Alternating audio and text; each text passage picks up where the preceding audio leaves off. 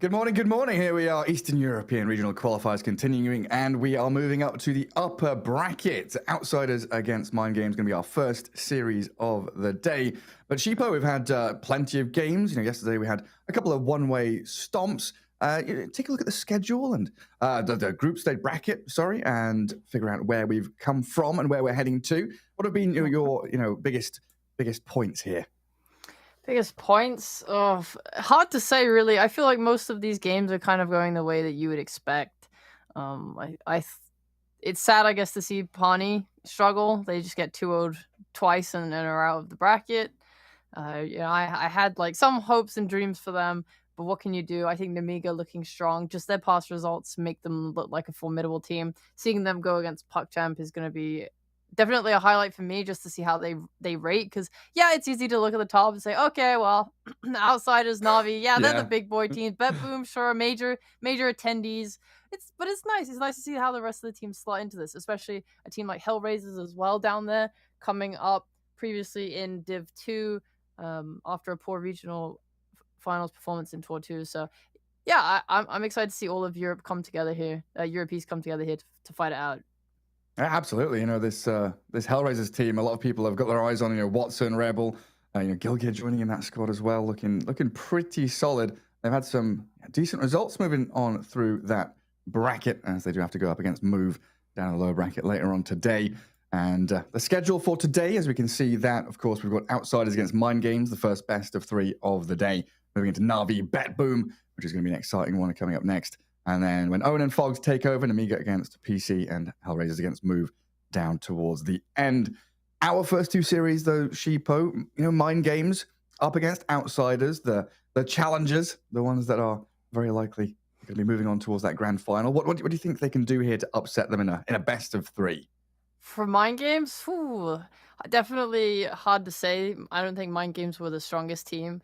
Just looking from at their Tour 3 results alone, they came 6th place, narrowly avoiding relegation. But at the same time, during the actual DPC season, they tied with all, the bottom 3 was all tied, and they happened to be the ones that won the tiebreakers. It's like they didn't look that strong. We look at Outsiders versus Mind Games, and previously it was a 2-0 to Outsiders in the Tour as well. And during those games, I think game 1 was actually relatively even. Mind Games had a pretty good time. They played really well off mid. With this puck draft, Eincrad is a pretty decent player, actually. The only problem was there's this problem people have where they find it difficult to really pressure Ramses. And despite having way more kills on the side of Mind Games, Ramses just farmed up his TB really hard. The net worth lead never really went further than 3k in Mind Games' favor. And as a result, Ramses just hit this peak timing on Terrorblade and they just ended the game. Even though they had a kill deficit, it didn't matter. You have to really be on top of Dota when you play against Outsiders, because they are very skilled. We saw in their last series in this friggin' regionals, Outsiders are just GPK's destroying mid, then starts feeding it up, dies 3 times. Doesn't matter. They're still all 3 cores top of the net worth chart. So that's the funny thing, right? Because we saw Ramses go 0-2, 0-3 in lane as a Medusa, and then GPK pops off. They always seem to have this ability where other players turn on the berserker mode when someone else is having a rough time, and they start popping off, getting kills, and alleviating a lot of that pressure from some of their other cores. And you're right, keeping all 3 top of the net worth with DM's Doom always racing up there with his Devours and Midases, things like that. I think they're very good at kind of distributing the pressure. We talk about distributing net worth, distributing kind of resources on the map, but they're very good at making sure that you're creating space in meaningful ways across the map for your heroes to actually not just farm, but accomplish ganks and all little positions to set up against your opponents. Outsiders are great at identifying their win condition and getting towards it. They're also just a generally very high skill team. So even if their draft isn't ideal, or they have 50-50 lane matchups, you might still see them just coming out really ahead. And that's going to be the biggest problem here for Mind Games. After, I mentioned their tour performance versus Outsiders. After that first game, Outsiders gave them nothing. They stomped them in the second game. There was no deaths on GPK. It was a total rollover. they got their work cut out for them. 5 We'll seconds see the Bignum Marcy though get picked up. That was definitely the most hyped thing when they played against PuckChamp. Yeah, so this fourth core, right, with that phase boots, BKB, Basher build. Oh, he got handed an Aghanim Scepter, right, by his Alchemist in that previous game. Maybe we see the same story here. And Outsiders just starting straight up first pick Lina. That's how much they prioritize this hero right now. And we've seen a lot more flexibility from her with her item build. Yeah, I love it. I think the Lina magic build is looking really strong. We've seen her using a stun and a Dragon Slave on a support and nearly killing them straight up. Like I never thought I'd see that level of damage from a Lina in my life, but here we go. Like they don't even need the ult. It just doesn't register. They go the Shard and then they go the Ags after like Ether Lens, sometimes the Yules. It's not necessary though. She's still like flexible even in this magic build. And you can just kind of do whatever you want. It depends on the enemy lineup. Of course, like we've seen lower armor enemy lineups where Lina's still going Silver Edge, BKB, crit, whatever, and just dealing all that physical damage. It's anything that's required of her. I think she's just in a good place right now. Yeah, and it's also one of those heroes that we don't often talk about as being a blocker pick. But you think about Nyx Assassin as one where you're kind of scared to pick Ember Spirit, and anyone that's kind of doing AoE damage. Snapfire as well, with these kind of Phoenixes coming out as well. But Lina, very good against some of these support heroes that you're going to be like, do we really want to pick this into the Lina? They're going to get shredded by it. Do we want to pick these physical damage, carries that are going to suffer against this magic damage? He's kind of this scary hero there that, with the flexibility, you're not sure what's coming. So it can cause some problems in your draft. Yeah, I really want to highlight there. You brought up Snapfire's name. It wasn't the main focus of your point, but that's fine. That is a hero that Europe East loved. Like we saw very commonly all these zoo heroes like Beastmaster and everything in the off lane. They always paired really nicely with Snap, and Europe East took advantage of that a lot, especially during Tour 3. It's honestly surprising to me. I think during this qualifier so far, I don't think we've really seen her at all, and I'm not quite sure why. I don't think the nerfs were enough to gut her, and you see on the other side heroes like Tiny, Marcy, and they've just received a bunch of nerfs, and everyone's still like chill with them. I'm not sure why Snap has fallen out of favor. It's very weird.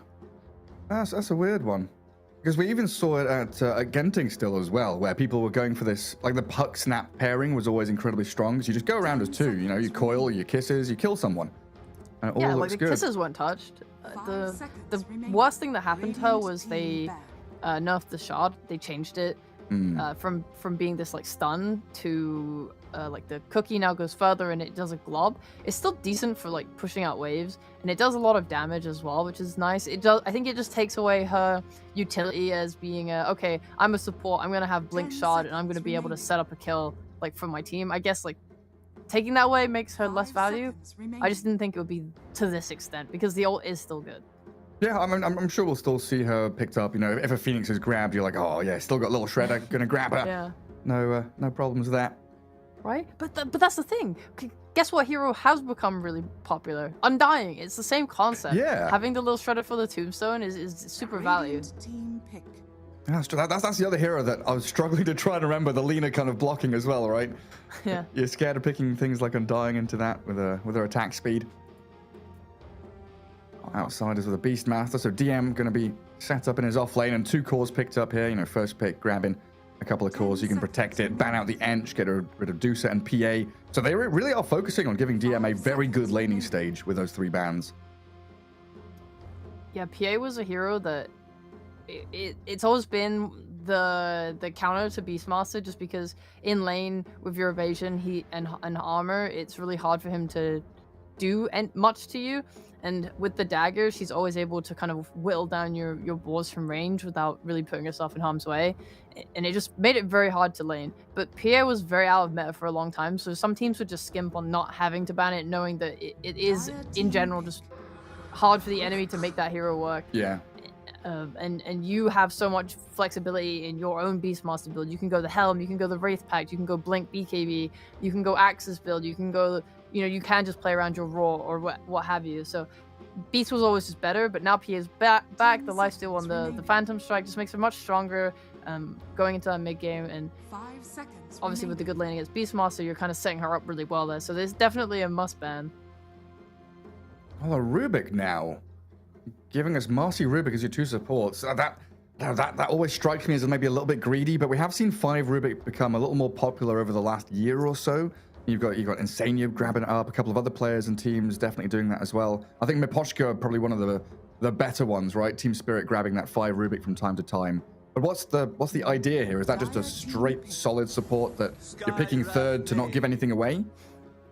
I'm not sure. It could just be a comfort pick for Mind Games. I know Bignum likes it a lot, but I would assume he was playing the Marcy. I mean, maybe Slayer wants to play the Marcy. They might. I don't know what they want to do, but I'm okay with a Rubik 5.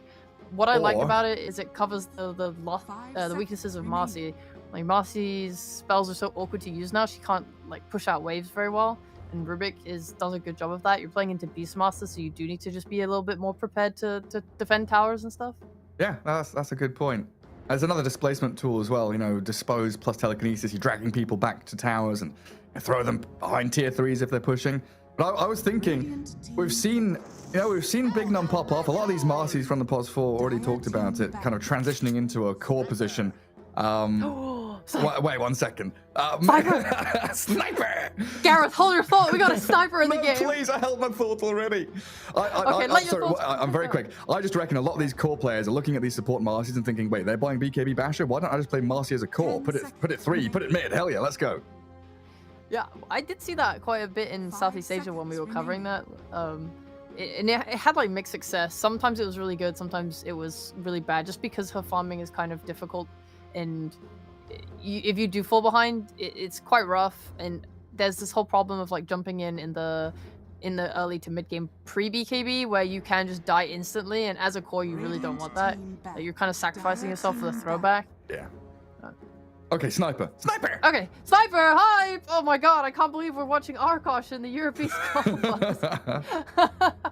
I love this hero. I love this hero a lot. Back in Tour 1, like Pure was playing this hero quite often, but it was usually picked as a Terrorblade counter. Obviously, since then, the hero just seems to have been explored a little bit more, and people are picking it into other ideas. I love this here against outsiders. You have absolutely no jump right now. Beastmaster typically likes to go a Blink Dagger, but a little bit later. Usually he focuses more on his auras early on and just trying to push towers. Not only is Sniper very strong in lane with the Shrapnel build, but he also is great at holding towers. Again, with Shrapnel, with his long range, you're just playing into no jump. It's honestly one of the best sniper games I've ever seen in my life. Yeah, it's really good. I mean, it used to be a hero that people picked against, the Razors, the ODs, the Leaners, these kind of ranged int heroes that like to launch lots of damage towards you. And you're right, with no jump there, he can just outrange them and keep clicking away. I really like the fact that they've also got disposed telekinesis, and DP builds tanky, so you have a frontliner there that can actually move in front of you, play forward, and give that space to Sniper to protect him. Yeah, it's great. And if I don't know, I'm assuming they want to put Marcy in the lane with him, and that's why they picked up this Rubik, potentially. Well, okay, they chose the Sniper later down the line. I'm not sure they fully planned for this. However, it's nice having the Marcy there, so that it's a really strong lane. Like, Beastmaster generally tends to want to get his level 3 and level 5 and dominate the lane with his boars, but I think like Marcy constantly rebounding in with points and shrapnel is actually, he's the one at threat instead.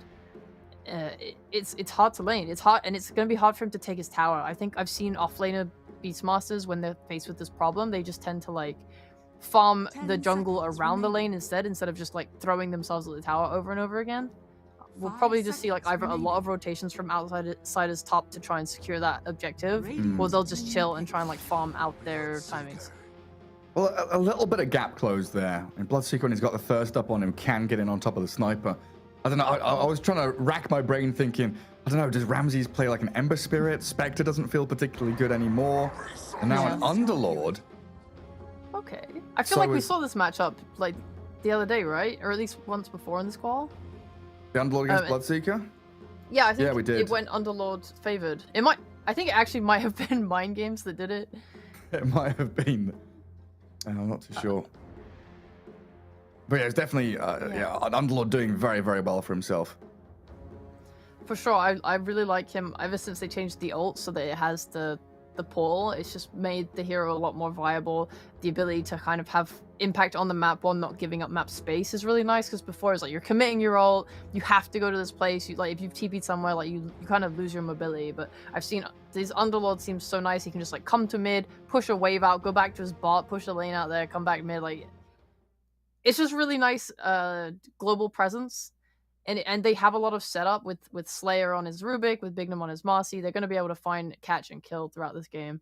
And yeah, just the ability to hold their towers on mind games is insane. Like it's going to be really hard to push high ground on outsiders. They have to really like play some clean ass Dota, get some really good like smoke into like team fight, team wipe, and then they can take the objectives. Yeah, I mean, I'm looking at both these drafts, and my favorite thing is that no one's really reliant on super long cooldowns. They don't have, you know, AoE team fight in the conventional sense. They don't have these black holes or ravages, but they've got, you know, Pits of Malice with shrapnel, telekinesis with dispose, moving people back into that AoE damage. And with, of course, Icred on this mid DP, we're going to have a much more farmed and scaled up Death Prophet able to actually, you know, play forward with the Underlord and these two supports. If I was looking at these drafts blind, not thinking about the teams, I'd go for mind games. You know, like I don't know, 80% of the time, honestly. I really like their draft. I also really like that draft, but now we have to consider the outsiders effect. Yes. And that is a big one. I think GPK, I mean, it's GPK. He's probably going to destroy mid lane somehow. Maybe he won't. Maybe he won't. Like, this team has gone even in the past, you know, it's not just like cut and dry. However, if GPK gets a really good start, I think he might be the win condition for this team. You have Bloodseeker, who's going to provide a lot of early team, like early fighting ability. Like he can get involved, he can do things, but GPK might be the one that they want to build with this physical damage build. Say they get a Dragon Lance, she can then siege the towers despite all of this depush from Mind Games. Just yeah, it's hard. Like Sniper is designed and usually picked just to counter long range heroes. Yeah. Like when you see a Drow, Medusa, whatever, you're like, okay, Sniper. He outranges them. He doesn't have to trade with them. Then your main priority is just protecting him. Yeah. I'm kind of curious to see which way GPK goes, because I can definitely see the build up range and try and become a sniper yourself. But I could also see that magic damage build with like a blink on GPK, right, where he just jumps on the sniper and blows him up. He's pretty squishy. Now, pre-BKB, he could just get demolished by this Lina. And same thing with the DP as well. Lina was very often seen as the hard counter to the Death Prophet. You know, in the mid lane and through the game, you know, several years ago. Might not be the same nowadays. But if you can blow up the DP before or like just after she gets off Exorcism, she's completely removed from the game. And it's your mid laner, not your off laner here. So that's pretty important to keep in mind. Yeah, I mean, you kind of have just like posed another reason why I feel like there should be right-click build on Lina to get that like Skadi and stuff, and help deal with the DP. Slow her down, stop the heals. Bounty runes, yeah, 2 apiece. A little bit different this time though. Right-hand side, invade from outsiders. Nice to see Mind Games realizing that they had the opening to go up into that top jungle and take it. So GPK up against Ironcrad in that mid lane. Lina DP. We'll see how that one goes in a couple of minutes. You know, it's always first wave. Get those range creeps, secure those. Down the bottom, Sniper. Paired up with that Marcy, like you said. So they've got the dispose back into Shrapnel. Of course, that rebound to be able to reposition Bignum to move forward. It is still Bignum playing it. It's just a nice heads up to lane swap. Makes their lanes much nicer. They're actually, like, generally you see pos 4s being, like, melee pos 4s being the ones that cut the waves, but Yamatis is doing it on Skyroth because they're just so aware of this level 2 timing on Mind Games where they are just a total threat. I think Outsiders lane, North lane is just way weaker. I'm not sure if they hit a point where they're stronger. Maybe if they can get the 2 balls going and they're like level 5 on Beastmaster, so they're super strong, and like catch out Bignum. But even then, he can just rebound off of Sniper or a creep wave and get away. It's like, it just is a little bit awkward. They'd have to do a lot of trading to like whittle them down and then just make it go. Yeah, and it's boots first on a Skywrath as well, right? He's very, very speedy, just to try and run away from shrapnel and rebound and all that stuff. And up in that top lane, we've got ourselves our Ramses Bloodseeker. So he's with an Ogre, double melee lane against an Underlord and a Rubik. So Hakuda's got his work cut out for him just to try and trade with Slayer, make sure that there's no stacks or pulls being made up by the Rubik. Get as much damage as you can with this newly buffed up Ogre with his right clicks. See, The Rubik went for stats to try and trade nicely, which is obviously one idea. I really liked Yamcha's boots, just because it's not even just for pulling, but the problem with Marcy is like the ability to be thrown back if you ever get into melee range of her. So just making sure that he has the move speed to always stay out of that kind of threat was a really heads-up play. Rubik not gonna make the same approach. He just feels like he wants to sit on the lane with Underlord and just trade and hit, help deny. Like with the damage from the Atrophy Aura on Underlord plus Rubik's like minus damage with Fade Bolt, I think like their big goal should be to control CS in this lane. That damage reduction is pretty nutty. Yeah. Ramsey's still doing well for himself though. Just slightly ahead of that Underlord. Hakata doing a good job, and he's already dewarded this small camp in behind himself. GPK, as always, playing aggressively under that tier 1. Trying to keep Ironcrad away. Water runes already having been grabbed up. One apiece. These bottles now empty. Both mid laners screaming for their supports to go feed, come TP mid and refill my bottle, please. This is my favorite part of watching these games is definitely seeing how many supports come to mid, depending on how hard GPK owns the enemy mid. So, Yamich. They're disposing the shrapnel, and your first blood's there for Dino. Happens. This is the threat. This is the scary thing. You buy boots to stay away from Marcy, but Rebound is always not going to care about that at all. And get straight on top of you. It's kind of... It's an expected one, right? You know, you called it out. We know it. The players know it. That's gonna happen. It's kind of, as long as DM doesn't die, he's not the one losing out on the experience and the gold, then it's okay. But whenever the Scarith Mage is out of lane, you can see DM here has to play very tentatively away from the creep wave, because Sniper, he offers a lot of damage. Level 3. He's got 2 shrapnels. He's got headshot.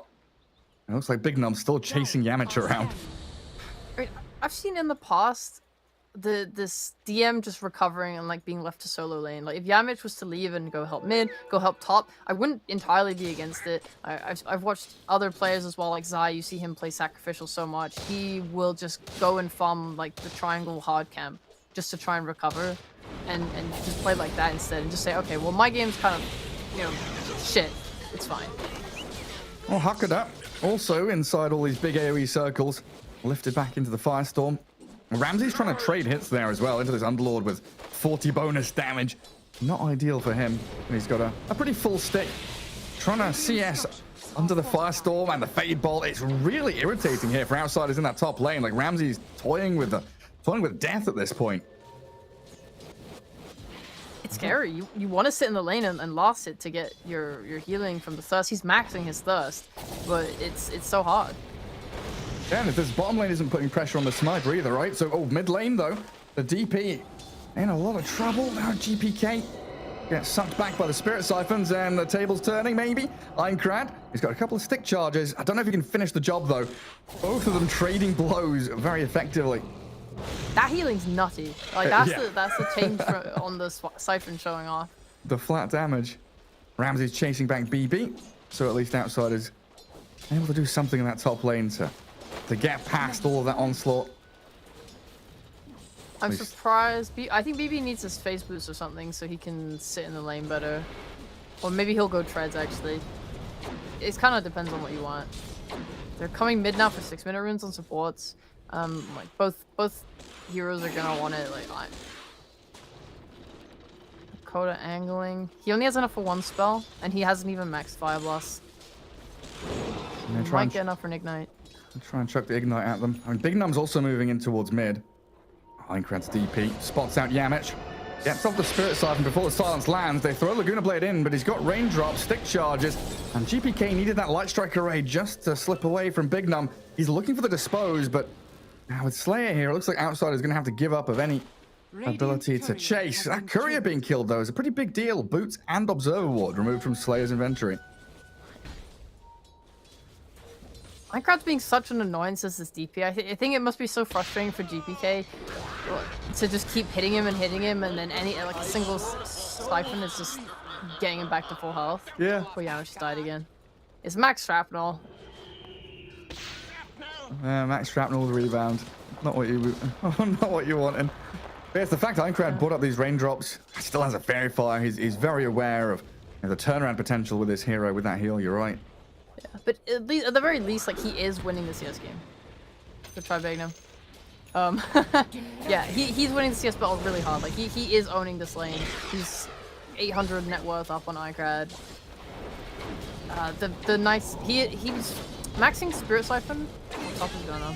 God, there's so much fighting. Sorry, I need to relax. These guys are going crazy. It's supports dying. Yeah, this is the job, right? Hakuda, the one dying there, so Ramses can live. We've seen Yamich die a couple of times, so the DM can continue farming, gets his level 3 boars, and I think Helm is now being delivered to him as well. So we're starting to hit our timings, but that Laguna Blade rotating in from GPK moves straight up to top to kill off BB. That's important for Ramses. That's the move we were talking about pre-game during the draft. That GPK is so able to, alleviate that pressure from his other core heroes. As they're going in a bottom lane, Sheepo, they're killing off DM here. Headshots landing. Big Num's already spent his stun, so DM with a nice TP home. It's nice, but it means you're out of the lane.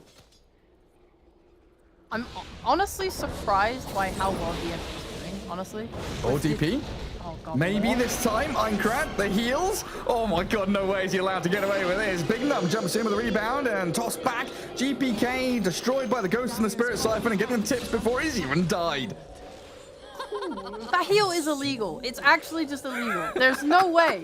He's just going up to full. I was thinking, okay, you've had a terrible lane. Maybe just max your Crypt Swarm and recover with that. No, it doesn't matter. He actually can just man fight Alina. Dire's structures are fortified.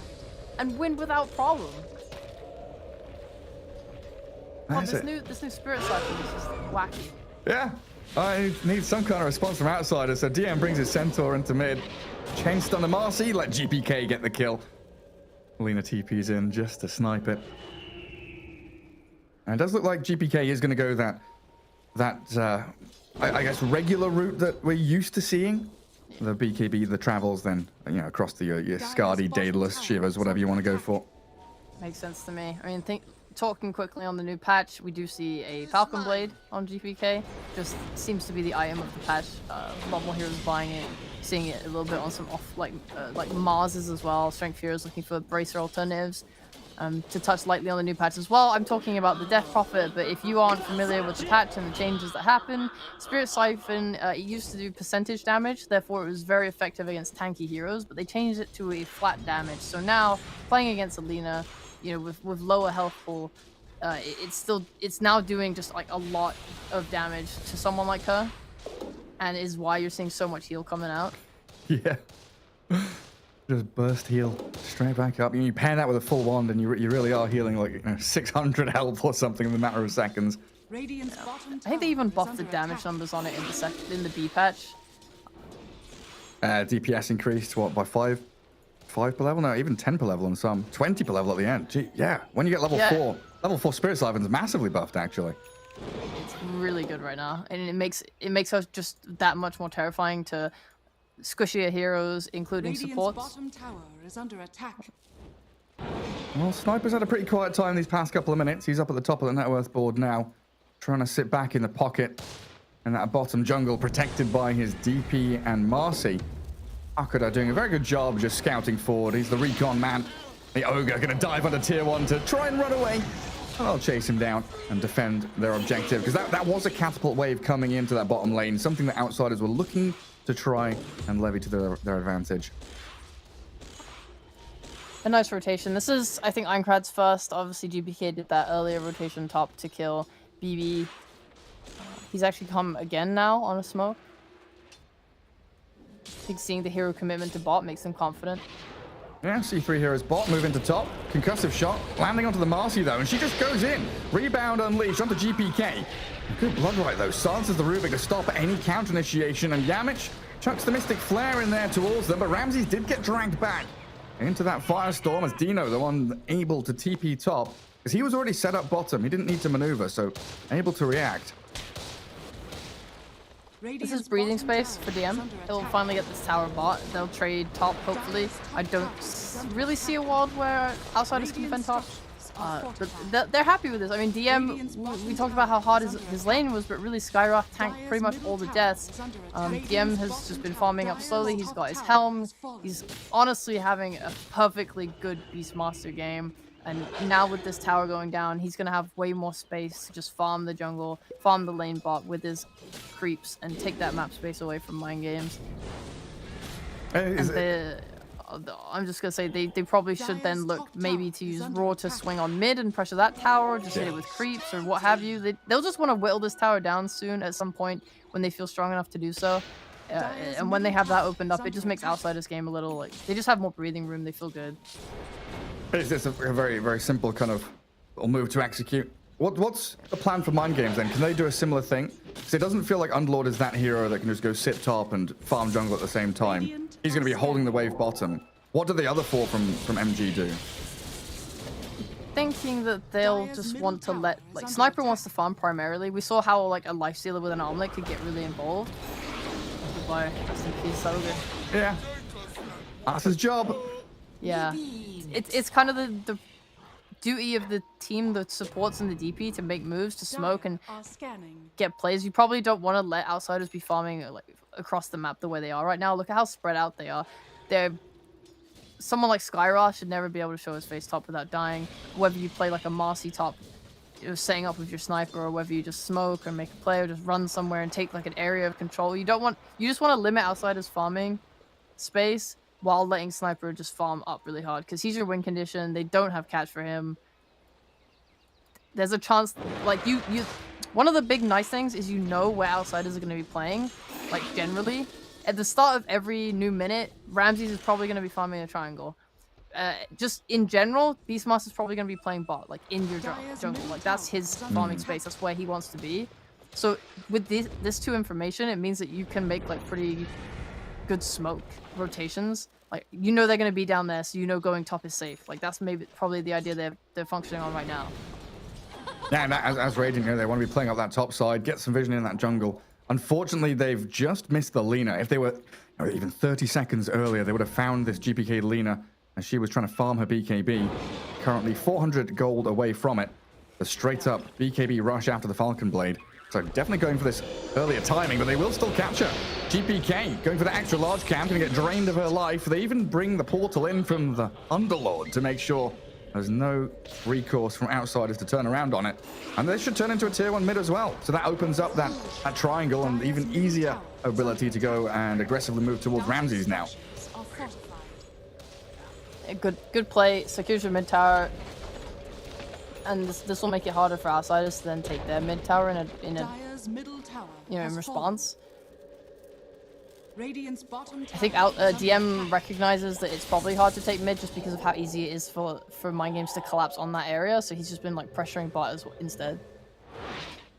I'm keep going on that tier 2. It looks like Outsiders going to try and clear their jungle. No more sentries on the Ogre. He's already placed one, expecting a ward to be a little deeper. Even gonna go smoke. Where's he heading? Triangle. Spot the sniper. Oh, these wants. Where are you? I mean, Slayer's now the hero up top, just trying to soft shove that wave. Oh, he's got Dragon Slave actually stolen. Dragon Slave Fade Bolt, very easily clearing out that wave. That's really nice. GBK has just finished his BKB. I'm trying to think of the timings for Outsiders because, like, I can feel the frustration of DM. He wants to push in the bot tier 2, but Underlord's just sitting in front of it, and he knows he can't go mid because to pressure there, you might go on a ward, you might get killed by Marcy. Like, they're trying to hide off the map on Mind Games, and if you push this mid tower, then suddenly like Mind Games will show up. They try and kill you. Like they're much more aggressive, and it's much easier for them. So I think they're just trying to eke out as much farm as they can right now until Bloodseeker feels comfortable fighting. He also needs a BKB. Yeah, a little bit of a mismatch in timing there, but bottom big num. Oh, he doesn't see it now. He does. Hello, DM. Can we grab him with the dispose? He's gonna roar the Marcy, but the root's there. BB has this rod of Atos to catch DM. And they'll even throw the unleash in there for good measure. Kill him off and stop that push coming in on that tier 2 bottom. Yeah, this feels like one of those slow games to me. The kind where it's like, okay, we have our BKBs, but we're still gonna wait for our good fight, Yeah. And then another 10 minutes pass. It's like Lena's like, I've got my BKB, I'm kind of ready, but I'll use it if they go on me. Ramsey is saying, I need my BKB. DM thinking about, his Helm of the Overlord and trying to wait for that. But it definitely felt like one of the stories that you were spinning earlier on about this distribution of farm. We did have a point where Sniper, yes, he's at the top, but the next 3 were all Outsiders heroes. And now I feel like Mind Games have been doing a pretty good job of breaking the rhythm and routine of Outsiders with these little moves. And another big smoke here.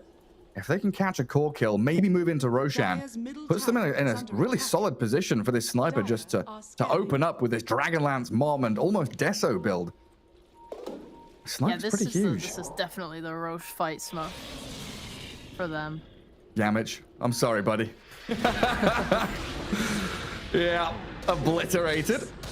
Is that enough to go Roche? You still want to, like, you know, kill a Lina or something, right? I think you might be okay with it, just because Beastmaster's showing on bot wave. Obviously it sucks because you don't have control of the outpost, so they do have like wasted TP, but you have a good ward on this cliff. I don't think like there's a way for the Outsiders to set up. This is the issue, right? They don't have any team fighting. Like, it's hard for them. They can't push towers, they don't have team fight, they're lacking a lot in their draft. Radiant's top tower. And we both like this Mind Games draft, and it's working out so far. I honestly, I'm still not experienced with this sidekick. Every time I see it, I am surprised. Like how much it gives you. You know, on a lone druid, on a lifesteal damage, everything. Like the sniper with sidekicks doing 200 damage a hit. Yeah, it's insane. It's actually so wild. I thought you would be maxing rebound now that they put kind of everything on it, but everyone's just adapting and just going psychic max instead. And because that in the previous iteration of Marcy, I think you were maxing dispose and psychic and leaving 1 point in rebound, or that was one build you could do. Pretty much. Hunting on Outsiders or what? Yeah, I mean they're pushing mid with the ancient creep and the Lina from long range. Glyph is there for Mind Games though, but they are under this dire ward that Hakata got down a couple of minutes ago. So Outsiders with full vision of where they're coming from. Catching Lina though, and with that nice little stun, they're going to find GPK. He gets off his BKB, but it's all too late. Marcy does get shredded by Ramses, trying with his BKB to bring down Aincrad, but when the sniper arrives, the fight is over. And that was Rubik with the Roar, right? Rubik had stolen Roar, caught it onto the GPK Lina. I didn't catch that. I was looking at the back line. Yeah, it was. Dino TP'd in and Outsiders were trying to wrap on the tower to kill any TPs there, but it just didn't work for them because they were kind of split in 2 ways. I heard the Roar noise. Yeah, there it is. Yeah, there's the Roar. I heard the noise and I was like, wait, it's early morning. Is my brain playing tricks on me? No. Rubik had that stolen Roar, I guess, from the kill down bottom, right? Where DM used it on the Marcy. Rubik stole it. I guess, yeah. I didn't catch that. I wasn't watching him. But yeah, no, that was a great roar, nice roar. They got the mid tower at the very least. You can be happy that that tower's finally down. It did take a concerted 5-man effort, but there's still an Aegis at play. They're going for a tier 2 tower now. It looks like the Outsiders are going to try and force the issue bot. It just means that Mind Games either have to give up their presence top, or they can just fully commit down bot and try and take a fight. They also have a little bit of initiation issues, really, because the Marcy's not going for a blink. She's going for that BKB build we talked about. It's kind of nice that this Underlord did go for that Atos, just to try and make up for that fact, so he can catch people when they're not BKB'd up. And he's scouted under this Hawk. DM trying to slide into this jungle. Mystic Flare with the Roar on him. It's a pretty tanky Underlord though, and it doesn't look like he's going to die anytime soon. Aincrad TP's in to kill off Yamich, but doesn't find him. So they do rotate quite a few numbers down bottom to defend the tower. Objective defended, that's for sure. You're seeing a little bit of result of Outsiders' rough game. Just they're not having any real initiation or ways to roll people. Yamich doesn't have levels from getting kills. He's not level 2 in his ult, so that Underlord just lives. It's only level 1, and Underlord's so tanky. Strength treads, raindrop, ogre. Strength from Rod of Atos. He's a hard boy to kill. He is. And he's looking for GPK. There's a lot of heroes up here wanting the Lina. GPK found a single tree he can hide behind, turns around and fights into Big Num with a Laguna Blade, and then goes and TP's home. Oh my god! That's gonna be one of the, it's gonna be one of the wildest things. Big Num's like, I'm gonna find her. I'm gonna find. Oh guys, I'm dead. What a Chad. Honestly, it's your 8-second BKB, but I'm okay with it because they're just not using this BKB on anything else. You might as well get your kill. Yeah, just use it. Because kind of slows down Mind Games here, who would love to use the remaining, I guess they've got 1 minute left, but it would have been like a minute and a half of this Aegis to get outpost, move into tier 2 mid, plant themselves in that top jungle.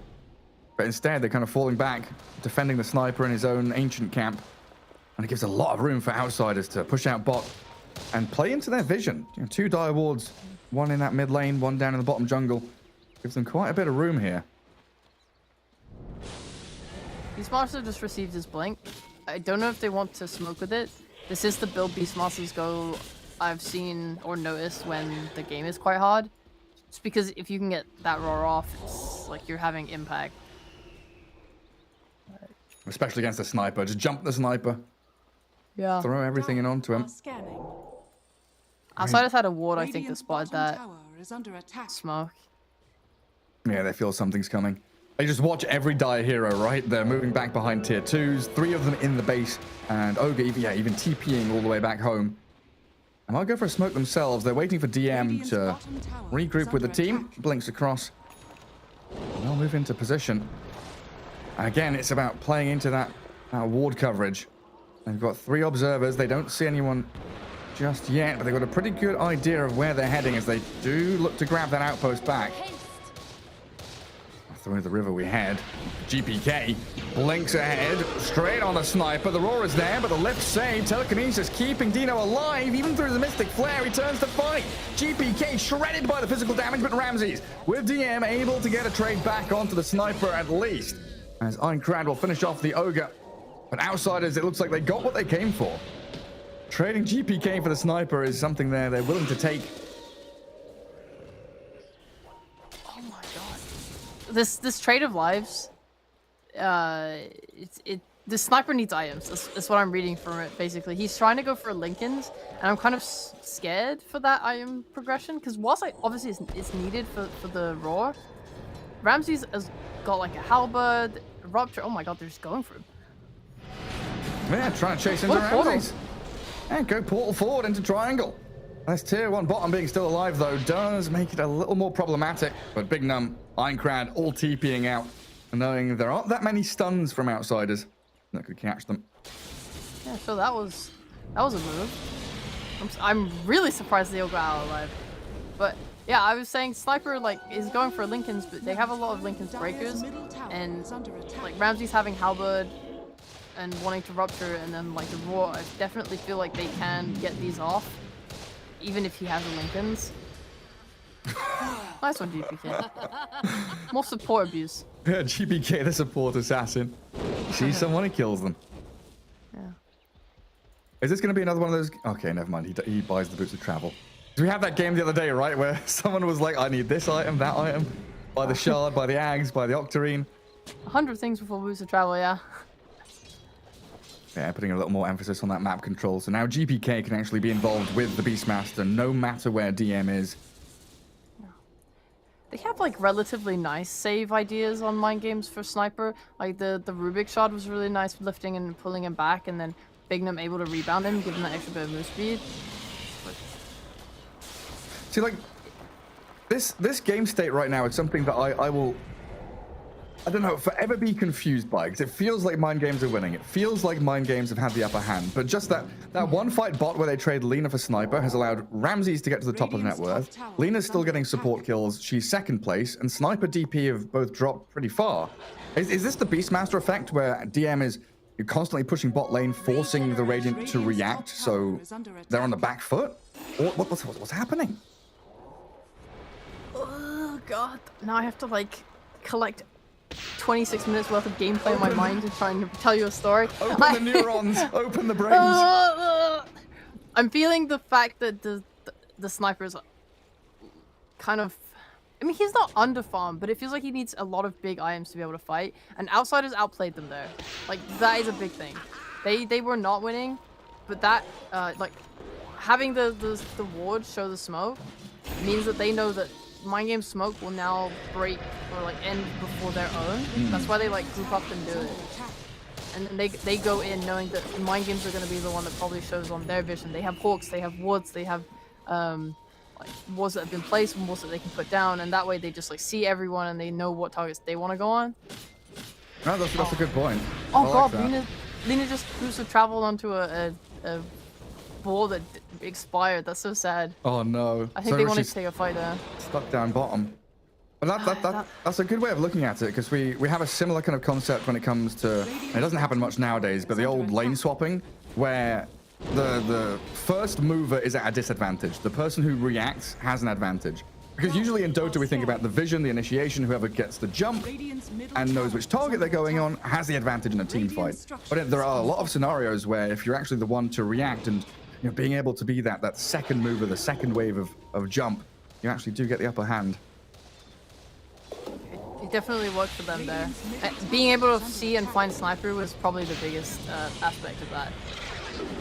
Yeah. The worst fight that outsiders can take is one where sniper is sitting comfortably back behind his team and is able to just hit and kill everyone. Because in that fight, because outsiders were the ones that jumped, it meant that they could, like, they saw a sniper, they had their blinks, they blink raw him, he gets thrown back, but Bloodseeker now with like all this move speed from the fight breaking out and everyone clashing, he just runs and finishes the job. He has a BKB. Sniper doesn't. Sniper has no BKB, no Lincolns in that fight.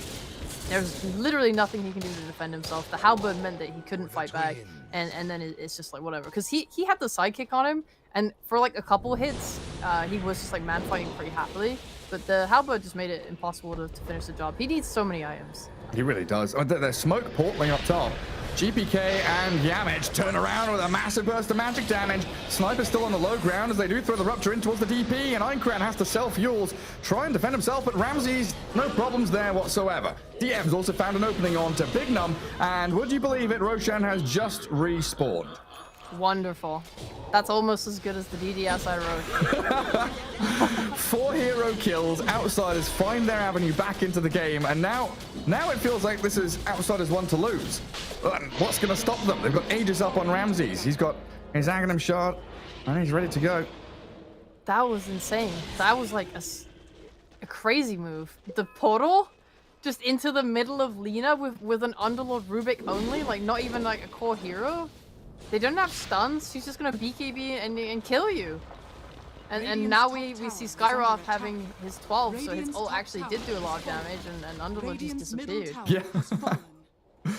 And Sniper wasn't really in position to do too much damage. When he did get clicks in, it looked like Skyroth was gonna die, but Dino unable to keep tabs on his target.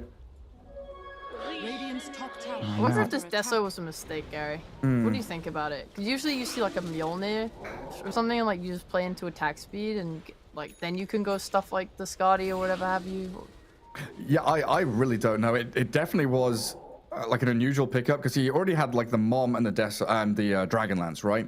And it always feel like Deso is kind of one of those items where you first or second item it, or you don't at all, because you want to build up those stacks, you want it earlier.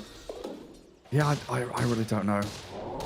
What's the reason he's not going BKB here? Like, I understand the Lincolns, but if that Deso was the majority of a BKB, would you feel better about it? Not sure. Because you're still going to get ruptured, roared, I guess. Yes. They have so many BKB piercing abilities. Obviously, like what we praised the Strath for in the draft was the fact that they didn't have jump for the sniper. So like, if you take an ideal of how their fight should be going and how they want to fight and play, Sniper shouldn't have to worry about BKB piercing, BKB, like, magic spells.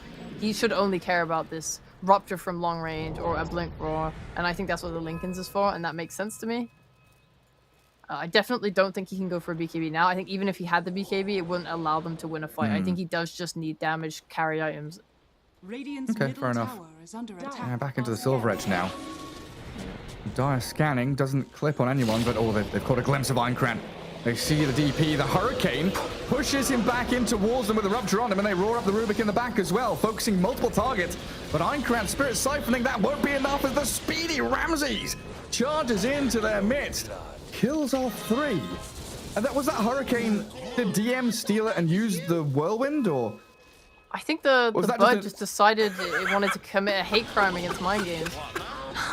It was still a neutral creep, right? Yeah, I'm barely sure. I was looking at the health of the thing, and it did not like switch to an allied side. It just horrible animal. Oh no. I don't know. What the helm is on a 30-second cooldown. Maybe he stole it. I watched the replay. No. It didn't look like it. It was still a neutral. Okay. Yeah, now killing off BB Underlord, GPK finding the opening as they push in 2 lanes at the same time. Oh man. It's looking rough for Mind Games. When I look at them as a whole, right now especially, like we talked about Marcy and this build, and I talked about in the past how rough she feels when she gets behind. This is an example of when she's behind. The last time we saw Mind Games play, Bignum always had farm, always managed to find the space to get his BKB, and that way he was always a menace in fights. You looked at top, during that fight, he jumps in, he presses ult, and he realized, I can't hit anyone here. I will just die. Like, I'll get stunned. And he's forced to try and back off. The inability to commit basically means that he's just a creep. Like, especially if he misses that rebound at the start of a fight. Yeah, and from the numbers, it looks like Sniper really struggling to do the damage. I think it was about 8,000 hero damage there, while you've got Bloodseeker and Lena doing, 18k or something along those lines. And much more able to get in on top of people and actually open up on them. Yeah. It's been really nice to see how outsiders have recovered. And when they're playing a lot of these games, sometimes they do have struggles in the laning stage. Sometimes they do have to come back from unfortunate team fights. But they're always treating these games like, they're climbing a mountain. They're not trying to do it all in one go. They don't want to try and win one massive team fight, completely stomp the game here. They're doing one little move, set up a base camp, go up the next few kilometers, set up another base camp, get yourself ready to the next item. It's all very step by step. Yeah, it also does show in this game. Obviously, like, props to outsiders for the things they are doing right, and they're doing a lot of things right, and they played this game patiently as well. But, like, Mind Games feel like they're choking.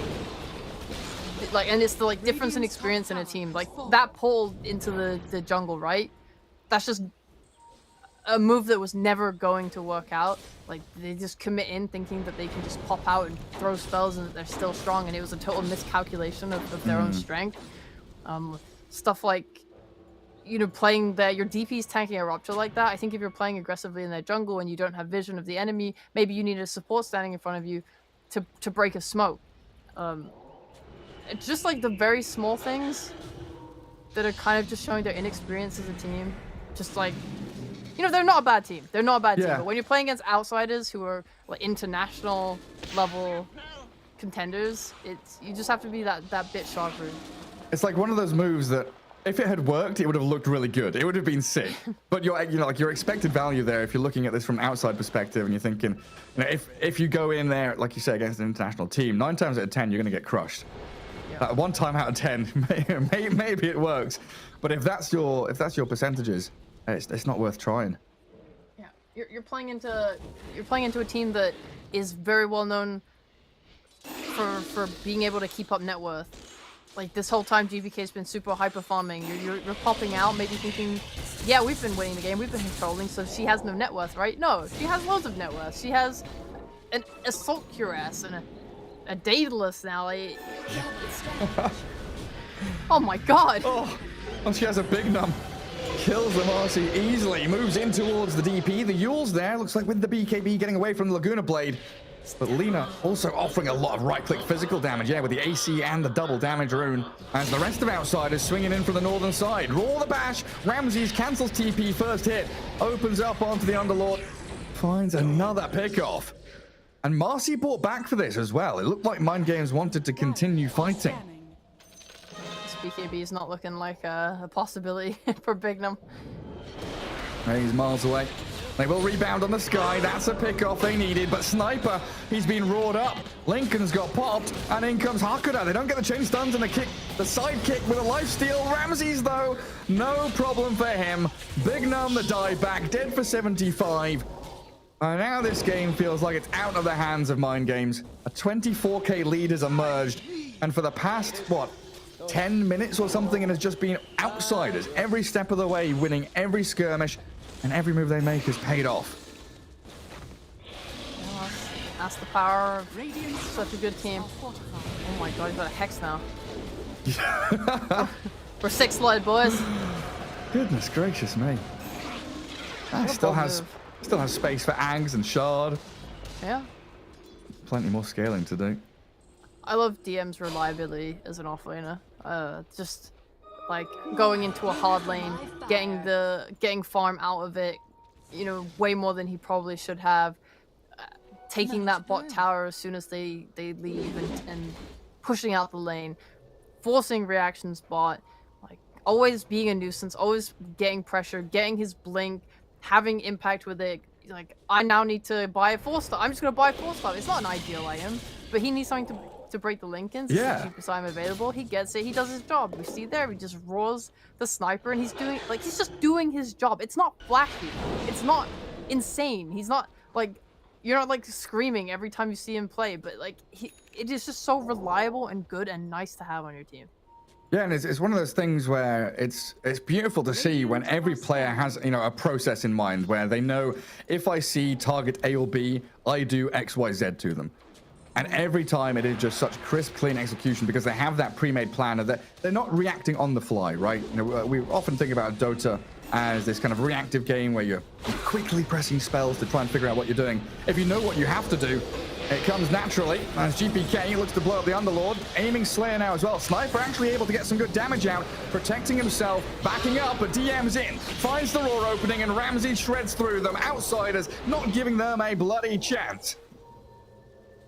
And that's a bloody GG if I ever seen one, Gary. It looks like it. I mean, yeah, Roaches is spawning in 10 seconds, but you said it. GG is called. They just tap out.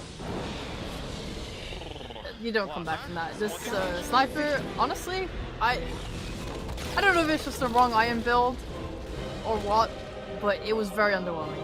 I thought it felt so good for a while, and towards these later fights, they just have like more mobility and these blinks. Like Lina got a blink as well, right? There's a blinks on Beastmaster, Lina. All this damage is coming out. Just Bloodseeker's going way too fast. They have halberds and Lincoln's poppers, and it felt like Sniper ended up having too much to deal with. There definitely had to have been an early game timing for them that they just happened to miss. Maybe they got caught up in themselves. Like seeing Bignum with so little net worth kind of sucks. Like maybe they just struggled to really like delegate farm, maybe being fearful, like, okay, we're not going to take this part of the map for our support because GPK is there looking to kill our supports, and they're just not dealing with it properly. Yeah, it's one of the struggles you have. I think we pointed out having Marcy and your Rubik as your supports, right? They're both kind of position 4s, even like 3.5s. They like being a little greedier. So I think you're right on the head there with farm distribution. Slayer with Aetherland's Blink Dagger, you know, you don't really expect that from a position quote unquote 5 Rubik, even though they did do the lane swaps.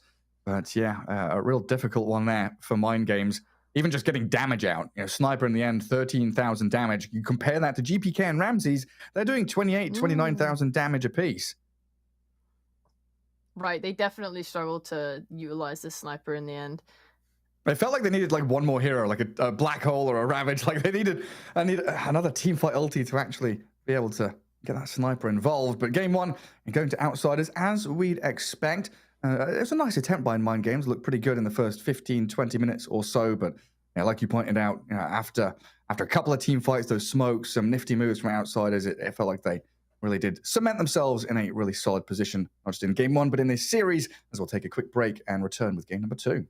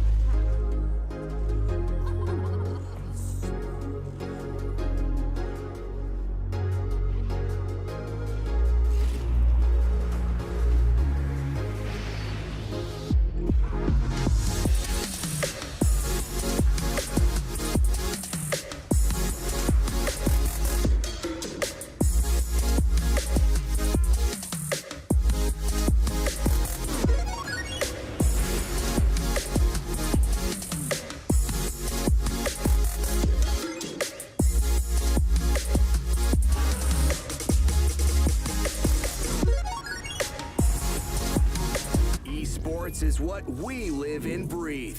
For us, it's more than a game. It's a reality where a group of letters can mean everything. Where runes are collected and Aegis can only be won in battle. Where centaurs can give you a ride. Where the true heroes are those in front of the screen. GG Bet. This is real.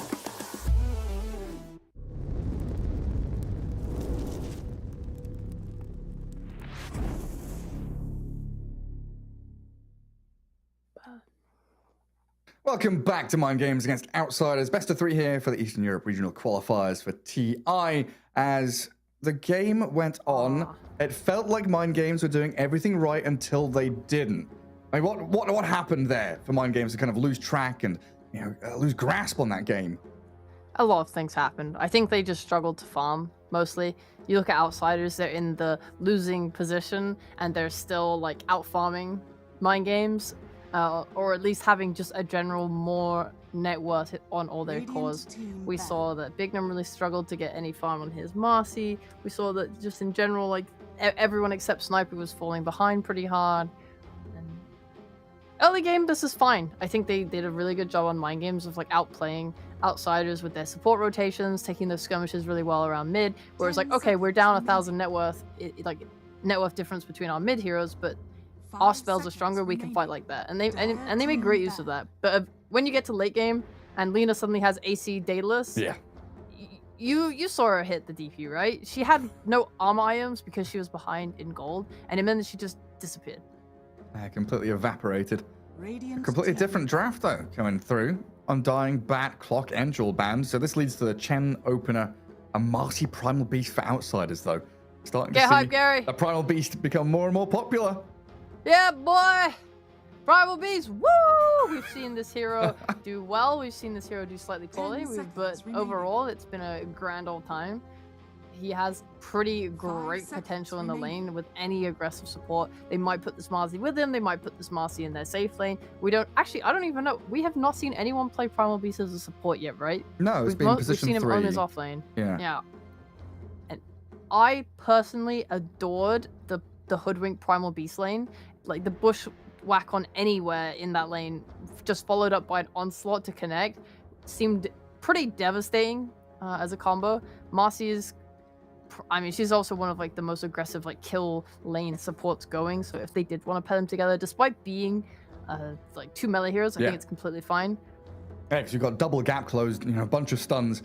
It feels good when you've got that kill threat onto anyone, and also feels especially good when you're against a hero like Chen, right? He's rarely able to fight back, especially in the early levels, needs to get some creeps going. But what does that mean for Mind Game's safe lane? Do they need an active hero as their carry, or do they just try and stay sustained and dodge the ganks? Oh, big question. I'm not sure. We saw the Lifestealer as an idea, right? To just be able to lane happily into 5 seconds. the Primal Beast. Yeah, like Lifestealer Jug, have that magic immunity to try and protect yourself. Yeah, anything that can really fight back. We saw the failed attempt with the Templar safe lane. That wasn't that good. I did like the Lifestealer. I think he was just able to farm off the back of it, which is more than you can really ask for. Primal Beast is really good at CSing. I can't remember exactly. It felt like in that lane they had a pretty strong 5, like a Clock or something, that was able to like bring the support from Primal Beast away from the lane and just like force a 1v1. And Lifestealer did seem to be pretty happy in that. They value the Ursa. I respect that ban. I actually thought that Outsiders were going to be the ones that banned Timbersaw, but I guess Mind Games are also worried about it. Just because you are playing against DM, who's like a really, really high-skilled Timber player, and you have a Chen lineup. That's true. I'm going with the sisters now, though.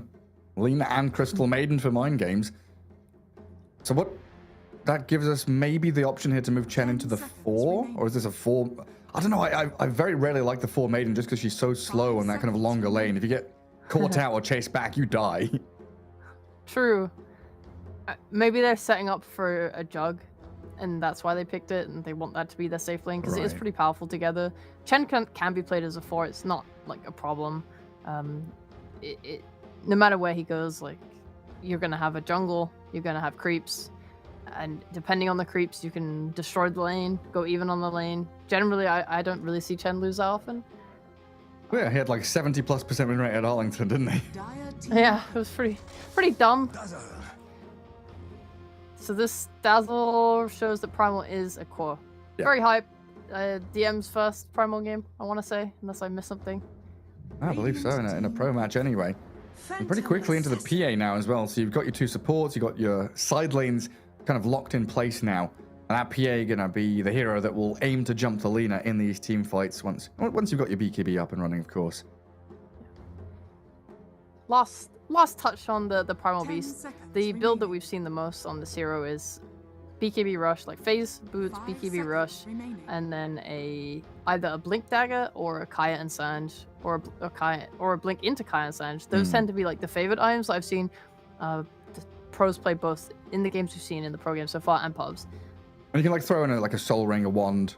Maybe we'll see Okay, well, like that was Falcon just Blade or something. assumed. That was just assumed. I'm talking about cool items. The big items. Yeah, but I was curious because we did see Soul Ring a couple of times, but now we're having that shift away to Falcon Blade. Like maybe he does a similar True. thing there. It would definitely be cool. This PA, I like it a lot. Doesn't care too much for the Chen. Natural Battle Fury buyer, so we'll be able to help like with D-push. You obviously get the cleave on the dagger as well, so if they are trying to push a tower, you can kind of help like de-aggro those waves, kill the creeps, whatever. Lina is just like a glass cannon type mid hero for that like, early to mid game. Yeah, we saw last game like GPK scaling into that AC and stuff and getting that armor, and at that point you can be quite scary for a PA, especially if she gets like Silver Edge as well.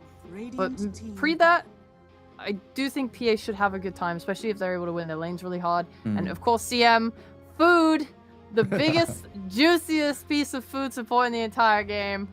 Free money for the PA. And Free money. you've got these 2 heroes able to play aggressively, like thinking into kind of team fights at around 20 minutes. Mastery, Primal Beast, they've got long range jump and catch, so they can play forward, allow the PA to come in as the second wave with a Phantom Strike. And even a Grave, Dazzle keeping her sustained against the Magic Burst from Lina and Maiden. But Mind Games with a Brewmaster now, going for a bit more team fight chaos. Lots of little things on the ground, and I think South America were playing this a fair amount in their qualifiers. I'm not sure about the other regions, but this new Aghanim Scepter with a little Storm Bruling. You can have the permanent Storm Bruling with like Dispel and Tornadoes running around causing havoc everywhere. Yeah, it's super cool. I have a friend that spams Brewmaster, and they were quite upset at the beginning because when you used a spell on the little Ags Bruling, it's not as powerful as if you're split, but it also would keep the spell on cooldown if you then use the spell on the Bruling and then split. So it was pretty griefing. Like if you tornado someone and then like split, I think you're like just on cooldown, can't use your spell. Like it just sucked. But they changed that in the B patch. We're good now. It looks great. I love it. Brewmaster is just typically this off-laning hero you pick when you want to be able to fight early and go hard. I think that's something Mind Games need. I don't want to say that they're incapable of farming, but if last game was like something that could be a pattern, then maybe just fighting hard is going to be like their preferred way of playing instead of just like taking it chill. Yeah, Maybe like, they can try and run over outsiders. If Sonic's taught us anything, that playing up against the higher tier team, you do want to play early, fast, and try and upset their rhythms. Their victory against LGD definitely showed that when no one else was able to beat them. They got into that bristleback strategy and just charged straight towards their opponents. So I think it's a pretty good idea. Going into late game, these more experienced teams have had so much practice playing strategies and the thought process going in 30+ minutes. They know which smokes, which wards, and positions they need to be on the map much better than some of the lesser skilled teams, or the less experienced teams. Yeah, it's really nice. They don't have like obviously Dazzle has heals, but they don't really have dispels. At the very least, not until PA gets a BKB and Primal 2 and like PA. I think PA Ags would be really powerful this game. The ability to dispel Brew and CM spells in general, but. Until then, Brew having like an urn is just going to be able to brawl really well. They don't really have reliable stuns outside of this DK that they picked up now to kind of deal with that. And I think their team fighting early is just way better. Like outsiders don't have team fight, and Brew gives a lot of it. Yeah, That was something that both teams struggled with last game, right? No team fighting. yeah, it was definitely a problem. Yeah, but it's good to see now, teams picking up a lot of catch, the ability to actually move forward and grab someone, which has been a struggle for some of the other squads in the qualifiers. That's last pick coming up. Looking for your Dino hero. Yeah, just get a good cortical matchup now for the PA. Like going into late game, I think you're good. I'm trying to think of what that is. They could go for. I know we've seen people picking the PA into TB, but I don't think it's bad here at all. Like you are super high armor. Oh, Pudge. That's fun though. That's Ooh. cool. That's the Chad move. I like it. Oh, the Pudge.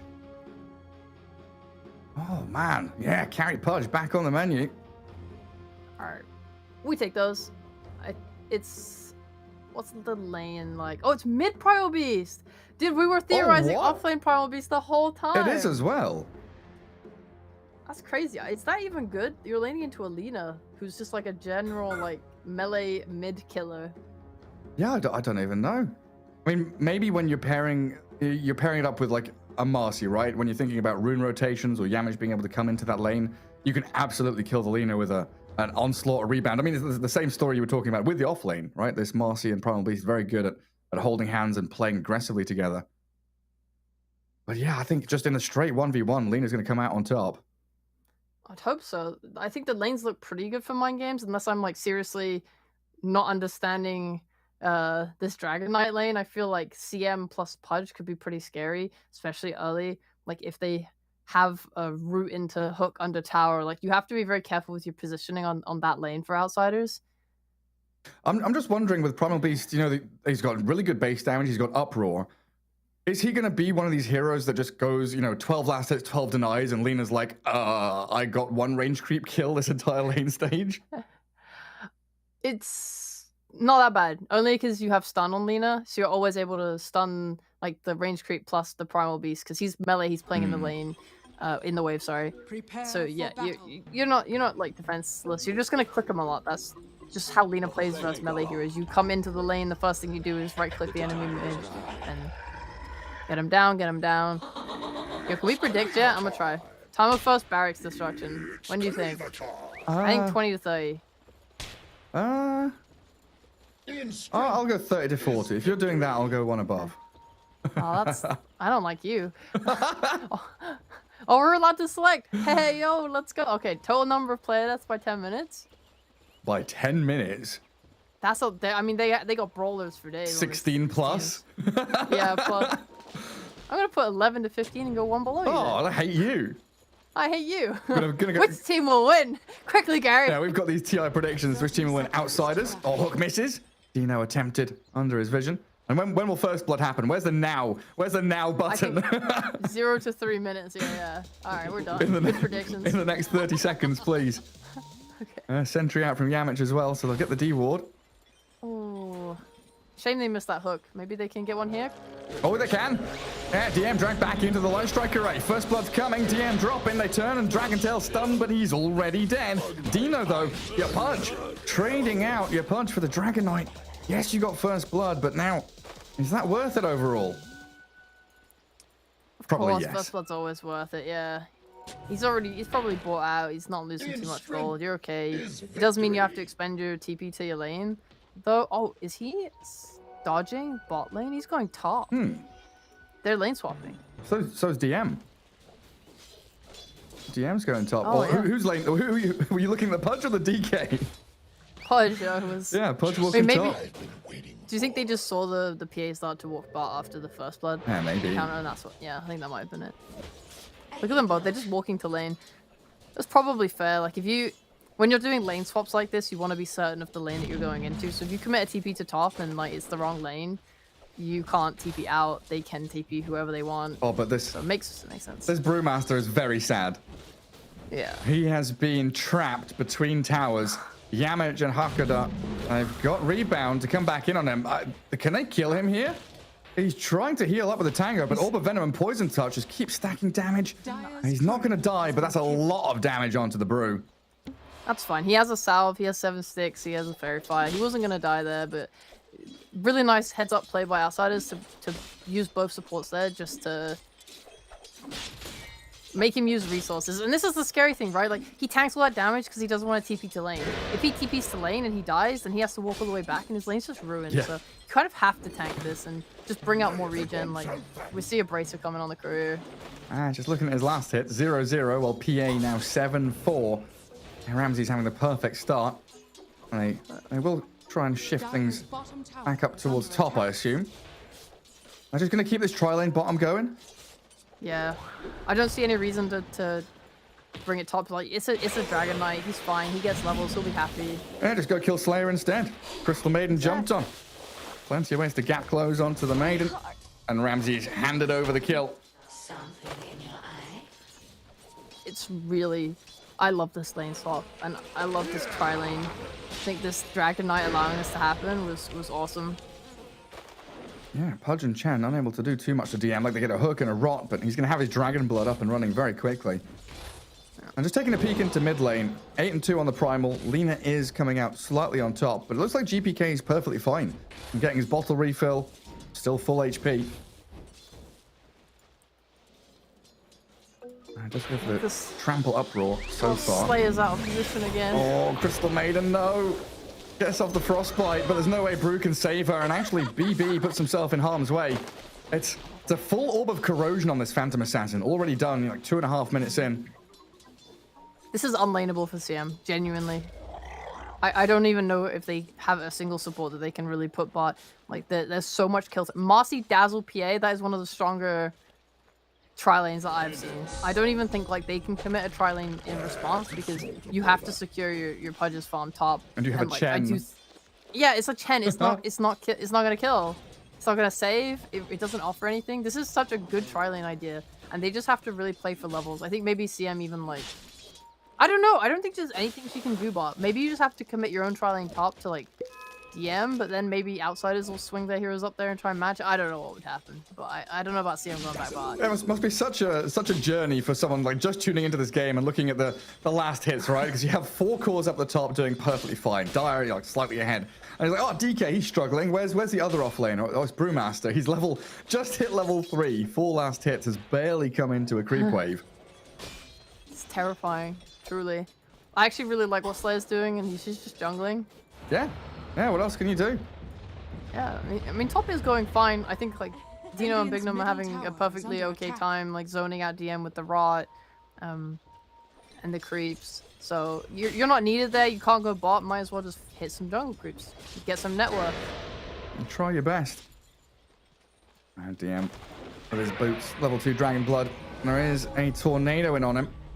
Dino trying to get there with the rot and the hook. Maybe a kill on DM this time, but under his tower, 4 stick charges, very tanky, and with another Dragon Tail, is going to make them really work for it. And there's actually a nasty little melee creep getting in the way of the hook, so Dino had to wait for it, which leads to the miss.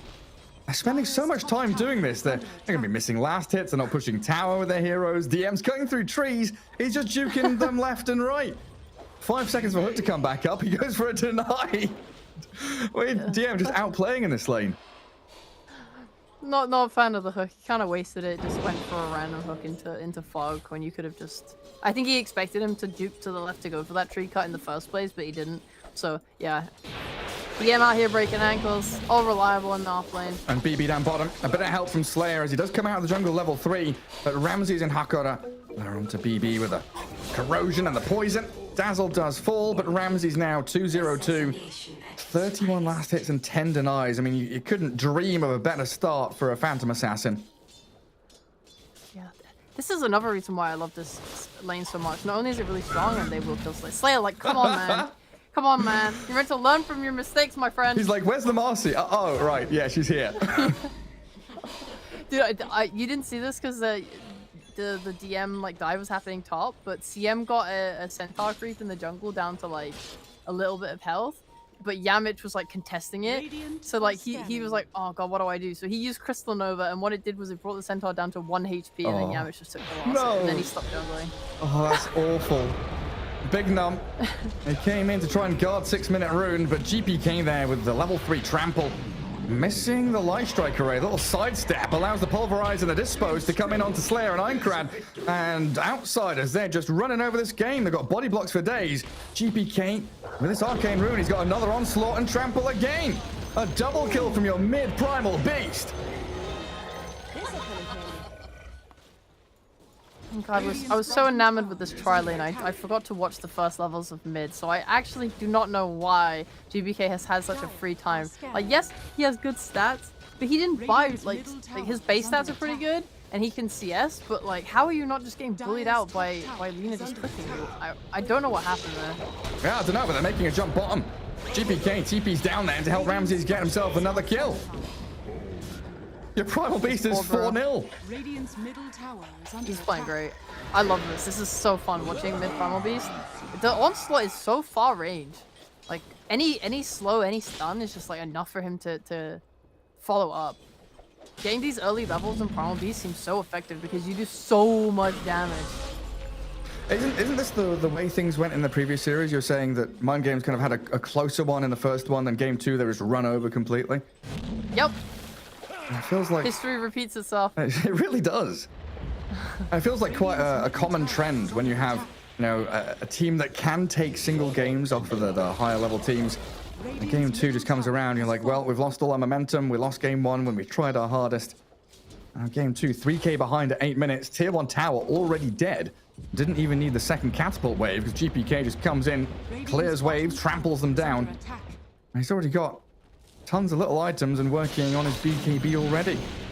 Light Strike Array from Aincrad does clip onto Ramses, but now Lina is completely out of position. The gap close and displacement from Outsiders here with Rebound, Dispose, Phantom Strike. If they see someone, that hero's probably dead. This sidekick with PA, because they buffed PA, right, to give her a lifesteal on the Phantom Strike. Oh, yeah. So getting the extra lifesteal from sidekick 2 is like, is your PA even killable? Marcy is dumb. Marcy is a dumb hero. But I love how they're using it.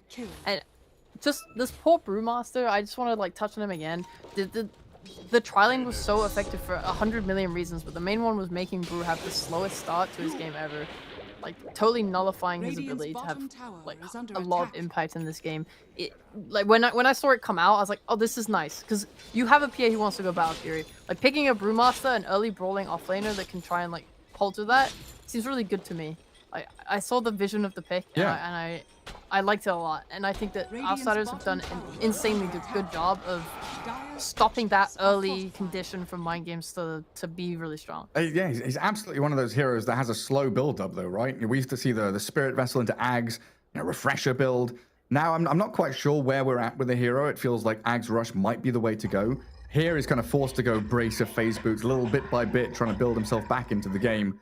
But you can also say that he's a hero that, yes, he wants a slow build up, but once he hits level 6, he does peak pretty hard. This Primal Split, I think Mind Games want to be using it off cooldown for the next 10 minutes. Just go. Try and find any opening they can. I agree. I think he is strong for sure with his ult always, but the only issue is because that bot lane went so well for Outsiders, Ramses has got like a Perseverance, he's got an Orb of Corrosion, a 1, full treads, like he's not rushing a Battle Fury as if he was poor. So it's really nice that like he is a little bit tankier. Like, it's a little bit hard to kill him. He's got those levels. Even if you did commit an ult to kill him, he's not going to be set back too hard by it. And I think that's like the kind of reason why you do all these things to this Brewmaster. Sorry, I was watching GPK like staring across the lane at Aincrad. Like, go for that creep wave. I've got a DD rune. I dare you. Show your face in this town again. Oh, BB's gonna find an arcane rune. Yeah, snipes away from GPK. Might have to Primal Split here just to survive though, because this Primal Beast is going to slaughter him. Needs the little Brewlings to come out. He can move away with the Wind Panda, cycling up the Dazzle. GPK half health, but the Light Strike Array misses. Aincrad has the Laguna Blade. A big pick off for Mind Games. The GPK just overstepping his bounds, thinking he could get that solo kill. And they're gonna go for a +1. Marcy, rotted down, devoured by the Dino Pudge. Middle tower is under attack. Maybe a little Primal Beast is feeling himself too hard. I mean, there was a lot of damage, but if you can't burst a Brewmaster, you gotta be careful. He had his DD pudge as well, so even if he was able to get out of their stun lock, he wasn't really going to be doing that much damage anymore. Just space created, you know. PA's farming, Ramses sure. is happy. That's true, Ramses is happy. And they got a lot of ward coverage down. That's 4 observer wards for outsiders currently out on the map. 11 minutes in, that's a rarity. Very aggressive ones as well. A nice little barrier down in that lower third of the left side of the map. Yeah, 8 placed out by the Dazzle. Couple killed. And Slayer, basically a ward in this game, the Crystal Maiden. A mobile ward, though. Do you think he's going to get nerfed again? The Beast? Wasn't this the problem with Primal Beast? Yeah, just the fact that he can onslaught onto someone and just kill them like that. Yeah. It was full to 0 pretty quickly. Yeah. I'm just not sure which spell needs nerfing, or like all of them need fine tuning. I mean, like reduce the range on onslaught, maybe, you know, uproar needs a little bit of reduction in the bonus damage you're getting. Because it's the combo, right? It's the synergy of everything together that just seems a little too strong overall. Maybe not a little, but a lot of too strong overall. Outsiders are doing a great job of out-farming mind games again. We're 4k up. This is just the classic how they do. DK does not feel pressured to play in this game because Outsiders did such a strong job with their lanes. Like they've taken the mid tower, they've taken the bot tower. Like the most key objectives are down at this point. Ramses has just finished his Battle Fury. Primal Beast is going to aim to finish that BKB. He's just like 500 gold out. And GM, 300 gold away from his Blink Dagger. They're going to hit this timing where they feel really comfortable just smoking up and making a play. And they're fine letting this mid tower go down to mind games. They do not want to throw this game on a bad defense. They're just 2 minutes out. 2 minutes out from their timings. Mind games, waiting out for this Chen mech. You know, they've got this hood on the Pudge. And of course, this Primal Split back off cooldown for the Brewmaster. They're trying to get down to bottom, but GPK, we talked about the aggressive nature of Onslaught, but also a defensive tool he can use just to skip away from any kind of aggression coming towards him. Radiant's top tower is I do like what Big Num's doing, though. The rest of his team went bottom, and he's just farming out that top jungle, so removing a little bit of the farm that Ramses would have liked to get. That's my favorite thing about Chen players. At Arlington, they were doing this type of thing quite often. And it's just effective and nice to see. It's something mind games desperately need to, because their net worth difference is growing by the second. Yep. I mean, even DM, you know, he's a good 1,000 or so ahead of the Brewmaster now. He's got his Blink Dagger. Yep. So Dragon Knight ready to go. Hakuda already smoked up and playing forward. Has both PA and Dragon Knight nearby, and they see Lina. Einkrad, yeah. He wants his BKB so badly. Yeah, usually you would smoke as soon as you get your Blink Dagger, but Outsiders are not rushing things. They know that like they needed their Primal Beast BKB as well, which has been finished now. Yeah, time to go. GPK chasing out Dino. He finds him with a Pulverize, and he's got backup arriving. Back up. Primal Split used up there, and if Outsiders, yeah, they realize this, they're just going to try and disengage. BB, can you catch someone with a Cyclone? There's no real follow-through anymore, and this vision will finally get removed. Radiant Sentry catches a glimpse of it. Well, that's your big team fight ulti wasted now. A good window Yes, for they just gave Outsiders. a massive window. Immediate smoke, right? Right, Primal's done. Yeah. Didn't even have to use BKB on Primal like that. That was a massive mistake on that Brew ult. Like GPK's not dumb. He knew he'd chase the Pudge for like a solid 5 seconds at least. Like people were gonna be TPing, responding. Him not running back there would have been a crime. And they find the Maiden. Slayer with his 5th death of the game. Doesn't even get a spell out before dropping. And with that sweep through, and they've cleared their own jungle, moved into mid. They've protected Ramses with this move as well, making sure that mind games are kind of hemmed back. A bit of a go on the Brew. Pudge are just farming Ancients while they lose BB. The Hand of God, a bit of heal, but that won't be enough. Marcy graved as well, so the hook required from Dino will catch out Yamich, but inside the Ancient Cap still dropping there. Sharing the gold across mind games. Oh. Nice play from Bignum top. GPK tried to kill him. Literally like frame 2 of Pulverize. He gets the Centaur stomp off and cancels the ult and just TPs out. Loses his entire army though. Yeah. Poor creeps, poor creeps. I wonder if he'll go actually no, he's got phase boost. I was gonna say I wonder if he could get a boost of travel just to like we've seen how these big teams, better teams, have like total map control using boosted travels. They're not gonna play like that this time. He's got onslaught. I mean, yeah, true. Don't need it. Just travel across the map with, what is it, 2,000 range? Max distance. Yeah. Just shove yourself across the map. This observer, what the heck could have got earlier with the smoke. Just out range of the sentry.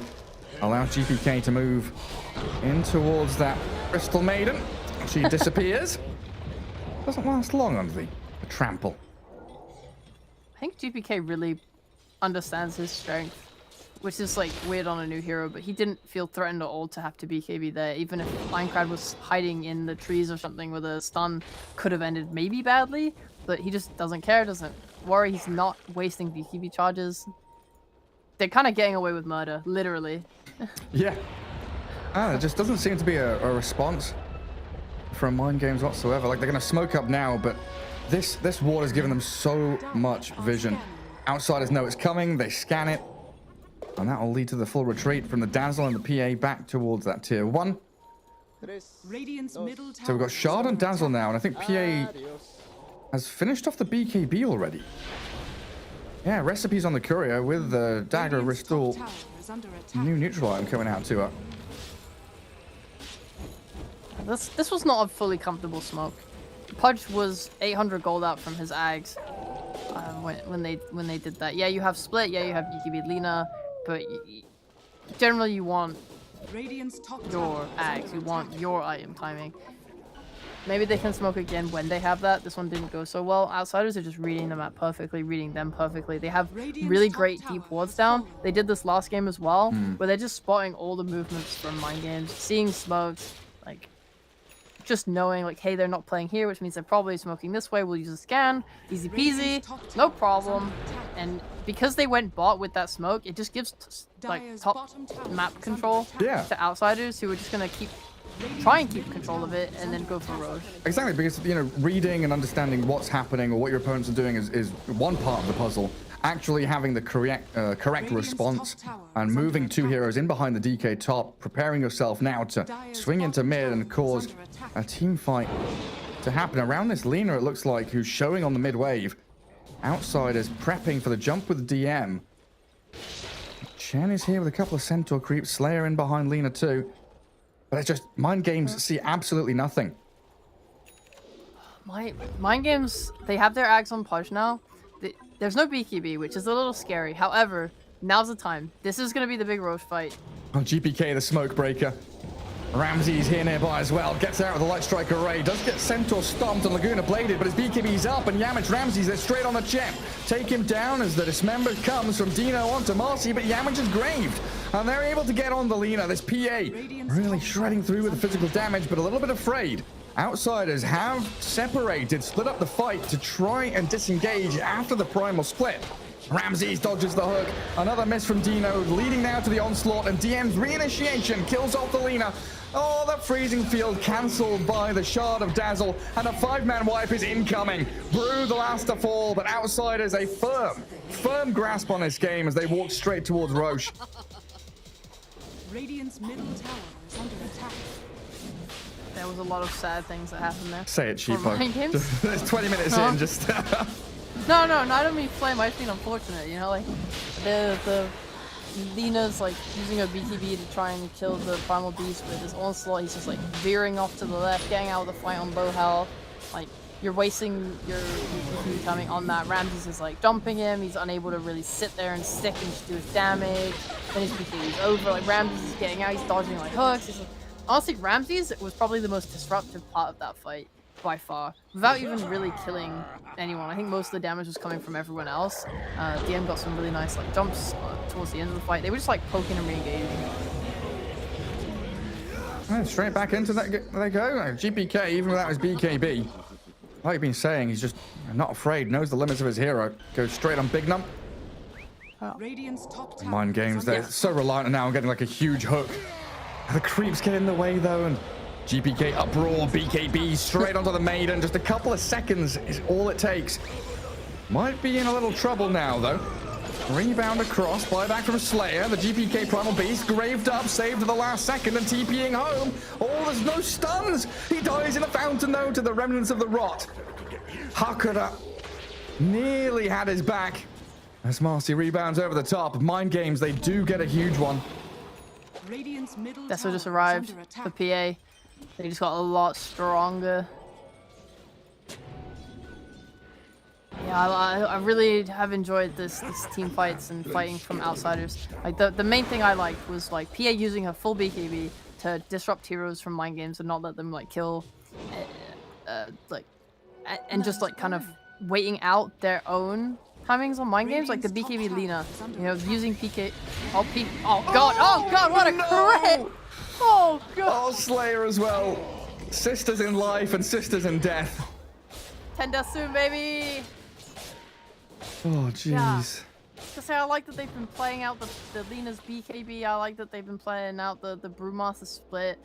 Like their re-engagements have been really nice with the onslaughts, with the PA jumps, with all these things, with the blink dagger on DM, like playing the outskirts of these fights. They're just dancing around Mind Games and they're struggling. They don't have the mobility to kind of deal with it. It's like outsiders have the complete freedom to cast their spells when they want to and how they want to. And Mind Games are the ones, you know, being forced to throw blind hooks or try and primal split defensively. And Lina, you know, running with her BKB instead of standing her ground and casting spells in towards the opponents. 15k lead amassed. We got one of our predictions wrong, didn't we? We got first blood correct, but total number of deaths by 10 minutes was 11, not 16 plus, sadly. Oh, I did 11, so I got it right. Oh, well, I'm wrong. You're right. Thank you. So I used the Wii incorrectly. My predictions are currently correct for anything that's not in progress. You're all green. Yeah. Good job, I just need the first racks to come in the next 7 minutes. That'll happen. Especially if Aincrad here gets scouted out. Already used the blink to get in the trees.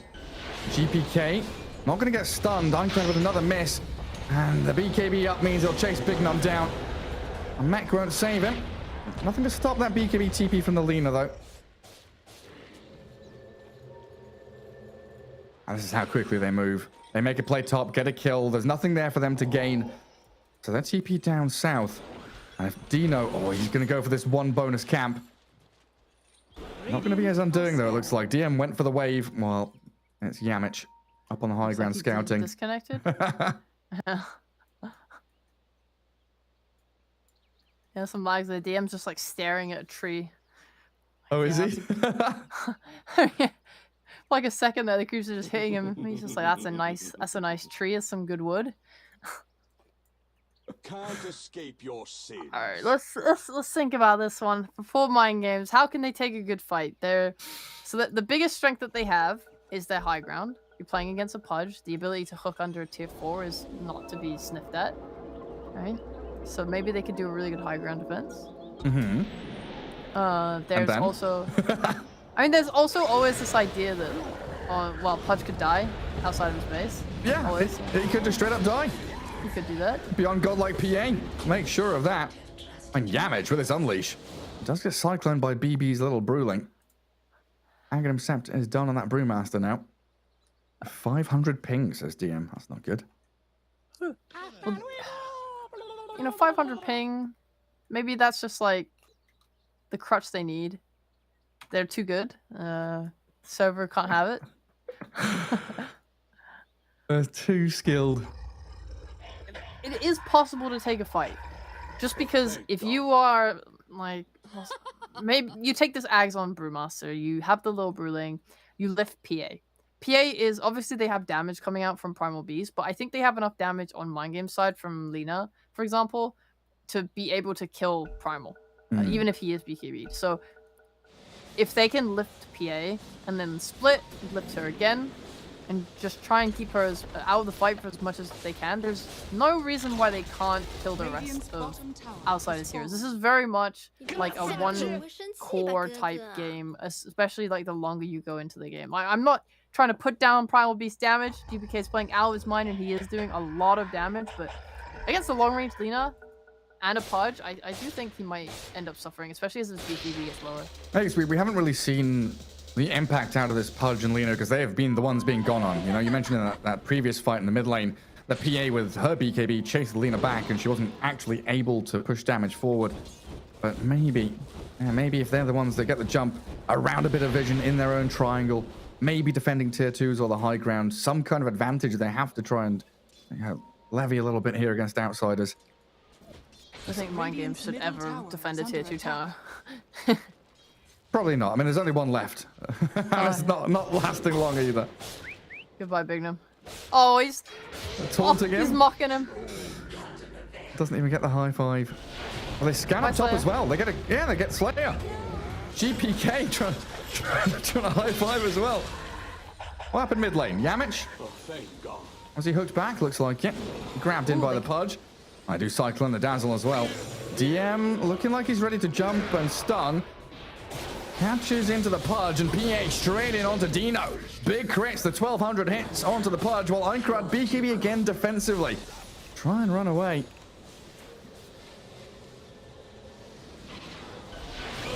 There's a one-way street as DM just blinks away from the Cyclone. Or even blinks forward aggressively, looking for the continuation. Blinks on Lina's have been really nice. I know they're not winning this game, but I have really enjoyed the extra mobility that Blink's giving. Like, I feel like every Lina we've seen has been buying Blink. Yeah. Magic or physical damage, like whichever build you go for, this Blink seems really good. I like that a lot. It felt, Mind Games, they had a little bit of an issue there, like the Pudge hook was on cooldown. So they lifted the hero in the air and were intending on like having it drop and using the hook, but it didn't align quite properly, so they're just kind of like standing around, giving outsiders time to reconnect and you know, engage. Probably a little bit of a mistake there. Just, I guess they're just like desperate for anything they can get. Misses the hook, dies. Rough game, rough game. If he can get a BKB, maybe it's okay. He's still gonna have this issue with the PA, especially when she gets her basher, where Pudge just can never stand against her. At least, like I said, if they're able to use Brewmaster to lift PA at all during any fight, a BKB Pudge with Ags is going to do a lot of damage and can kill other heroes. Yeah, I mean, maybe if you're able to get on the Dazzle or the Marcy first, get rid of some of these supports that are saving or allowing Ramses that bit of freedom with the Grave and the Rebound. Yeah. Get rid of the numbers, but then you've got to be worried about buybacks because, you know, outsiders being this far ahead, they are holding on to that little bit of gold where maybe they could return to the fight. Yeah. I'll Buybacks reclaim their as well, outpost. sure. Get some of these I tier have 3 neutrals. 3 minutes, Gary. 3 minutes to take a Rax. Come on, outsiders. Chop, chop. They're all up top. One fight's all they need, isn't it? They're just playing safely. Like, these stupid players, they're so good at the game. They don't want to throw going high ground into this Pudge win condition we talked about on the high ground. Just gonna wait for the Roche respawn. Tuh. What are they? A pro team? Well, if it's a fast spawn on Roche and they get it, you know, 30 seconds, then you've got what, like 2 minutes or something? They could charge up towards the high ground. Prage. I think Yamich is making the call. I want a BKB on my Marcy. We're waiting for that. Try and get this overwhelming blink on the Primal Beast as well. There's a lot of big items that outsiders are actually very, very close to. Like Ramsey's Basher, nearly done. DD Rune spawn at bottom. And a 2-minute spawn on Roshan probably means your dreams are over. Whatever, I didn't want to be correct anyway. Being correct is for nerds. Yeah. Nice, they're scouting for Roche with the bear. I actually see it with a sentry. I think Ramses can just kill this one and that should put it on cooldown for like 60 seconds or so. 70, yeah. 70. Just one hit and it's done. Oh my god, Slayer! The Basher arrives. Already paying for itself. Chen army being demolished by Ramses. And Mind Games are hero down. They're still in a position where they kind of have to fight because they're being closed off. Ramses, Laguna bladed. He's got BKB Satanic if he can turn this and fight into Dino, but the Dismember comes. Hakuda Cyclone, so no Grave, no heals, while DM and GPK trample into the midst of them. Double buyback from the Mind Games boys, but it looks like it's over. Ramses' PA was the focus, but they couldn't finish her off. What happened? I think they didn't lift the PA after the chain stun. Maybe they were hoping to burst her. Or Yeah, they just lifted the Dazzle and hoped that they could kill her off, but now you've brought back on Aincrad's Lina. He's walked down mid, dead for 70. What's your timer like, Sheepo? How long have you got? 40 seconds? yeah, 40 seconds. Come on. DDGPK? Oh no, they're doing Roche. Ramsey's hit the rest. Wow, hit Slayer. 1600 damage crit. GG's called. No does that count? The racks are Does gonna that fall. count? If the ancients die, does the racks fall as well? That's not fair. They can't just do that. Oh my god, it doesn't count. Incorrect. Incorrect. What am I meant to put? There's no way to be correct on that. Oh, that's unfortunate. What can you do? I mean, I guess if you put 60 plus, I really don't know. But yeah, outsiders, like 30-minute victory, it was one way. It was a stomp. No way about it. I think there was just a. I think you bring up a good point. Yeah, I'm thinking. Okay, Really? you can just lift. Yeah, you're very smart, Gary. You had some really good British education. Unbelievable. This Dazzler also needs to be lifted. That's a great point. Like the mind games, they struggle to have a lot of jump. They don't really have a blink initiator. They don't have something that can go on this back line. So yeah, when a fight like that happens, it's like, okay, well, we could lift the PA, but this Dazzle might just grave her. He needs to be killed. He needs to be put down. They got to deal with that. They got to deal with this. They got to deal with a primal beast with 17k net worth, higher than all of them. Like they're so poor by the end of the fight, end of the game. There's really nothing that they can do. These fights are very they have to be really precise. Like outsiders have to mess up. Mind games have to be in the perfect position. All their spells have to be cast absolutely perfectly. Like you saw a little bit there. Ramsey's did nearly die. Yeah. But it's hard.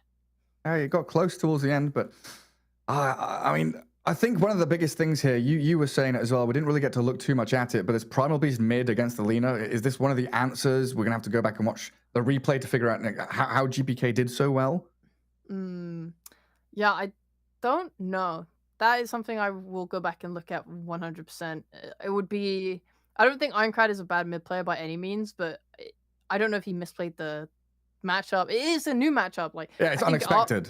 Exactly, yeah. Like at Arlington, we saw people playing like a Tusk against a Puck just as like a new matchup to throw out there and throw them off because they don't really know what they're doing. And yeah, like GPK, oh my god, MVP, what a guy. He played insane on this Primal Beast. He did have a beautiful performance, and a 2-0 victory for Outsiders means they're in that upper bracket final, moving closer and closer to that grand final where, of course, first spot gives you guaranteed movement towards TI, and second and third place into the last chance qualifier. Another best of 3 coming up shortly, though, as we've got Navi against Bet Boom right after this break.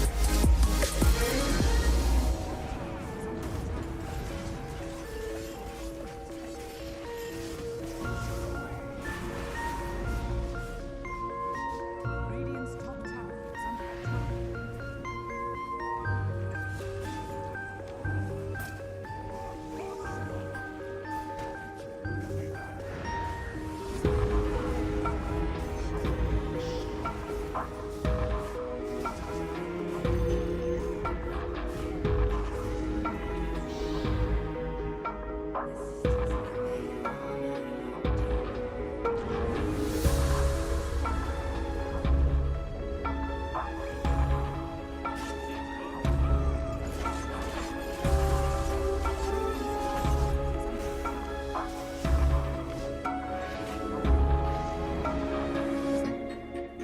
top tower is under attack. Tower is under attack.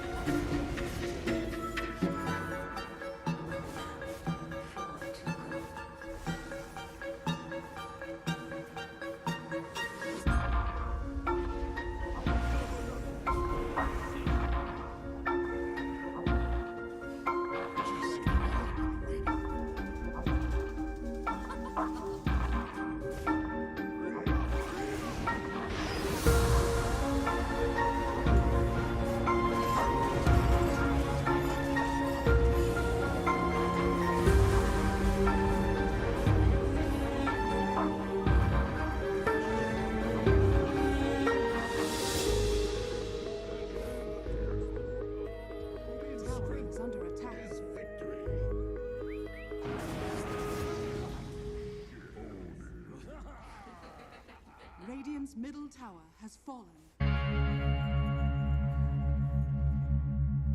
Dire victory. Esports is what we live and breathe. For us, it's more than a game. It's a reality where a group of letters can mean everything. Where runes are collected and Aegis can only be won in battle. Where centaurs can give you a ride.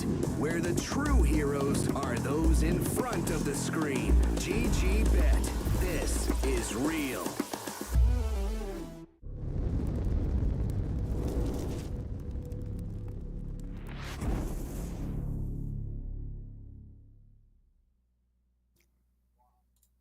Hello, hello, we're back. The Dota's back as we get back into action here for the regional qualifiers for Eastern Europe, heading into TI. We just saw Outsiders, demolish their opposition, heading towards that upper bracket final. And now we've got Na'Vi against BetBoom Sheepo. These two teams have met previously before plenty of times. BetBoom, though, unfortunately didn't get to the major, didn't cut it. Na'Vi dropping out in the group stage there at Arlington. But there's a bit of history between these two squads. There is. I don't know the full history. I know last time they played, Na'Vi 2-0'd them. Yeah. In terms of players, unsure. I think like BetBoom have been a team that I've seen highs and lows of. They in Stockholm, I thought they were very good team, but they kind of got a little bit figured out and didn't quite make it to like the top placements of the tournament. And after that, like from there, I thought, okay, people have to like have a hand on this team now, right? Like the Visage, the Nature's Prophet, like it's kind of obvious that they rely on this, yeah. The Zoos. But then we, right, yeah, and then we get into Tour 3, and actually they were kind of showing quite a lot of versatility. Like the Hawk was playing gyrocopters, weavers, and other heroes that. Like Alk, they had other strats and they were playing well around it. Obviously, they came fourth, didn't quite get that major, like you said, but not a bad team. I think like kind of talking about the Visage Nature's Prophet, something that is really surprising to me is that before this patch, BetBoom would always prioritize Nature's Prophet over the Visage. Like they're two of the Hawk's big heroes, but they, when given the chance, they would always take the Natures, even if the enemy was picking heroes that like typically are counter to the Nature's Prophet. It was just their main comfort. They'd pair it with like a Beastmaster if they could. But now, this patch, this tournament, this regional qualifiers, they have been taking Visage every single game. Yeah, I mean, going back to their history, one of the biggest things for me, Suneko and Roger, they've both been players for Na'Vi several times, like joining, trialing, becoming inactive, coming back and forth. So they've got these, basically two captains, right? Ex-captains of Na'Vi, while now Na'Vi has Solo, ex-captain of Virtus Pro. No one's joined in there as well with a couple of young guns. And V-Tune's been around a while, but Blaze and Sweden Strong coming in and joining that squad. And yeah, their match history, they've had a couple of series against each other. Most recently was the Genting qualifiers, where BetBoom won 2-1. During DPC, it was a 2-0 for Na'Vi, like you mentioned. And then previously in Tour 2, it was a 2-1 for BetBoom. So it's been a bit of a back and forth between the two squads. Dude, I'm dumb as bricks. I was like thinking about Betboom and Navi. Those two orcs can't have beef. I totally forgot about Suneko being passed around Yeah. like fucking birthday cake in terms of Navi. Like, oh, it's, you know, I'm happy for him though. Whilst Betboom aren't achieving the highest results that they possibly would like, I think this team is good and is another strong contender in Europe East. And I'm glad that like Suneko has found a home. Yeah, like a team that he can captain and lead. I look pretty good on. Yeah. Dire team ban. Na'Vi, Enigma, Marcy.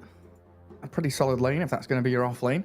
And it's always the same story, these Timbers and Enigmas. You get them to a certain point, level 3, 4, 5, and then that allows your position 4 to leave the lane and start thinking about moving into mid. So we now start considering, you know, Na'Vi's mid laner here as someone 10 with seconds remaining. damage, with kill threat, with the addition of that rebound.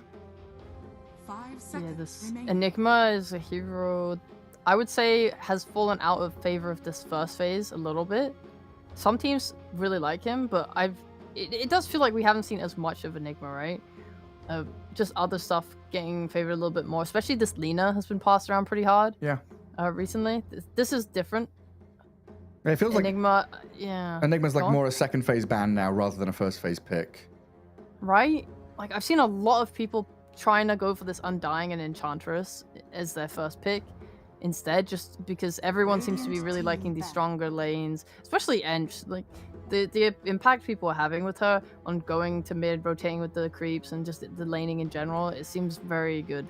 Yeah, like you say, when you look at the most popular picks so far, you know, you've got Marcy 12 picks, Lina Undying, even the Ember Spirit, Chen, Death Prophet, heroes that are higher priority for sure. And that Enigma now. 5 seconds remaining. I want to touch on Na'Vi before we get into these second phase picks, though. This team is so weird to me because during Tour 3, I legit thought that they were like a top tier, like tier 1 team.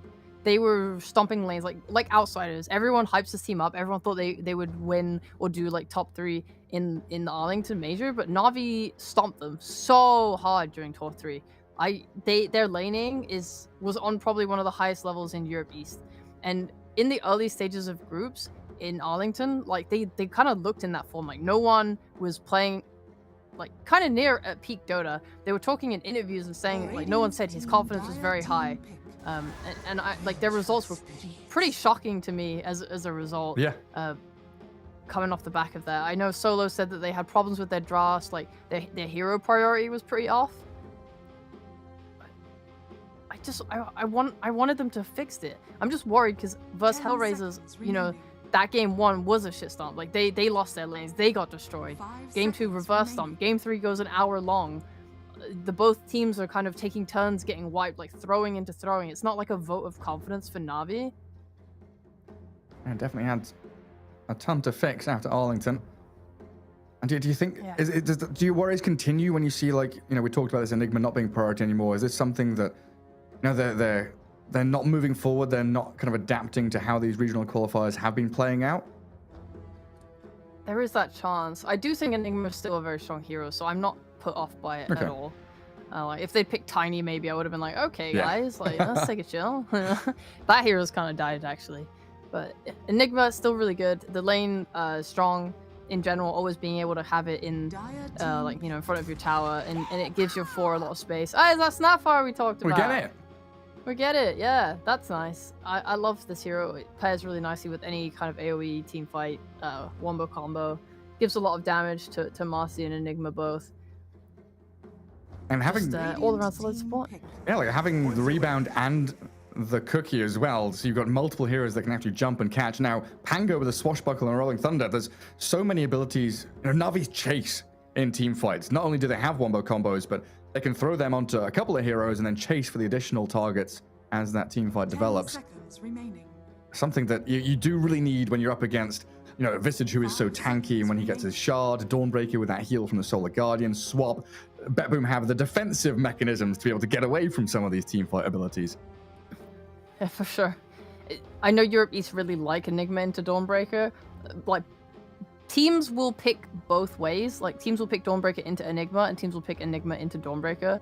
And usually the reason cited is obviously Dawn early, you can always cancel that black hole with the ult stun, but late game, usually Enigma does way more damage than what Dawnbreaker heal can put out, so you don't really tend to care about it, especially after you get that BKB. I like Venge having that threat on BKB, just meaning that either you can swap a teammate out or you can swap Enigma and break his black hole. Like this is a kind of an older, forgotten counter. I mean, obviously probably not that forgotten, but teams have been much preferring Winter Wyvern ban in the first phase. People have been preferring the Pango with the Basher on the Swashbuckle to try and be an answer to it. Yeah. There's just a lot of different heroes that have been more in the meta than Venge that have taken priority. We like this. 3 powerful women picked up by BetBoom. Dawn, Vengeful Spirit, Queen of Pain.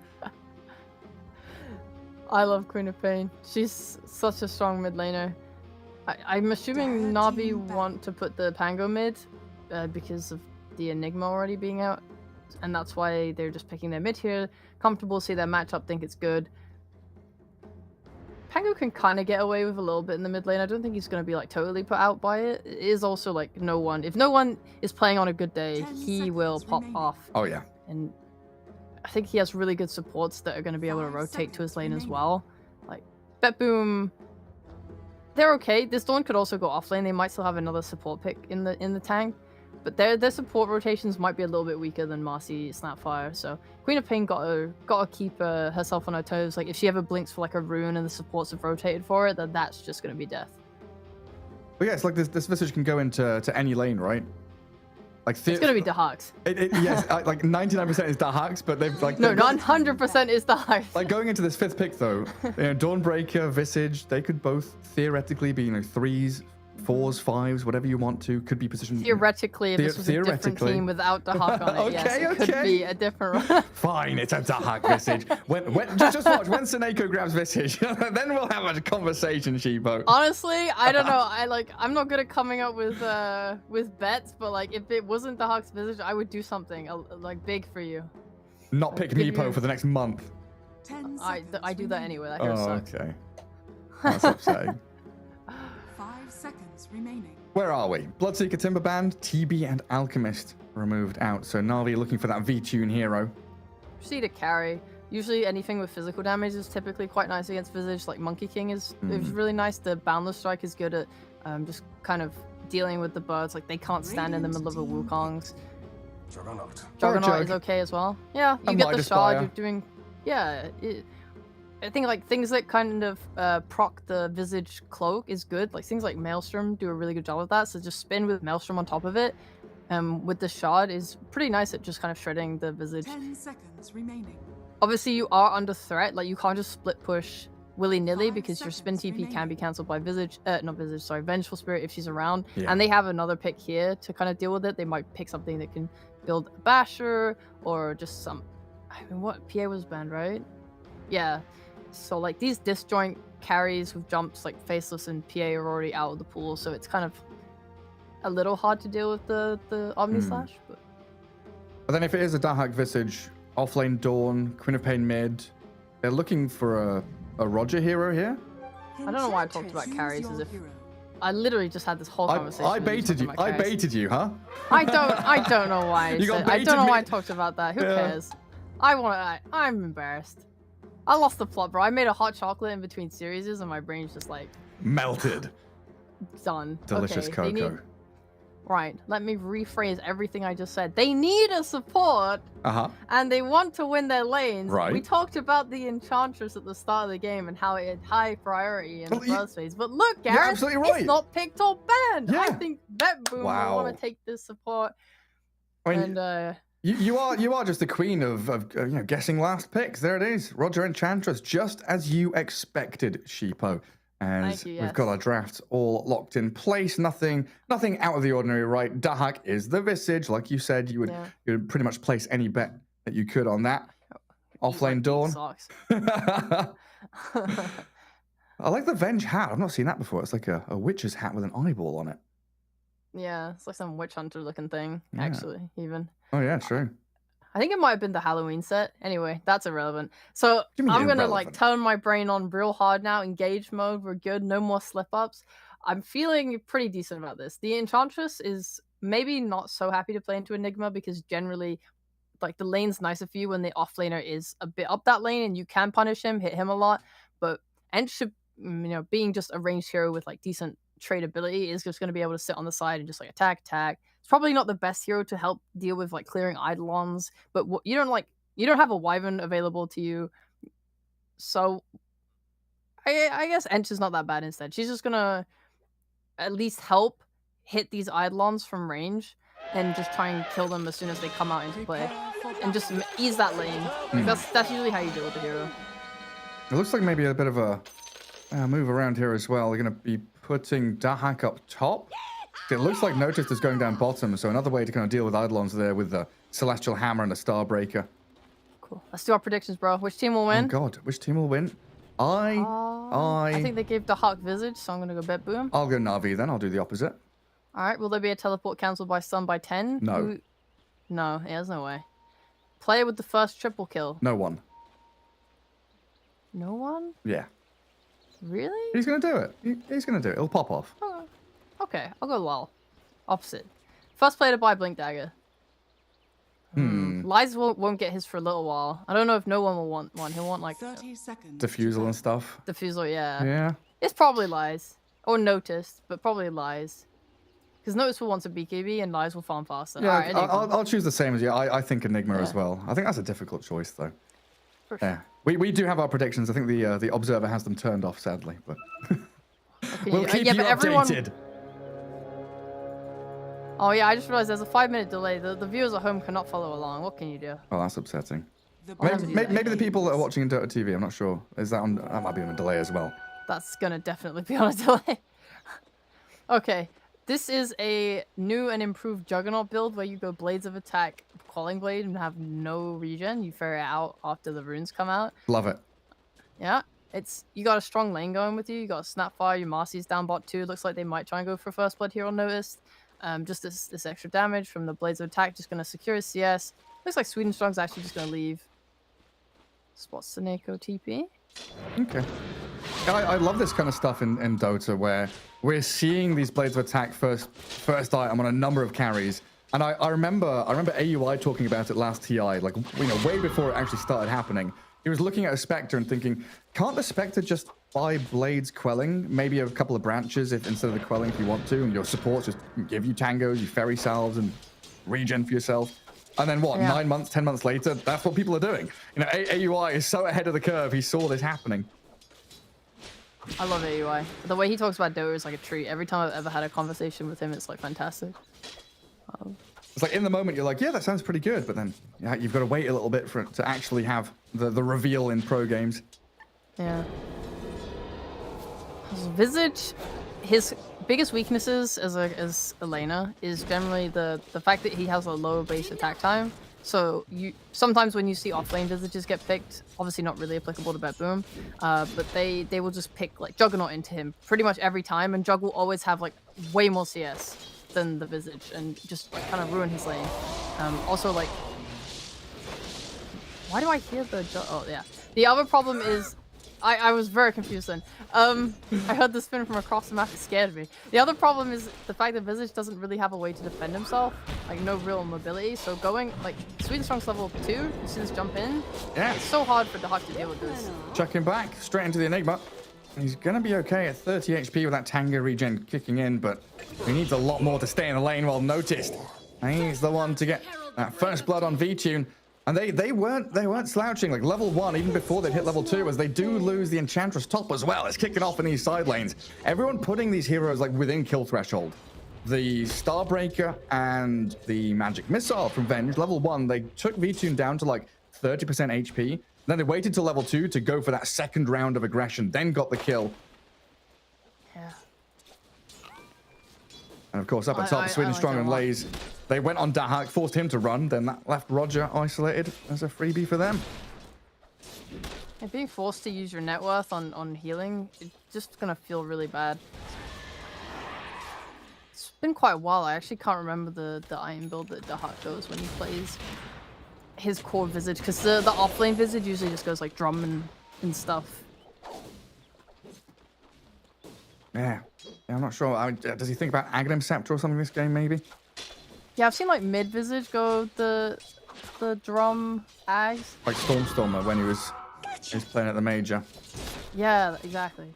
Okay, so he goes Wraith Pact, the drum Wraith Pact on Dahak. That's what he's Okay. doing this tournament anyway. Looks like he's done it in the past too, and then you just get that boost of bearing. Ah, another rebound dispose. Dahak really suffering. Not. Oh! Yeah, they get the final hit in, even under tower. And Malphite's just level 1, but enough damage with those Eidolons to kill him. Now, looks like V-Tune down bottom. Yeah, contesting the pull, dragging that Radiant Wave back. Helped a little bit by Solo. Sweden Strong with some nice body blocks. Gets the double kill for Enigma in this lane. This is going so well for them. It's so hard for Visage to lane. It's kind of a lose-lose. If you lane this Visage against the Jug, like I said, like he's just gonna like just out CS you really hard. You lane into Enigma, also extremely hard. I love this response pick in the draft. Usually BetBoom wait till they're 8 pick, like the second pick of the first round to take their Visage. This first pick Visage has been punished insanely hard. And this is not a team that is going to flex it. You know, you just know exactly what you're getting when you're playing on Na'Vi, so the draft is just great. Hey, you know it's going in one of the side lanes. Even if they've tried to do this shift where his top lane is Radiant, they're still up against this. Like, when you're Enigma Marcy, I didn't really think about that, but you're dragging the wave back with your denies, right? So Marcy is then always going to be near tower to dispose under tower. That led to the kill on Ench. And then it's pushing back a little bit towards the enemy, meaning Dahak now, he's kind of just circling around, trying to figure out where he's meant to head. And Na'Vi again, dragging waves bottom to make sure that the Juggernaut isn't straight leaning into the double stuns of the Dawn and the Venge. They are getting some advantages elsewhere, though. Queen of Pain looking very good in the mid lane. Lol having a solid time. Lol's insane. Watching him in Tour 3 was so impressive. He played a lot of like Dawnbreaker, Coddle, Void Spirit's good as well. He has quite a decent hero pool and he's very talented at all of them. He always makes like really good plays. We should probably see him rotating nicely this game and helping out the Hawk. That's a lot of that comes onto his shoulders this game. Yeah, try and I burst. would trust him for sure. Get any side lanes and burst people down. There's a fair amount of squishy targets out there for him to focus. BetBoom finally getting a pull up top. So yeah, dragging the wave away from that dire tier 1. Yeah. But it's just like Roger and Dahak. Like Roger's out of XP range from the actual lane itself. Still trying to play into that large camp. I give something to Dahak, but it's not comfortable by any means. And with 6-minute rune spawning, Na'Vi are the ones to move heroes in towards it, but BetBoom bringing 3 to the top one. Sweden strong. Dead. DD bottled up. Marcy rebound. Where's she gone? She flies a full monitor away. Sweden Strong is alive. There's no way that's fair. Damage. 800 cast jump range at level 1 doesn't scale. Structures are fortified. Max range at level 1, so dumb. Radiant are And they scared. just disappear out of the range of your opponents. But this rune protection has led to a bit of a push in the mid lane. Solo, Sweden Strong, the rebound cookie landing on Lol. They missed the swashbuckle on the Queen of Pain. And that Sonic Wave gets him a double kill. No one, not yet level 6, so no Rolling Thunder there to actually continue the team fight. And the catapult's still going. Radiant structures are fortified. They'll take the tower here. Nice glyph. Dire's middle tower has fallen. Very early tier 1 for them. That's going to open up that top jungle nicely. Yeah, the Hawk is, so he's struggling in top lane, but a lot of pro teams, they'll usually just, or they can give their carry the mid lane. Like, LoL could potentially just go top now with both supports and play up there and just give the Hawk like this safe mid lane. You have like wards on BetBoom's side on like the left side of the river that's kind of giving you this sort of safe Dire are scared. idea. Yeah, I play on the left side of the lane, I'm safe. Or alternatively, like LoL in base right now, he could just think maybe I want to go top, maybe I want to go back mid, get the 8-minute rune, rotate top. Like I think the Hawk, because the lanes are breaking up, it just means that the supports aren't there to keep the Hawk out of the lane entirely anymore. Especially when you've got an Enchantress, right? Sweeping through that top jungle, getting a Centaur, allowing the Solar Guardian to land on the Enigma. And Roger sets that up, all because of that tier 1 take mid. That's a very early pressure from BetBoom. These tier 1s crumbling so quickly. What's Na'Vi's response? Like they're level 6 probably on just Pango now, but they're waiting for Black Hole still. They could just try and match it. I think top's going down way faster, of course, Dire's but top tower Do they have TPs? I mean, they use the Dawnbreaker ult. They do have TPs, but I don't think you want to be defending bot when your Visage is not even level 6 yet. So yeah, Na'Vi bringing 4 heroes bot just is probably going to be enough to get this tower. That's going to be one of the biggest surprises for me, honestly. 8 minutes in, this Enigma is not level 6 either. So the past couple of minutes, I noticed Dahak was pulling large camp himself, denying quite a bit away from Lays. And we're still waiting for that black hole to be ready. Well, Dahak, it feels like he's pretty much recovered. Like, net worth doesn't look amazing, but he's not in as bad a spot as he was in the first 6 minutes of that lane. He'll be fine as soon as he gets to 6. He has his burst out. Like, this is... He recovers now. He can go jungle. He can sit in lane. Like, now he has actual kill threat on a lot of different heroes. Enigma looking strong, right? But now you have 2 Buzz that he can just run at you if he was to lane burst him. I mean, this is a 9-minute tier 2, Sheepo. It is. I have no words. They have translated their good game from bot into this. Like, the supports are strong. I feel like they should have tried to defend this. No, like, you have a Pango roll. I think they're suffering because they don't have level 6 on their Snapfire. You don't have the kisses. Where's your damage really coming from? Yeah. Like, even if you get the stuns from the Pango, it's not... I like the dual pick of Pango Snap together in the drop because I'm thinking, well, it means that no matter where no one is hitting like the stun with his roll, there's going to be that damage follow-up. But yeah, not at 9 minutes. Not on your supports. It's insane. Yeah, really utilizing, like, first Solar Guardian, right? We've talked about this a lot in previous series. You want that to be landing you, netting you a kill, getting you a push somewhere, grouping up with your squad. And that's exactly what they did. First Solar Guardian comes in top, kills the Enigma, makes sure there's no level 6, no black hole, push tier 1, push tier 2. Unlocked by this Enchantress, Roger has had a pretty good time. Again, outside of the first 5-6 minutes, everything's being recovered here by BetBoom. Putting themselves in an incredible spot. Vlad's on Dahak now done. Still lacking a little bit in experience in 10 minutes in level 6, but gotta be feeling confident. This makes this top side of map so safe. Like, not only is he recovering from all this help, but the tier 2's down. The outpost is controlled. They're lacking in any TP points on Na'Vi. It's hard to smoke into this area. Roger playing up aggressively in that jungle, right, trying to break smokes. Like, they're smoking around because they're anticipating a support breaking the smoke right now on Na'Vi. Actually, well, yeah, exactly. Look where Roger's playing. He was standing on staircase. He's got the Warpine Raider to scout into mid. Dahak still going to get gone on, though. Unleash, kisses, landing on the Visage. And Dahak will eventually die, but that's 3 ultis expended to kill him off. They need this bonus one. The cherry on top would be Roger. And no one will get straight onto that Enchantress. Jumping forward with the cookie and the rebound. It's so funny to see these heroes just launching themselves as projectiles in towards targets. Radiant are scanning. Yeah, the great heads up to smoke upwards and to the side. Like, just dodging that smoke break. Getting the kills they want. They're not reclaiming their jungle, though. They're not committing wards into it. Maybe they feel like BetBoom are just going to push back into it or something. No, they'll put one down now. Onto that cliff. Doesn't have another one. Just one sentry. Maybe looking just to make sure there's no wards down. Reclaim that outpost. And yeah, this is your space. No one's moving up to play here as well. You can't give away too much to BetBoom, especially when you're playing against a Visage. Like, yeah, he's under-leveled, but at some point, he'll have his Wraith Pact, he'll have his drums, and then they're going to try and rush. Yeah. With this, like, minus armor on bench. Oh, that's the big thing, right? It's the Radiant Roche. Dire needs these staircases, this outpost, and they're already inside BetBoom. I'm trying to bring the big man down, knowing that I did spend quite a few ultis up at top for those kills. I mean, Lays isn't going to be there. He's got that Spirit Vessel holding out bottom, so there's no Blink Black Hole. He's not really responding. And it looks like V-Tune with the Midas just farming away. They're just getting a Roshan. For free! I can't believe that this was not read by Na'Vi. I mean, I didn't expect them to do it like right now. I guess Na'Vi didn't either. That's so bold. A lot of unexpected shit happening, right? Tier 2 at 9 minutes. They got the tier 1s very early on, like 6-7 minutes in. Roshan 12 minutes in. I look at Dahak, I look at his lack of levels, and I think they can't do this, right? But no, they have a Vlad, they have the Eng to tank, they have the Eng creep to tank, you have the Wave of Terror, you have everything you need to Roche, honestly. It's just, you really feel like after the start, it just shouldn't happen, but it does. They're playing really well. This drop is has panned out excellently for BetBoom. They just need to convert this now into that net worth that necessary for them to kind of go high ground. Like I think they do need to put the brakes on a little bit.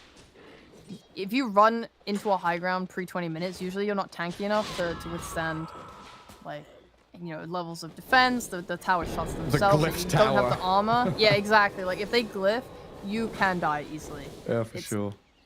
It's not impossible. Like if Na'Vi literally feel like they can't team fight at all, then Bet Boom can just run up as a unit and take the tower with like overwhelming zoo. You have Ench creeps, you have birds. Like it's not impossible. Yeah, it's just such bold, confident play, right? It's like the epitome of knowing your strength, but also not caring about what the opponent's going to do. Because that easily could have been Enigma TPing to Roche, getting a black hole, having kisses, getting a teamfight victory for Na'Vi. But it's just Bet Boom saying, hey, we can do this. Let's give it a shot. Let's have a crack. We're a little bit behind. Get this advantage. Put the game in our hands. And now it's down to Na'Vi to try and make some moves. They're smoking up top. Trying to connect with no one. But there's no one from Bet Boom there. There in mid, showing Lol there. Aggressively getting into this enemy triangle with the Ancients being stolen by Dahak. Radiant's top tower is under attack. Now he's going back for his drum. Notice has his Deso. He's going to scale nicely in this game. I like to see that. Lol having Dakaya and Sanj are just they're all tanking up and making it easier for themselves to fight. Meanwhile, no one... Oh, this is the race, bro. Laser's got 1,500 gold towards the dagger. No one's got 1,100 towards the dagger. Ooh. Oh, dagger predictions. The race to blink. Come on, Enigma. You're closer. You can do this. You got it. Oh god. No one's Sweet and rapidly strong. approaching. Sweet and strong. Get the creeps. Hit the creeps. Yes, there's one. Steal one from no one. Dire's bottom tower is under attack. I've got to give priority to the laser, Enigma. We need these blink black holes to land. Dire's Definitely bottom probably tower more has impactful fallen. for no one to have his blink than Laze, to be Amazing honest. what Sad. you found As long as he laying has around. the Malefice and the blink, it's kind of easy for him to fight. Right now, they're just going to wait out this Aegis. There's no real point in fighting into it. Bet Boom currently are just stronger, and if you are black holding, Dire's structures Aegis are plus fortified. buyback are usually like the two best things to deal with that. So there's no point. Why rush it? You want your blink daggers. Just give up these extra towers. Like this tower especially doesn't really give them, like they don't lose that much map space by losing this tower. As long as they can keep that mid one up. Is under attack. Well, even then, I'm scared for them to try and contest it. Like V-Tune was very greedy this game. Look at his build. He's got the Maelstrom now, but he only had Midas for the first like 12 minutes of this game. Yeah, They're Midas. just gonna poke. Yeah, they're forcing Na'Vi to react and come back and defend the high ground. Solo gonna launch the kisses. A nice glyph there from Bet Boom to keep the catapult alive until it is Midas down by the Juggernaut. So the push is halted right there. But you're right, the net worth lead not really changing too much, even though it feels like, or it looks like Bet Boom are gaining traction on the map, carving nice areas for themselves. Na'Vi have responded by just mirroring, right? They are taking the open pockets of room while Laze... Oh, the Solar Guardian doesn't land, but they've still got the Starbreaker cancelled, though, by the Malefice. No, he's Laze 10 is gold still away. about to die, though. The Blink Dagger, 4 gold, 3 gold. He's so close to it. He's going to be able to slip back into the jungle. Go, quick buy, quick buy. Buy it! Press your Buy buttons. it! No! Ah! No, I mean, I no hate one you, has Laze. it. No one has it already. There's the blink on Pango. Okay, we lost. That's fine. It's fine. Just a little bad plus points. Yeah, it's okay. Don't worry. It's okay. Don't worry. Yeah, I mean, he'll have it when he respawns. Yeah, just 100 gold away from it. I don't care about it anymore. Yeah. Okay. No, okay, but seriously though, Na'Vi, their way back into this game is with these blinks. The Aegis is now expiring in 10 seconds. I think, like, Laze right now should just go get this blink, and then they should go smoke. I don't think you can wait for much more. Like, V-Tune, his shot is gonna match the timing as well of this blink dagger. If he can just get these creeps here. And that should be enough damage. Like between kisses, between Omni Slash with the Maelstrom and the spin with the shard, your Black Hole, your Pango roll, like you have all the tools needed to team fight. There is no BKB on Visage. He only has a Wraith back. Like you definitely can take a good team fight here, no problem. Yeah, it's just a matter of where and when. And it feels like Bet Boom kind of spreading the map, not giving them an opportunity for that full 5v5. And there's no big objective like, Roshan to go and play into these small confined areas. That's going to have to... Just get a ward down on a high ground, you know? Yeah? Classic. Well, they've got a couple, right? Top tower has A fallen. couple of bits of vision. Play into them. But it's all very defensive. Like, you want one where BetBoom will probably play on it, or where BetBoom will probably come into, like, oh, we think BetBoom will want to play here. Let's just set up on this high ground and wait for them. This mid ward maybe could be played around pretty nicely, actually. You just need vision because this Venge is such an issue for you, right? Obviously, you can team fight without them, and I think that is, like, a strength of their lineup. But if you can't rely on the black hole. Radiant are scanning. Yeah, you need Pango to disrupt the Venge while Enigma's black holing your Visage and your Queen of Pain. Yeah. It's actually BetBoom the ones to make the first step, smoking and looking for their own high ground spots. Dahak gonna get rid of the sentry. Scouted out by Na'Vi, who smoke themselves and wrap around behind. But Seneko in a good position here. With the Wave of Terror, sees the jug. Why is Enigma not here? Okay, he's here. He's TP'd. I'm getting scared. They're about to take a team fight and their black hole man's not there. Radiant's Man, middle BetBoom tower in the is better under spot. attack. Reclaim the outpost. Our early tier 2 falling really becoming apparent now as Na'Vi just swarm around the mid tier 1. They need to push this in. It'll give a lot of vision. It'll tell them where BetBoom is playing. Like, if they push this into the tier 2 tower and no one's responding, you know that they're not Radiant's middle tower They're not there. is under attack. It's actually really smart by BetBoom here to just go top and start pushing the base. And just don't let Na'Vi do this play for free. Tower has fallen. Actually, you don't want to be fighting into them, like you're saying with the vision and the ability for Na'Vi to get that initial jump. And a good roll in from No One, turning on a dime to get back into what's noticed, but the swap back save as No One at half HP still struggling to push forward any kind of meaningful damage. Seneko, the only one to die, but he gave his life so that Dawnbreaker could live. There's no swap. Now would be if they have any smokes left. I mean, they don't have roll, but they could get off a black hole right now. They want to contest Roshan. It's respawning in 15 seconds. Oh no, it may respawn Potentially, in 15 yeah. seconds. Yeah, sorry. Especially with that high ground ward, I guess it is expiring in 5 seconds. Maybe the thought was there that if they play into that area, it's going to be blind soon, and BetBoom will be the ones with the wards that they've already placed. Actually, they don't have kisses. Yeah, all their damage is kind of not there. The jug is still in play. He's going Manta. Maybe he'll get a blink after that. Usually I see a lot of jugs just play this kind of way of like, okay, I'll go first, team, don't worry about it. Like, spin up into the high ground, blink on an enemy if they find one, blink out if they get scared. It's quite like a bold way of being that breaker, because we've seen Ench and like the things that she's so good at, she can just walk into fog and she doesn't care. She's tanky, she builds a 4-star, she builds like strength, you know, she has strength treads right now. Maybe a hood. We've seen the pipe Ench before. Just being a body and giving vision with your body, they don't really have that on Na'Vi. So if Jug can get this Manta, whatever have you, just tank up a little bit, he can be that body. Next, they've got so many heroes that want to play from Fog. Snapfire from Tree Line. Marcy wants to rebound as second wave with Enigma. It kind of has to be the Jug or the Pango who just jump in first. Yeah. And Roshan has respawned. It was a pretty quick one. Na'Vi smoking in towards the pit. Again, they're kind of playing into this blind, though. 2 defensive wards on their side of the river.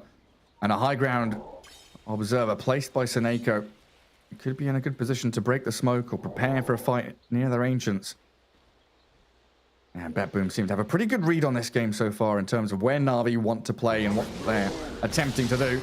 So the attempt on an illusion, Queen of Pain, going to give up the game.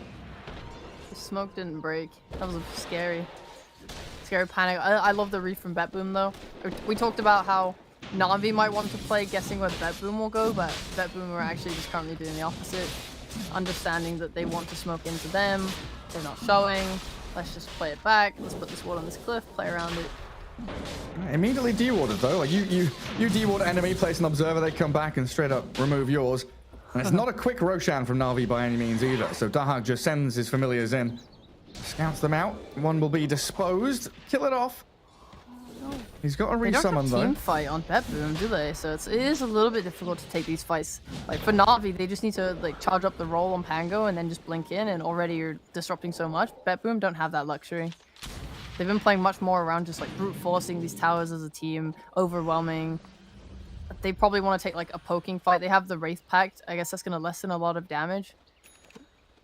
Yeah, they definitely Pump, want pump. they definitely want like pick off into pick off rather than a 5v5, you know, heads clashing.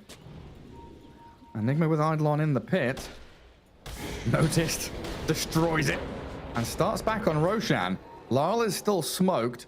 And they've got this high ground vision they're playing under, knowing that if Na'Vi come anywhere nearby, they could make that movement forward. Looks like Solo and Sweden strong. Looking for that D ward. Noticed. The Deso, the wave, the minus armor. No one straight into the back lines, but turned around on by the Starbreaker. These kisses not really landing where they want them to. But look at Lays. His positioning in the trees. He was waiting for his moment to strike, but Na'Vi are afraid. Roshan being then brought down by Bet-Boom now. Wraith Pact out. Enchantress jumped on. Magic Missile comes and the Sonic Wave pushes to the back. Enigma can't make the jump. Enchantress will die, but Roger's bought time and space for his team. Maybe kill off Sweden strong. No, they'll switch on to the Pango instead. Silenced. Nearly jumped by the Dawnbreaker ult, but Na'Vi disengage, unfortunately losing the Aegis in the exchange. Noticed is doing a lot of damage. Did you see that? With just one Starbreaker, no Through the one was brought roll. down to half health. Yeah. How you meant to fight into that? Na'Vi feels so scared because of this Venge, the threat, the pressure. All Seneko has to do is stand back as a pos 5, and he is making it so hard for Na'Vi to play because you want to get this really disruptive roll off, but they're just standing their ground and hitting you and forcing you to back off. And then what's your backup play? Your backup play is a black hole you can't even use because of a pos 5. Yeah, and then you've got Wave of Terror to cancel Blink. Sonic Wave was used to push back and cancel Blink as well. All these long-range poke spells you were mentioning. But I think the biggest point you made, 3-4 minutes ago, was Enchantress being so tanky. Roger just walks into the middle of 5 of them. He legit doesn't care if he dies. He's like, I'm an Enchantress. I'm going to allow my team to take Roche by putting my body in between the enemies and my allies. And now he's chasing Solo with the help of Dahak's familiars. Long-range impetus shots land into the back of poor Snapfire's head. So I did like a lot how they took that Roche. I guess the lack of team fight doesn't quite matter when you have ways to cancel it and ways to just make Na'Vi feel so pressured, because they are just strong. They're just putting this Wraith Pack down. They are just drumming towards them. They have a lot of damage and Na'Vi feel scared. I think just if you can make roll useless like that, you are just going to win pretty much every fight. And this is a lineup that Bet-Boom are so comfortable playing. Like, how many times have they ran this Visage? Like, yeah, you can call them a one-trick pony, but like they do it so well. Yeah. I kind of like the transition we've made in broadcasting anyway. Thinking about Dota 2, we used to call Visage and Drow Ranger and Huskar and Meepo and Broodmother cheese picks, right? They were always last picks, cheese picks. We got you with this last pick. But now it's you have to build strategies around it. You have to practice it. It can't just be a one, like you say, kind of one-trick pony. You have to be perfect at executing around some of these heroes, and that's what Bet-Boom shows that they are absolutely capable of. I only call it cheese nowadays when they last pick it with no counters. But Yeah. the problem is, I feel like cheese, for the most part, has been so prevalent through every single meta that usually every team is thinking about it anyway. Like, how many times do you see Batrider bans? And like when Brood's popular, how many Brood bans go through? Like, Brood had to start getting force picked in the first phase because otherwise it would never make it to the second phase. And you see teams just like really like perfecting, like you said, how to play around it. It feels obviously still terribly sad when you get last pick Huskard in a game and you didn't see it coming. But like I said, yeah, you got teams like OG that are just like, we don't care, we'll pick our Huskar off lane. Whatever, yeah, okay. The game has evolved in a massive way. Some heroes just straight up died. Rest in peace, Meepo. Yeah, sad for him. But yeah, it's become less of like, a one hero cheese pick and more of a kind of team player combination of figuring out where they can slot that into a draft, whether it works or not. Well, Dawn, the one with Aegis, noticed, going to be the one face tanking a lot of these moves forward as they do clear out that last tier 2 on the map. Radiant are scanning. They're in the control, but they do have to be wary about pushing high ground. Like Na'Vi, if they have big ways to get back in. I don't think they're lacking the damage to take a team fight still. I just think that it's hard for them to set up the right conditions to take that fight, just because the Venge is there threatening the black hole. You want so many items on Lays. He has his BKB now, but he also wants to like link in. Yes. Or Solo. Run. Don't want to help me. Rebound him. This has so much move speed. Whip. So speedy. Look at his little lizard legs moving. What a cutie Mortimer is. The only problem is you are like 5,000 gold away from a Lincoln's. That's the only problem, yeah. Yeah, just a little small issue. But if the it's up to BetBoom. Are they gonna force the issue and try and go high ground? If they do, you know, all it takes is like Navi to maybe do a smoke wraparound and catch that backline out and kill the Venge, and just give Lays that opening to use his black hole. V-Tune is just way in deep. My God. The TP from Venge comes in time. V-Tune swapped and TP cancelled. Manta dodges the magic missile, but lol, he can blink forward, and there we go with a Starbreaker in, killing him off. And Sheepo, I was waiting for you to finish your statement before. I wanted to ask, is Juggernaut looking at his net worth and the way that V-Tune's been playing, is he the big hard-hitting carry this game? Is he going to be able to come out swinging in the next 5 minutes or so? And it looks like BetBoom answered my question with a resounding absolutely not. How dare you? That was a 1v5 situation. What did you want him to do? Well, that's the thing. He's meant to be 1v5ing. He's the Juggernaut. No one has 1v5'd in Dota 2 in like 5 years plus. It's okay. He's in an actual team fight. There's still potential. It's obviously a hard game. You look at the amount of resource. Oh, they're going for a roll. No one might tap the TP out here. Yeah. Oh, Sweden Strong died too. Yeah, there's just the Starbreaker on Dawnbreaker that she's just gonna like be fine. Like kind of fighting Jug through a spin, especially with this BKB up. You have the impetus from Roger. He's got the Hurricane Pike. He's also like specking in to carry, and just all this damage, physical damage coming from like the Hawk. It's not an easy game for him. I won't say it is. The black hole. Oh, the Venge. Onto the Venge. Kill her off. Lol now jumps in back towards them. Oh, and a pause. Oh, what's going to happen here? She's got Sonic Wave. Lincoln's was placed over onto this Enigma because no one does have one. But is there backup coming? Dark's in behind with Familiars. He's got Wraith Pact. Okay. No. We didn't consider this. The strategy of all strategies. Black hole the pos 5. And then you can black hole. Wait, is that the first black hole of the game? I'm trying to think. It might be, yeah. 30 minutes. He's been farming He was farming top, and then top became uninhabitable, and then he went bot. He's been farming bot for like 20 minutes. And then the first one gets chucked on the Venge. Yep. Right, so what happens here? DD Queen of Pain. She's used her first 3 spells. Pango is still rolled up. And Jug is spinning. Do you just Sonic Wave to push them back, or are you waiting for Dahak and... Like, Dawnbreaker doesn't have Blink. It's on cooldown for 15. Doesn't have ulti. Yeah, it looks a little bit awkward. No, it's okay. There's no... He's rolled up. I think it's the shard. The shard, isn't it? Mm-hmm. Yeah, so he's not actually got ult, so that's fine. That's not a threat. There's no black hole. That's not a threat. Kisses has been used. That's not a threat. The main threat here is Juggernaut. The question is, are you okay, like, fighting this? He's still spinning. Like, he's at the beginning of Blade Fury. Yeah. So... It's like he needs to go kill the creep wave with Blade Fury and then Omni Slash. Yeah, it's not even that, though. It's like, as long as the Hawk keeps his kind of distance here, and they sort of poke at V-Tune, like, Lol's not a threat, right? There's no Basher, there's no stun, really. Like, Malefice has been used. Lol's got his BKB off. He can just blink away. So I think he might just stand his ground and, like, click V-Tune. Okay. Well, let's see what happens. Get back into the game. And Lol stands there, hitting into no one. V-Tune goes for the TP home, and another pause. And Yeah, Navi we never could have predicted this TP, man. Damn. Nothing to stop it. Yeah. The Hawk is keeping his distance, so he just kind of leaves. He just kind of walks away. And then disconnect. I'm absolutely not getting involved in this fight. Yeah. I mean, oh yeah, they still had the outpost as well. Roger, I was wondering where he was TPing to, but he TPs up top to the outpost with his finished Hurricane Pike, and it looks like he's got Witchblade queued up on the edge. Yeah.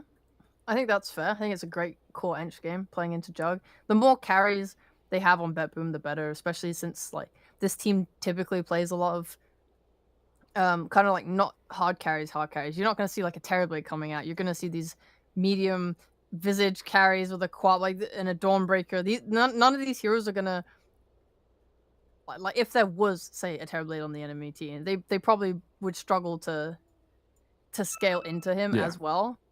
But you bring in an Ench with these items, you bring in just a lot of heroes with farm, and suddenly it's okay.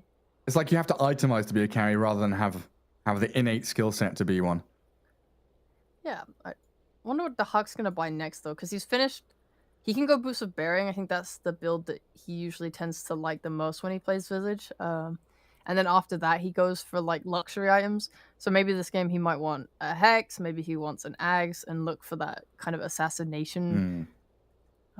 The Dawnbreaker is gone for the Basher, which is really nice. It means that if Pango comes in, maybe he does get the bash off. Maybe they are just going to kill him straight up inside of his roll. He doesn't have armor. He has a Lincoln Sphere instead. It very well could happen. And I guess with the Dawn going AC, that means the Visage doesn't have to buy one, so he's got other options to head towards. Yeah, I love Notice this game. He's very strong. He's got great items. He's going to have minus armor. It's going to make it so hard for Jug to play because he's going for a Skadi. He's going for stats, and he doesn't even have a blink. I think he might want one, but you have your natural armor from being an agility carry, but you don't really have the armor to deal with the amount of damage that Bet Boom are going to do just as a team with Boots of Bearing, with the Dawn AC, all this stuff hitting you. It's Vengeance Aura with a base damage increase. Yeah, like my god.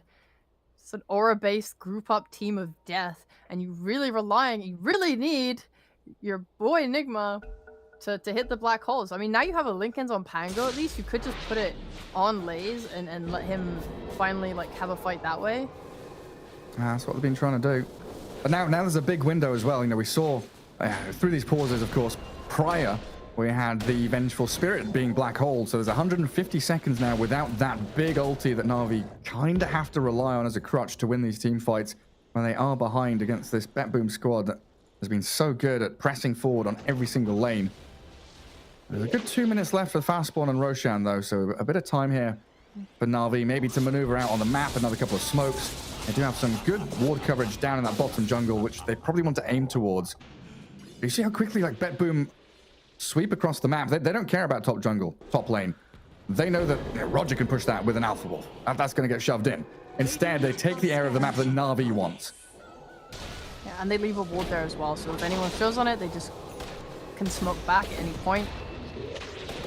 Just keep exerting that pressure. I think Bet Boom will just try and wait for the next roast, but I hope they can start to take this high ground and start to kind of begin to win the game with the next Aegis at least, because the longer this game goes, it does become more scary. Like, they gain more win conditions on Na'Vi, like the Refresher Enigma. So, you're right now it feels bad because he has no Lincolns, he has no Refresher, he has one black hole, and Venge, just by hiding himself on the map and positioning well, threatens that, right? But when you have a Refresher, you have your Pango putting in Lincolns on you, suddenly it's like, okay, well, they have to, like, cancel this black hole that's quite difficult for them to do now through my BKB Lincolns, and even if they manage to somehow do that, I can refresh and use another one, and the fight just becomes much harder for Bet Boom. I mean, I absolutely can never understate how much more fun this game has become with Aghanim, Scepters, and Shards being, like, added to every hero. Like, you look at Vengeful Spirit, and previously it'd be like, oh, I'm a Venge, I buy a Glimmer Cape and a Force Staff. And I was like, I'm a Venge, I'm buying a Shard and an Aghanim Scepter, I'm at position 5, look at me go! Oh, it's amazing. So he's got the bouncing magic missile, then we're going to have the undead Venge coming back as an illusion to keep the threat of the swap alive no matter what happens. Yeah, that's you gotta be careful on Na'Vi, right? Like, one stray spin on Jug manages to kill Seneko, and he suddenly gets another charge of this swap. And that might then be a threat to Enigma in his build. Yeah. You also have to kind of pump out your team fight kind of quick as the game goes on, because Seneko, he has swap at level 18 it'll go down to 30 seconds, at level 20 it goes down to 15 seconds, so he is just gonna, you take a little bit too long on Na'Vi to re-engage with that second black hole, and okay, ooh, smoke breaks. And Na'Vi scan. I know there's people up on that high ground. Over a minute for Roast to respawn. It looks like Solo there just going to try and get a little bit of vision to see Dahak and Noticed. No one. Fake pumping. Gonna commit for it now, though.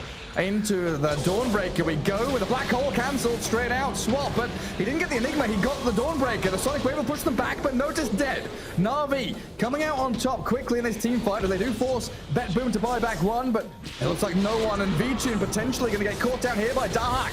A nice little Omni Slash going back and bouncing into Roger, but that's Solar Guardian allowing Notice to rejoin.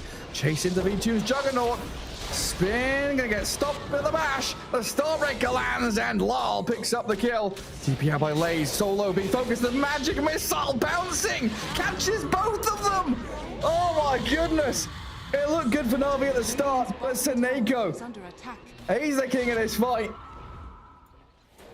Seneko, what a king. They had the outpost control. It's so hard to take these fights on top of a TP. It's not like Na'Vi can't just buy back and get back into the fight, but Bet Boom they can. Especially with a Dawnbreaker. She didn't use her ult. She died in that black hole. Nice toss back by Marcy, by the way, to get her back in that black hole after the swap out. But yeah, God, like the ability to just buy back and ult back in. It's so easy for Bet Boom to reconnect. And the timing. They win that fight. They get Elena Barracks. Roshan has respawned. And now Na'Vi again without ultimates, unable to fight. Bet Boom they just have this game in their hands now. Yeah, honestly, the Jug ult, it did no damage. I don't know if it was just I mean, it looked like a problem where the rest of his team is dead. Spells have been expended, and he cannot. He's not stacking his ult and his damage on top of anything. It looked very lackluster. It was just 5 people stood on top of each other. Your ult's bouncing to like visage birds, Familiars, and creeps. Yeah, like creeps. It's just not doing that damage. Yeah, when they cast it, I was expecting, maybe a kill or two to come out of the Juggernaut, but you're right, it was pitiful. Watching V-Tune do literally nothing to anybody. I tried to get... At this point, I'm worried for them. I mean, that could have... I mean, okay, they expended buybacks. That's probably the most important thing. They gave notice to Aegis, and that's probably the biggest problem for Na'Vi, because they have to now defend their base, knowing that, okay, we have this win... Well, not a win condition, but we have a condition back into the game by getting these diebacks. But you have to fight through this Aegis, and how are you doing that? You don't even have a black hole for 30 seconds. Oh, look, we go straight in. The Marcy bashed up, noticed that BKB in the shard as they swap V-Tune in. He manages to run away. No one. Trying with this Rolling Thunder to catch out the Dawnbreaker. That's her first life down, yeah, sure, but they've still got Seneko here ready to go in with the magic missiles bouncing, catching them with a Sonic Wave. Lal jumps behind, backstabs and slays them. Pops out the refresher shot as well, so we've got another round of BKB and Sonic Wave ready. And Na'Vi down 2 heroes with no buyback on the Juggernaut. Black Hole, yeah, you're right, it is ready, but the lack of damage is really apparent now. It is. You're right, Gary. It's not looking great. I mean, they're getting excited on Na'Vi. Like, all right, notice he's gone in too deep. We can punish this. We can punish this. But guess what? There are 2 more cores in this game. 3 more if you include Roger. Yeah, for real. Roger's got a basher queued up as well. That's the counter to the Black Hole. You've got to swap them. And look at how tanky he is. Oh, yeah, notice. Get in there with a Starbreaker. Solo being battered by creeps. And they'll dive in with another Sonic Wave from Lal. No one is going to buy back here, but it's another 5v3 that they're trying to weasel their way out of. Mega creeps now incoming as well that Na'Vi have to face up against. No one. He rolls, but the good game is called. Na'Vi give up in game 1. I mean, utter perfection from Bet Boom. The first that top lane, it looked like a disaster, but the way they recovered. It was insanely good. Insanely, like, aware as well of their timings, of their strength, of what they could do, even when Dahak's super behind. I love it. I was so impressed with Notice this game as well. I think he played inside. This game solidified for me that this BKB Rush Dawnbreaker thing that everyone else has been doing is just not the right play. Like, look at how much impact he had this game. He felt like he had no fear. He would just go on supports, go in with his shard, like the BKB immunity. He had no problem squaring up with anyone because he knows he has the damage to force people off him and to force people out of the fight. and you just don't get that from a BKB Cordon.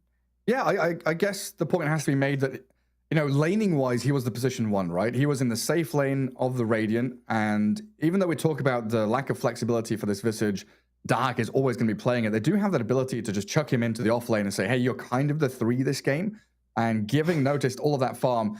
You know, we've seen off lane Dawnbreakers rushing the BKB, but having that safety with a Venge and a Dawn at level 1, being able to pummel this Juggernaut Snapfire lane felt incredibly good for BetBoom. Yeah, it was really nicely done.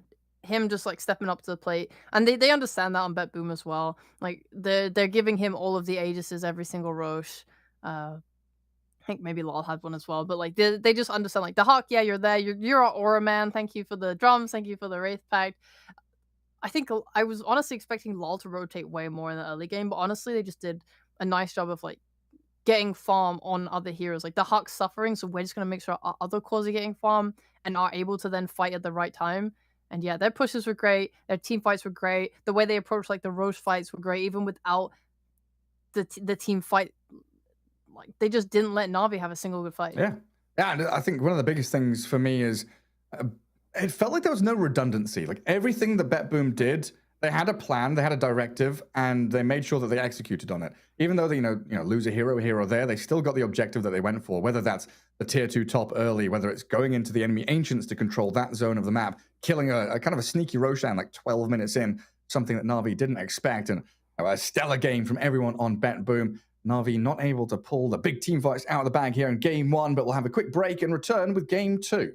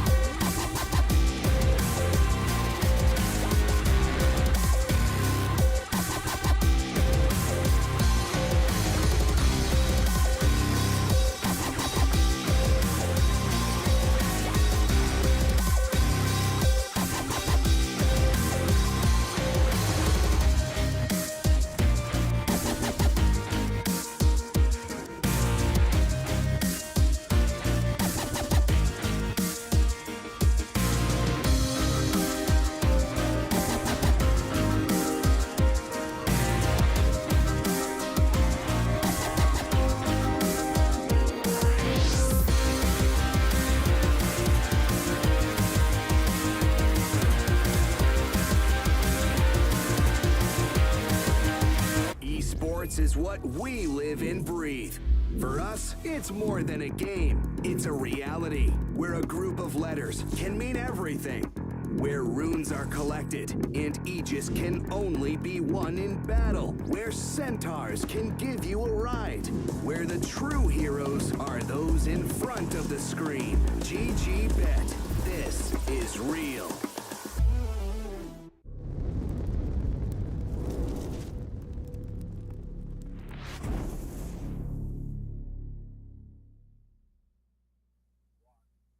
Welcome back to our best of three between BetBoom and Na'Vi.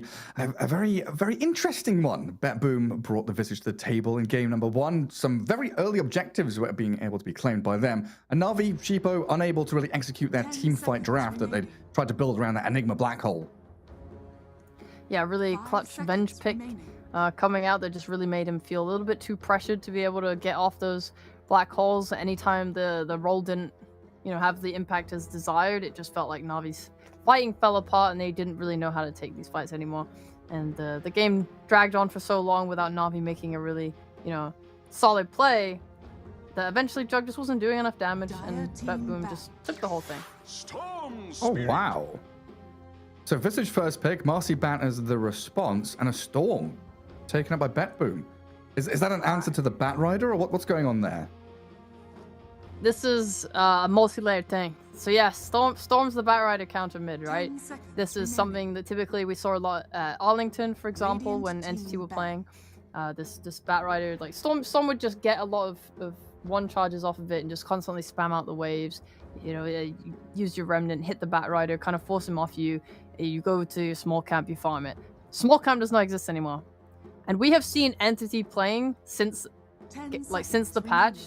At Genting, right? And he doesn't care anymore. Stormstormer does not care anymore. He went back to first picking Bat Rider because he was so confident in this Storm Spirit matchup now that he doesn't think that it's that bad, because Storm is forced to lane into Bat. Bat's gonna max sticky and he is just gonna kind of like walk you down or make your life harder, really threaten you. And going into this mid game, like, it's harder for Storm to recover. Like, the Bat has more options at his disposal. I think the buffs to Bat just kind of made it so he doesn't really care about this matchup anymore. Not to say it's terrible. There's obviously still some merit to it, but it's definitely not as bad as it used to be. So now we may be more reliant on supports rotating into guard runes and play into that Storm lane. So when he is able to Remnant overload into the Bat, you've got an additional stun or a TP to maybe look for that kill when he's diving you level 3, level 4. Yeah, I definitely think it would be nice if BetBoom can pick some good rotational mids and kill the Bat Rider, because that's the main thing that Storm has, is that if they both, let's just say they both hit 6 at the same time, if Bat tried to make a move on Storm, he would just zip away, which is fine. But for Storm, if he has support rotation and he zips on Bat can't really get away, and they can just kill him. Like, if this Marcy was on BetBoom's side, I would feel a lot more confident about this. Yeah. I actually feel pretty bad for Storm at this point. Like, if Marcy comes for a 4-minute Water Rune even, 6-minute Water Rune, not Water Rune, Power Rune, and they get it, like, this Storm can die. Like, you're getting your 6 later now on mid because of the XP changes as well.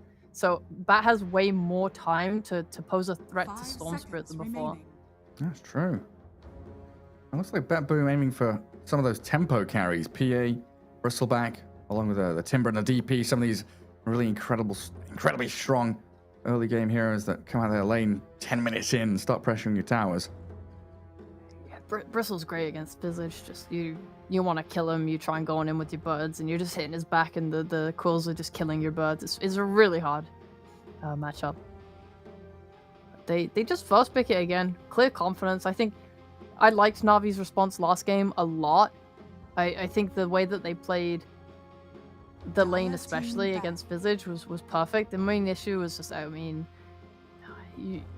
the other 2 lanes went well for BetBoom, and everyone in the support. I mean, honestly, it was such a good draft. Like, everything synergized together perfectly. They had this perfect blend of damage and auras and stuff that just let them take all these early objectives.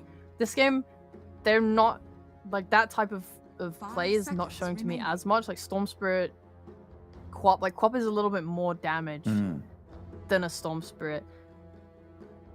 But I think they're just playing to have this decent lane, and then maybe you can have. I would like to see some setup actually from BetBoom. Right now, Storm, usually what he wants to do is be playing around an area or have a rune or whatever mid and kind of connect to someone setting up a play for him on a side lane. So just any Bane used to be a big one. Or you can pick a complementary support like Coddle or Io that make the Storm stronger than usual. Yeah, pumping full of mana. I guess it's also one of these heroes where, let's say Na'Vi are thinking, hey, they've got Visage, we want to pick a Wyvern later on in the draft. Having a Storm Spirit is already kind of a counter to those kind of heroes that like to play in the fog or play the backlines. So if Na'Vi wanted that counter initiation or the jump hero, it's already threatened by this kind of assassination storm that can actually find them when they're a little deeper in the fights. It does. Also, this Marcy doesn't really buy the Blink Ether Lens anymore. We've seen a lot more of the BKBs, so I think that makes Storm feel less pressured too. I don't know how they want to play Batrider. We've seen some bats going offlane, rushing Blink, even being mid and kind of rushing Blink. Because you can just go like a boost of travel, drum, whatever if you want on bat, Witchblade even. Yeah. Now you don't need to go like the Blink Octarine, whatever anymore. You can go right click, do whatever you want to. They banned the Venge, so some respect to Seneko there. I mean, against Enigma, against Batrider, whoever it is, having that swap, definitely a pain in the backside. And Na'Vi grabbing the Dawnbreaker themselves now, so that pushes the Bat more likely into the mid, the Dawn 3. They do still have options to shift things where they want to, depending how these lanes get set up. I'm glad they took this away. I think Notice played way too well on it last game. It's also really pairs nicely with the Void, the Storm Spirit. Sorry, it just means like globally they would have had a lot of presence. Like any support like setup into a Dawnbreaker or into a Storm zip in, like their presence would have been insane on Bet Boom. So yeah, good deny pick by Na'Vi to take the Dawnbreaker. She can use that on any hero that Marcy or Batrider finds around the map. Like with the boots of travel of Batrider, there's like a lot of pressure there. 5 seconds remaining. Tidehunter. Like That's new. In these positions, my brain so often goes to Tide, and then I have to tell myself, no, he's not really a hero anymore. Probably a Beastmaster or something for Bet Boom. But man, bringing this hero in, you've got Kraken that can get away from potential sticky napalm plays from the Bat. But what's the goal? Just adding more team fight to the bit of push you've got? Remaining. I'd imagine so. It's a hero that is gonna just like they can protect their mid tower with him, just put him in front of something they want to defend. You got that Blink Ravage that's just gonna cover like a whole AoE. I mean, obviously Dawnbreaker is kind of anti this type of strat, right? Like if you smoke up and do a Ravage and Dawn just ults on top, yeah, like it might just mitigate all the damage. Do you have the burst to be able to deal with that? I think Disruptor was a nice pick to kind of complement this. It means that if Dawn is like early game, especially if she doesn't have this BKB, when she kind of drops in, you're gonna have that ult laid down with the kinetic field already set up, and she won't really do anything. She might just like drop to her death even.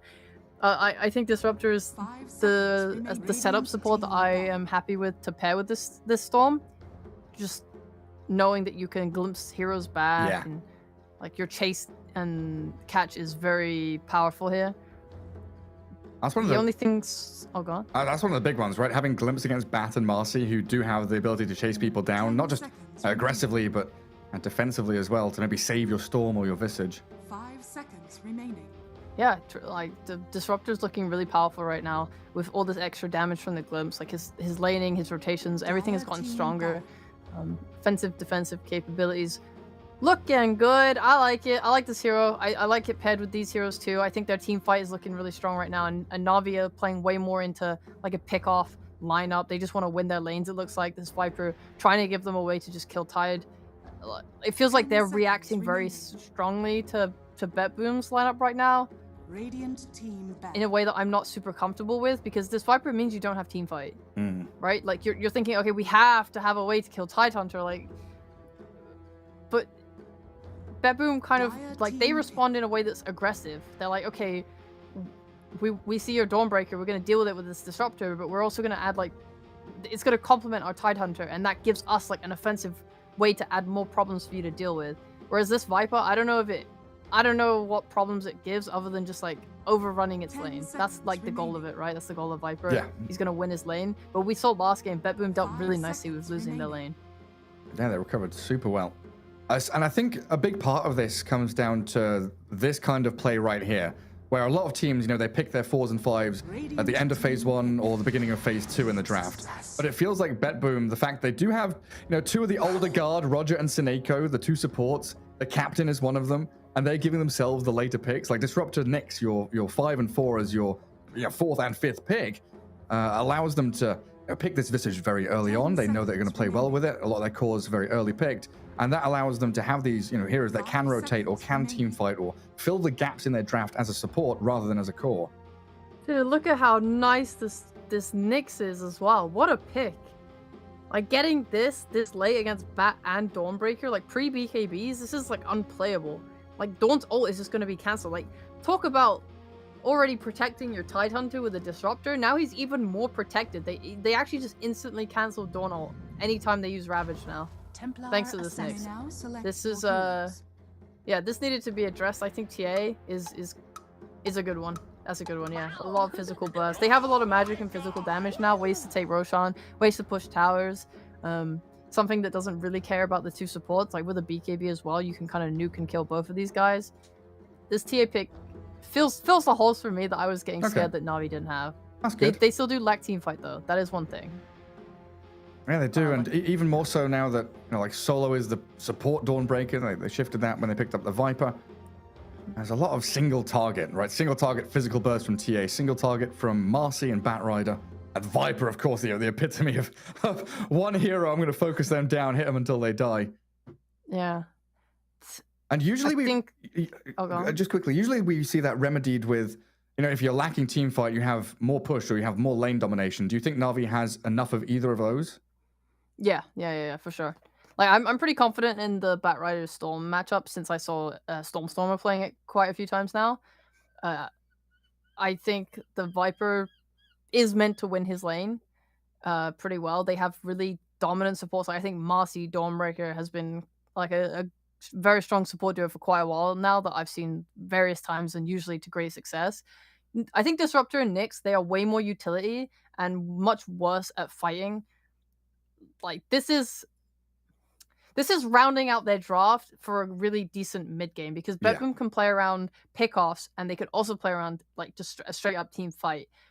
They have like a nice ball to kind of push with thanks to Visage. They'll get this aura, they'll get the race pact again. It's nice. The it's Tide. Yeah, I could be worried basically for the two supports. I think Disruptor Nyx are quite squishy and scary. Like if there's a big brawl mid, I would be more afraid playing into a Marcy Dawnbreaker than a Nyx Disruptor potentially. Yeah. And especially if like laning state doesn't go as intended, like Disruptor Nyx pretty poor at playing from behind. They need other people to pair with. They're not good at doing things on their own, and they need level 6s, right? There's a lot of boxes to check there for Betboom to actually come out of the laning stage reasonably unscathed to actually get to this potential to ball up and have these big team fights. So we'll see what Na'Vi do to try and exploit that. As Sheepo, it's prediction time. I'm doing my predictions, but I'm not doing them out loud because now I feel bad because the viewers could not do them with us last time. Oh well. Yeah. Silent prediction time. Silent prediction time. I'm just trying to rate like what is the support that's going against the Viper mainly? Because the last time I saw a strong Viper lane, like Viper with Dawn or Marcy, right, is insane. Like that is so much kill potential, so much kill threat. Like I don't know if there's a single hero on Bedboom that can really lane into that, especially when Viper hits like level 3, then level 5. And on top of that, I've seen this Nyx as a pos 5. I know he's not playing 5, but like if he is playing the role of the 5 in like the safe lane, supporting the carry, that is weak. That is so weak into Viper. You can't walk up, you can't trade. It's really, really hard. Yeah. You're one stun and then you're done. Just 500 HP Nyx Assassin. Pretty weak. Yeah, exactly. They've even got a lane ward up top, Batboom. So they're going to see who's coming up there and keep tabs on the Viper when he's trying to move around in that lane, maybe dipping into the trees. It might be an aggressive kill ward, actually, as well. Like, one of the biggest problems with Viper is he has a similar issue as Visage, where he's very slow, no way to defend himself. It's all the V heroes. Veno, Viper, Visage. Isn't it? Yeah. They could kill this Viper. I think if they can get the first blood for Dahak or something, that might ease his lane a little bit, at least for the first few levels. Yeah, what do we have? Thunderstrike level 1, Soul Assumption, and of course Impale on that Nyx. I'm going to see Sweden strong first though. Marcy says hello to the Disruptor. Roger looping in from the left. Look at Lays. He knows, doesn't he? They don't see the Nyx bottom. Notice to show to Solo down there. So the fact that Nyx is off the map, the Viper very defensive, knowing that death is imminent. But honestly, you're okay with this, right? Like, obviously it sucks, you want to get that kill, but Notice is pulling waves. He doesn't feel super threatened by solo yet, it seems, and Viper's not getting creeps. Oh, Roger, he couldn't decide which way to go. Is he going to get it? Seneko with the body blocks. Oh, yeah. They aggro most of them. One melee creep escapes. Another TPing. Oh, is this the response? Solo TP's up here. They're matching the tri-lane. Well, that's kind of problematic. That kind of like takes away your ability to bring... A two-man stun. Yeah. Sweden strong, yeah, helping out. Kill off Dahak. So your first blood goes to the Viper. Complete reversal of what Bet Boom were hoping for. And Seneko has to fairy fire to survive against the poison attacks. Do we have another rebound? 2 seconds. But it looks like Roger with the boots is able to get away from the firm grasp of Na'Vi. Seneko not so lucky though. The Starbreaker just about landing. Two-man stun from Roger now though. That's 2-0. Na'Vi to the good, but both of these Na'Vi supports, they are going to get away from the level 1 Nyx and Visage. We'll see how this plays out, but it might have been a mistake to keep your supports up here for as long as you have, because now you're forced into a tri lane. Even if you TP your support down bot, I don't think Clyde plus Nyx, for example, is gonna pressure TA hard enough. Where, oh wow, he just killed that man. Level 3, yeah.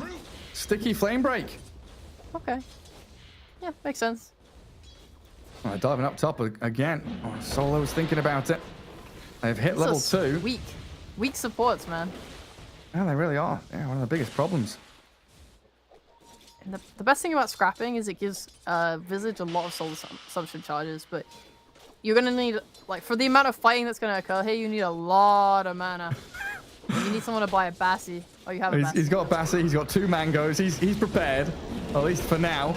And the rebound missing there is going to allow them to turn on Sweden Strong with a massive amount of nuke damage, but he's got a fairy fire surviving through the Thunder Strike. Another soul assumption just chucked back into the Viper. You know, this could really, really benefit mid. Like, already Bat got a solo kill. That means he's going to hit his 6 before Lol does. If your supports are super preoccupied with fighting top in a tri-lane v tri-lane, it just means that Bat is going to get free reign to, like, dive and kill Lol. And just, like, really force him out the lane. Yeah, and then what does it mean for bottom lane then? TA just free farms against the Tide, right? So Na'Vi winning all 3 lanes? Fine. Yeah, pretty much, honestly. So this is a dream situation for Na'Vi, I think. Yeah, it looks like it. I mean, noticed, was he trying to head into Soul Ring? He wants to buy the Ring of Health to sustain in this lane for a little bit. Yeah, V-Tune with boots can get away from Anchor Smashes and all that. While top, and they go again. Dragging Dahak back in, and the Celestial Hammer allows Solo to close the gap. A little more damage. Can they finish him off? No, he's all right. Well, Solo getting turned on, but Roger, he has to bail away these poison attacks. Just way too much against Bat Boom. Another rebound in, and Sweden Strong helps Lays find another kill up there. Like, silver lining is Dahak, he is farming, he's getting experience, but yeah, you're not happy about this. Yeah, they made a little whoopsie. The Starbreaker last hit, it cancelled the throwback from Marcy. So the Dispose didn't go off, and the Hawk was not thrown back, and he was fine as a result. It's a little whoopsie. Little whoopsie. Are they moving the Marcy mid? Oh, look at that range! Just jumps on the Storm from top rune spot into mid. And this is the fear you had in the draft. This Marcy being able to rotate. Yeah, leave the tri lane, come into mid, find another one on the Storm. So no one is now halfway through his level 5. This is only going to snowball and get way worse Middle tower is under for attack. Bet Boom. Yeah, Lay's playing forward. Rebound doesn't land. Still got a lot of slows and a dispose onto Seneko. Solo arrives back onto the scene. A 6-0 beginning for Na'Vi. Viper not really last hitting that well, but they've got TA, Batrider having spectacular starts. Shutting down this Dahak Visage. Doesn't matter, yeah. Yeah, I mean, they kind of keep it even, the Visage versus Viper. Yeah. Honestly, yeah. It's not, maybe you're okay with it. It's not that bad. It's not that bad. He's actually, like, you know, quite a fair level up on Viper too, which is good, because the Hawk's main thing is that he wants to get his 6. And Viper usually just, like, dominates lane, like, to 100% when he hits his level 5. So if you can get as much experience as possible before that happens, then your Visage is kind of okay, because then you can just swing to jungle. Is this one of those situations where the start we have from Na'Vi is something that they needed to have? Because I know you talked about the kind of mid-game from BetBoom, getting 20 minutes in, ready to ball up and fight. Is this something that Na'Vi needed this start to have a chance in this game? Yes, but I think it was not like something they had to fight really hard for. I do think their lanes are just better. And I think it would have, like, even if they hadn't done this tri lane, I think Na'Vi probably come out on top in lanes. All right. So It looks like BetBoom is breaking down the lanes already. Storm is in the jungle. Nyx is taking mid. Dire are scanning. BetBoom just have a much more like balanced feeling draft from mid game, I want to say. But Na'Vi don't let them get to that timing. Like they just their draft is built to outpace that timing and just own from the lanes and not let them reach. Yeah, because they need their sixes on support. Seneko, who's not going to get there anytime soon, being dived by the Viper and the Marcy. That's going to get an amount of damage onto Sweden Strong before falling. Get a trade at the very least, and now Dahak going to be happy. Get himself experience, gets the farm on the tower, while Solo does kill off Noticed. Helped out by V2 and those psionic traps. TA's having a wonderful time. Like Tide is struggling every time he tries to go up for the wave. Like V2 just walks forward and meld strikes him, and there's nothing he can do. Like he's built a soul ring and a ring of health, but your armor is not high enough, really. Yeah, now Roger getting a taste of the Bat Rider in the mid lane. Marcy and the Dawnbreaker coming in. But Lala's got his ball lightning now, so going to feel a little more comfortable coming back in there. He can still die. That's the fun part. Nice. Is that any Marcy jump in and he's not ready for it? Like the level 1 animation for ball lightning is kind of slow. So Sweden Strong comes out of nowhere. He will get that stun off, and then it's just like a toss back into a lasso. Storm can die. He has to be careful, and I think that's why he's just like, okay, the supports are mid. I'm just gonna jungle a bit. I'm gonna play a little bit back, and then you can give some experience to your support.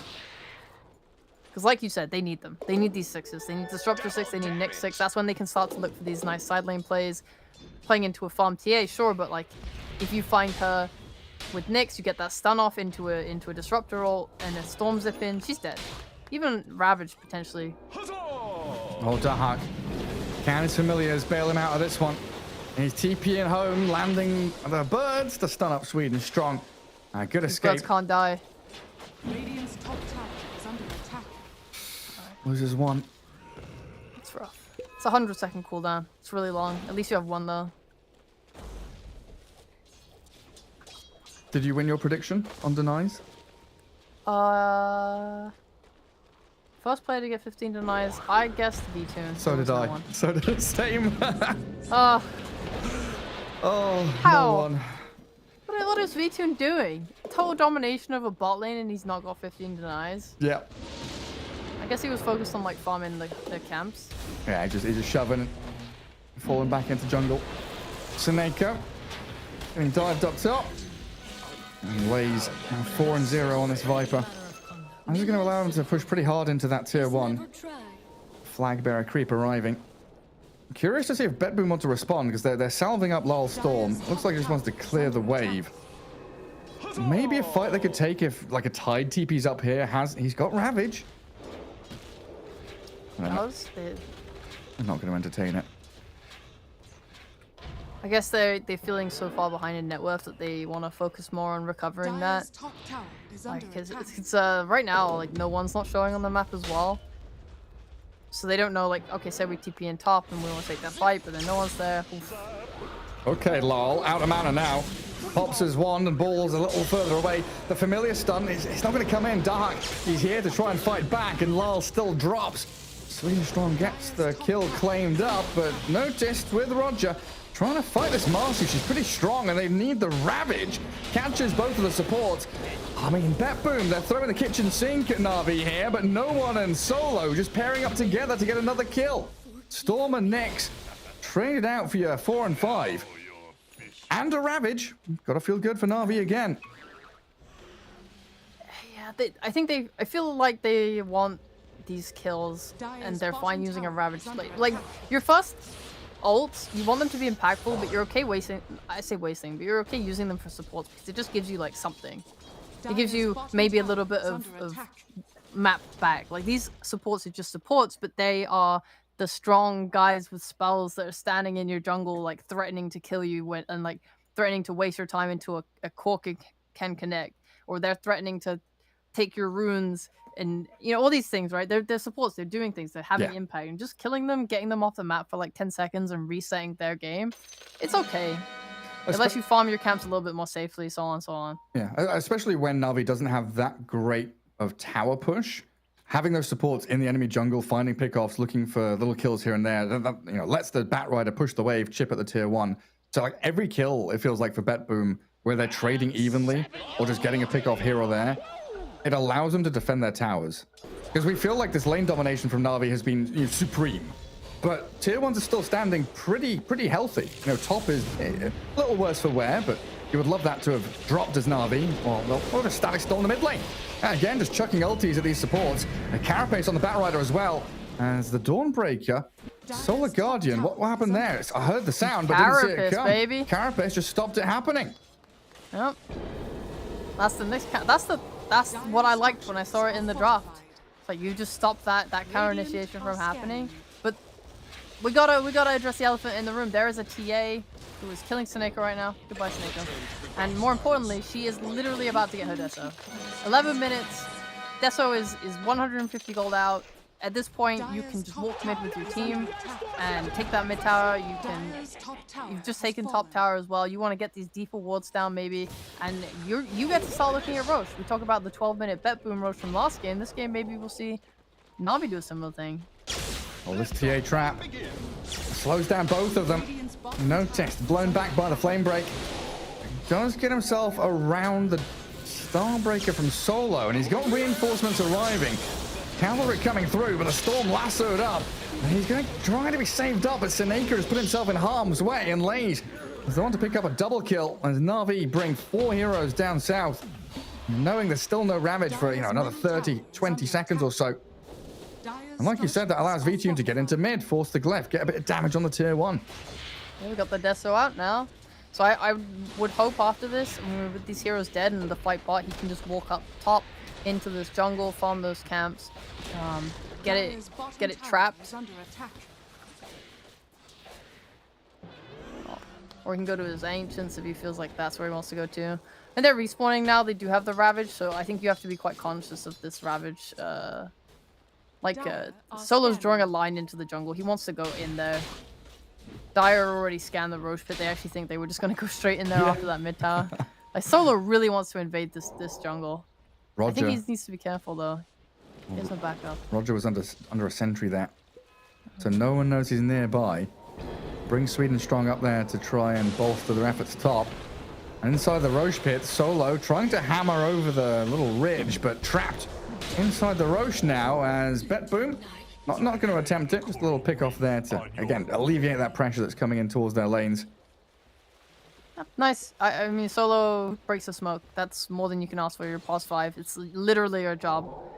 And he just protects his TA, who's just going to swing back bot, keep farming. I mean, I guess you're like, chill. Yeah, you want to take Roche. I mean, you have to be very careful because we have seen that Bet Boom with Visage with this Vlads, they can try and do them too. Try and do the Roche too. Both teams are probably going to be looking at this early Roche. I think it's just, you cannot commit fully to bot on any team. Yeah, Bet Boom just very gathered in that top jungle. We saw Solo drawing on the map saying, hey, go up there. Go forth, place wards. I think it was the right... I think it's like the call that makes the most sense. Like, I thought TA would go up there, but I think it's right for him to play carefully because there's that Ravage. Like, Bet Boom understand that too. And a Solar Guardian into mid. Doesn't catch Lol, and they've got the glimpse back, sending Solo down south again. Sweden Strong, the death there. They still have Ravage. As it's now Bet Boom gathering up to maybe... they can't really go for tier 1. They're just going to go back and defensively farm Ancients. They've got a bit of a stack for noticed. But they've got answers. They've got ways to counteract any move that Na'Vi makes so far. So it's kind of nice to see Na'Vi take their foot off the pedal just a little bit. As Roger Finds the opening that they wanted. Another support kill. Well, that's money into the pockets of Lol. Told you a storm was coming. But now you've committed bot. You've just done the grave sin. TA is running to the roast pit. How quickly can they move? Can they do it? Can they contest? And No, probably not. They're very far away now. yeah, Radiant Ward sees the Tide farming Ancients. I think Na'Vi's fully aware that nothing is coming their way. I think that was a big mistake by Betboom to give this up. I liked the smoke they made. I thought it made sense. Like, yeah, okay, perfect. They have Ravage. They want to keep control of their jungle. Don't give it to Na'Vi. Don't let them do Rosh. But then they make a move like that and they just kind of go against everything and let them have it. Is it like it's an inevitability that Na'Vi are going to get that Roshan? Like, yeah, you can contest, maybe get a good team fight, but like trading for a tier 1, getting a bit more farm on your heroes, maybe puts you in a better spot 5 minutes down the line? I don't know. I mean, they're a pro team, right? They know better than me. But at the same time, it just feels like a mistake. Because there's no BKB on TA yet, there's no BKB on Bat yet, there's no BKB on Viper yet. They can get off a Ravage, they have the Nyx Carapace to cancel any Dawnbreaker roll to disrupt the Bat Rider in the fight. Like, you are definitely strong, you have Vlads on your Visage. I do truly feel like they could have fought, but maybe I'm reading it wrong. Well, they're going to try and fight now. Looks like defending top tier 2 is their primary objective. Smoking in behind the storm and now scanning, knowing that Na'Vi are close by in that top jungle. Na'Vi also smoked though. Who are they going to find? Seneko, a smoke breaker. They have Orchid on Viper, which is very scary for Storm. Yeah, like what does Storm have? Soul Ring, working on Kaya, and working on respawning. 30 seconds on the sidelines. Roger just force staffing himself away from danger. In the meantime, you know, they got tier 1 bottom. They're pushing Catapult Wave into tier 2 with the help of the familiars. They do see Bat Rider showing on that bottom wave. So noticed with Seneko. Static Storm catching only the Marcy. And they get the Orchid on the Tide, so no Ravage coming just yet. They do get a semi-Ravage into a full Ravage. The Impale into the Tide one. Catching that big streak from Laze's Viper. Oh, Na'Vi. You had this Aegis. But you're losing heroes. Yeah, they're getting picked off here and there. But meanwhile, the BKBs, they're coming. Ah. That's it, and Bat. A little bit off, just like less than 500 gold for both players before they have it. Viper very far off, obviously, as he went for that Orchid. I mean, they are respawning. I think Betboom are maybe pushing it, trying to take that tower again. Well, they killed no one. Lol and Roger pairing up. Solar Guardian not coming again. That's no one's BKB completed, so it doesn't get delayed by that death. But it does delay this timer on the Aegis. You know, we've had a couple of minutes where Na'Vi have basically just killed off a Storm Spirit. And Betboom are continuing to prepare for this mid lane push. And you can do that now. That's dead. Yeah, noticed with the familiars, just straight up front line. Now the Toxin on the ground. A lot of damage onto Sweden Strong, and they glimpse the Viper back while Lol jumps in. Hyper aggressive. He's got one Soul Ring to get a bit of mana back, but he's being burst down. V-Tune's TA offering too much physical damage, and even a buyback from the Marcy there. You know, you really feel the nerfs to Storm with the Null when you make a jump like that, and you're suddenly out of mana, and you're Where do I go now? like, oh no, I used to have mana for this. What changed? I think the hero's still good, but yeah, you have to be very careful with how you conserve mana. Oh, Tide's finished an Aghanim Scepter. Oh, yeah. Oh, it's a long-range gush. Just throwing these little tidal waves in towards the bat. Any reveal here for Na'Vi? I don't see Roger. Vendetta trying to set up on no one. He forces the BKB and force staffs himself away. The ball out, the lasso on the Tide, the silencing up noticed, and he's inside the Nether Toxin. That's a great Static Storm though. Disruptor setting up on the Viper and the Dawnbreaker. Maybe here for Roger to make an impale, but it doesn't come off cooldown in time. And Viper's the one to pick up the double kill. I felt so good about that for a moment. I was like, oh, you poke, you get the BKB, you force off away. Don't give the kill, don't give the lasso. I was feeling great about it, but he just manages to clip that Tidehunter, pull him back.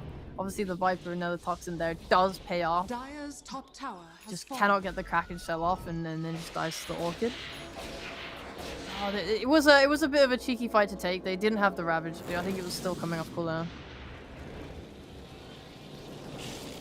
Oh god, it's hard. It is hard, especially now that Na'Vi have their BKBs, like the ability for the bat to turn like that. Yeah, and still having 20 minutes on Aegis. 20 minutes? 20 minutes? No way! 20 seconds. Jeez, can you imagine that? Having 20 Bro seconds. just had enough. Yeah, on that Aegis meant that they couldn't really go on the TA. They had to try and focus other people.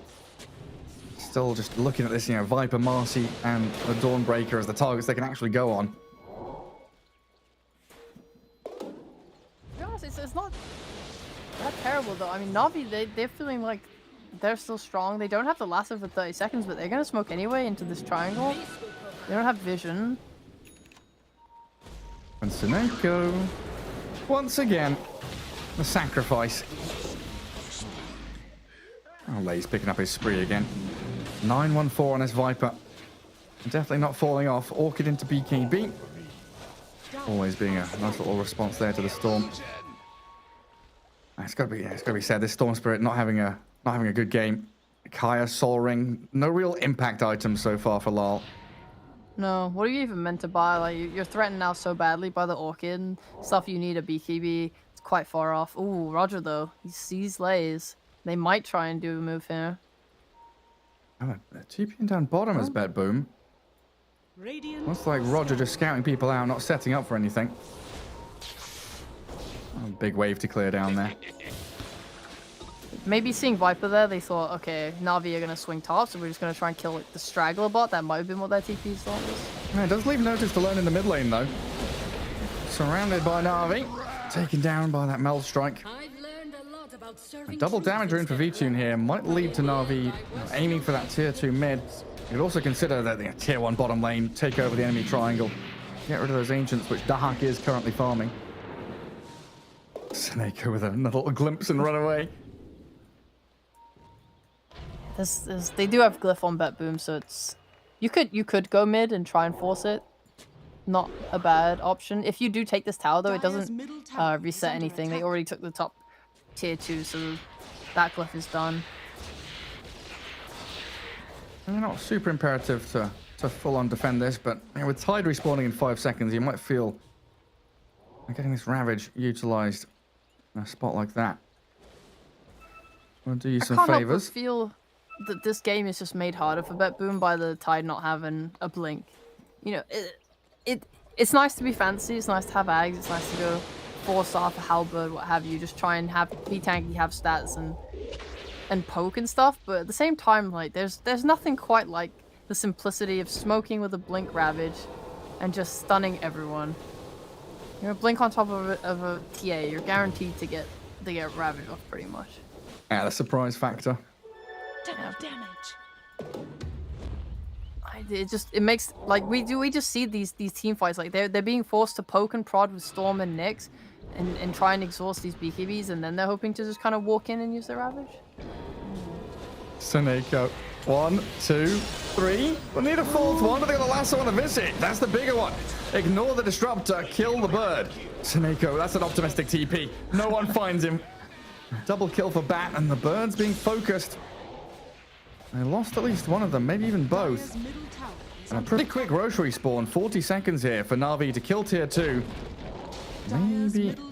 You could even pressure the actual tower high ground. I mean, if you take it, Glyph resets again. So you can't take Rags. It's like Outpost Roche now, right? You could definitely do that, yeah. Storm trying his hardest to like clear out bot wave and push into tier 2. Bet Boom respawning pretty quickly though. Oh god, Law's going a Lincoln Sphere. Oh really? Yeah, I suppose. I guess, yeah. I suppose, yeah. Can't get lassoed anymore. There's not that much to break it, right? There's like Dispose, Lasso, Viper Strike, Orchid. Orchid? Yeah. Yeah. I guess that he wants to be protected by the Lincolns against all of those. I mean, TA does not. I mean, maybe TA is banking on the next Roche, but she doesn't have a shard. If she gets that shard, that makes it very hard for Storm to play. Roger. Silence. Roger breaks high ground. Two-man stun. They're in on the Viper. Static Storm's in, and Marcy caught inside the kinetic field. Oh, Bet Boom, they just swing hard up into this triangle. This smoke move pays off beautifully. 3 heroes dead with no buyback, and Roshan's available. What a great smoke. Yeah, you're playing into a bat and a TA BKB, and that's hard, but you found the 3 heroes that don't have a single thing to protect themselves. Actually, no, that's not true. Viper has a BKB. They just didn't press it fast. Like, they dusted the Nyx, and he's like, I'm not going to press BKB, I'm fine.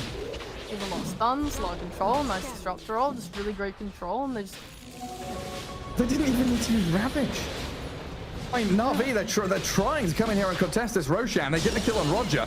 No buyback on him, and Dark lassoed into the V2 and TA. There we go, Na'Vi fighting back. Losing 3 heroes means nothing when V2's able to unleash his damage on them. Okay, no roast for you. Good try though, Bet Boom. Birds die as well. Well, a 6 smoke doesn't pay off in the end. Looked good though. Storm. Oh, silenced by the Orchid. No. He tried to steal it. And now V-Tune gets his hands on that Aegis. He's playing great this game. Yeah, that's nice on them though. Like, knowing that they don't have their spells anymore, and that you're not threatened by Ravage because you can just initiate with a BKB. Just means that he's been such a pest. He might even die for this, man. Wait, no one might die for it, or Seneko might die for it? Because they're going on. Never mind, they're going in. Bat Rider, hey? They're gonna kill him. No BKB. He's got no BKB. They've got Solar Guardian and the Viper though. They can't kill no one fast enough. The glimpse back. Not gonna save Roger either. Sweden strong. He's there. And Seneko now. He's stuck behind the trees. It was a nice attempt. Punished for your crimes. Silly supports, you think you can kill a core? Know your place. Okay, we got an Aegis. Let's think about the implications of that. We got a way now to kind of poke at the high ground without being fearful of Ravage. We have the shard now as well on TA, so there's a lot of things. Like if they set up like themselves in front of the base with a bunch of traps down, it just makes Storm scared, right? One zip in, one mistake, even with a Linken's, it doesn't matter. He's gonna get silenced, he's gonna die. Yeah. This is it's pretty powerful. If I think about Bet Boom's ability to hold high ground, they don't really have anything. Like they don't have a blink on Tide. They can't catch you by surprise. Axe Gush. Axe Gush. Axe Gush. That's all they have. Just spam the gush. Keep chucking it out there. Oh god, no one.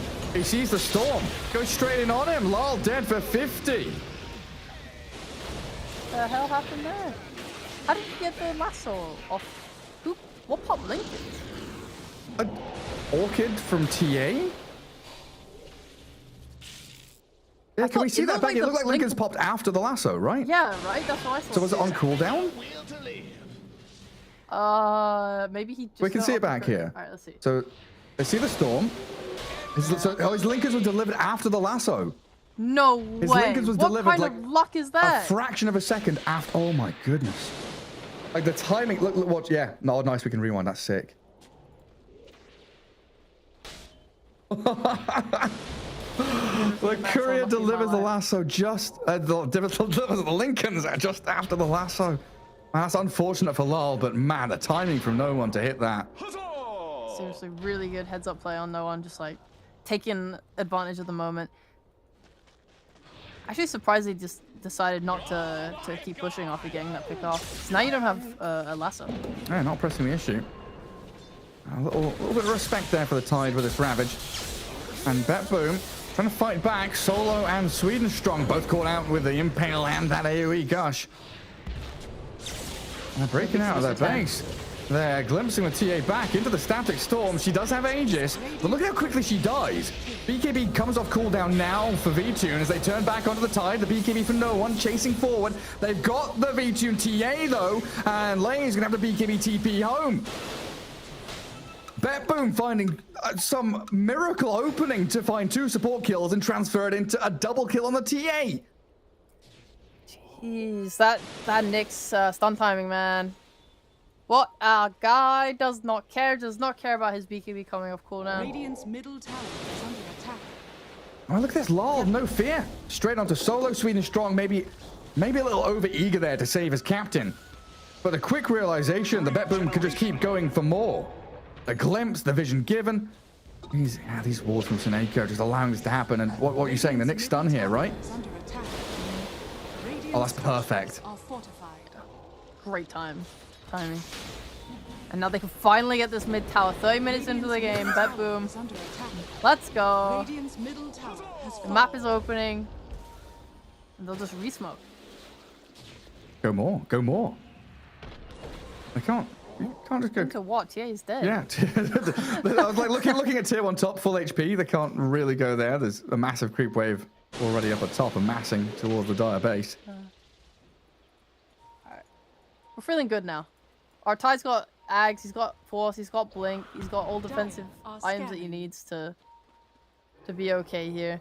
The Hawk is got his Wraith Pact and his Drums, 2 main core items that he gets every single game.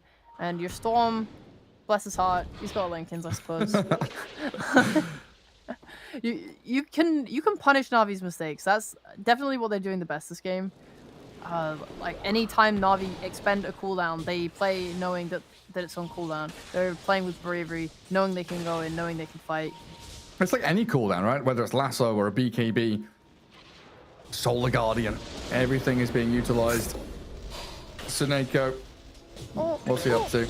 Dead, dying. dead. Force to naked. And grab that outpost. But that begs the question, right? If Bet Boom just are consistently punishing mistakes, then does Navi need to clean it up? It's stuff like losing your supports and still sticking around on that high ground, or you choose not to commit to the high ground because you use the lasso, but you still stay around and give Navi the chance to take that fight to you. And like letting the storm respawn. Maybe like the supports going onto the low ground and not keeping the high ground advantage is what led to their problems. Just need to make it a little bit more clean, not give any breathing room to Bet Boom. Radiant are scanning. Yeah, tidy up those little sloppy mistakes. And I guess it gets easier. Oh, wow, the silence is on Lal.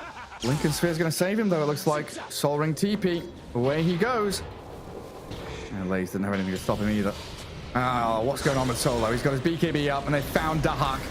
The Visage pummeled into the ground by the Starbreaker. And this is the thing, right? It gets so much easier to not make mistakes or to not be punished for your mistakes when you've got BKBs on your supports as well as your cores. You know, Dawnbreaker has one. Marcy is well on her way towards hers. So you're going to have 5 BKBs on Na'Vi where they can pretty much just press the BKB button and say, hey, our team fight is better than yours. Roger, you sneaky boy. What's he done? He just steals the gem back Radiant's bottom tower is under off the attack. high ground where Dahak died. That's actually such a win. I'm so glad they got that. Your village was carrying the gem. They need this gem to clear out the traps. They need it to clear out the wards. Like they have such a vision disadvantage. Like it becomes almost impossible to play if you don't have this gem. And your enemy has the gem too. So they're gonna deward all your sentries. Like you're just playing. Oh. V2 with a silver edge. Oh, Storm. Close. Storm. You can't TP. It's on cooldown for 10 seconds. Another silence, another trap. Sweden Strong's here as well. The zap over the tree line gets Lal a bit of distance. The gap is being closed by the Viper. You're right, Lays from the left, and the trap is there as well, just in case they needed it. The full staff not going to save him, and Lal dead. Jeez, he cannot catch a break. This has to be probably one of the biggest regrets of his life with this item build. There's no way. Well, the hero pick, like first facing Storm. Yeah, it didn't go as how they hoped. He did get solo killed by Bat mid. He needs a BKB, but he's going for the Ags instead. Like, I do respect it. When you're behind, when you're struggling, this Ags is going to do way more than a BKB potentially. Like, obviously it makes him under way more threat when he's split pushing. But at the same time, say Bet Boom take a team fight now with this Ags. Oh my god, they're smoking without him. Maybe they don't expect this on Na'Vi. Yeah, Like, Storm. why would they smoke without the Storm? Yeah, Storm's dead. They're not going to do anything. They'll sit in their base. Or is this just a smoke to get out onto the map? Sneak past the Na'Vi wards? Yeah. They read that there's one on that cliff. That's where the Hawk died last. Yeah, heading straight across to it. Soneko caught out in the mid lane, though. Oh, that's just called Monday. A day ending in Y. Day ending in what? Wait, is this them prepping for Roshan in some way? Like they're pushing out bottom wave as Dire to kind of force Na'Vi to maybe respond down there? Like, they've got to be thinking about Rosh at this point. I kind of like Na'Vi coming in and trying to cut the wave in behind that bottom lane. Yeah. They don't need to. Yeah, they're not going to get forced back. They're way too powerful. They're just constantly getting pickoffs that keep Na'Vi in like control of the game, right? One pickoff just means the Bet Boom can't fight. They're kind of like everyone is a key integral part of the fight, especially like Nyx with his carapace needed to cancel the Dawn ult. I mean, Dawn has BKB now though at least, so she can always BKB and ult in, and it will never get cancelled anymore, just as long as he commits it, right? It sucks because you don't get the BKB for the main part of the fight, but if it's allowing you to heal up your cores and get that stun off, powerful stuff. Roger. Toying with no one, but he's about to feel the full wrath of V-Tune. Orchid and a couple of big hits coming in from that Silver Edge crit. Takes down the Nyx, and as Ty just TPs away. Now, it's just literally every time someone dies, by the time they respawn, Na'Vi has killed someone again. Oh, look, there's a DD outside of Roshan. He's spawned back up again. Don't say it. Say it ain't so. Yeah, it's happening. Where's the TA? Come on, V-Tune. That's yours. And Dark also resummoned familiars, trying to get them out of that bottom lane, so he won't have the resummon for this upcoming team fight, which it looks like Bet Boom absolutely want to force. Nyx dead for 15, and Roshan dying incredibly quickly. Sweden strong lays, trying to break the smoke, give vision of Dahak and Soneko as they make their way in towards the pit. They've got the BKB lasso on the Visage though, and Dahak dragged into his impending doom, but he's got that stone form and Storm zips in. They're going to take the Aegis on Sweden strong just to make sure Storm doesn't get it. Dahak blowed up though. The flame break and damage from no one, enough to kill him off as Sweden strong focusing on to notice Tidehunter. Looking to kill off this Tide with V2 now arriving. The big damage, but the stun from Roger not enough to save him. The crits from TA with his Silver Edge build and the psionic projection. Where she jumped to? Trying to move forward aggressively in that mid lane. Can't catch a glimpse of Roger though as he's now Vendetta'd and Invis. I don't think he missed a hit there on that Tide. He has a halberd. It looked like he hit every single hit. Man, that sucked. They were just too slow to get to that pit. Storm jumped in, but the BKB on TA meant that he couldn't quite steal the Aegis. I mean, it's fine that it went to Marcy instead. You're pretty happy with that, but the Hawk just gets blown up so fast. Like, the shot on Visage is one of the reasons why I think this team has valued the hero so much in the last, like, few patches. It's very powerful, but when you're behind, all it does is really let the enemy team set up on you. Like, you get lassoed in your stone form, you're chilling there on the ground, and then as soon as you come up, they just blow you up. Yeah. It's so hard to fight. He has nothing really. He's very underfarmed, having a very hard game. You just get completely swarmed. I mean, what is the evasion on Halberd? 20%, so 1 in 5 hits. TA only hit him 4 times. Yeah, you're right. The fifth hit would have missed Sheepo. Another problem as well is just like, because Na'Vi, because you're so underfarmed on your Visage, it means that when they go on you and they use their BKBs, these BKBs are lasting like 6 seconds. It takes under that amount of time to kill your Visage. So Ty just feels so uncomfortable ravaging. He can't ravage the BKB. Yeah. Ooh, smoke on smoke action. Here we go. Oh, hell yeah. Go on, Bet Boom. Show us what you got. Might be a last-ditch effort, and they walk straight into solo. They jump in, and the lasso. Dahak again, the main focus, as no one refreshes and gets him taken down. Gem falls, and Visage on the sidelines for 80 opens this fight up for Na'Vi to break the backs of Bet Boom. Orchid silence, catch the storm with a TA, big hits landing in. And this has got to be over. Tide still has Ravage, but again, like you're saying, just doesn't have the opportunity to use it as they psionic project the TA across the map into the Nyx. You saw how that fight played out. It's impossible. Like, there's nothing. You can't ravage anything. They don't give you the opportunity. Bat's using a refresher, double BKB. He's killing your Visage. There's nothing you can do about it. Double lasso. And then V-Tune just blinks in with a BKB going. There's no one to ravage. Maybe now? Go in? No. No, can't do it. No cause alive. Seems good to me. Let's keep the chain stuns going. And Sweden Strong has Aegis, so it doesn't really mind losing his life here. I did forget that for a second that the Master was the one with the Aegis. Like, oh, she's going to die now. Has that second life. A Static Storm. On to V-Tune. I'm trying to glimpse people around, but they're just too tanky. They've got Solar Guardian now arriving to heal them up with this Holy Locket BKB build on Solo. And they'll break the tier 3, open up this lane of barracks. And Betboom maybe thinking they've got one more fight in them. Dire's bottom barracks are under attack. Tide drops the tome for the Visage to take. Has fallen. Please help him. Any assistance, please. I mean, at least he can go for actual items now. He's finished Wraith Pack, he's finished Drums, he's finished Boots of Bearing. Storm. Oh, no one has the BKB up. Roger does stun, lays, clips him, but that Carapace doesn't do anything through the BKBs now. Disruptor, the focus. Viper just unloads all of the poison onto him. And now you're in a 3v5. And still no Ravage.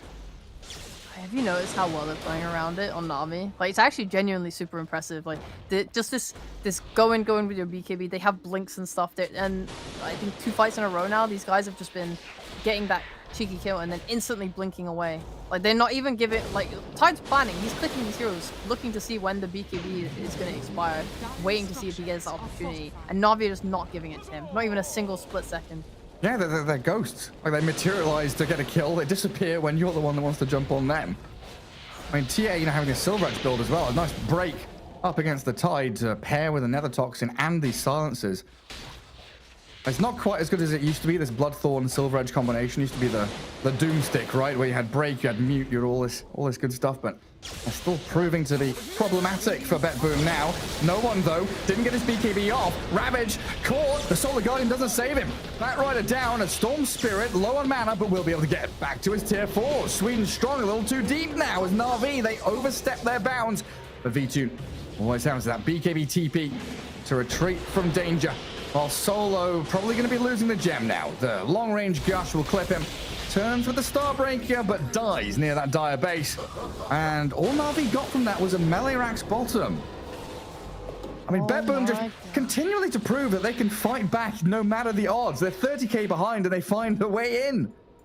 But again, it's like your bat's going in without a BKB. Like he dies with 8-second cooldown left on it. Like, it's just a mistake that shouldn't happen. Like, Na'Vi should be on this discipline. Maybe they feel like they can get away with it, but I mean, Betboom many times this game now have shown that you give them a split second and they take it. I just praise them for this, man. Na'Vi, come on. You can't. Welcome. I mean, they can. Welcome to the world of Caster's Curse. Yeah, my bad, guys. What can you do? They give a little away, but you're still 29k net worth up. It's still very hard for Betboom to play. Like, I think Visage now needs armor. Probably gonna go like an AC. Radiant's middle tower is under attack. Yeah. Or Roger. Yeah. He's died. Yeah. I mean, he could go AC or he could even go Lotus if he really wants to play like just to get these small cheap items before Na'Vi like launch another attack. Then maybe. It's not awful against Bat Rider, especially since he just keeps lassoing him every single fight. You put that Lotus on you and at least you're making it hard for him. Right, because that next attack from Na'Vi is going to be a nuclear one, like straight down that base. I mean, buyback-wise, how are we looking for the Dire? Tide, Storm, Disruptor, they've got it. Visage and Nyx, they don't. So if they're able to pick off the Visage again, that's another massive element of that Betboom side removed. Any waves that Betboom can get pushed out is good for them. A solo attempt on the Dawn. Not be able to finish her off though, and Seneko lasso not even needed. They knew that V2 had the damage, and it looks like Solo actually survived through everything, even with that Aghanim's Disruptor. I mean, a decent attempt. I don't know how Disruptor managed to farm an item. I feel like he's died 18 times this game. He's died 15, close. Radiant are scared. I guess brown boots, was it? Yeah, brown boots into an Ags. That's if there's an item that can win them this game, that's it. Is that how they got the kill mid on? Oh no. But at least, yeah, like this Ags could potentially just be it. If you can stop them from getting their BKBs off, then finally you have like an actual Ravage opening Did he have any other items? Like he's not bought anything and sold it, right? Maybe. Like I'm thinking back, and wasn't paying attention. I have not paid attention to Disruptor's items like at all. Oh, he's got a blink now as well. That's Ooh. actually massive. That's huge. That's so huge. If they can ever fight under a ward now on BetBoom, they can actually genuinely just win these fights. Like just imagine getting the perfect ult down by a Disruptor onto like 2-3 heroes followed by a Ravage. That's so big. That's actually massive. And even if you get a Ravage into the ult, you're gonna have so much extra like disable time. And who's their primary focus? Because I feel like if you just get these ults on TA, that's huge for them. Oh, they get a jump with a lasso though. It's Na'Vi to strike first, refreshed up, no one charging forward. He's looking at Noticed, will lasso him, but the Static Storm is down as Lal and Dahak, they're trying to battle into this Templar Assassin, ravaging her as well. The damage is lacking though, as V-Tune is allowed to get off his BKB and push back towards the tide. Noticed, surrounded, broken, and dies, while Visage Dahak, well, He got back. away we That's a go. shame. A die back from the Visage. That's probably game with the use of their big spells. Like this buyback doesn't really mean anything because there's no Ravage threat. I mean, they can still try and spam them out. Maybe they can hold for 84 seconds. I mean, they only have 2 racks left. Yeah, E-Blade, Halberd, Gush. Notice trying his best to hold back the TA. Well, that will be a full set of barracks mid. Roshan is alive here, so Na'Vi does have the fallback plan of being able to head into the pit, but it looks like they're going to go for plan A instead. As a silence is on the Storm, the Dispo's back, a nice stun from Roger, but Lal is dead. Buyback available, and he's going to try and get back into this, thinking about the ball lightning back towards this glimpse target. Still not a good fight for BetBoom though, as they lose Nyx Assassin to no one's back. Diving in, Static Storm down, a little bit misplaced though from Suneko. Not expecting the no one bat to sidestep back, and Storm is fallen. 110 seconds without him means good game is called in the end. Na'Vi are tying things back up 1-1 in this best of 3. We take those, baby. That's a good comeback from Na'Vi.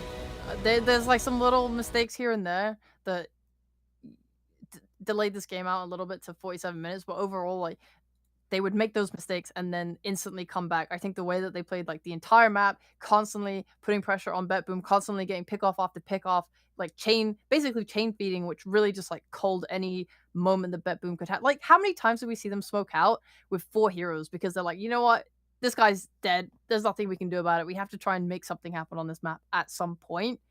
And that's all just Na'Vi constantly having good vision up, having these traps, having just boost of travel, utilizing them to the fullest. I think they played pretty great overall. Yeah, itemization wise, right? I think pointing out Lays is a key one there. The Orchid Hex BKB on this, a blink on this Viper, it really caused Lal a lot of problems. Like, we can talk about Lal's Storm Spirit for days in terms of how poor a game he had. It was difficult against the Bat Rider, dying a couple of times to Marcy rotations. But the answers that Na'Vi had up against him were supreme, right? Silver Edge and Bloodthorn also on the V-Tune TA. So many ways to contend with him. V-Tune was huge. Only dying once. Honestly, played this game very cleanly. Got his items up. Moved to mid. Took the mid tower. Like, the right places to be on the map, he was playing. And it was so hard for BetBoom to play. Even at the end there, Na'Vi, with such a massive net worth lead, you have your support Dawnbreaker getting that Ags. They're trying to go in and they don't really have a way to kind of break through the like evasion and stuff. They didn't have enough damage. It's very hard for them. Also, Na'Vi have their own good vision up. The smoke breaks, They see the Nyx, they kill him instantly. That's a big part of BetBoom that goes down. So big props to Na'Vi for everything that they did that game. Yeah, really well executed by Na'Vi, deserving of the victory there in this game. And BetBoom, keeping things competitive. Maybe not close, but definitely still had their chances, little shimmers in that second game. But I'll take a quick break and return with Game 3 right after this.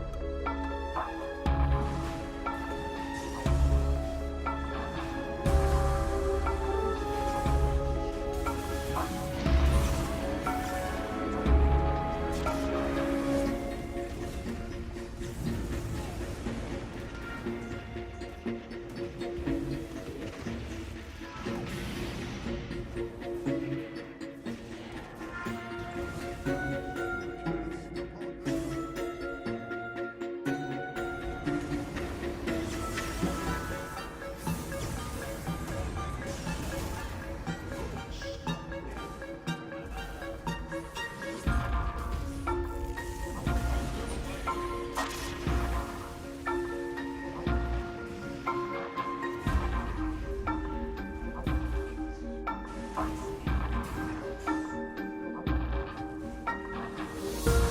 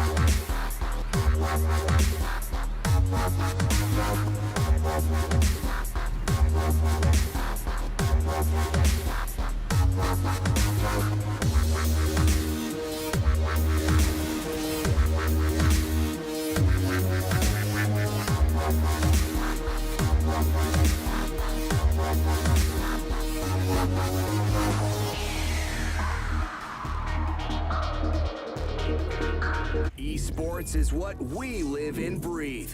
For us, it's more than a game. It's a reality where a group of letters can mean everything.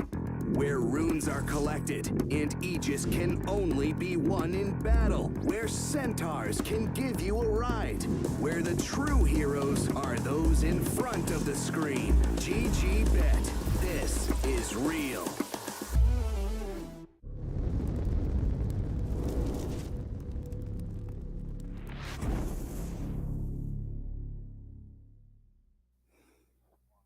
All right, Dota fans, it's game 3 time here now as Na'Vi tie things up in that second game to go the distance against BetBoom. And Sheepo, have we got a surprise for our viewers? Because first pick for BetBoom is... No way. No way. No way. It's Visage.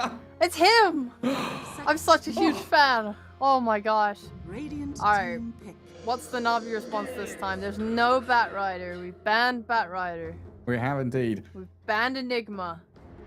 Oh, This time DP? it's DP. It's more damage over time, right? More ways to get through the cloak of that Gravekeeper. Yeah, we saw in the last series how 10 nice this seconds DP was, and remaining. the Spirit Siphon damage is absolutely nutty. You 5 you pair seconds this with remaining. a pretty aggressive support, Dire team and you got yourselves like a recipe there for being able to fight a lot around mid.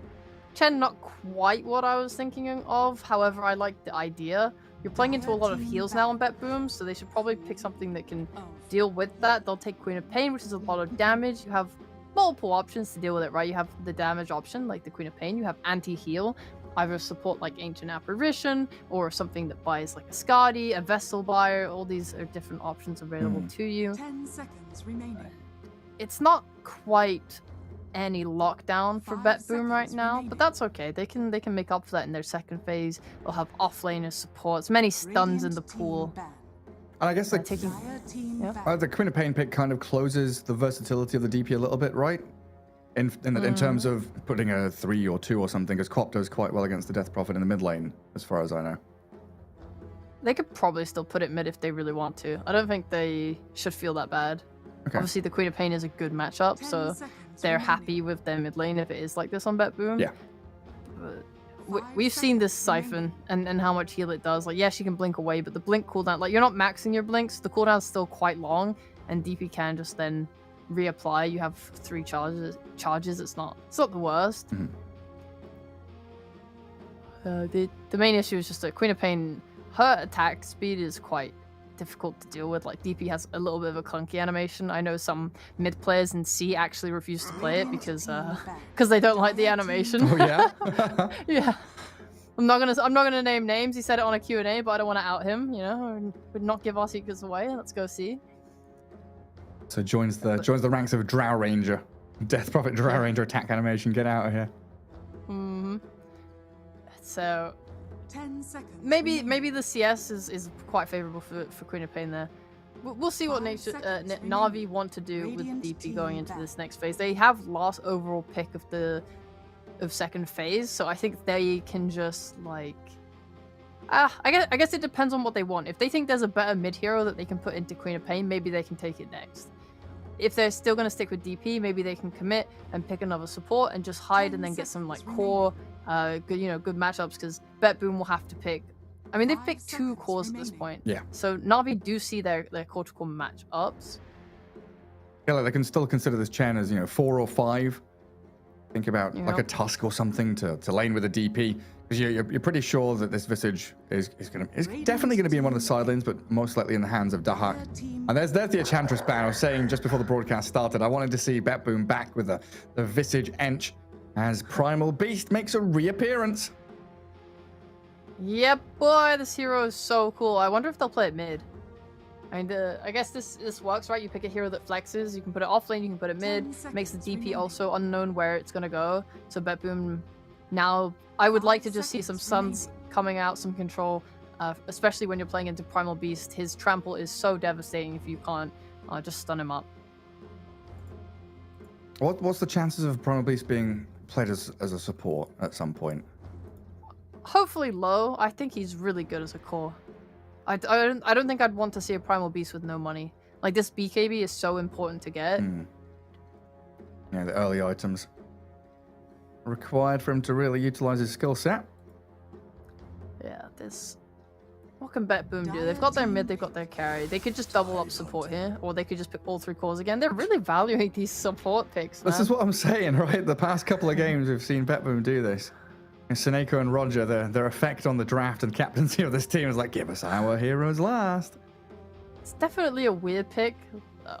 Obviously, they had... I think they identified in their heads what they think the issue last game was. Things like Bat Rider, right? And they take that out and they think this is a good draft. This is a draft we prepared, a draft we've scrimmed with, and we're comfortable with it. Ooh! So, a Pudge? Pudge! Okay. But yeah, I mean, yeah, like... If they feel comfortable and confident in this draft, I don't see any reason not to pick it again if you just take out the factors that you think was bad, like that. But into Primal Beast, it's new matchups, it's new things to think about. I don't know how often that they've been scrimming with this hero and against this hero to kind of figure it out. But a hero like Tidehunter typically relies really nicely on this Kraken Shell, and Primal Beast doesn't care about that. His ability to just run over you in the early game with Trample, like, he doesn't care. He can just kill you. Same with Dark Willow. I think the Brambles are probably going to be quite an issue for Primal Beast, actually, so that might be the best thing here, just to kind of put like a roadblock in the middle of a fight and make his game hard. Yeah, Brambles, terrorize, stop him from chasing. But then you've also got the same story, right, where you've got Trample, you've got Rot that goes through Kraken, goes through Shadow Realm. You don't really care through that. And both abilities pretty good against the Gravekeepers of Visage. Pudge going to be able to just jump on the Visage and burn him down. True. Yeah, I really like the responses from Na'Vi. I like Na'Vi's lineup a lot. They don't really have team fight, but I think we've seen a lot this patch now that having more team fight doesn't necessarily mean your lineup's better, as long as you have like the tools to deal with everything. You know, if you have those stronger lanes to give yourself the kickstart you need. And right now I see a Chen, I see a Primal Beast, I see a DP. These are all very strong laners. Just a little callback to our conversation about cheese picks and stuff like that. I'm still so happy that Pudge has gone from like meme pick to actual legit, strategized position 1 carry hero. He's dumb for sure. They're dealing. Everything you think is good is dumb. It's like, oh, this is. He's dumb, man. Okay, whatever. 10 seconds remaining. I like the Phoenix. When I look at BetBoom, I really enjoy this style of drafting, actually. I know that they lost the last game, but leaving your supports is so nice because it feels like a lot of cores get like banned out, the best ones are not there anymore, and like a lot of other cores don't kind of have enough of a skill set, whereas the support pool, you don't really want to like really ban out 100 supports, and there are so many of them, and cores you can play as supports and so on. So this Phoenix, having a last pick like this that deals with these really tanky guys, you having all that percentage damage, seems really nice. They don't have anything that can click the egg as well. So having the Ravage into the egg, your team fight is insane on BetBoom right now. Better than last game. Yeah, I remember even a year ago, thinking about draft analysis, we often got to these last couple of picks and we're thinking they need a carry hero that has a stun, that has tower damage, that is able to, get this item, needs a BKB, and you're thinking, what carry hero can fit all these boxes? And like you're saying now, it's like, okay, well, you've got percentage-based damage from the Phoenix, you've got Supernova, that's team fight ability, you've got catch, you've got All these great little ways to fill the gaps in your draft.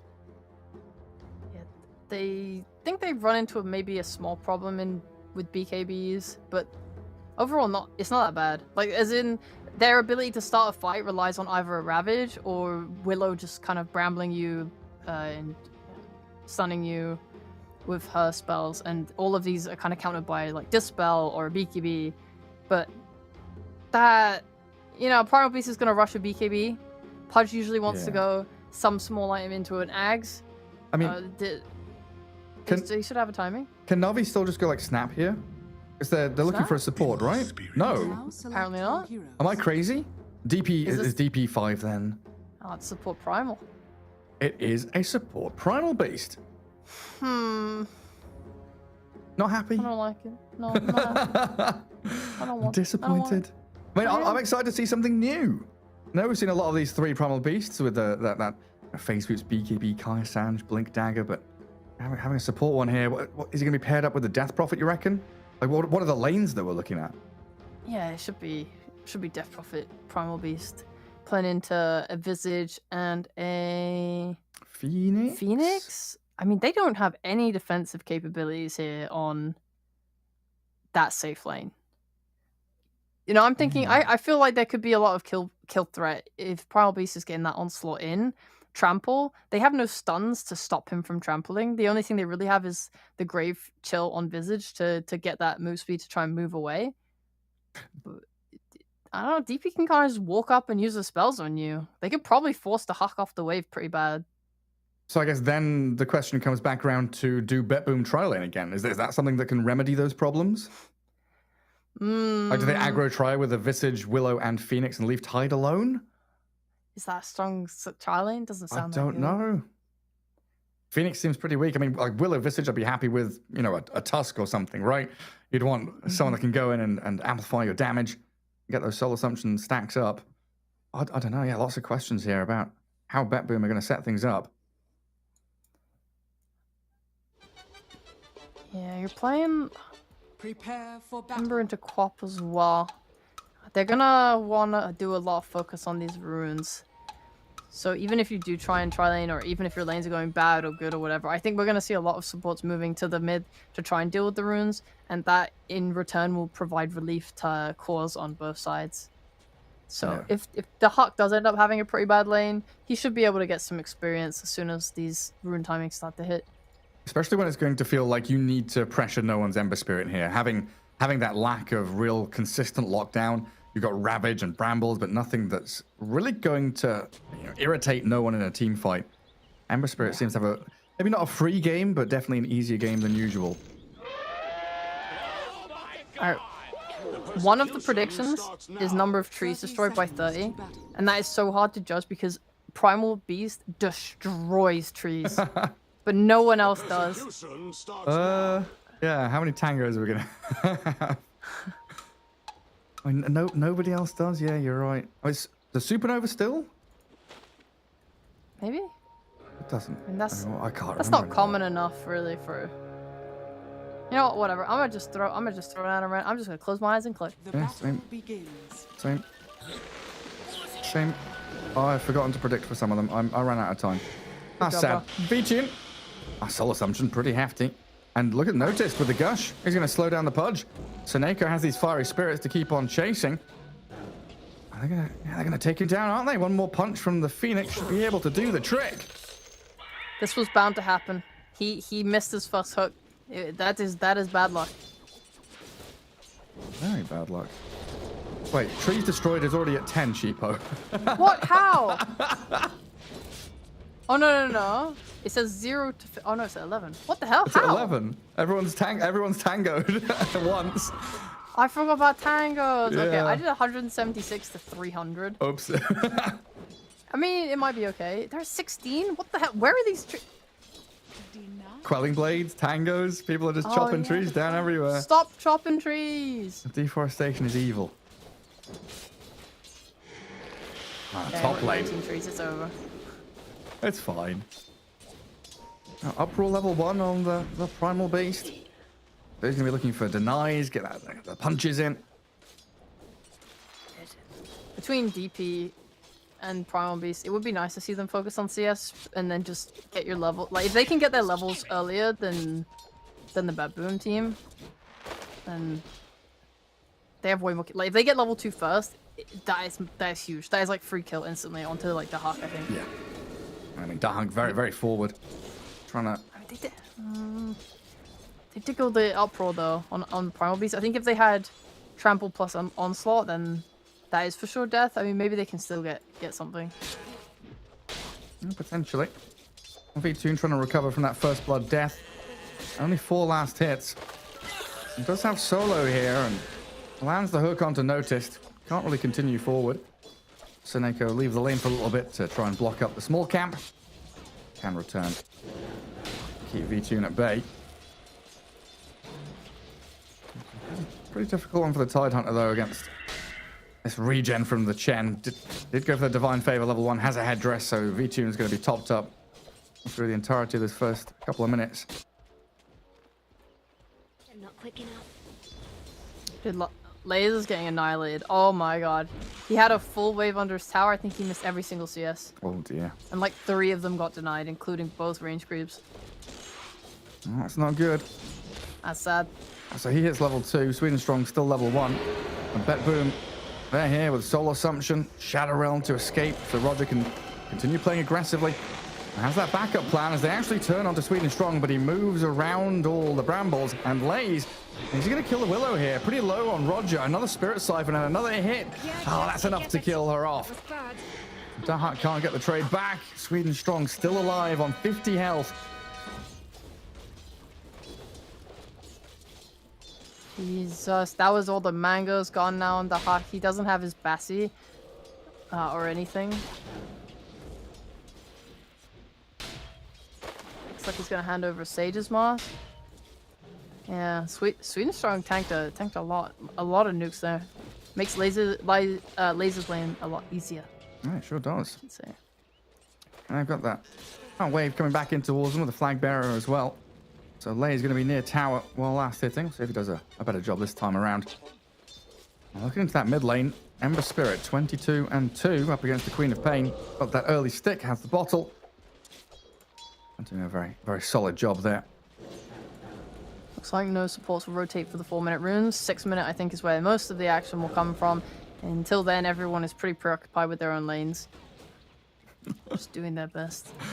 I love watching like position 5, you know, old school players, captains just having warding battles. Seneko and Solo have been like centering, dewarding, body blocking, battling over this small camp. It's a small camp, but it's so important. So important. Yeah. It does leave Notice in that straight 1v1 against the Pudge, which he is starting to dominate now. You know, level 2 anchor smash. V2 not able to get the last hits in that he would want. It seems much harder when you have a support with kill threat, right? Because the rot is kind of scary, and especially the hook as well. If you overstep, you can just get walked down, but Chen is not that type of support. They're going to play much more if you're just CSing on V2. He's getting gone on though, needs to pop the flesh heap. Diving forward, Seneko. I'm not sure they can finish the job. Under tower, hooks back the flag bearer, misses the heroes.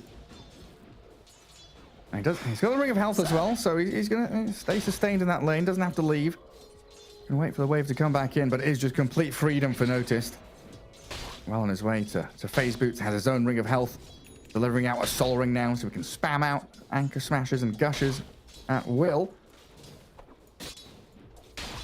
Another peek. Nice on Sweden Strong. He took the bounty rune as well, so Queen of Pain doesn't have that extra bottle refill. If she doesn't get the 6-minute rune now as well, it's gonna be kind of annoying for her. You might have to return to base. Yeah, she's brought 2 clarities to herself. I was watching her kind of walk back towards Fountain, wondering what's going on there. Clarity's delivered. But yeah, 20 seconds until that rune spawns. It looks like everyone's being kept occupied in these side lanes, though. Chen can't really rotate. Top lane, they're playing aggressive on the tower, trying to burn through Dahak's HP pool. Lays very close to finding the finish, but now stuck under the tier 1. Burst down by the Soul Assumption, pops the stick. Can we get out of this? Raindrops are also available, might be able to withstand a little bit of damage from the Shadow Realm, but the Soul Assumption comes through while they're on cooldown. Too much of a dive. That Grave Chill, he's gonna be putting 2 points into it. at level 4. Sometimes you'll see the visages when they're in like a dominating lane go the 2 points in soul assumption, but not here, not here. The grave chill max makes much more sense, and we'll keep him safe. No one actually rotated for 6 minutes, by the way. I can't believe it. I genuinely thought we would see a lot more heroes, but everyone is fighting so much in their side lanes. Yeah. I think everyone's scared to kind of leave their core alone. Like BetBoom feel like bot lane they have kill threat on V-Tune. Or they, if Chen leaves, they can just go on him and get that kill. kill. Yeah. And Solo needs to stay with him, keep him safe. These cores, just a ball and chain shackling you to a lane. You're not allowed to leave. That means Lol, gets the haste rune, bottles it up, and no one not able to get that active rune. I have to go up towards the top bounty. I'm still waiting for this primal beast to start kicking off. I keep watching Sweden Strong like behind tower near small camp, wanting the Dark Willow to come his way. I'm getting scared. Looks like no one's gonna rotate top as well. Maybe if they can tank out, keep the siege creep, connect on no one, dive the towers, get some kill. Yeah, they've got Spirit Siphon and Flame Guard, lots of damage over time, but Queen of Pain TPing up here. No one's ready to respond, but the root stops the onslaught and a 3-man Sonic Wave. Lob, right place, right time to help burst down that DP of Lay. Sweden Strong picked off now too, while no one just zips back to his remnant. Doesn't want to stick around there anymore. It's a shame. You put yourself in a bad situation because you're so desperate to keep your siege alive. At some point you have to realize, okay, it's gonna die. I have to tank way too much. You have that threat of Lal's TP constantly that you need to be thinking about. And because they don't, they die. And no one's just way too far away. Maybe he needed to rotate sooner, or maybe I think Navi just needed to kind of chill. They're using that invis now. Yeah, BetBoom getting a nice little net worth advantage. They're 3 cores anyway, starting to get ahead of their counterparts. No one in behind tier 1 top. Can't really find the finish on Dahak with no points in the Searing Chains.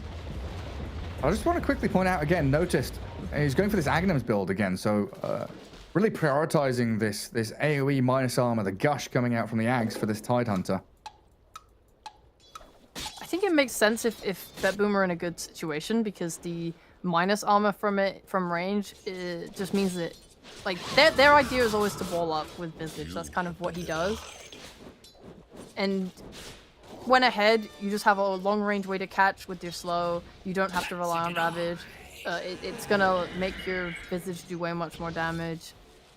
I do like it. I just didn't like it last game because it felt like they needed to really just get a good team fight off, and they couldn't find it because of the Ags. But this game, they seem to be in a much better position, so I like it a lot more. Especially playing against Chen. Yeah, especially if you're wanting to chase people as well. Having Queen of Pain, Visage, even as Dark Willow, chasing people when they're feared or caught out. Having that gush really helps.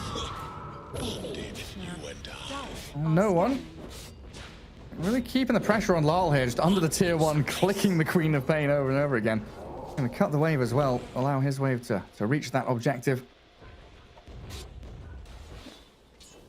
Forcing him out just before 10-minute rune as well. I mean, there's a lot of diving happening top again. Well, they're desperate for it. Curse Crown's there, the TP's out. Nobody can stop Roger's Dark Willow. See Sweden Strong, he tried to onslaught. Did he instantly get rooted or what? Did he accidentally cancel it? Getting brambled. This Dark Willow definitely showing how strong she can be. Just bramble maze against onslaught. There's no real angle that Sweden Strong can take to get through them. It will get the tower though, opening up that top part of the map, and they've already got a little bit of vision in that jungle. Close to expiring, 20 more seconds remain. BetBoom going to make a concerted effort down bottom. Let's do some counting. 4 + 2 + 1. Oh, right. The golden shiny talent tree should give it away. He is holding a skill point on the Tide. So he'll have Ravage if more TPs come down here, and they will start to filter through. Supernova behind will mean V-Tune is absolutely screwed, though. Being pushed around by the onslaught, egg lands, and a pudge down. Nothing Sweden Strong could do to combat that, and with a catapult wave here, it looks like Dahak wants to get that tower trade. I still have Ravage, so DP up top is just gonna chill and farm for a bit. She used Exorcism and won't have it for 70 seconds. I think they will want to use this in the future for multiple objectives, they'll want to take mid tower and they'll want to take Roche with it as well. There's obviously Dire's middle tower counterplay is from under Bet attack. Boom. They still have Ravage. Like if they come mid with the Exorcism, you can always kind of go there and try to take a fight. I think maybe it's nice though, at least, even if you don't get the tower, to use an Exorcism to force heroes to come mid and respond is still like a powerful thing, and it will give space to the Pudge, who does need it. His lane was, you know, not the best. He could have more. Usually you want to like bully the offlane out really hard and just farm hard camp with your hook and stuff and just really amplify your farming. He'll get that space now. Nice for Bet Boom to just have this Tide Hunter sitting mid as well. Solo's trying to force them back, and with no one, and Sweden strong, trampling on the Dark Willow. Roger trying to figure out where he should fear. Now the Curse Crown lands, but he's pulverized and finished off by the Ember Spirit. It looks like Notice is doing what I thought Laze would want to do. He just comes mid and forces rotations, but Yeah. at this point now, I think that Na'Vi is a bit stronger. Yeah, Chen army. Exo ready. Thinking about it with onslaught forward. Dahak going to grave chill and run away. They've got Centaur stomps, and Fimile is landing so much noise on the map here in the middle lane. Oh, the Ravage going to clip the DP and the Primal Beast on the very edge with the tentacles. The Hand of God and the heal though onto Laze with the Spirit Siphons. He stayed alive.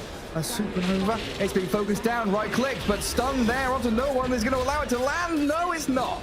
Seneko dies, and Dahak being hunted by the Ember Spirit with his remnants. No one popping off. Going to catch Roger as well on the back end of the fight, with Sweden strong giving him the triple kill. Dire's middle tower has fallen. That's a 5-man wipe in the end. Did Na'Vi lose a single soul? No. I do not think so. They had this Chen. He finished his mech, and he had a Hand of God. I was watching Laze closely because he was the most, like, quote unquote out of position as they pushed that tower. Because you saw how Sweden Strong approached it, right? He onslaughted in onto the Tide Hunter and then quickly uses Tumbler's Toy to get away from him. He's trying to poke and try and force Ravage and try and get like back into position. Meanwhile, Laze is a little bit deeper. But this Ravage comes out, it hits everyone. Chen uses the mech, he uses the Hand of God. Everyone's kind of staying around like mid health, and they're just fine. It was such a good mitigation of damage.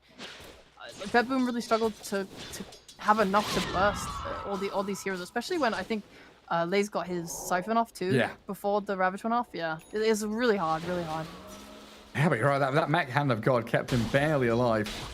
At the last second needed as well. Huge for Na'Vi, winning a fight through Ravage, through Supernova. And I was going to start saying that Seneco's pretty farmed for a support Phoenix. Has a Spirit Vessel, but that mech. Oh yeah, that's crazy.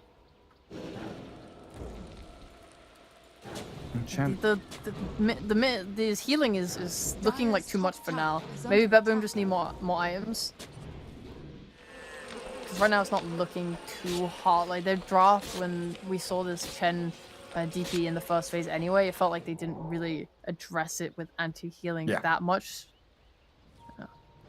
Now Vessel step 1. We'll see what they do in a little bit. No one really going to be buying Scardy that early on. They'll have Wraith Pact to maybe help out in terms of mitigating damage from the opponents as well. But it feels weird, right? Like I feel like this is a draft getting exploited. When you're picking Visage like this, it means that your enemy doesn't have to worry about something like a Terrorblade.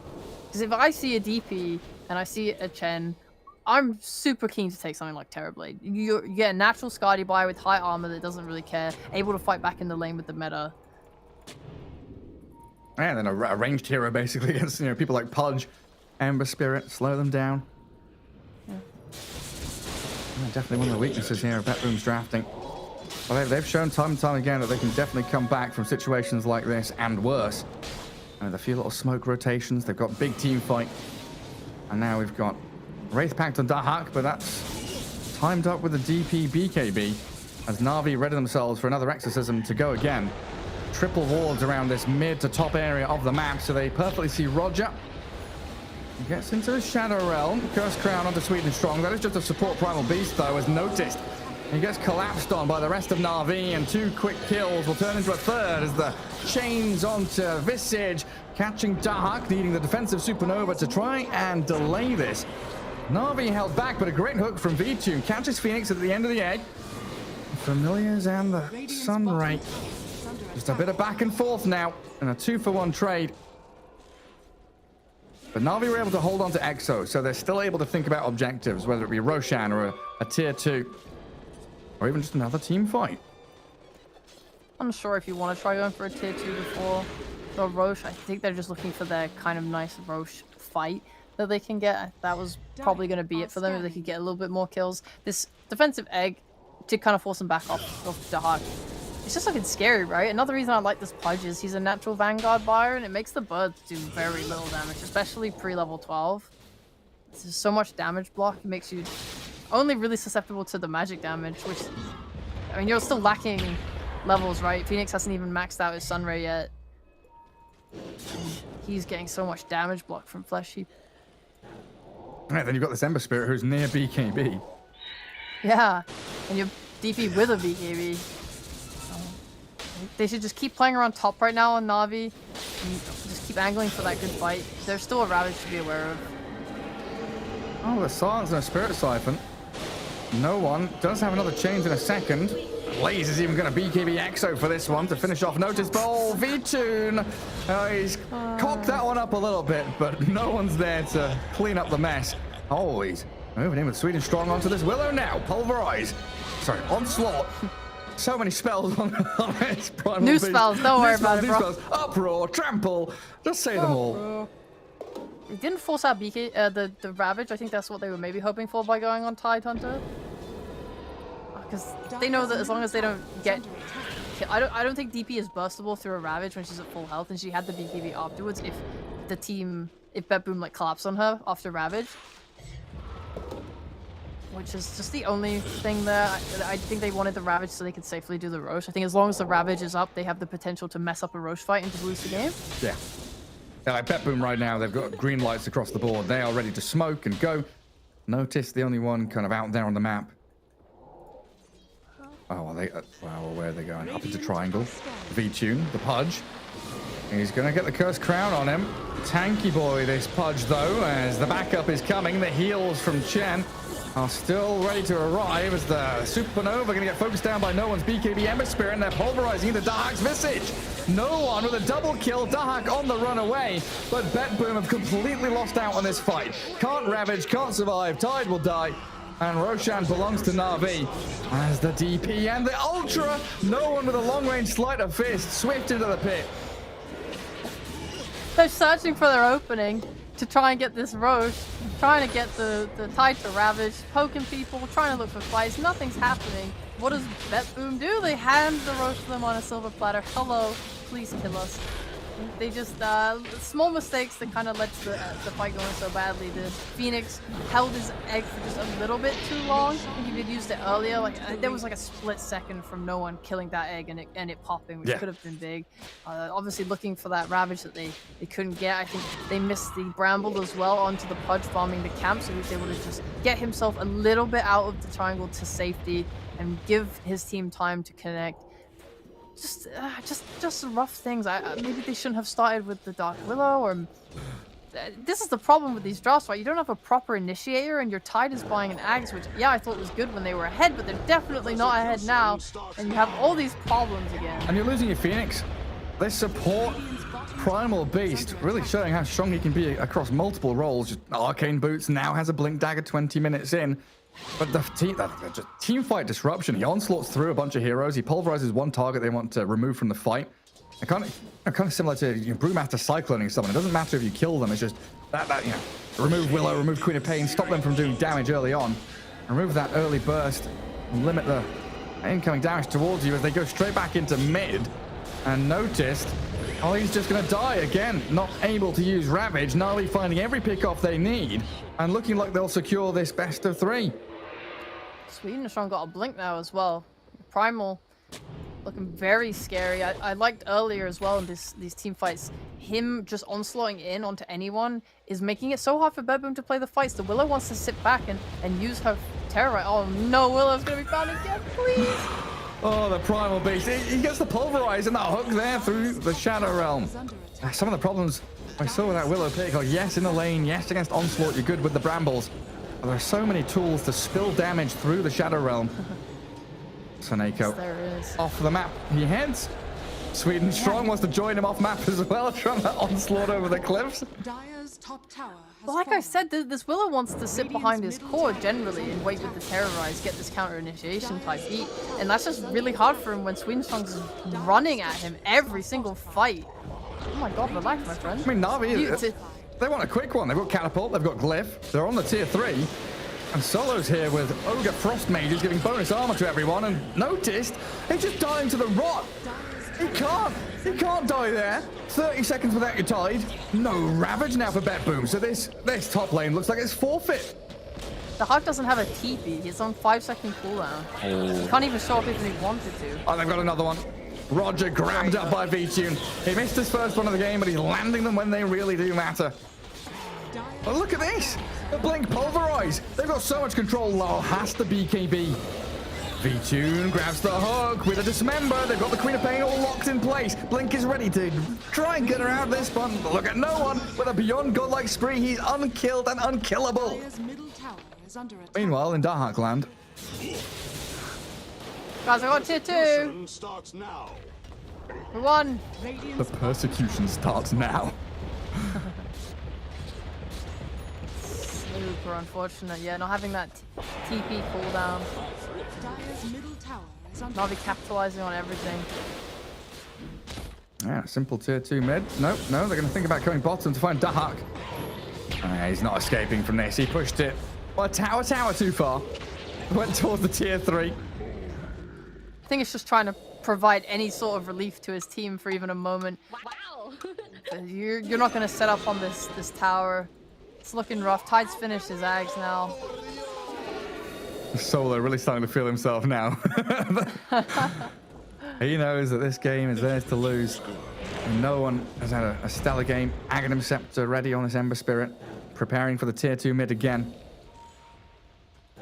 Na'Vi charging forward.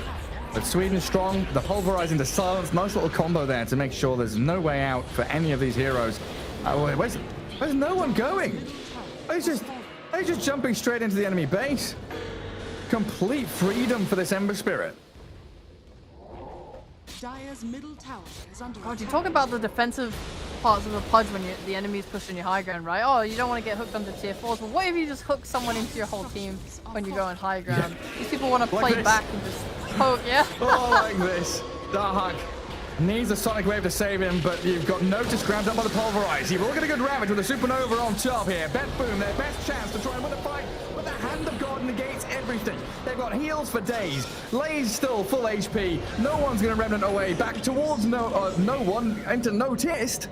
And Tynon dead.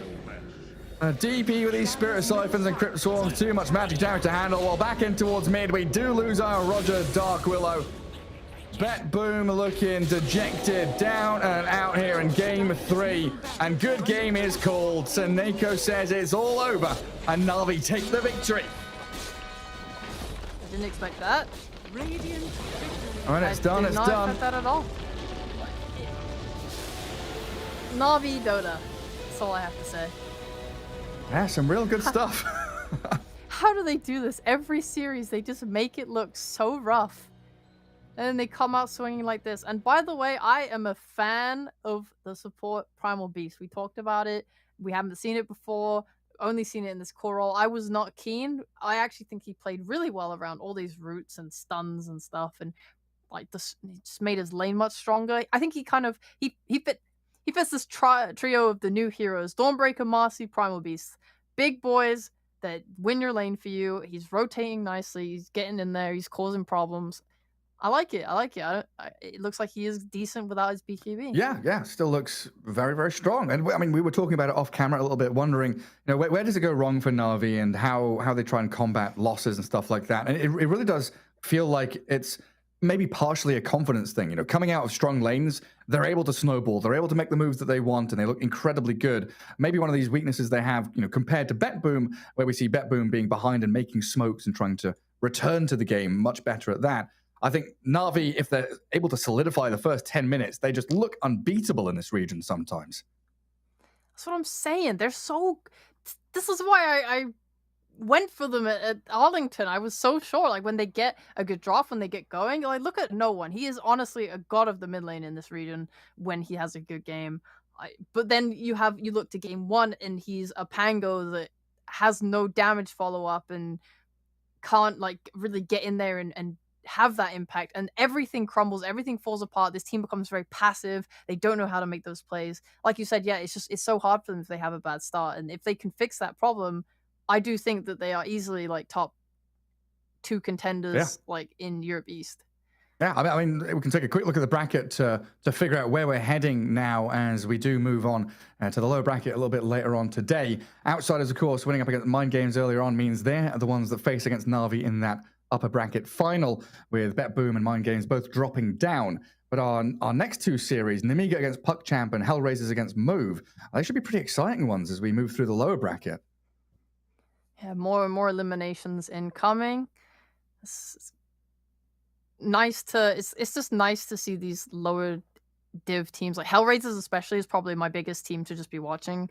Just seeing how far they can get in the bracket. They were like pretty up there in Tour 1, I want to say. They were top half of the bracket and just competing really well with the top teams. So for me, that's the team I'm watching. Absolutely. I'm definitely excited for Nemiga against PuckChamp to see how they face off against each other. Both have looked reasonably strong with maybe some sloppiness to fix up, but that series should be a banger. As that's it from me and Sheepo today. Owen and Fog's going to be taking over for your next 2 best of 3, so stay tuned and stick around for more Dota 2.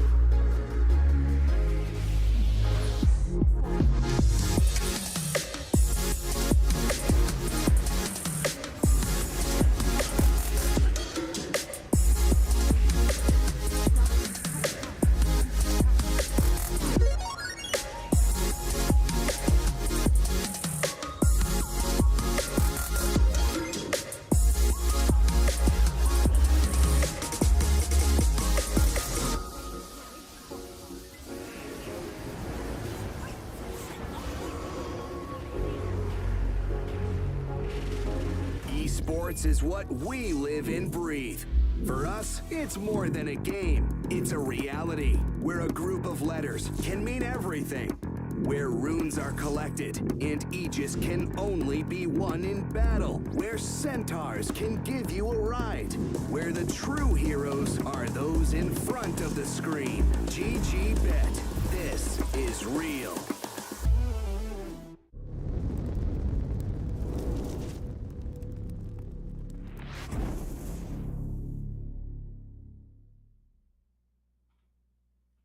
Welcome back, ladies and gentlemen, to the Eastern Europe qualifiers. I'm ODPixel here with Fogged, and we're pretty much ready to take you into the next series already. We're, of course, jumping down to the lower bracket now for the final two series of today. The first one, of course, being Namiga up against PuckChamp. Draft has begun. It's on your screens. Fogged, what do you expect out of this? Because it's going to be interesting, because personally, we haven't followed any of Namiga's games or PuckChamp. So getting to see them for the first time here ourselves in the lower bracket. Sort of first reactions from you with regards to the players that you're seeing on your screen and what you expect from them. I mean, there's a lot, right? I think we and you have gotten to cast like all these players for like years, honestly, as they've been getting better and better. Malik, Astral, Crystallize, Young G. I don't know. PuckChamps was the first player. 11. I don't recognize that one, but I know Malrine, Sobad, Kitcher. Yeah, all these guys. Like they've been on the grind for a long time in this region. So looking forward to some. Wait, PuckChamp. Nice Yeah, of course you recognize him. It's the one and only Lil. Oh, is it actually Lil? Okay, It's I was Lil. like, It's I was Lil. trying to. Yeah. Well, I was okay. I didn't see his camera, but wait, I have him on friends list though. I don't. Oh, he is in the my. He is there. yeah, it's Lil. There he is. Oh, Yeah. cool. All right. I thought it was him, but then yeah. I mean, now I see him, of course, in the camera. He looks a little different, of course, with his beard, but Yeah, he's got his beard going. Yeah. yeah. All right, yeah, but this should be exciting. I think Yep. both teams are really aggressive from what I've seen, and I think that's really different from what we've been actually getting to cast. I feel like most of our games are really passive, but I think this one should turn the heat up. Like this Bat Rider play, they've done it now twice where they play really aggressive around the Bat, and Marcy's the best hero, actually, in my opinion, to play with Bat now, because it's the same as like the Earth Spirits of the past, but now it's easier to punish that mid lane. And do you mind this, or is this risky, picking the Phoenix into the Marcy? From what we've seen, it looks like it can be a bit of a risk. These Marcy's, this hero, I guess this hero just feels like it's full buffed, honestly. Sure, they're doing it right because they've got the combo right. They have the Void Phoenix. Sure, and they have So that's Disarm very with nice. Pango as well too. Like that's actually really frustrating to play against. Undying also, like there's going to be a lot of stuff on the ground to deal with. So Marcy has to pick, what do you want to kill? Tombstone or Egg maybe in some situations. But this is a quick draft. They're not using like almost any reserve time. Namiga used a little bit. No, but- not yeah. PuckChamp hasn't used. Yeah, they've still got 2 minutes and 10 left on theirs. 10 seconds Yeah. remaining. So they have a Dispel for the Pango, Shield Crash with the Enchantress, which can be nice. 5 seconds Unfortunately, this is a very random thing, but the Enchantress Shard does not work on Undying Zombies. I tested that. I was hoping it would, but That would be pretty wild if. Wouldn't that be it would hilarious? Just look The zombies weird just go because crazy. Zombies are just one of those things that so many things just don't interact with. yeah. It would be I pretty wish crazy. it worked though. It would I be tested cool, all of them. yeah. I tested like all the summons kind of things just in case. Undying would have been broken, so it makes sense to work. But yeah. Yeah. PuckChamp looks like they've gotten themselves a really nice draft right now for this Alchemist. Like Bat Marcy can put a lot of pressure. Enchantress can secure lane. Namiga, more of a late game kind of oriented with this Void versus to like counteract the Bat with time dilation and stuff like that. But this Alch could be a problem. He could kind of just free farm. I don't see a way for him to pressure his lane right now. Radiant team back. Depends on what their last pick is going to be, but we have seen teams do some fun stuff with like Undying aggros. Of course, we saw that from Seneca, I think it was, right? So maybe that's something they could look at. Undying +1 to slow down this Alch Ench. Still feels difficult. I'm not even sure what the +1 could be for that. Let's have a look. Final pick. What are we gonna get here? There's crazy team fight though on Namiga. So it's like even if they can't pressure the Alch too much early, they have For sure, yeah. so much team fight that they're very likely to just win every single one of these like these skirmishes. If they have numbers, if they have like even numbers, they'll win almost every fight. It looks like with their massive team fight draft. Yeah, they don't have any team fights at all. Really, No, they have none on PuckChamp. PuckChamp. Just catch and kind of lane security. It looks like for the most part what they've gone for. But, Very different style. Yeah, clearly something that they're totally fine with. I mean, Mm-hmm. we've seen, as we say, how quickly they've been picking their heroes this draft. PuckChamp, there's been no hesitation in what way they want to take this game. Yeah, and I'm wondering if how much we'll see the Alchemist farm zombies too, because that's what people are picking the Alchemist versus like your Undyings, your Wraith, everything's not picked, but any of these summoners as okay, that's good. But it's sort of the Alchemist buster, right? You know, Yeah. just popping that corrosive haze down on him and turning down his armor, and something that's going to make sure that even if your Void has a bad game, he's not going to be that Void that does 0 damage in the 10 Chrono. seconds Yeah. As long as remaining. the enemies are amped up, Void's still going to be able to punch them pretty hard.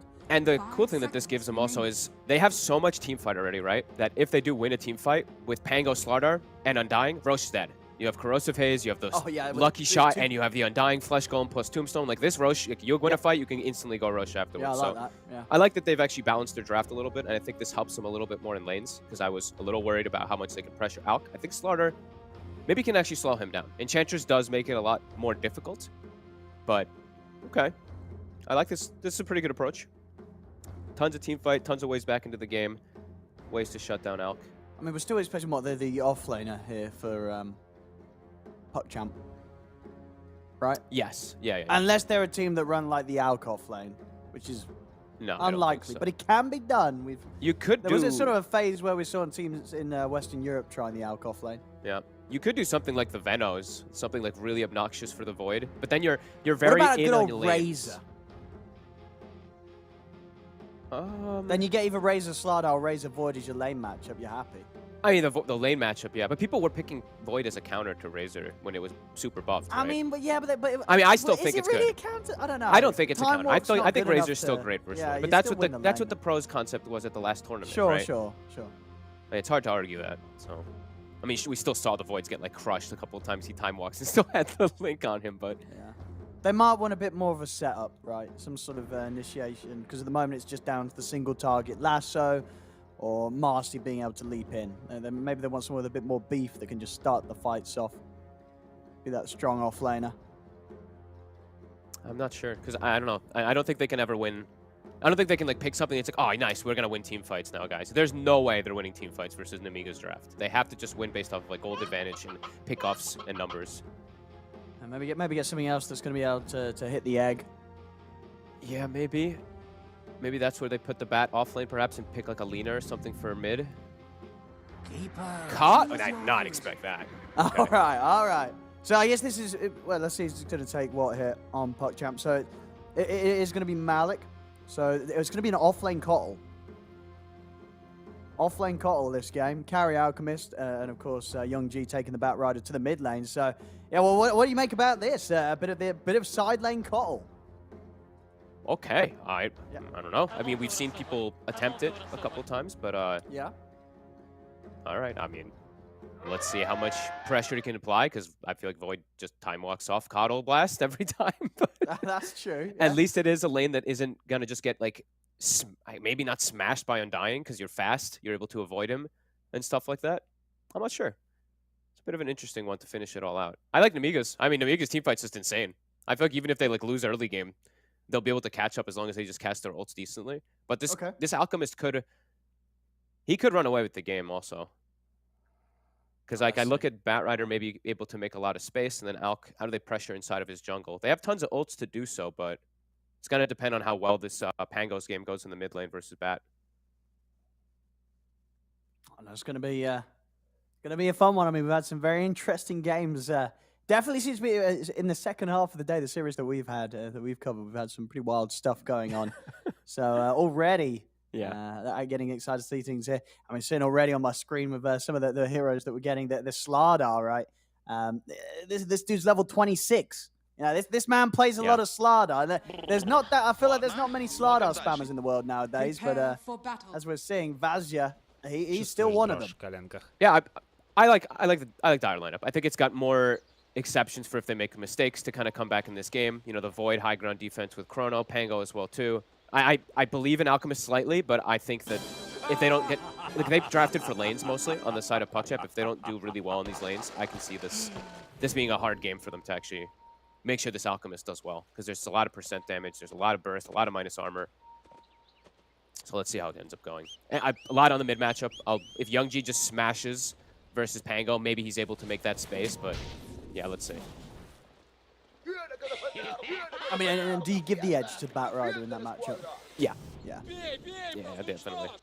I think I heard Quinn saying that the Pango still farms, 30 but seconds you're to at go. constant risk of dying in my whenever I see it. Like a flame break and you like make one little misstep or something, it can catch you. And I've seen people even like catch them during the mid shield crash and cancel it or something. So I think it's just easier for Bat to get an advantage.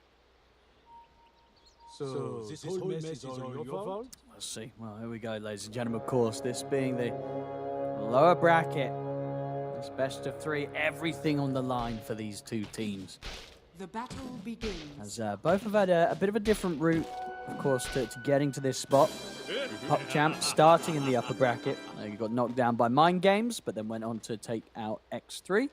And Namiga, they began in the lower bracket. They've only had one series so far, but they did 2-0 Parry Pani, a team that had fallen down from the upper bracket. So Namiga definitely on the more impressive road so far in terms of the caliber of team they were able to beat to get here.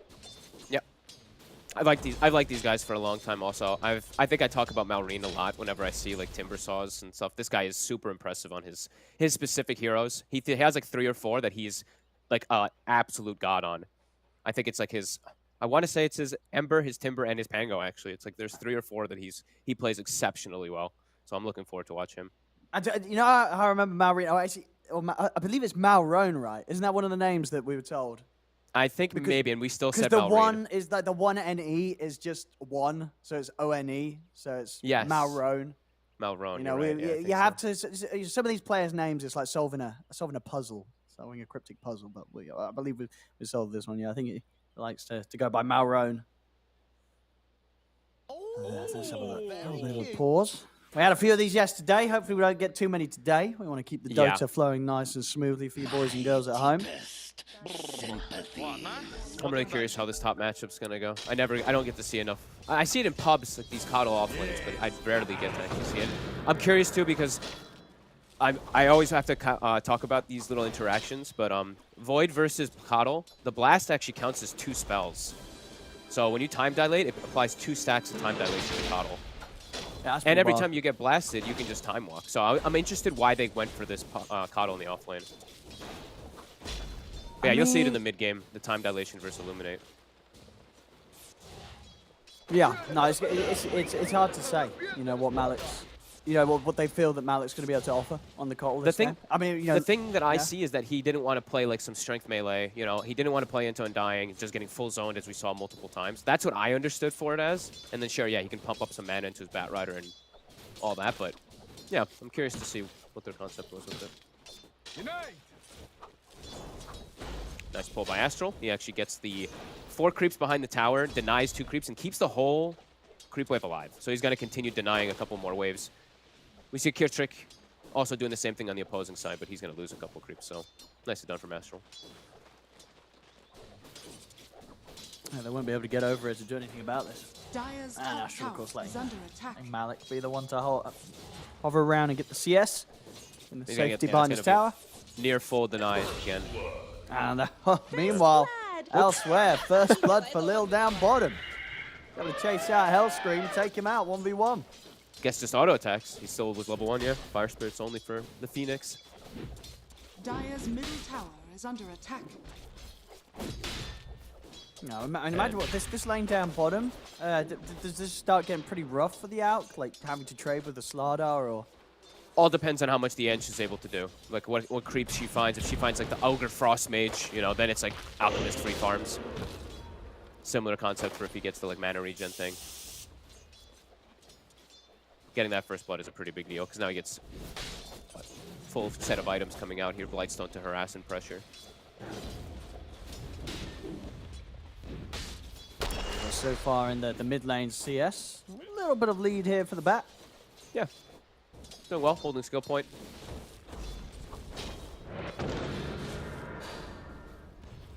Slardar so far doing very good versus that melee, so. Lil not able to find a creep. Not just yet, not a good one. So Alchemist will be pressured then during this. Does have Chainmail and a Ring of Protection, so we'll be a little bit better off, but they're actually able to apply some pressure now, even though the Phoenix did die early. And I'll be interested to see sort of how well how well the Cottle's sort of able to keep in the game in terms of farm. Because I imagine, right, any stacks that PuckChamp make, they'll be going the way of the Alchemist.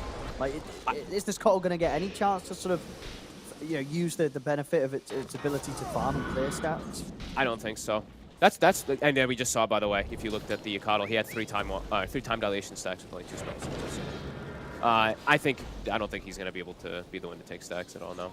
They have Bat and Alk, right? These 2 heroes. Yeah, that's true as well. Yeah, rely on kind of snowballing. Are fortified. Yeah, there's. It's hard to see if there's actually going to be enough space on the map for these 3 heroes to get the farm they need. I like this from So Bad. He checks the runes. They double check runes versus the Bat Rider. Malrine probably said, hey guys, like, you know, I don't want this Bat to have full bottle. Malrine now just gets his bottle delivered also in mid lane as he went for the boots plus stick, as we see every game versus Bat Rider. And yeah, so Ench not able to find a armor creep. He actually only finds the Harpy Stormcrafter. So yeah, we're seeing quite a bit of pressure actually onto Crystallize. 15-1 to the 21-10. Great start from an Amiga. Draft, like their mid game, as you mentioned, team fight looks pretty bonkers, and having a good start in laning phase is gonna probably set them up for a really good 10 to 15 minutes.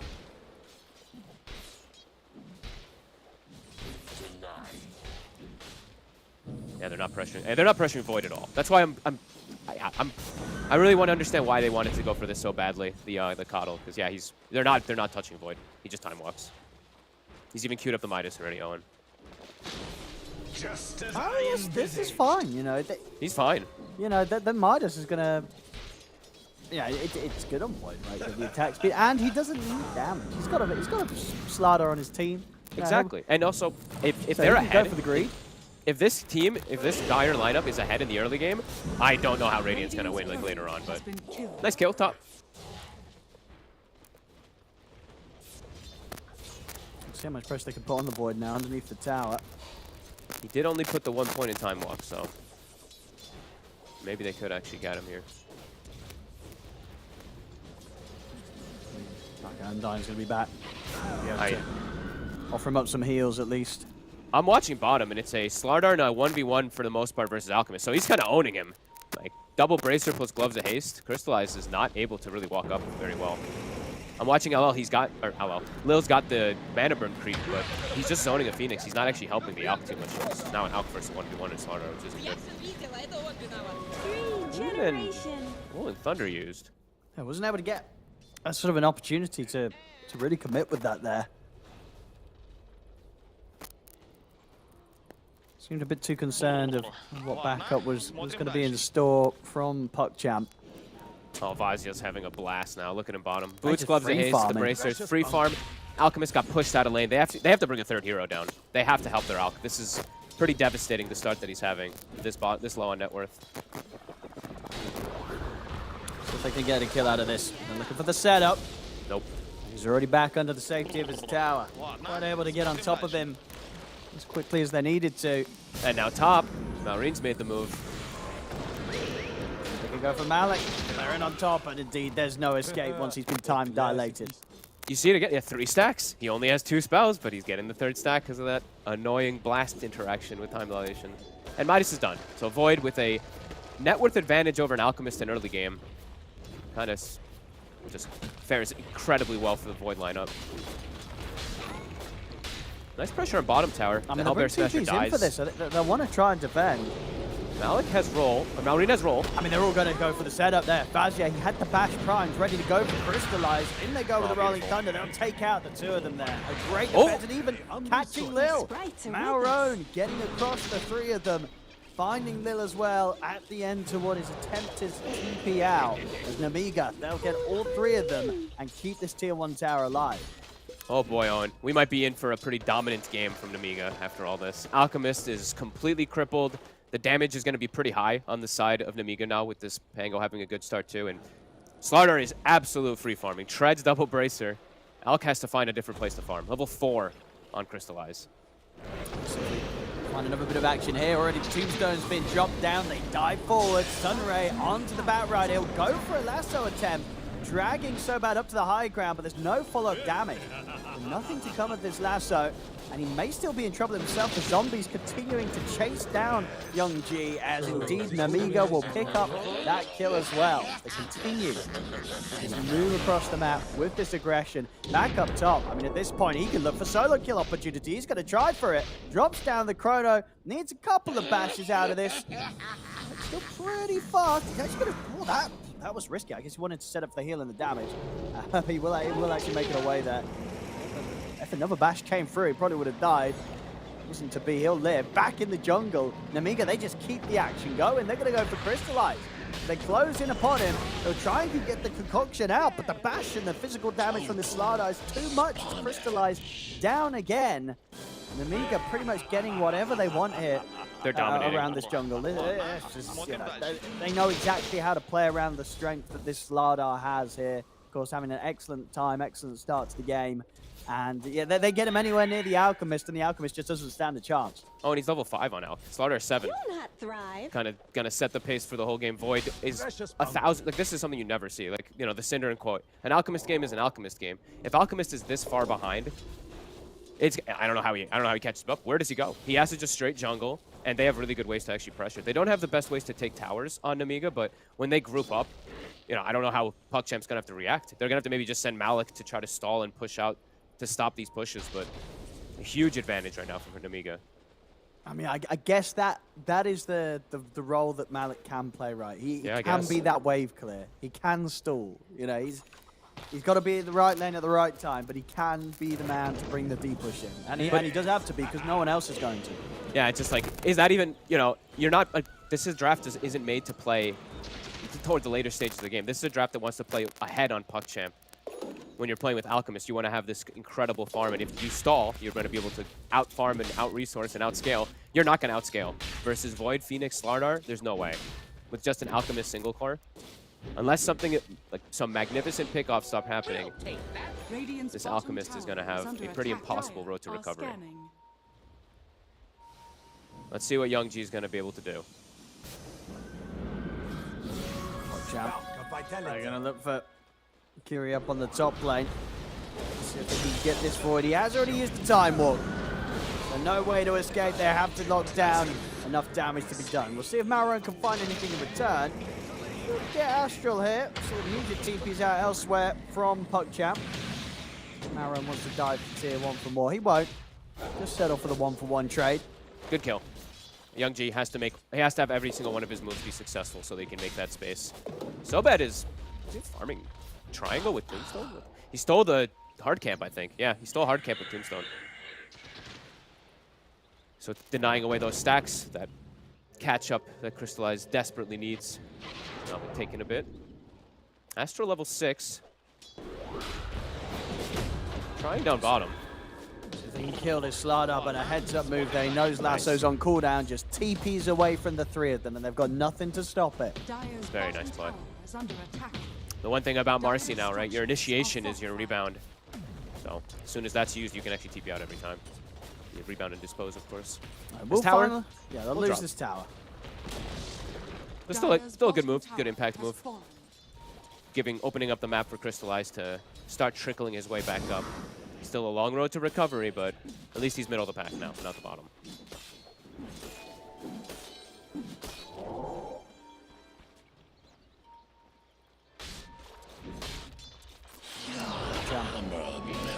Continue to just try and avoid any fight that Namiga look to bring. Namiga, they'll step things up once they have the blink done. On Slardar, very, very close to it. A few hundred gold off. Between sort of that and Malron's defusal that he'll have very shortly. They'll have the tools required to just continue to look for these fights in PuckChamp's half of the map into their jungle. At a point where Crystallize won't quite be ready for them if he gets caught. So you see here, Crystallize is getting a little bit of space. As you say, you know, being 5th at the moment in the net worth out of the 6 cores at 12 minutes. It's not the place you want to be as an Alchemist.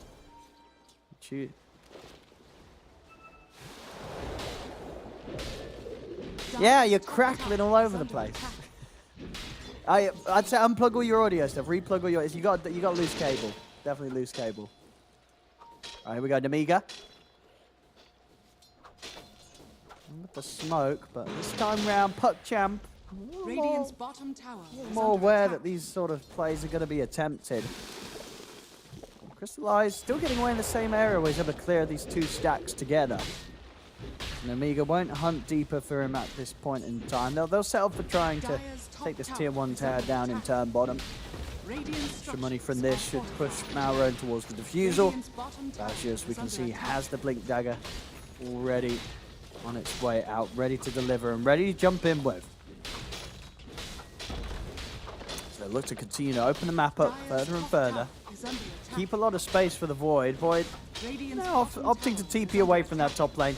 Dire's top tower Can sense that the pressure's going to be coming in from PuckChamp themselves up top. bottom tower has fallen. And he actually wants to find a bit of action with the Chrono here. Straight away, looking to move to this area that they know that Crystallize is likely to be farming in. Crystallize not to be caught once again, doing a good job of not being found by these movements from Namiga. For PuckChamp now having a little bit of extra control with the Orchid, but Malik chose to rush this game, being completed. Silence still at a point where Void could definitely be tripped up. Still going for the Maelstrom after the Midas, so well away from any sort of save or dispel. Dire's top tower is under attack. Radiant's middle tower. Let's see what they is can get under with this attack. smoke. Apologies The for that, triangle they hopefully. go. I'm good to go. Yeah, you sound beautiful to me. Here we go. Batrider's gone. They don't even need the Chrono for that. They're looking over to the mid. I mean, he'll drop the Chrono for this one, Kiri. He's caught both of them. And now he'll buy time for the rest of Namiga to swing across. Astral's falling low. Malik's going to get chased out by Malrone and Vazia. That's 3 of them dead. Tier 1 gone in the mid lane. Namiga just continuing to show that at this point of the game, their lineup just does so much more than what PuckChamp can. And this is the thing that we talked about in the draft with the Slardar. When it opens up, they can win a fight, they still have a couple ults, and they can just go straight into Rush. This game's looking pretty difficult for PuckChamp to recover. The Alchemist, as we said, his lane just too hard. This Radiance is going to come out, but it's a late Radiance. He's still short about 1,000 gold. Let's see if they steal it. Yeah. Ooh, nothing they can do in time. Malrone's got the Aegis in his hands.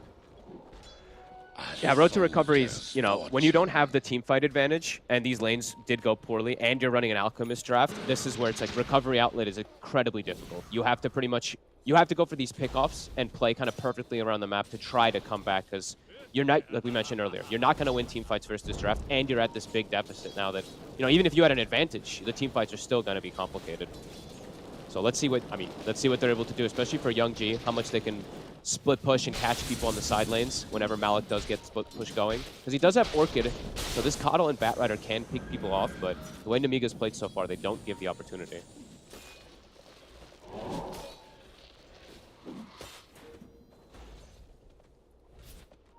I think Namiga will be very quick to make moves, even when they don't have Chrono. They don't need it, really. If Vazia's able to jump in. Very quickly kill quite a fair few of the heroes on PuckChamp's lineup. This last pick Slardar was absolutely perfect, really. Level 12 already. And maybe something that could have been expected. As I say, it's no secret that this lad Vazia plays a lot of Slardar. Level 26 Master Tier. It is one of the hardest, if not the hardest counter versus those melee carries as well, too, now that Razor and, Razor, Viper, and Slardar, the Amar thing that he likes to do, and then, your Mars and stuff, to be able to shut down those physical melee carries. Slardar is amazing at doing that. A little bit of an ambitious tombstone there for so bad. Maybe seeing if it would be enough to start the fight on Crystallize, but Crystallize very easily walking away from that. I'll go with the smoke PuckChamp. See if they can find a kill bottom. It is for now just the Phoenix. They're going to move to the triangle instead. See if he can get on top of this Void, but he's going to get on top of them. He'll just turn Kiri and pop the Chrono, catch the two of them. Malik will get the silence off, but he's having to run and he cannot escape the burn of the Sunray. As Malik goes down, Astral manages to TP away. They will have to use the Supernova there, Hellscream, to survive. Off to the side, they'll go for the lasso. Has to use the lasso there to provide himself the safety to TP out as the bat. But That's rough. That's not what PogChamp were looking for at all there. And very nicely done. Yeah, Kiri just hides in the trees, and then Radiant's as soon as top they're tower is under ready to try and find him, he turns and drops a Chrono on both of them. Just making it look easy. Radiance online, Ogre X2, but at such a deficit. Slardar nearly a BKB done, so that Radiance is not really going to phase him once he has that too. Radiant's top tower They is continue under to play attack. aggressive. They're looking to dominate the jungle. Right now they're spotted though. This maybe is an opportunity for PogChamp. And I'm going to catch him with a rebound, and the blink's up. Vaj is away. Tombstone's dropped down. PogChamp, they'll still try and fight into it. They'll look to take down the Tombstone, but it's going to get healed up by So Bad. Doesn't matter. They'll still finish it, and they should be able to finish the Undying. Well, I say finish. They take them quite a lot of it. They keep missing a lot of these. There they go. Finally able to take down the Tombstone and the Undying. But you can Pango? see from Nemiga, they still want to go. Yeah, Malrone, he's coming in. Vajia wants to jump. Oh, the stun does catch on the two. Nice play from Lil.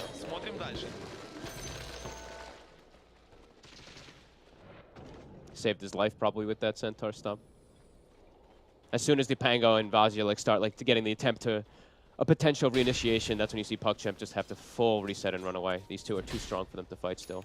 And of course, Malrone got lucky. He gets himself a Brigand's Blade on top too. The kind of best item you can get on a Pango at this point when you're ahead. Radiant's middle tower is under attack. And he is going to be going for an Aghanims. So with Pango and Phoenix, and now it's even easier as Pango, you literally are just going to be disarming people nonstop. Radiant's middle tower is under attack. So that Ag going to be even harder for them to kill whenever that Ags does come out for Pango. And they just continue sweeping the map, Dire's controlling bottom everything. tower is While under Void free attack. farms. Yeah, no, they're crushing it. They're crushing it. And it really is a case of, you know, the lead being much more than 3K shows. You know, the only Yes. reason that's as low, you know, I mean, obviously it's still not that low, but it's lower than it really, you know, actively is in this game is because the Alc, of course, is just inflating the gold the PogChamp have. But that gold just, it's not really doing a whole lot right now. No, absolutely not. The Phoenix walking into the jungle versus 2 or 3 heroes. Yeah, they just get destroyed and Malik's dead. Full BKB done for the Slardar. Yeah, definitely got to watch out for last pick Slardar if you're going to be going for this. 'Cause, yeah, he's completely blown the game open. Against Nemiga, for sure. So when you've got such a proficient Slardar player, you've got to have it in the Dire's back of top your tower minds. is under attack. He's gone for, you know, a little bit of different than what we're used to seeing with Slardar, because we pretty much only see Amar play. It's the Mask of Madness build. Nope, he's got this double bracer, just stick in the lane, treads build. That's worked phenomenally. Make a push for this tier 2, and I don't know if you're PogChamp, is there much you can do or want to do about this? I mean, you come down here, you're getting Chronos, you're getting jumped. Yeah, you can't team fight. I think that's been the kind of the name of the game even before the lanes went as bad as they did. Yeah. Dire's top tower Kiri is with under that Midas attack. usage, got his BKB Radiant's complete and bottom on the way tower out. is under attack. This is the best move they can do on PogChamp, is just go for the tier 2 split. Dire's So top at least they'll get the tower trade. is Pretty good. But yeah, now, Radiant's how do you bottom fight? tower You has already fallen. couldn't really fight into these plethora of ults and control. Now there's an Ags Pango with a Phoenix on his team. So he's going to be disarming you constantly, Radiant's bottom and you're tower never going to is be able under to focus attack. the Ag and the Tombstone. Dire's Yeah, middle it's tower is game under attack. continues to be harder and harder for this poor Alchemist, as he is the solo core. Young G, spotted for a second. Nice. Cancels the blink.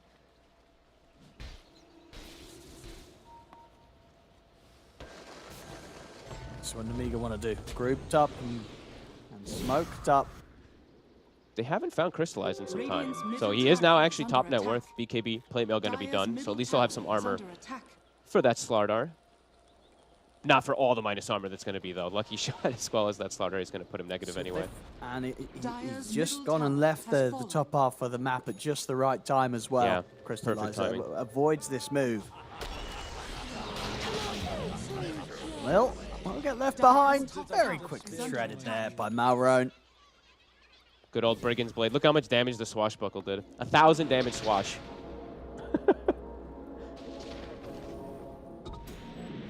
Now they're starting to look to dominate map a little bit more, because I feel like they want to be dominating a little more than they are right now, because Crystallize is getting some space to farm. They're getting a gem, so looking to clear out these wards and continue sweeping map. PogChamp. Well, they can get hit. They'll be the jump. They'll be in. Kiri doesn't need to use the chrono. He'll take out Astral. Maybe see if they can find more. Youngji's put the BKB to escape. Yeah, he didn't he didn't even, like, nothing hit him. He literally just BKB'd when he saw Tombstone dropped and bailed the hell out. Can't even get an opportunity when they're full smoked.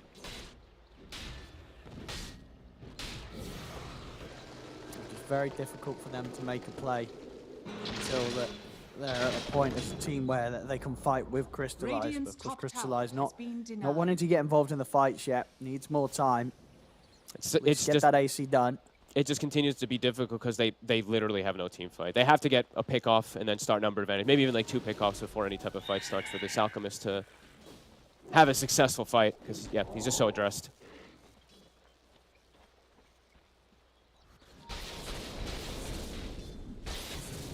Amiga's chilling. Now they can just kind of sit back and wait for any fight to come to them. They're kind of waiting for that next Roche opportunity, because they'll kill it before PogChamp will be able to react. PogChamp's going to try and smoke. See if they can get some sort of a catch or pick off between the sort of single target control that they do have. Just rely on them finding a member of Nemiga alone, and as we've seen for the most part, Nemiga just constantly as a group and ready to team fight. That's not something that PogChamp want to deal with. Yeah, they're sticking together, playing smart, playing around the gem. Can they get any sort of grab?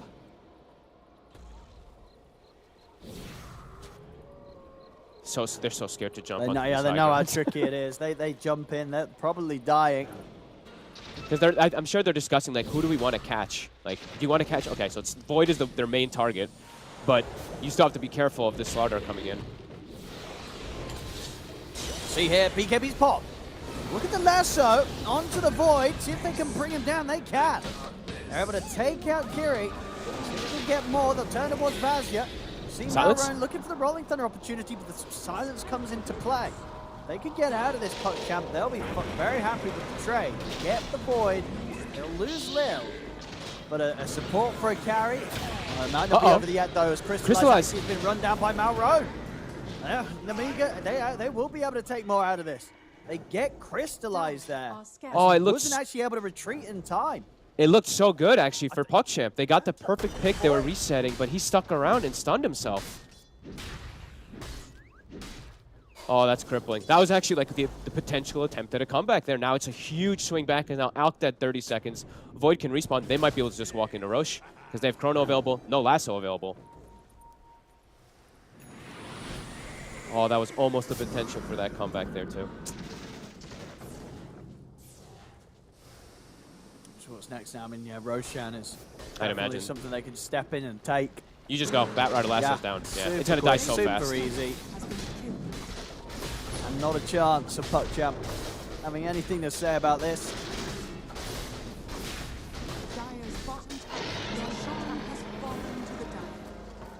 Here we go. 5 minutes of play here with the Aegis. Man, yeah, you couldn't ask for more the way that PogChamp actually got the way, like the Lasso on Void. They silenced the Pango when he's trying to get the initiation, and then they just they stick around too long on Alk. Amiga.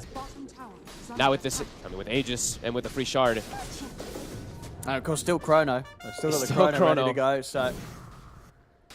Yeah, they're going to look to push this advantage now, too. Alchemist did hit 15 during that fight, so he did get the Acid Spray Grants armor, which is going to be pretty nice for his team versus this heavy minus armor, but still continues to just be at the steps, and it's a 4 protect 1 lineup.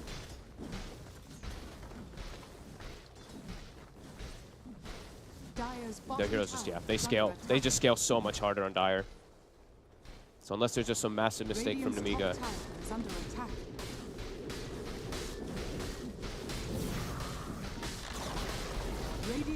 She's going to back up for who first? PogChamp has to. Malik will be the one to start. Oh, important did point out though, they did get the gem at least in the first one. So all things considered, yeah, it was still pretty bad for them because they lost the Alk at the end, but at least they take away gem. As Namiga now smoked up, looking to sweep the map after they forced it. They only saw the Coddle, so they're expecting everyone else on PuckChamp to be farming in this area. They draw a big circle.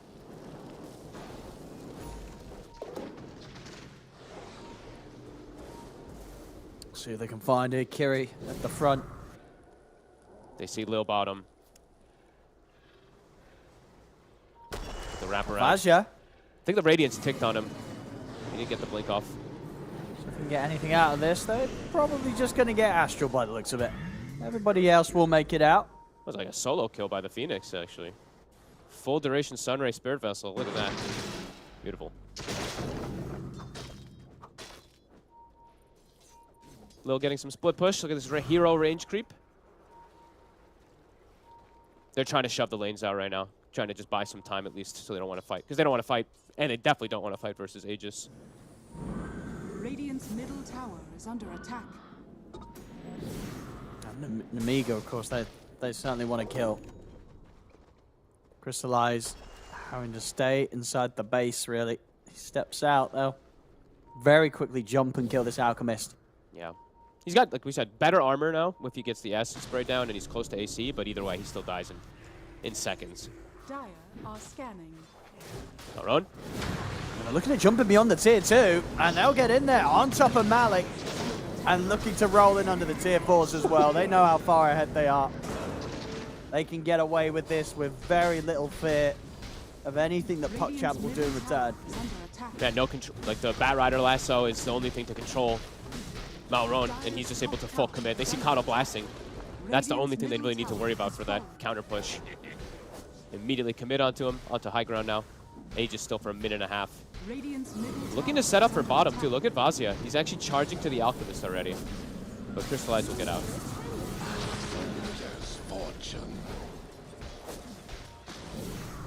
They're going to have to do something here in the mid. They have a ward on top of Young G. They're stalking him. Let's see if they're able to cut him off at all. They have another ward watching him.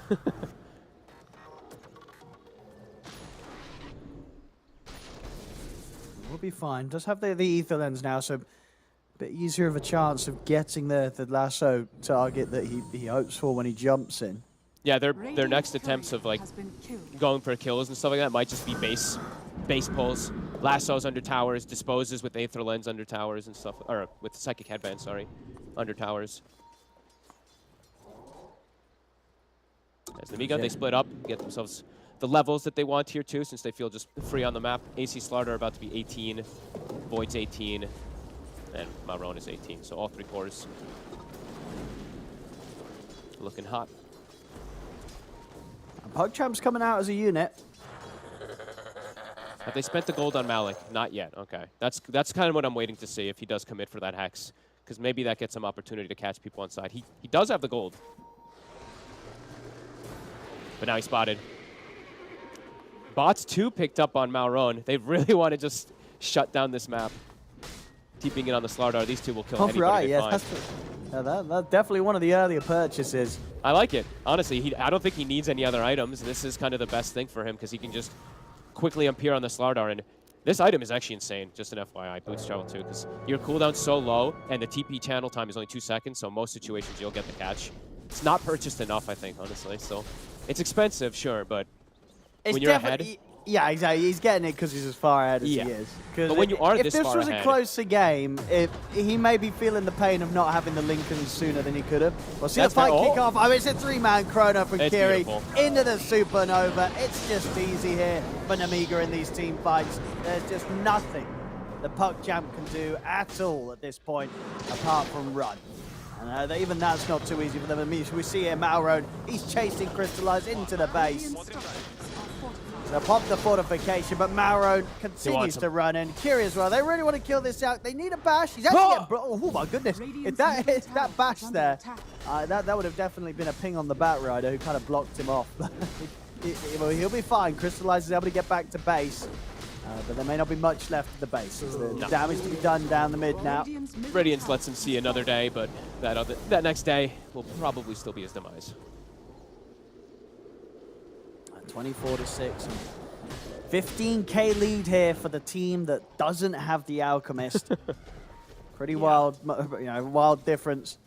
We'll see once again. They try and make a move on so bad, but yeah, you couldn't land it any better there. Yeah, Kiri, 3-man chrono, and just all hopes lost there for PuckChamp in that fight. I like how he caught the Pango inside of it too, so it's just like, you know that this ball of doom is about to fall on you after the Chronosphere as well.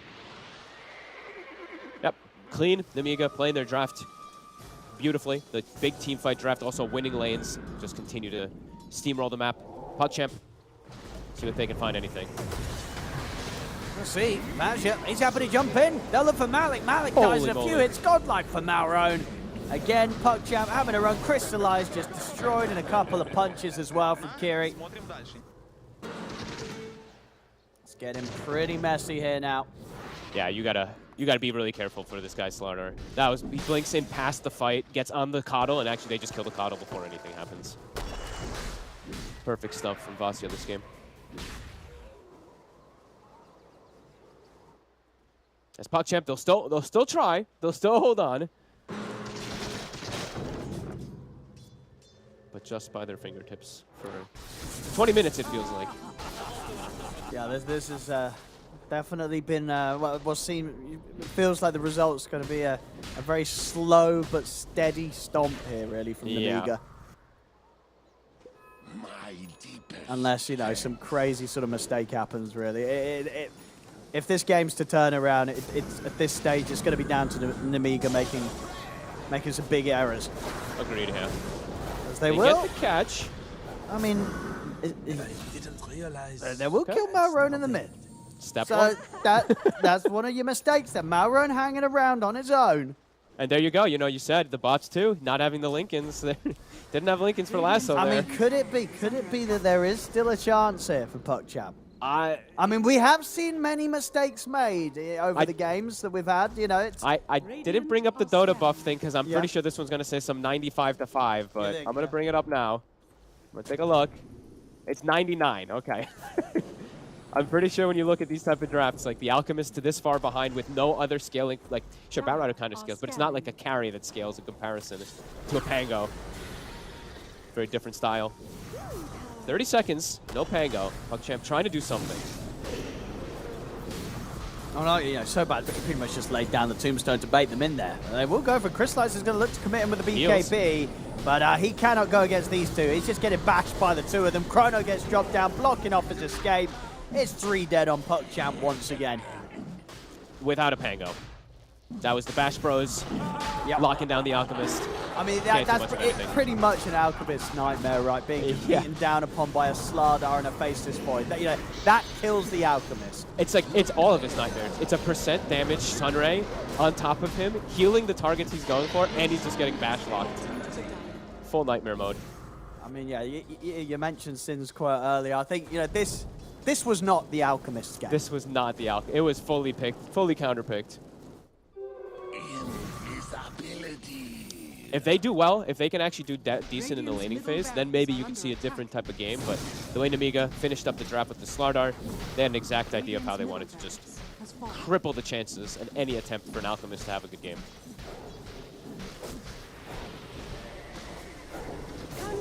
See what we can do here. In the mid. Losing the barracks here, PuckChamp. See Malrone, he's ready to go. Jumps in. They'll get the lasso on the Void. They're going to drag him back into the concoction. He's okay. They got any further follow-up? They don't. They don't. Oh, maybe they do. He's got down once. Okay. Can they do it again? Have they got any He's sort of got a shard. setup here? And BKB.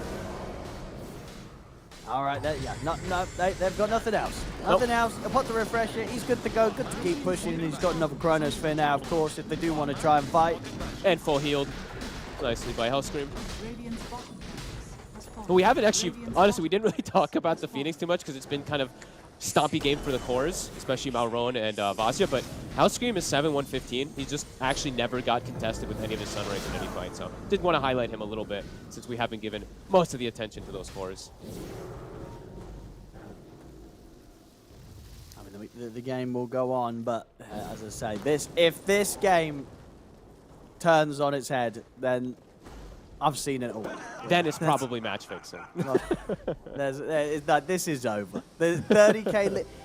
Whenever you see a team at 38 minutes be 30K down, and they're a team where they do actually have an alchemist that's the most farmed on the team. Yeah, but they're 30K behind. It's a rough one. Lincoln's now done. Now they probably can't grab the Pango. Double Lincolns, of course, we saw the Void with one earlier too. Penta Edge as well here for the Void. Beautiful. For any of them for the Slardar, if he wants to take it, we'll see who wants to hold on to that one. Okay, I gives him a head start. There we go. Final smoke probably to put an end to this game. In they go. They'll get on top of Lil. They'll drop down the tombstone, move over to Astral. Double kill for Malrone. And Malik, no chance of escape. And same to be said for Young G. Trapped by the Chrono. Oh, give him the rampage. Oh, come on. Give him the rampage. Give him the rampage. Come on. Give him the... Come on. He deserves it. Give it. Give it the... Give him. Late. Oh, now they're going to call it. No, it's... no rampage. But there we go. GG is called. Namiga in... again, it's 39 minutes. It's not a quick game, but in terms of the stomp factor, it's a pretty big level of stompiness. Yeah, and I'm like, you know, I guess times have changed. It's of course it's like their last chance of being able to make it to TI, but these type of losses, like staying in this one, had to feel pretty grueling. I got to be honest, because it was 20 minutes of just domination that they're just sticking in, and I wonder how the comms are too, because they can't be saying like we've got a chance. Like there really was like no chance after those lanes. Unless like Namiga just super throws this game. Yeah, they dominated lanes. Great draft. So much team fight. Little room for recovery, really, for PuckChamp. Absolutely none at all. Yeah, Namiga just had all fronts covered. And yeah, at least for PuckChamp, I guess they can sort of say after this game that we can give ourselves a better shot with the draft, right? Because you felt straight off the bat that there was a lot of potential for issues to be had with the heroes that they were matching up against. Yeah, I mean, the last pick, Slardar, and this like whole minus armor, I think it just rounded out the draft perfectly, right? Like, because they were a little cooldown reliant and stuff like that with their first 4 picks. And then the Slardar I think it just actually opened up everything. It gives them Roche, gives them dominating lanes, and it just, cleans up the draft perfectly. So for PuckChamp, they're going to have to readjust if they do want to go for an Alchemist. Be careful for some of these really hard counter picks. Oh, for sure, yeah. This was not the opportunity for to crystallize to perform and is out completely countered by pretty much the majority of the heroes that they had on the side of Namiga. Well, we'll see what happens in Game 2. Of course, if you've been following this region, ladies and gentlemen, we have had pretty much majority back and forth series. So every reason to believe that PuckChamp will be able to give it a little bit of a better shot in the second game. But as it stands, Game 1 of this best of 3 between Namiga and PuckChamp very convincingly going the way of Namiga. We'll see you after the break for Game 2.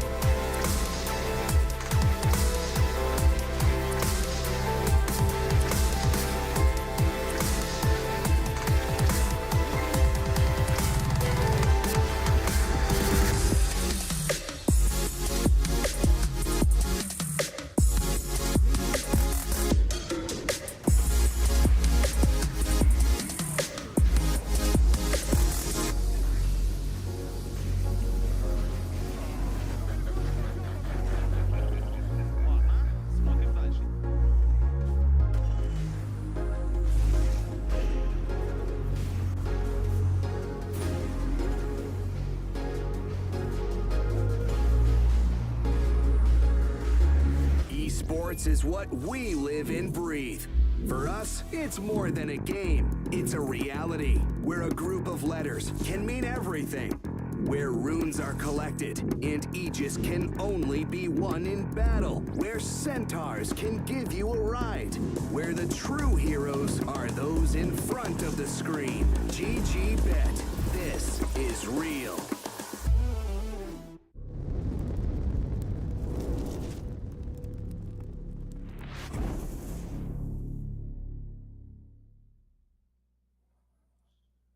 Welcome back, ladies and gentlemen, to the Eastern Europe qualifiers for the International 2022. I'm ODPixel here with Fogged. And of course, we're into the series of Namiga Gaming and PUCCHAMP. We just had game one, Namiga.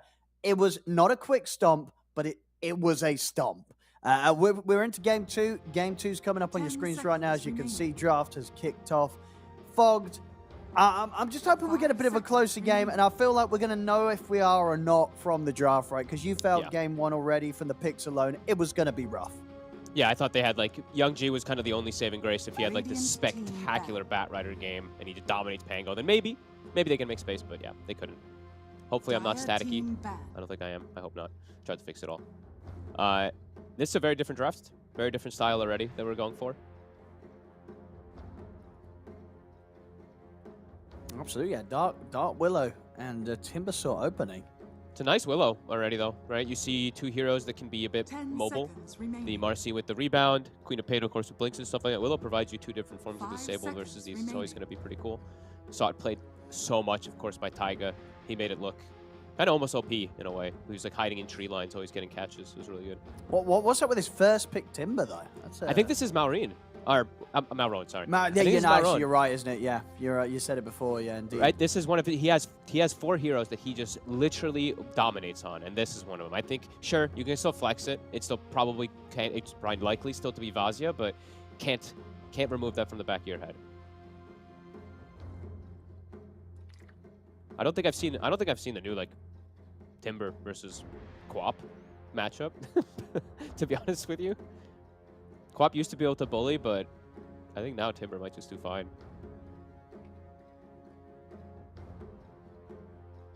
Curious to see how that'll go. If it is going to be in the mid matchup, of course. Yeah, we'll see how many mids PUCCHAMP ban out. You know, I just see the two first bans, and that's why I'm thinking it is. Like I see Lena Viper ban, and he's like, all right, well now it's my Timber because these are heroes that will just cripple Timber. No, I think it's true. I think it's true. I don't know. Yeah. It sounds bizarre, but. Radiant team ban. Looking at these rest of these bans, Bloodseeker ban, that's also protecting Timber, potentially for also future picks as well. I mean, everything looks kind of like a Timber ban. Black Hole, the Enigma. Enigma's still a very popular hero, so that's kind of versus everything, but... Well, yeah, I was just having a look out of interest. So, indeed, Timber is his third most played in competitive games. Yeah. 64% win rate. Very respectable. And indeed, yeah, on his pub profile, Timbersaw is his most played hero. Yeah. I played versus according to Dotabuff, like he is rank 3 at the moment. I don't know how up to date that is, but he's rank 3 on the leaderboards, Malrone. But yeah, 823 games on Timbersaw, 61% win rate in 823 games, which when you're a rank 3 player, that's a very impressive win rate to have on that amount of games on a hero. So pretty insane. It's got to be him. I think I would think so. That's why I said it in the last game. Like he has these special heroes that he just actually dominates. I played versus one of his Timber once, and I think he was versus a Batrider, which is like the hardest counter pick versus Timber, and he dominated this Batrider. So like that says a lot. Like he's really good at the hero. So see how PUCCHAMP adjusts, because right now, again, I'm seeing them doing this thing where they're lacking a little bit of this team fight. They have good ways to pick off and stuff in laning phase. Quap, Marcy, excellent for that. Same thing for Clock, but again, Namiga, they have the team fight advantage for the first 3 picks already for me. Willow and Undying, these two heroes dictate who's going to win a fight. I like the Undying play from last game. It was really nice. You know, so but he was never hesitant to just throw down the Tombstone. I mean, for the most part, that was kind of what was starting the action. You know, drop a Tombstone. You know, PUCCHAMP, they're kind of getting baited in trying to deal with this Tombstone, and the next thing they know, Vazja's coming in and jumping on top of them. Yeah, that's like one of my favorite ways to always see the Undyings played, because it's not always just about the zombies. It's about the vision this Tombstone provides. It's insane. I think it's still 1800, right? I'm pretty sure it's both 1800 day vision and night vision. I don't think it's ever been changed again. Maybe it's 1400 night vision. I'm checking right now. 10 seconds remaining. Let's see, maybe it was changed a bit ago. 5 seconds remaining. Da-da-da. Dire team ban. There we go. Yeah, 1800 injury. I don't know why it took me so long to find that, but that's one of the big reasons why we used to see teams pick it, especially like Lanem when they would pick like Undying Disruptor. Zero just provides master vision in team fights, and they'll pick a Beastmaster this time. So, I mean, provides a little bit of team fight, but this hero is more still around like pickoff orientation. 5 seconds Yeah, enough. remaining. The heroes that Namiga have, they're not easy ones that are going to be easy to pick off, right? You got a Timber, and now you got a Bristle. These two incredibly beefy cores that, for the most part, unless they're falling far, far behind, I don't feel that these heroes are necessarily going to have the straight-up damage to threaten heroes like a Bristle or a Timber. They need something big with their last pick here, Radiant PogChamp. team ban. What is that big last pick though that's going to provide It's got to be something that has a break or is sort of suited to farm a Silver Edge, right? You're like going to PA need is it. the only one. It has to be their carry. So like if that's the way we're going to be saying it, it has to be PA, or it's going to have to be something 10 like seconds remaining. I mean, who even builds Silver Edge from safe lane usually? It's like usually with like a 4th 5 item. seconds remaining. It's not a bad slot game. That is very true. Like, that would be the kind of thing you're looking at when you're seeing this sort of thing. But at the same time, also, there's a lot of like floored, like Timber is Timber. It It goes goes both ways. Didn't Crystallize used to play a lot of Slark? Is he one of the Slark players of Eastern Europe? Let me see. Crystallize.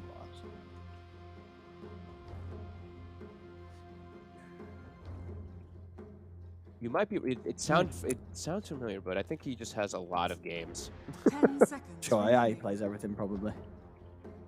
Can't find his profile. You'll just it's keep probably finding hidden. Crystallists as well remaining. too when you look for him, right? Yeah, yeah, exactly. Yeah. Radiant Let's see then what they're team gonna end things up with. Ban on the Slardar and the Night Stalker to close things up. So I think very much realizing, PogChamp, they know that this is going to be mid Timber and it's still Vaj's pick that's last. You could be onto this though. I can't. I'm looking at the bans too. Which- Like the Night Stalker and Slardar. Those are pretty damn good 10 versus the seconds Slark. remaining. 5 seconds remaining. Dire team pick.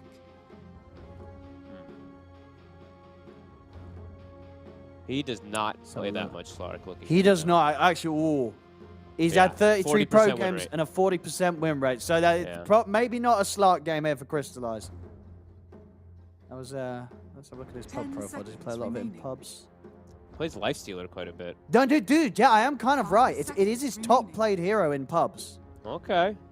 It But looks it looks like it okay. hasn't. It doesn't do too well when he tries it in pro. Another Morphling. They'll go with the We've morph. seen a lot of Morphlings. I guess, okay, so we've seen a lot of Morphlings and also versus Undying. Because you turn into Undying in Teamfight, you drop Tombstone, then you just turn back into Morphling. So it does Yeah, give you Teamfight, which is really weird to say. It gives you Teamfight from a carry roll, which usually isn't something traditional.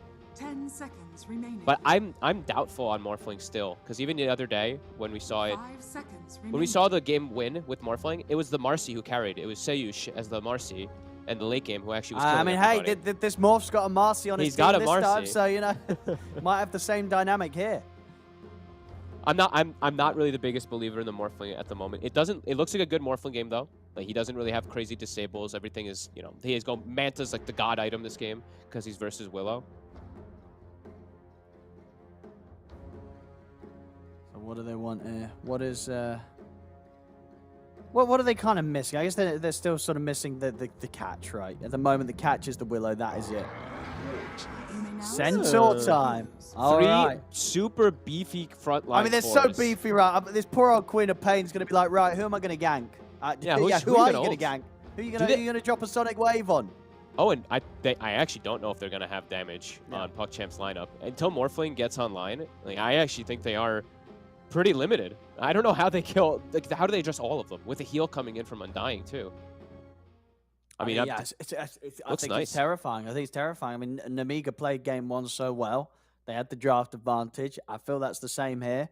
I think Vaj is going to be pretty happy. It's not a Slardar, but it's a hero that he can use in a pretty similar fashion to make those jumps. And we did see a lot of those potential for initiation was enabled by the Undying in the last game. And they've got that again here. So the Tombstone setup with the Vision, Vaj is going to be able to make these jumps. And how do you kill these guys? It's a I don't know. Centaur, Bristle, and a It's- Timber. I mean, it's probably one of, if not the tankiest sort of combination of cores I've seen on a lineup in quite some time. Yeah, I think the only other thing you could Yeah. add is like throwing like a Primal Beast instead of like a Dark Willow. We got 5 melees, all tank, and that would be pretty Yeah. crazy. No one would be able to die. But yeah, okay, so PuckChamp, it's going to be reliant on how good the Morphlings game it feels like, or maybe if Young G's able to. There's no way he's going to beat Malrine in the mid lane. I think Malrine's going to free farm, so I don't know how Young G's going to be able to do, but this game is all dependent on how the Morphling game is going to be, if they can actually get farm on him, but I don't see that being easy. I think Namiga's got, again, a really good draft to be able to pressure, even take Roche and stuff like that, so hey, let's see. Let's see. Well, Crystallize, we're sitting here. Level 27 morph. He is a big morph spammer. So he will be hot on that. But, of course, over on the side of Namiga, Vazia, I said we were very impressed with his Slardar last game. Yeah, Centaur, also a very high-tier hero for him And I'm on glad. the rankings. And, Willow as well. Yep. Hellscream, level 28 Willow. And, of course, Malrone, he's got 800 games, so there's no surprise. Of course, This is a yeah. level 30 Timbersaw player. If I was PuckChamp, I would be terrified coming to this game too now. This is not going to be easy. No, I honestly would ban his Timber in most of these games. A lot of teams do just ban Timber if you don't have great solutions. The fact that he's going to run it mid when you don't see that too often is, it says a lot. So Yeah. let's see how they're able to address it. I like Vazia's starting items. I think these are the kind of the obvious ones, especially now with even more health regen after last patch. Look at this Centaur. He's got 7.8 regen per second with 4 armor. Very difficult to get zoned out of lane. So top lane should be pretty strong, the pressure that they can apply onto a Morphling. 30 Mid, seconds to battle. I'm sure Malrine's going to do fine versus the Quap. And then bottom lane, it's a Beastmaster Clock lane versus a double strength lane versus an Undying Bristle. So yeah, Namiga's lanes look pretty damn good too. Let's see if that Morphling factor, though, will give them, because not including the Morphling, I think that they're out team fought, but maybe when you include Morphling, if he gets an okay start and he shows up dropping tombstones, maybe that can The balance the battle team fights a begins. little bit for them. Still going to be an uphill battle. Ладно, смотрим дальше. Let's See what see. they I can mean, do. yeah, last game, of course, we saw from the start, wasn't really easy for all of PuckChamp's cores to get the farm in the lane. I think it's going to be... I don't know how you pressure Bristle in this lane. Like, he looks like he's going to absolutely free farm. And it's I a don't know what Astral's gonna strong have to- combo, or Bristle Undying. Like, these two could be killers. If you dive or get too aggressive on these, suddenly the stacks are building up, your HP, your strength's being stolen, you're dying. Yep. Very, very hard lane. Yeah, let's see. We'll see how they end up doing it. It's like every time they get double decayed, this will be... If they ever get decayed twice, it's disastrous. It's probably still incredibly difficult. All he has to really do is use the decay on Beastmaster, and then you'll see that base damage advantage just be massive for the Bristle every time. So yeah, Astral's going to have to start pulling some waves, doing some creep manipulation shenanigans to try to at least let them have some hope bottom.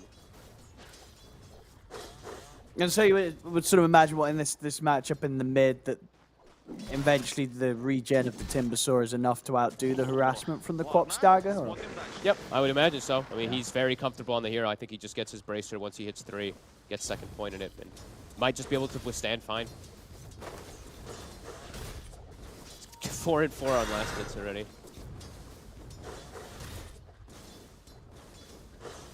And we see the creep manipulation bottom. Kiri's doing a perfect job of matching that creep manipulation, getting it behind his tower.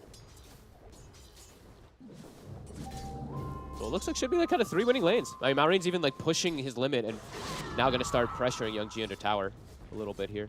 Oh, his courier though. That came dangerous. Oh. That's going to kill it, Oh, right? it's dead. Yeah, absolutely. All right, goodbye, Bracer. Okay. That was kind of fun. I love when people forget about their careers.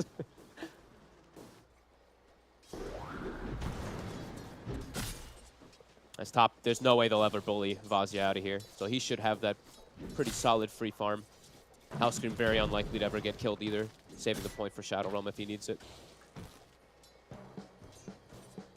And bottom. Astral.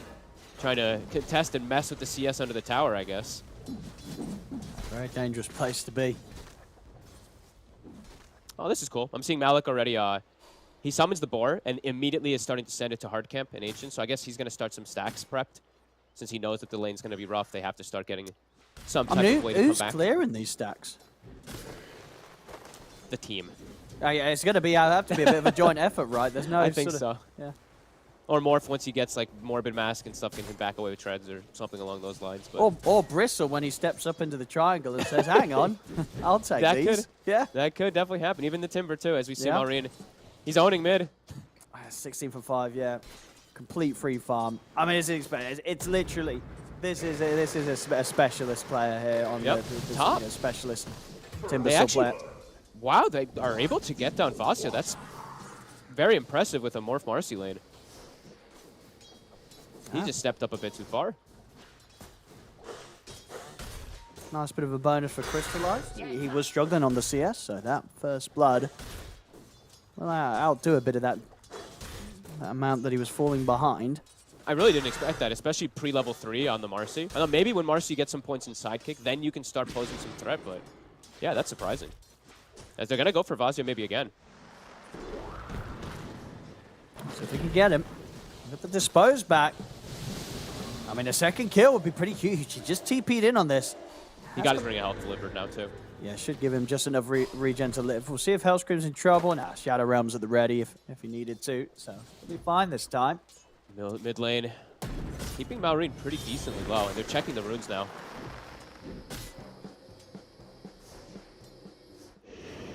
Very hard for themselves to get crystallized, of course. Has now got the lifesteal. I think they actually push the Timber to Radiant base are now. scanning. I think that move from Lil, yeah, really nice. Takes away the water rune, secures the rune for Young G, and yeah, that's gonna actually make the Timber go back. So we'll let Young G catch back up. Still seeing Crystallize struggle, of course, even more when the Marcy does leave for a moment, but yeah, he got a kill, which is huge.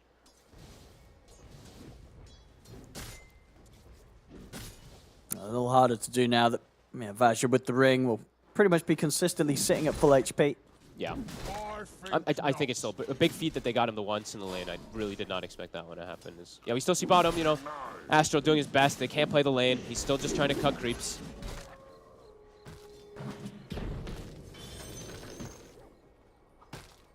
So even throwing out some tips here, Malrone. He's at the Was 30 on G. stacks now. He's got 3 points in reactive. He's like, Yeah. all right, you're not pushing me out this time.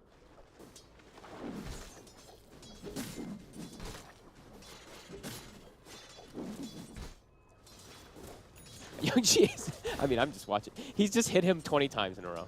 it's the funniest thing watching Radiant's it. courier has been killed.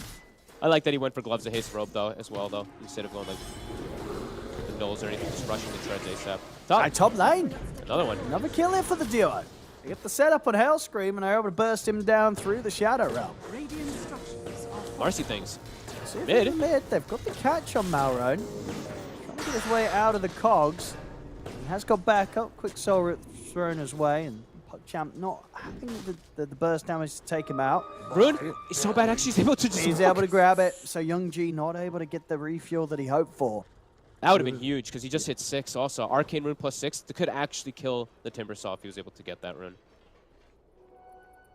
Big play from the support. Literally just walking in and grabbing it under the Clockwork's hand. worthy tribute.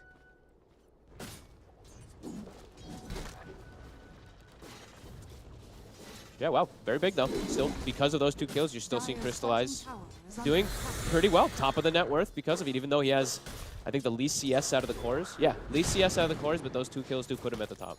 We'll see another attempt on Malrone in the mid lane. Not quite. Not gonna be able No to do ult anything skill. more. Young G actually Jumping in. skills the Scream of Pain rather than having the ult. So they don't actually have the kill threat. Okay, I guess sort of favoring the ability to maybe clear creeps a bit quicker and just speed up his farming. Yeah, I'm cool with it. I think it's pretty good. Rather than blowing your whole mana pool for a kill, you can just get like 4 or 5 CS, make up Sure. for it. I like it. I mean, I guess that's the thing as well. You know, will you get that kill? How Exactly. easy is that kill to actually get at this point? I think it's nice because he's 300 ahead actually versus that Timber now because of all this. We'll see with the axes. Yeah, we'll see. He's able to clear these stacks now, or at least the large camp. The large camp, yeah. He wasn't stacking Ancients, so that's No, actually quite just the nice. one. Yep. Okay. Still takes a little time, but still nice. So bad. That should be a pretty easy kill here, unless they can get denying. No, Hellscream won't be able to against the scream of Young G. Nicely done in this early game, really. These little rotations, these little adjustments have actually pulled them out ahead. So if they can get Vaz at top. So +1, Astral's here, he's got mana. Oh, he's just hit the 6 off the creep. So he has got a stampede, trapped. but he's been caught in the cogs. We'll see Maron look to help out with throwing the Chakram, but Vazja will go down. May have set up, though, for Maron to get some kills in return. See him chase out Astral and... Ooh, not quite enough there. He's definitely going to want to dive this and deep with the Timber Chain. He'll get in and get the kill. So Maron able to take down 2. Oh, it costs him quite a bit, though. He actually loses his entire mana pool, and he's down low. He might actually die. Well, he's got the backup of the Undying coming in, but indeed very much in burstable territory here. So there's the jump forward from Young G as well. They'll take out Malrone. They'll take out Sobat as PugChamp do continue to have the lead here now in this early game. Very nice. And with the Morphling lineup, that's pretty huge. A pretty big mistake for Malrone. He gets the kill on the clock, but because I think he canceled his auto attack or something, or pulled the Chakram in too early, one of the two combos. Yeah, just put it in too early. Yeah, it's like both of those things. It literally caused him to die and the Undying. Big stuff for PugChamp. Young G now off to an excellent start on his way to Witchblade. Dire's bottom tower is under attack. And he's 1,000 over that Timbersaw that had a phenomenal start in the laning phase.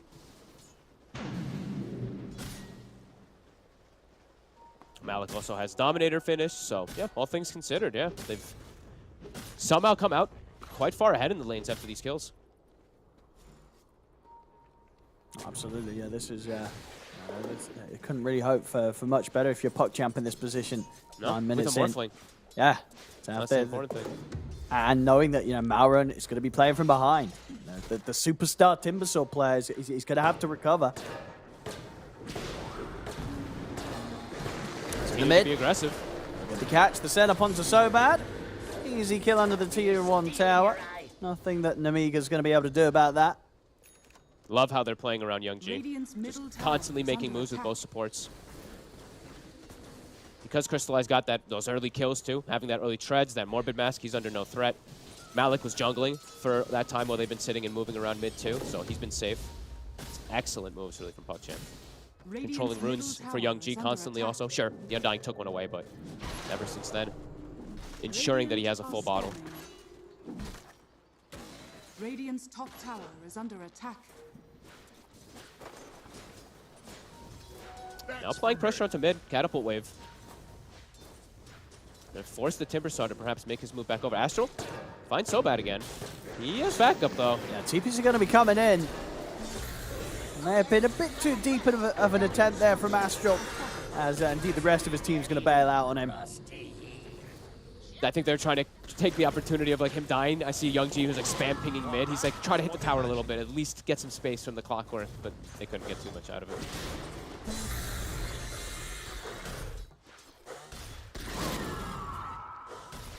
Three-course free farming though. Morphling under no pressure. Beastmaster continuing to just jungle. Lil Should go does down get solo. soloed. All right, power of Dark Willow there.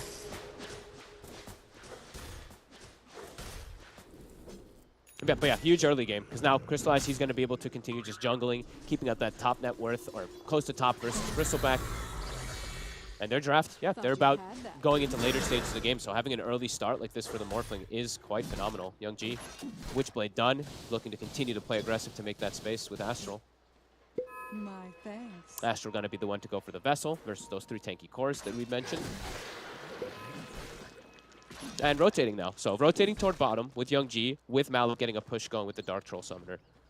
Radiant structures are fortified. I mean, it's still not going to be easy to kill this Bristle. If they get him roared facing the front. But even then, there's still no points in the Sonic Wave from Young G. The Fear will only catch onto the Beastmaster. We'll give them the setup, and they just get the catch as well onto Young G. I mean, it's a risky move there, trying to go in and set up onto the Bristle. As I say, still with a skill build, you don't even have the Sonic Wave. So no. I feel you need everything if you want to have any chance of going on this Bristle. That was a risky move. I don't know if that stood much of a chance of being ever successful. Yeah, if they can get the roar like initially before he gets the turn of the corner, sure, maybe they have a chance. But without the roar coming first, I think there's like no way they kill him there. That was easily responded there from Nemiga. They even, I believe, he had vision of everything too, right? I think that ward actually saw them kind of setting up for him too, so he was very prepared. The team was unbelievably ready for the reaction. Just felt, had a really low chance of success there, that move. Big risk from PuckChamp taken to do that, and it does not pay off. And that was potentially their move to just like get tower and walk out freely. Instead, they get tower and lose 3 heroes. And Kiri's now going to have that bag in him at a pretty good timing. 2 pieces. Trying to make space for Crystallize with that move, but actually kind of made anti-space as they fit this bristle. No. I'll imagine Youngji's going to take the Sonic Wave next, right? But he's level 10 then, so maybe he won't. Maybe he'll still take the talent, and then it's going to be even longer when there's no Sonic Wave in play. I mean, this is a lot of points. You know what I mean? I get, you know, as we said, it's not easy for him to get kills, but I mean, you still got to at least try, right? I think like the 4th point in the Shadow Strike and the 4th point in Scream is on like 3-1-3. That I was cool with because then you can still farm and everything. Then you can get the Sonic. 4-1-4 is like the 4th point in Dagger kind of like restricts you quite a lot too. Well, let's see. They're going to make another attempt, maybe. I mean, it didn't work last time. I still don't think it would have worked this time. This time, at least they will back away. They're not going to try and force it. Bristles out of there. He absolutely needs Sonic. They just get, he has to get Sonic Wave if they're going to try to make that move. Yeah, I think he's going to take a talent at 10. I hope not.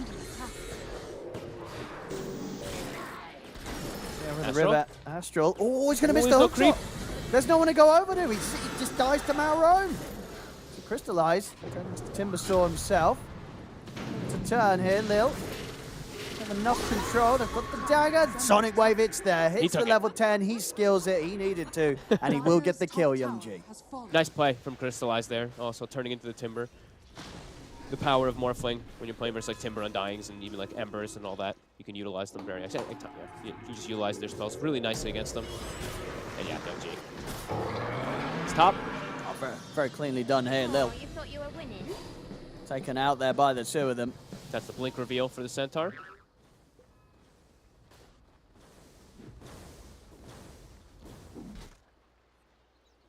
And Aghanim's on Bristle about to be done. So soon we'll see Nemiga pick up pace, I'd imagine, to look to pressure a little bit more, play around this Bristleback with this blink Centaur. And Malrome, even though he's 5-2, lane, etc., all that good stuff, he's bottom of the net worth of the chorus. They've done a really good job of addressing him with rotations and whatnot with the supports.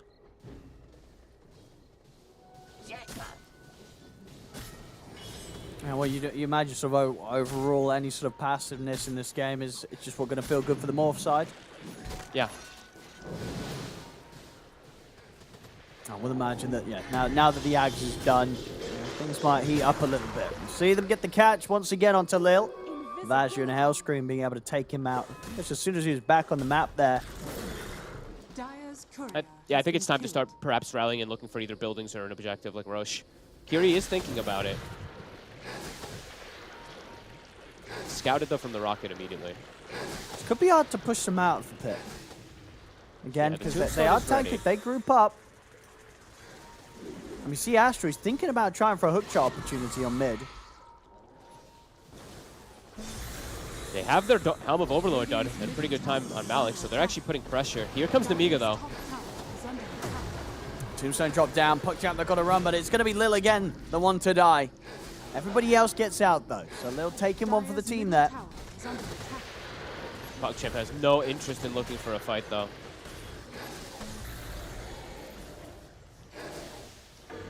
Tanky cores, they get the deny also. They're definitely scared to commit onto any of these, especially with like so bad sitting behind with max soul rip also this time around.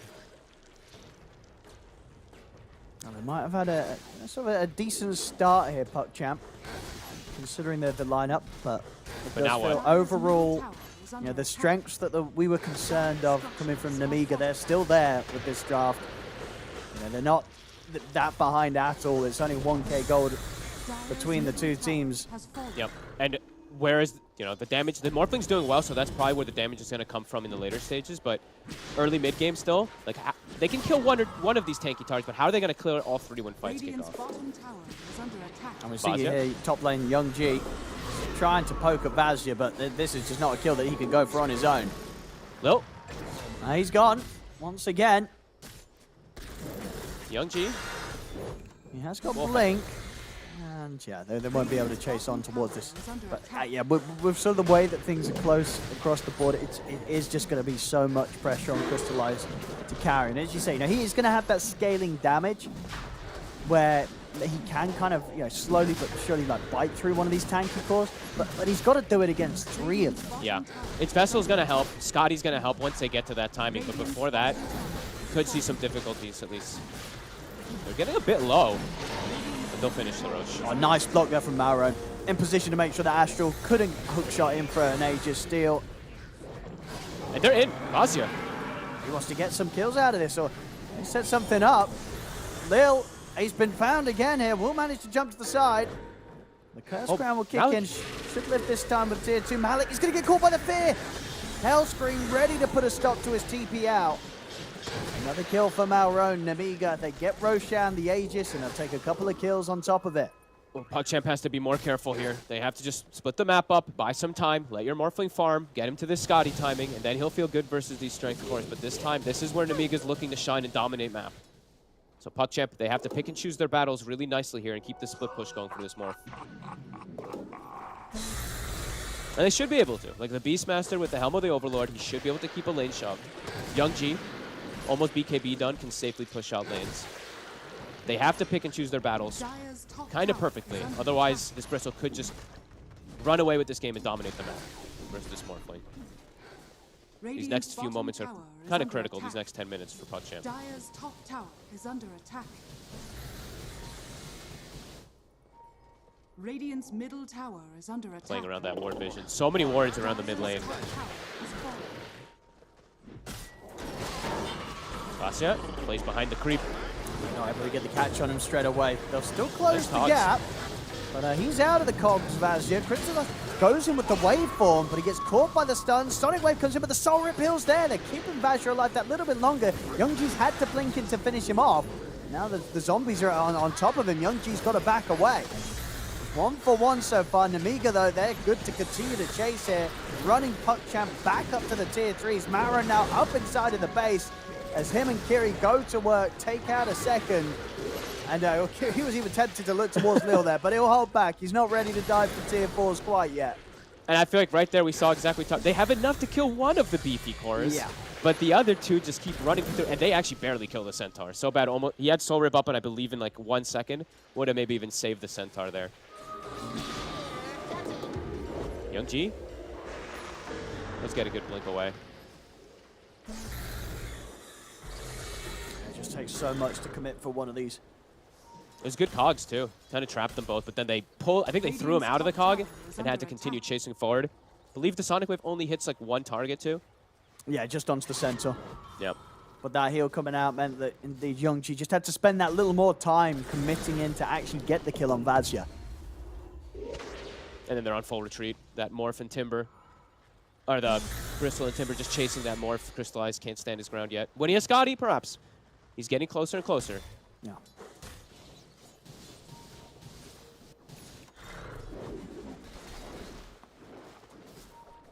But again, Looking to keep pressing the issue. They still have 2 minutes left on Aegis.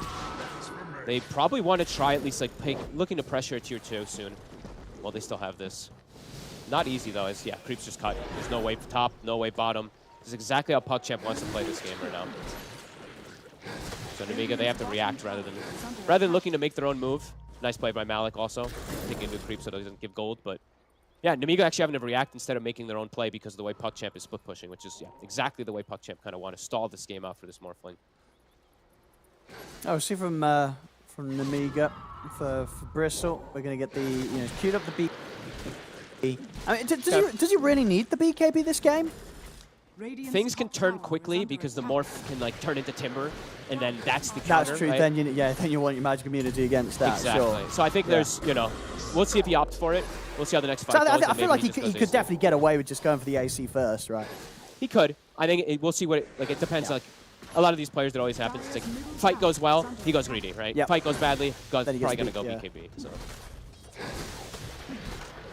See there, Young G forced to use his BKB defensively. Dire's middle tower is under attack. Namiga cutting waves themselves. You see Vazia taking top wave while they also push mid. Structures are fortified.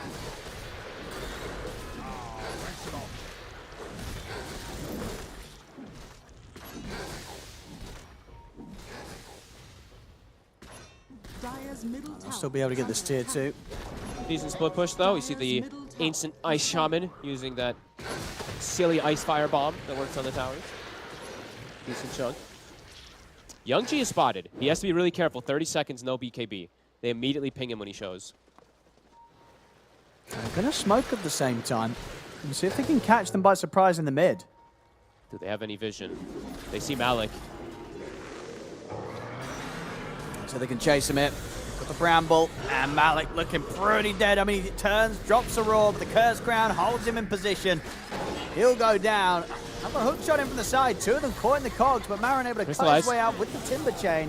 Crystallize, we'll see what sort of a fight he can bring them. He'll turn into the Undying, drop down a Tombstone. Sonic Wave for now just pushing them back, not getting any kills out of this. And PugChamp, they still have to retreat. They've just got no more fire in the tank.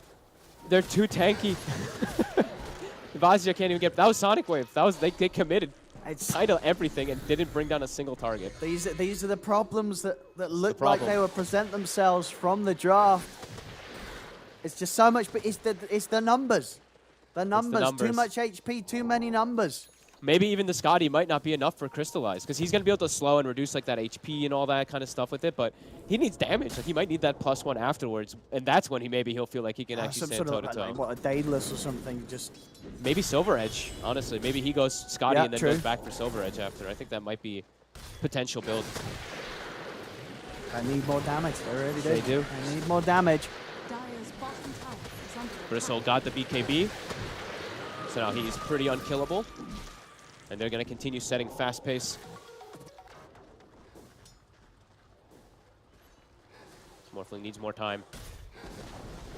Dire's bottom tower has fallen.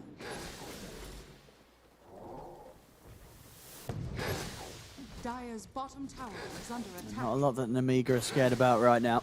No, you can see PugChamp is not wanting to look for any type of fights versus these tanky cores. Arcane Rune on Malrine. I like his build too. We didn't comment too much on these items, but Lotus Orb kind of perfect this game versus like the Beastmaster. Even versus Marcy and everything too. Radiant's courier has been killed. And they do have a vessel themselves also on Hellscream. Is under attack. So that Morphling. Radiant's top tower. It's got one manta to be able to remove it, but that's just about it. So Scotty's done.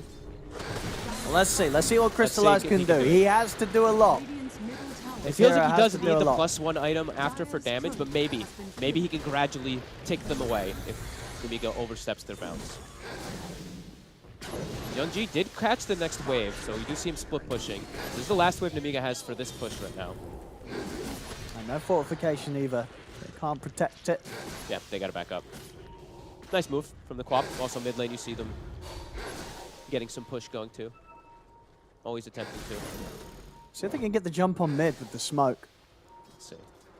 Radiant are scanning. Who do you initiate on though? Namiga, Vazia. He breaks. Ooh, not going to find the hoof stomp. They're going to look straight towards Lil. They'll get him. See if they can find more. Crystallize has been caught in the rear. Had to use the Manta. The Fears. It's going to get him. They've controlled the Morphling. He's in a whole so lot dead. of trouble. Crystallize goes down.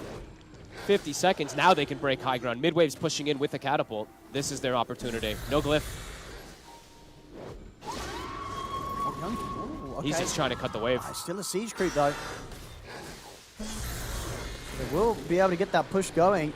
Look at Malik. Dude, look, they're just trying desperately to buy time. Radiant's Morphling dead 30. I mean, they the got a siege- siege creep. the Let's siege creep, they gotta keep protect it. the siege creep. Dire's Yeah. middle tower is under attack. They will. Damage to be done here down the mid. I mean, that's still a seconds. concern, though. The Morph died so, if he gets caught by a Disable, he's just dead. Dire's middle tower has fallen. And that's the thing, as we're seeing, you know, for Namiga, they do not lack the damage. No, They got definitely some not. Multiple burst. everyone provides good damage, really. Yeah. Haste. The supports too, like the Willow can't really take away what Willow does, and also the amp, right? That's why you do see Morph die so fast. He gets vesseled, he gets amped from the Flesh Golem. 1.5 minute till Aegis, or till Roche. Trying to step out, PuckChamp. Astral thinking about a hook shot opportunity. Pretty good one. He gets the cogs onto the two of them. Young G jumps forward, puts the BKB. And able to take down the Undying, but they lose Astral for that. Question is, what more can PuckChamp get? They're going to look over towards the Centaur. Young G. He'll catch Young G. He's surrounded here by the three of them. Still able to get the blink off in time. But this Bristle, they just cannot touch him. Bristle just pretty much close to full HP here. Namiga, they've got so much tankiness here between them. The PuckChamp, they have to just get out who they can. Crystallize will live in this. He's not going to look to be any further involved than he needs to be. Good buyback from So Bad as well too. He actually dies before he gets Tombstone off. Instant buybacks, comes back in the fight. And so they're super tanky, and then they're getting soul ripped with Holy Locket over and over and over again in the fights. And as a full AC coming out for Kiri and the Bristle. Jesus. Yeah. Just so hard to see how on earth PuckChamp fight their way through this game. Just, yeah, too tanky. Everyone just way too tanky. And they, even like Young G, he's lucky to survive at the beginning of the fight, because I think it was a dispose from Lil that saves him once he gets caught by Fear, but then he just gets chased. Like, they have ways to catch up to him with the Timber. And I think, yeah, you'll see this here. Nice little dispose is coming in, and he'll blink up and get chased. So, yeah, just it's too many tanky cores. They don't have the damage in their draft. And they didn't have Sonic Wave, of course, too, right? Young G did use the Sonic Wave for the Creep Wave even earlier than that. Oh, maybe it was actually the Shard on the Marcy. Good call there. Thank you. I wasn't sure if he had purchased it.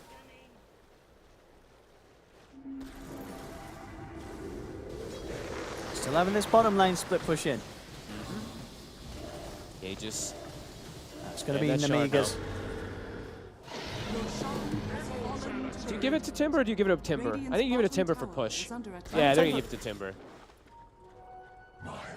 I like that. Yeah. Gives them better siege. The hairball's cute for team fights and stuff like that, but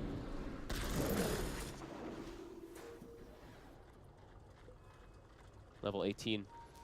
Malrine as well as Kiri. Kiri actually 19. Keeping up with each other. He's pretty much got the Shivas, Malrine. Ooh, so they're gonna have, yeah, the Vessel, they'll have the Shivas, they have all this extra heal reduction also versus Crystallize. And he actually feels like he needs to go BKB, which I honestly might be right for the Morph too, because we saw what happens if he gets caught in one stun on Morphling, he just dies. So I do think it's gonna just continue to be damage issues then. Sure, he'll survive maybe in the fight, but continuing to just see them not have enough damage. Oop. Close.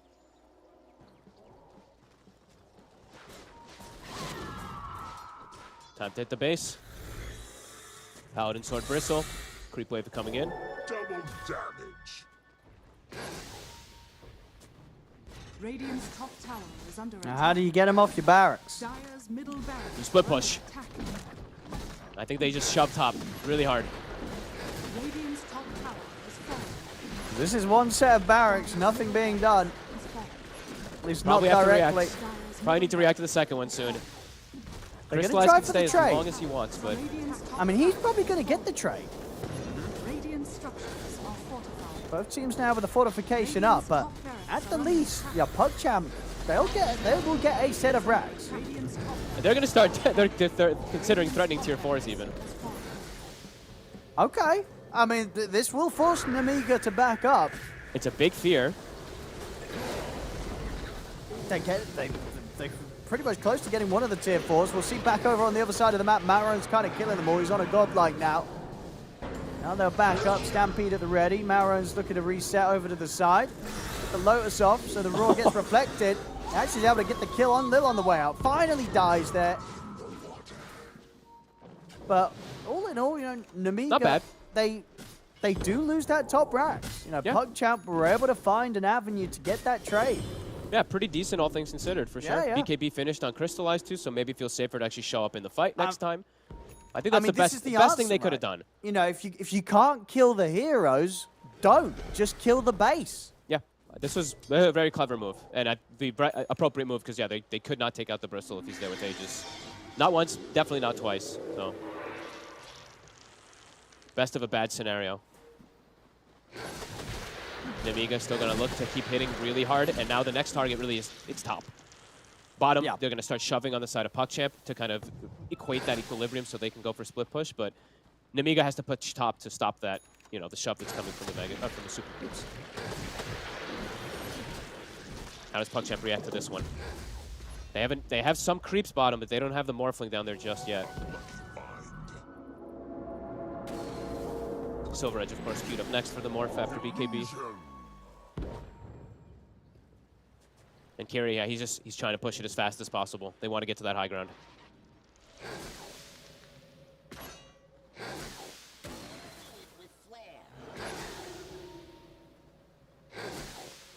See what sort of defense they can do head on here. PuckChamp.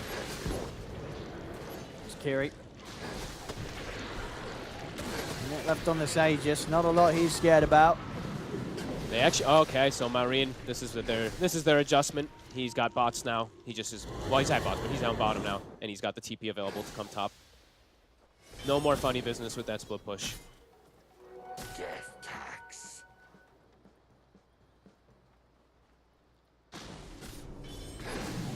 Here we go. Now he's coming up. Now they're gonna force it. Can they push them back? Dire's top tower is under attack. 30 seconds on Aegis.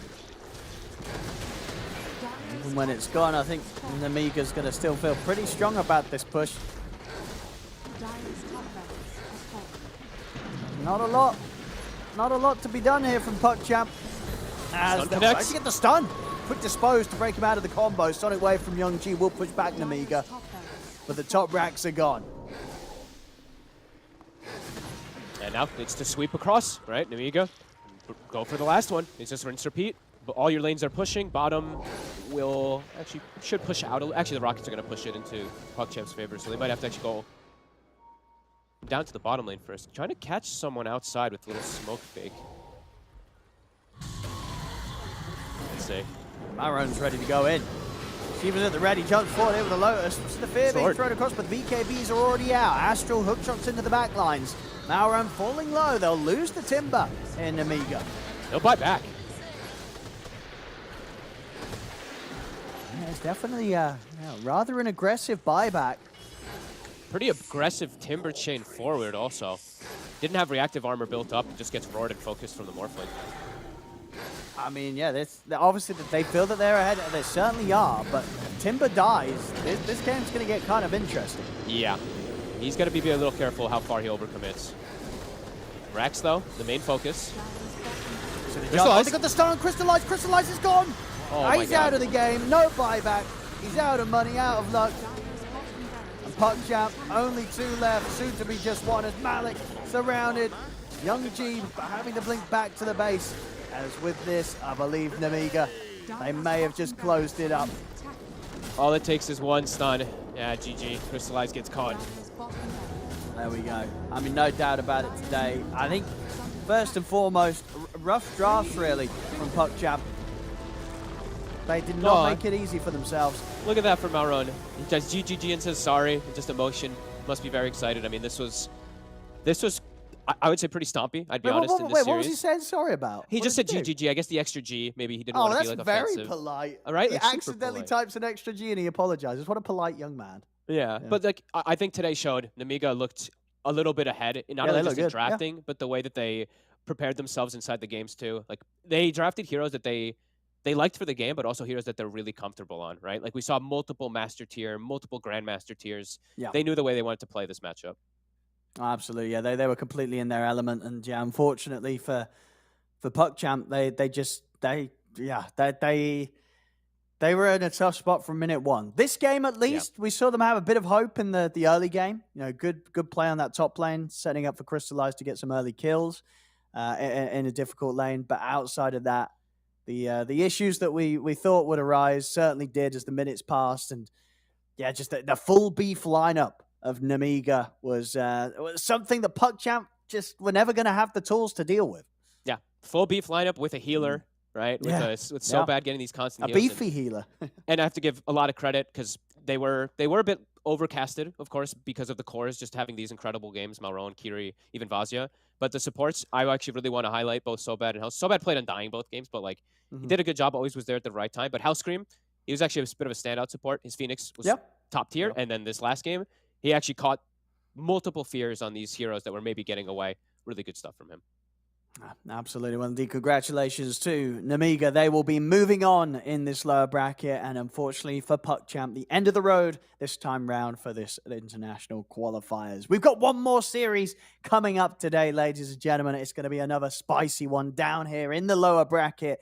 And it is, of course, between Hellraisers and One Move. So don't go anywhere. We'll be getting the lobby loaded and getting that started very, very shortly after this break. Final series of the day. Best of 3. Loser out of the running for TI. Hellraisers versus One Move coming up next.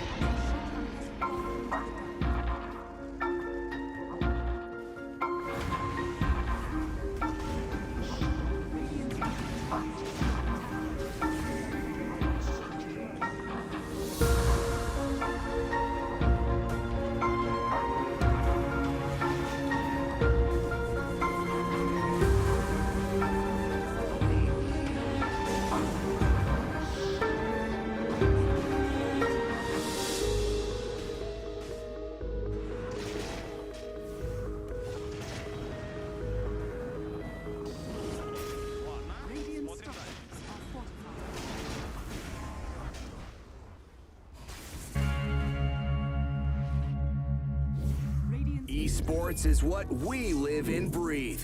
For us, it's more than a game. It's a reality where a group of letters can mean everything. Where runes are collected and Aegis can only be won in battle. Where centaurs can give you a ride. Where the true heroes are those in front of the screen. GG Bet. This is real.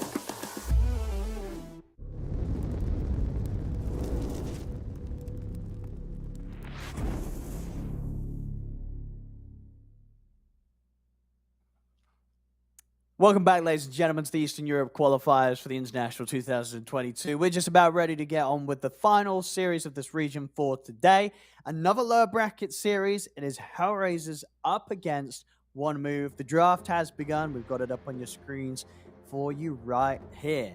Fog, yes, I feel we've seen quite a bit of both of these teams. Yep. Now we're getting them meeting head to head. What's your expectations? Any players in particular that's been standing out for you from these two lineups? And who's going to take it? I give Hellraisers a bit of advantage for me. These guys are, like we've said a million times, like the multiple players in the top 10, top 5, etc.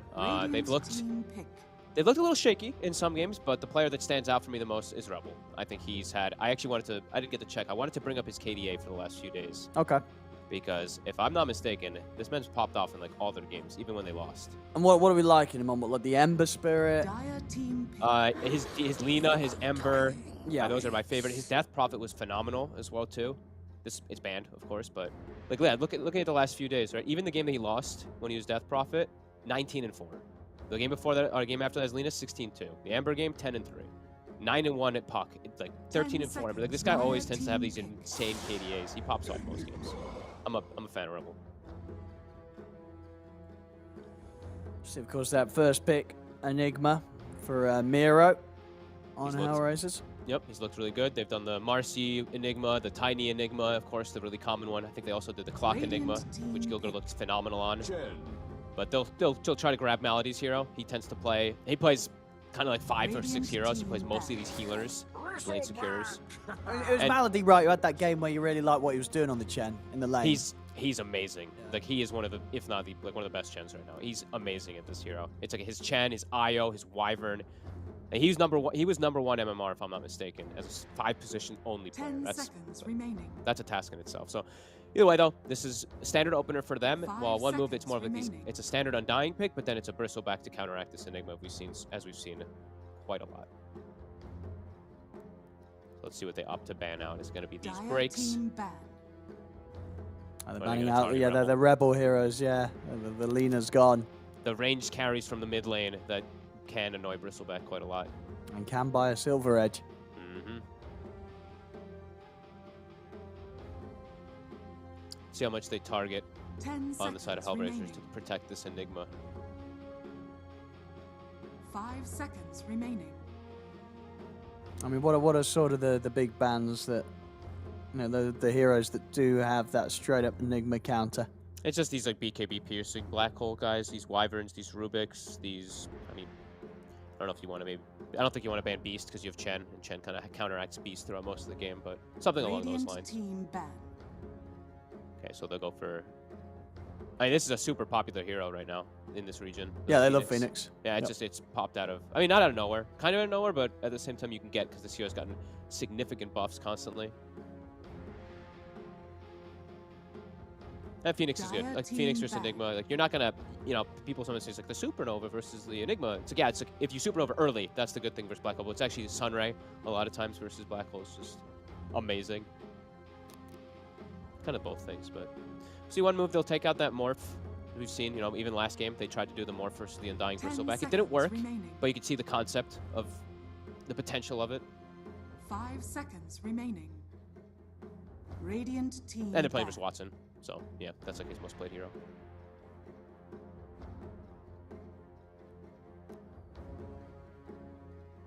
So if they do continue to, you know, the thing that stands out the most here is that, you know, like Ember still left in, and when you open with these two heroes, right, it's definitely an opening that I feel like Rebel would look at and be like, right, get me on one of these spirits. Definitely. You know, unless they draft some sort of catch, which they're going to have to. There's got to be a stun or something coming in the 3rd, 4th pick.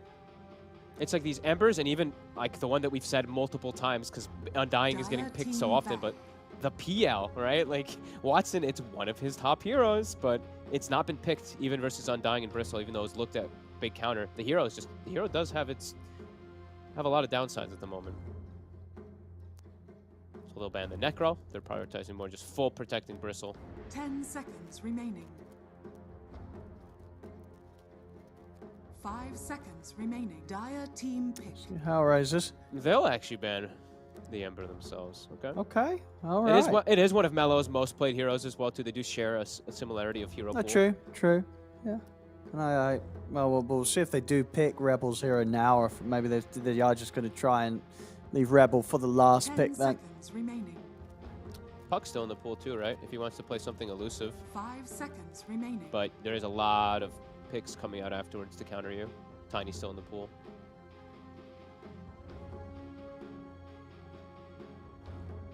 Maybe want something else that can actually scale and carry also from mid lane a bit more.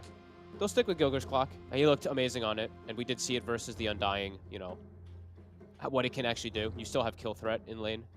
Once you the Eidolon split, if the Clockwork catches the Undying inside cogs, you can actually kill him. More comfort for them. Remaining. Yeah, and a good bit of catch. Something that we're yet to see from One Move's lineup. Let's see if One Move does do like Rubik or something though, because I see Clockwork and Enigma. Or the mid SK, right? Oh yeah, they did. Milo did like his mid SK. That's what it won them the game, right? Well, you know, it had a rough start, but at the end stun. of it all, those little stuns that they got them into the chance to win. I mean, yeah, not a lot of teams doing this, but and maybe still some flexibility here. Of course, they could run it in the off lane. Yeah, but from what we've seen from them, could very much be a mid SK. And we did see the Mirana yesterday from Arrow. You know, from Arrow, yeah, that's true. Arrow, a good game. And his first Clockwork, so now they have these two picks are heroes that can get out of the cogs in particular, but also still have good aggressive plays. But what you want? Arrow's not here, or you just said? But he played it yesterday. Sure, that's all. we saw some from Arrow. We saw Mirana, yeah. And I guess it would be nice this game because if you have something like, you know, if it is indeed Melo's mid Sand King, you know, you've got that set up for those rotations. Yeah, I think so they did it with. Get some good arrows in on mid. They had it with what? With Ember, I think it was last time. Well, not this team, yeah. but it was the Mirana. When we saw it, when they did, yeah, the other team did Mirana, yeah. Yeah, so good ways to set up for that for sure. And then two heroes, yeah, that can escape the cogs. And Mirana, of course, versus Chan, you always have like options to arrows from these groups and stuff like that. So. Primal Beast. Mid Primal Beast. I'm hyped to see this hero more. Or offlane, actually, no, it's going to be mid. Yeah, it's Miro's playing offlane Enigma. Yes, a mid Beast. I've never seen this matchup, so no idea how this will go. There was a mid Primal versus Sand King. 10 seconds remaining. There was a mid Beast today. I think GPK played it. Okay. And it crushed. Yeah, I think this hero is actually insane. I was watching Sweden Strong playing it too, and I'm like, this is a support, and he hit like 3 heroes with his charge, and the charge does so much damage. Okay, so the AM ban makes me feel like that's now a Sand King in the off lane. Because that's traditionally honestly, I think it might be because maybe he doesn't want to play SK against the Primal Beast mid. I don't know how this matchup will go, honestly. I feel like Primal Beast does pretty. Primal is probably fine. Yeah, he's super beefy though, and he's got a lot of AoE. You know, all his damage is AoE, right? So he can't really hide under the safety of the sandstorm. He's just gonna he's just gonna walk around and slap you. It definitely sounds rougher for Sand King than most of those like melee matchups. And you know, Primal just tanks it. And then you get to play a bit of a classic lane, right? You know, SK Mirana in the lane. Absolutely. Maybe you'll find chance to kill. I mean, of course, they still have their carry to be picked. So definitely some carries that are available that don't care too much about that lane. Lots of them, in fact. Yeah. Well, one of the reasons why we don't see SK and Mirana come up a lot, if at all, really. 5 seconds remaining. Watson's got the pick of the litter. Dire team back. So maybe this is reaching, but maybe also the Sand King is to like dissuade them from picking PL as well too. I don't know. That's probably a total reach, but either way, it does cover. So like if Hellraisers does want to go for PL, like Sand King's gonna be there to kind of counter him a bit. Because it still looks pretty good overall anyway. The other 3 heroes don't really do much to PL. 10 seconds remaining. But we've said this multiple times. We're not gonna, I don't think we'll see PL. 5 hero. seconds remaining. Radiant team pick.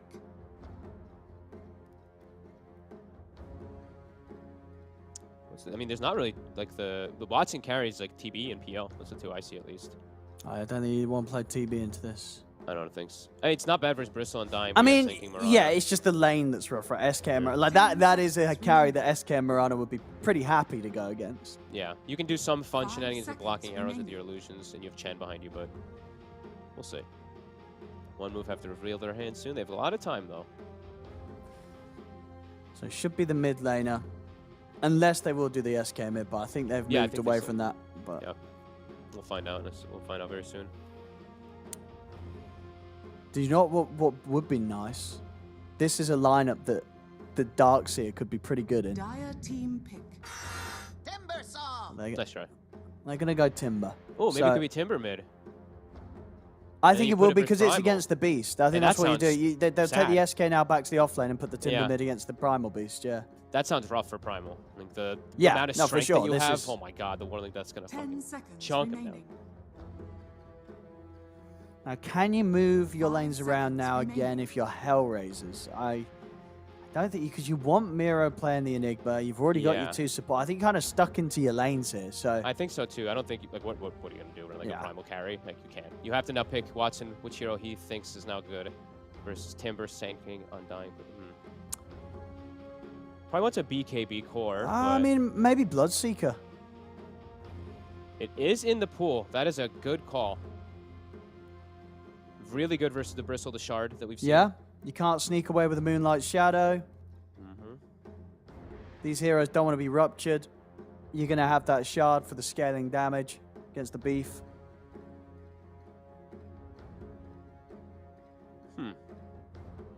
Want something that provides. I'm a little worried about their damage on Hellraisers.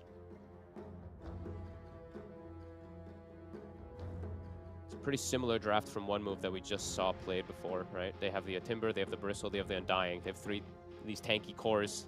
It's a Sanking instead of a Centaur, and a Mirana instead of the Willow from the game we just saw. Faceless void. Choose your hero. They'll go with the Void. Okay. So It's going to take a little more time. Give their a bit more control, but, cooldown reliant. definitely feels like it doesn't really solve the damage issues you were concerned of from this lineup. And they're going to take some time to build up also. Yeah. This Hellraisers draft is kind of slow. One move, they have a really fast-paced, aggressive draft. And they're actually they're going to stick with it. They're not going to put the Timber mid against the Beast. Okay. They are just going to run Afterlife Timber on the offlane, and Melo will be showing us the mid Sanking, which we got to see the other day. It did win the game. They won Yeah. that game. it's a Wasn't an hard easy stun. start though. It was a rough start, right? It was a very slow beginning actually for the Sanking mid in that game. Yeah, they have nice chain stun, the Sanking Mirana to burst the void potentially. So Hellraisers potentially gonna have to get like a Force Staff, I think, at least on like the clock or someone to save from these combos.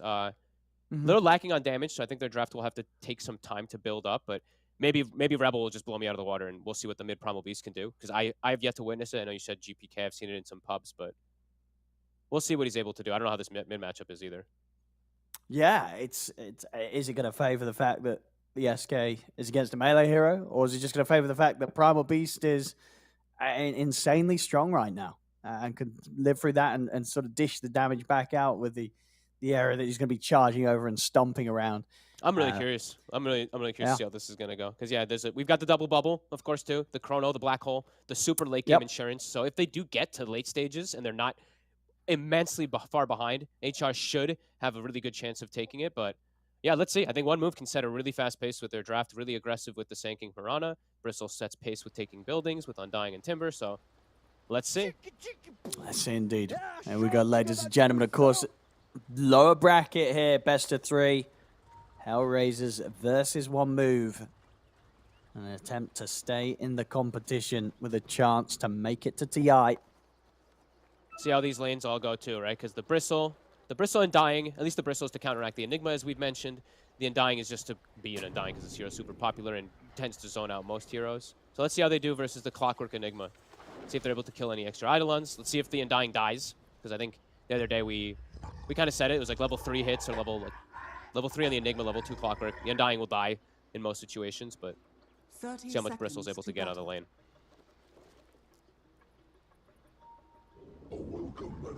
Let's see how much top they can actually put any pressure onto Watson too, right? Because the Timber Mirana, no big kill threat onto the Void, because he's gonna have this, you know, Malady with this heal that's constantly taking him back up. Yeah, I think he should be pretty safe in this lane. I would think so too. Let's see what Sayush is able to do as Mirana, because I was very impressed with Arrow on his Mirana the other day. Rune for Rune. One move will get 3. Nicely done from Pantomime.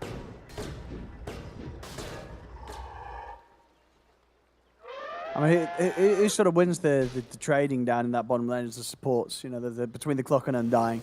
Depends on the stacks. Like usually Undying ends up just winning it because he's so tanky. He's one of the only heroes that just eats battery assault and doesn't really care. Once Eidolons are thrown in though, it does change things. Alright, I'm gonna be watching mostly mid. I'm really curious to see how this matchup goes. Never seen the lane.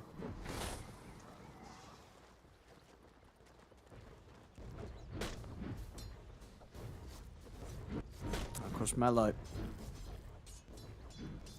He's, you know, obviously a big sort of fan of the mid SK. He's played this quite a bit. Yeah. You know, as a newer hero, probably not quite as many games under his belt. You know, Rebel on the mid primal. So you would imagine Mello's probably going to be more in the comfort zone here. He did get level 2 first though, so he's able to actually bully Mello a little bit off of the wave. And we're seeing some creep pull shenanigans actually happening bottom. The Undying trying to make sure the lane's in a good position for the Enigma, so that the Bristle does not farm any of those extra Eidolons.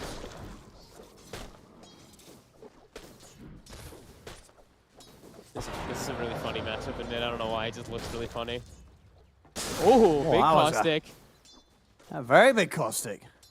Nice body blocks too. All right, it looks like most melees versus Sanking actually. That's not for the likes of you. Yeah, I guess unless it starts to change up when the levels come in from Rebel, if he's able to do, you know, enough damage to trade back. I don't know. I don't think he's gonna be. He has to just be so cautious every time he steps up to the wave. So much burst that comes out. So yeah, Mello looks like he'll probably pull ahead.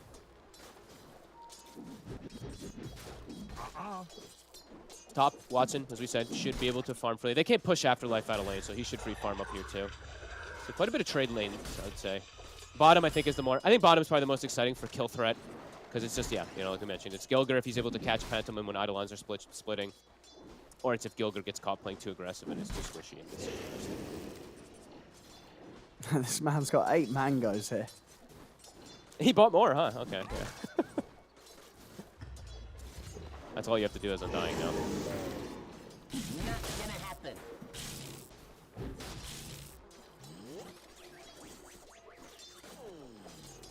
Yeah, playing at a good distance as well. Not going to get caught in any sort of cog setup. Can Sayush get some courier snipes? Dire's courier has Can get been one. killed. He's just using arrow to farm as well too. So trying to maximize top since they can't apply pressure to Watson really.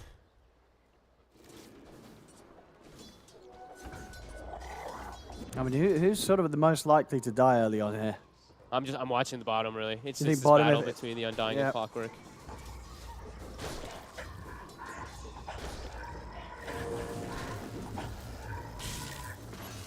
They just have to be cautious about the split of the Eidolons. That's where all the damage comes out in this. Smiling Knight will be able to get a couple. We'll get one. My thrift rewarded. I mean, it's actually pretty even. He's a little bit behind after that one costly wave, but besides that, he's okay. Bottom. The splits happened. Phantom stepped up too far. I was going to say, get a bit too close to the tower there. That will do it. Yeah. I mean, this is the lane where the kill is going to happen. Guaranteed. Knight. Bit low, also. They might... Okay, never mind. The Eidolons aren't on. If they had another chance with the Eidolons, they would have probably gone on him. He could have maybe killed him. Radiant's courier has been killed. All right. Malady takes revenge. Loses his quality to Sayush. And then kills Sayush's career.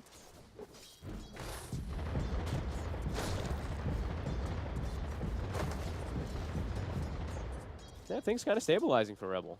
After he gave the one caustic, he's actually okay. Cool. Got the ability to get these denies pretty easily. I'm always down to watch over-leveled and over-farmed Primal Beasts, because that's when the hero looks broken. That's when he still looks like he's at that stage of just like, why is Trample killing everybody? Like, so this should be pretty exciting. And he's now able to actually zone Mellow out of his Sandstone. He put a sentry in lane. Dire structures So now Mellow actually under some pressure here. Rebel might hit 6 first and have kill threat. Yeah, if Mellow falls sort of under 50% of his HP, that probably would have enough damage Rebel to take him out. Yeah. Around his spells in the 6. This wave will determine it. I see Sayush kind of walking toward the area. Maybe he's anticipating it. Mellow's actually looks like he's going to jungle himself. He's like, yeah, I don't want to die. I can't walk up. I know they have a sentry. Sayush will just arrow catapult to stop the push. Bottom. I mean, once again, Panto. On Rebel 6. He's going to come in with the backup. Charges in and ready to set up for a kill attempt on Knight, and it will be a successful one. Grabs him, slams him down. Great TP, but also, again, one move. They're playing really far up to the tower 2 times now. They get punished from Gilger. Level 4 Clockwork this early. And these two heroes. Oh. Ooh, Rebel's able to grab it. It's in the bottle. Great move. Yeah, amazing rotation. And yeah, they have to just think they're really underestimating the damage of Eidolons and stuff down here. I think they have to give a bit more respect to this Enigma. Even though they have this Bristle, the quote-unquote counter pick for the laning phase. Not under their tower. I mean, the Bristle, of course, is farming super good, but definitely these deaths on Panto giving a nice bit of boost of XP and gold to Hellraisers. He's actually, the Bristle's actually bottom of the course. Not by a significant margin, like 10 gold behind the Void, but definitely seeing the effect of this lane. He's just missing last hits. The Eidolon denies constantly. As we see there, yeah. 1-2 denies, maybe even a third. Yeah, great stuff from Miro.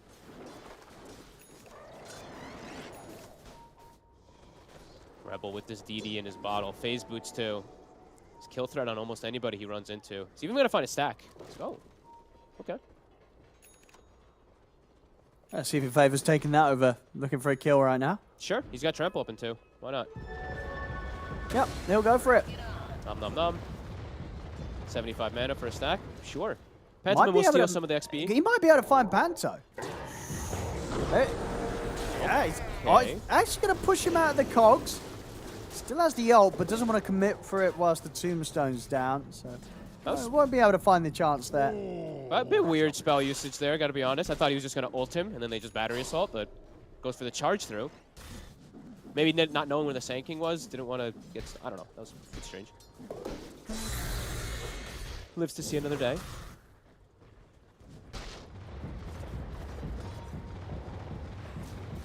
Still very much in a spot where it's hard for one move to really bully this Primal Beast away from mid. Super tanky. Even with Epicenter, might not be able to finish him off once he gets the Ogre Axe. Seeing Gilger constantly stacking also, and he's actually making the move out of the Black Hole. Ah, and with the charge across from Rebel, they've got the damage. Holy moly. Yep, that's what I'm saying. Like the overleveled Primal still look like almost OP because how much damage Trample can do when you're ahead. And now he's got another stack to work on, Rebel. And Ogre Axe is going to be finished, so he's going to be sitting at like 1600 HP. The Epi Burrow, they need Epi Burrow, and they probably need the Mirana, and maybe even a little bit more to finish him off if they do end up looking for a kill onto Rebel. Phenomenal start for HR. Great way to make space for a hero like Void. They've set themselves up for like a late game oriented draft, and they're winning the early game.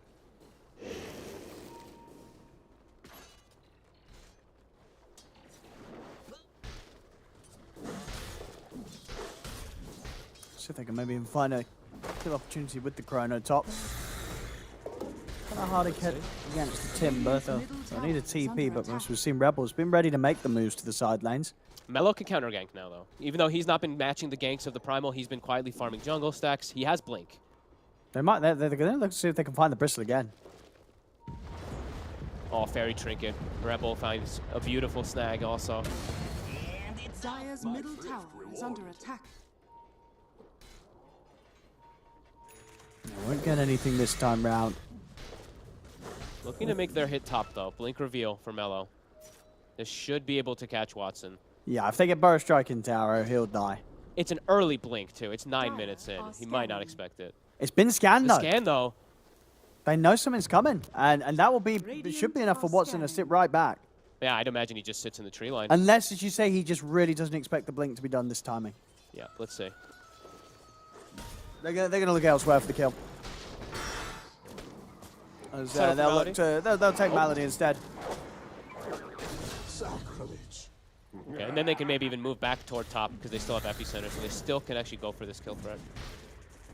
But now it's revealed, so Now it's revealed, yeah. Watson is going to be that much harder to catch.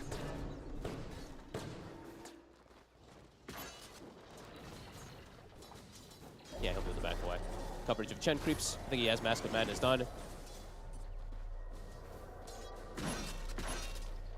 See if they look to mount the defense top. Rebel has TP, he has Arcane Rune, he has his Fairy Trinket too, so I think they're going to look to set up for this top lane.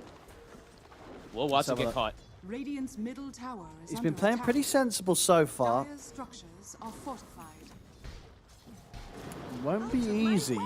They might also be scared to dive because of the counteract that's going to happen. Yeah, a Chrono into TPs, and suddenly it's one move that will be dying up here. So they're being very hesitant on making this play. Yeah, they're going to mid. The push is starting to build up too much from HR. See what they can do here instead. They'll settle for Miro. Melo's going to jump across, get the setup. Miro's actually going to try and TP out, but the Hand of God heal, it was close, but he won't make it away. Big defense, dropping Tombstone.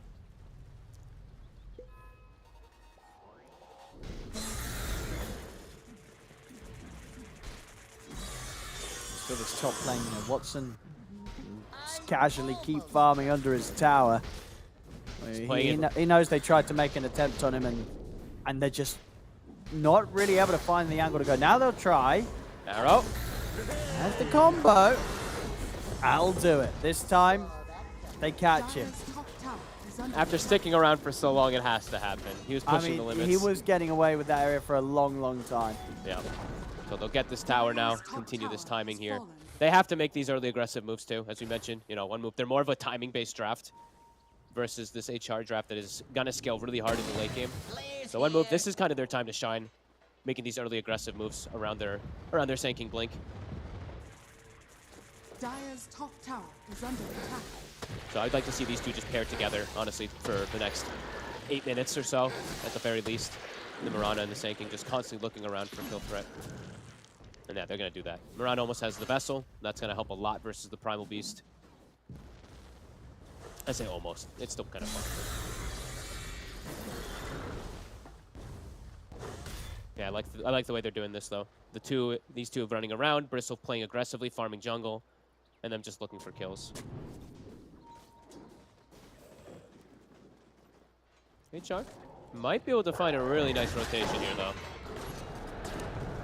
He's alone. I mean, throwing the cogs on the battery cell.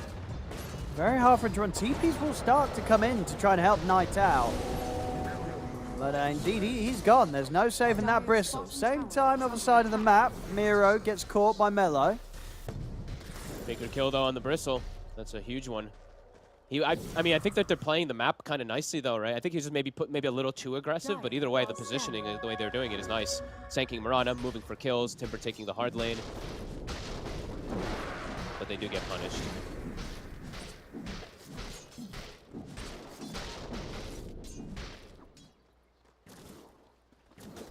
Still having this Chrono ready as well to make moves. It's not easy for one move to find the opportunities to go for these plays.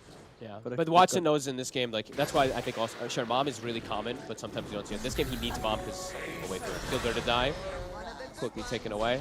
He doesn't have much stuff that gets thrown into Chrono, right? So most of the damage is going to be coming from himself, so he has to build kind of the standard Void play, but like the damage will be mostly him, so he needs Mom. Radiant's bottom tower is under attack. Trying to set up for mid. He's down it's almost 2,000 HP Primal Beast, though. They'll have to throw everything. And they have got epicenter and close to level 2 epicenter as well, Okay. of course. With level 2 epi, it might be enough with him and the Mirana. The prize is mine.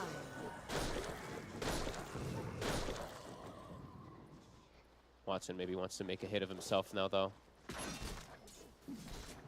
So he was pinging perhaps to look for something, but maybe he was afraid of going on high ground, I guess. I mean, they've got these great ultimates, you know, this very good team fight. Radiant are scanning. Here's buying time. Watson wants his Maelstrom before he drops it, because he has no damage inside of it, as we mentioned. A lot of ashes in those groups.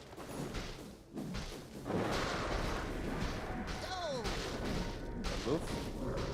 Getting good timings. Tried. The Axe is actually going to come a little bit later than usual for Smiling Knight. Still looking to play aggressive into enemy jungle. See if they can catch you. It's just Malady at the moment. They'll go for it. Do they have follow-up, though? Doesn't look like it. TPs are coming in. See Timbersaw go pretty deep there with the Timber Chain. They want him. Rebel He's isolated. fighting back towards them, and he's got one more chain to try and get away from them. Dire's middle He's tower time is under dilated. attack.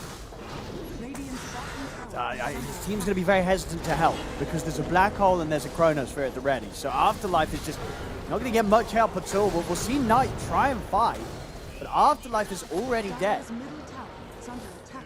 Now Knight, he's just got to hope that he'll be able to walk this one off. We'll see Rebel just punch into Sayush, take him down. Yeppy. Oh, it's a big one! Mellow! Oh, he just did on the three of them, but the Black Hole is there. Doesn't matter though, Miro's dying to the Sandstorm. Mellow there. They were just lined up beautifully for him. He's You in on couldn't the ask for three of better. them. Level 2 Epi, that'll do the job. Perfectly done, really. It was looking a little dicey too. The fight, how it's so Did it- split up it and everything little- too. Yeah? Clockwork actually tanked. I think he was tanking 2 heroes for most of this fight on the south side that we don't see. Like you see on minimap, they're pinging the Clockwork. I think he gets gone on by the Undying and the Mirana. Tanks everything because he gets healed up, and it looks scary. But then Dire's yeah, middle Mellow tower has been waits for his denied. opportunity.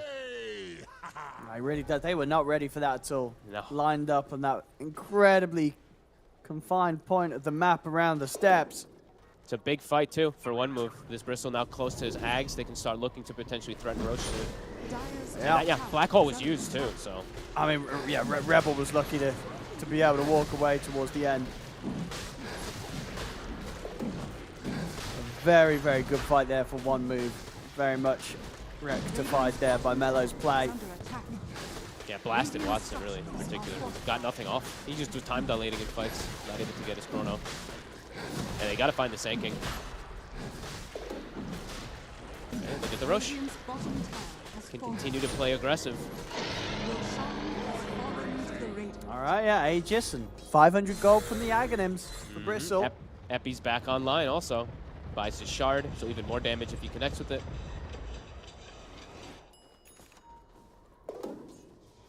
Radiant's bottom tower is under attack.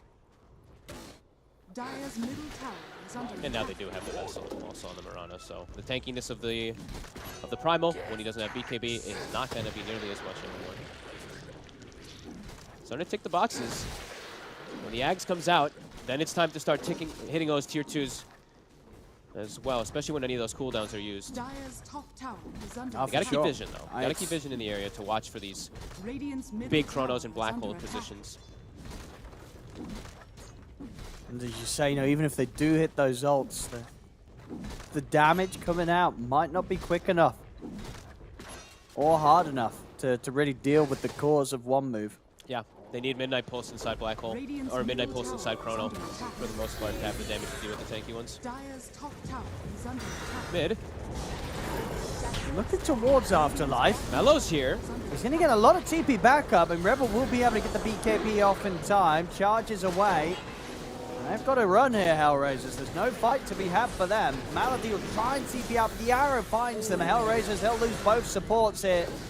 That attempt to try and force a fight around that tier 1 middle.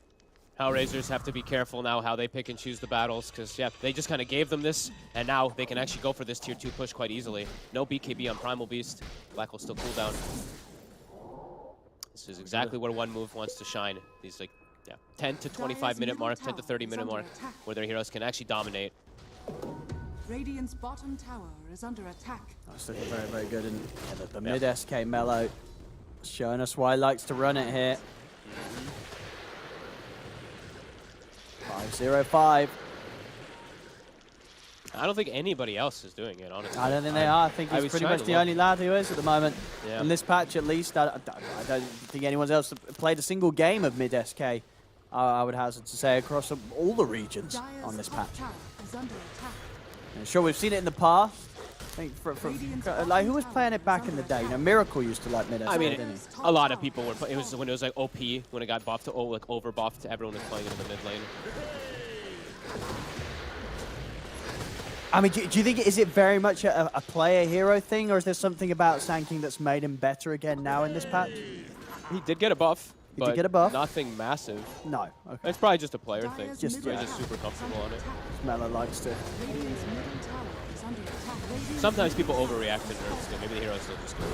Phantom him. Oh, this is the hook shot missed there by Gilga.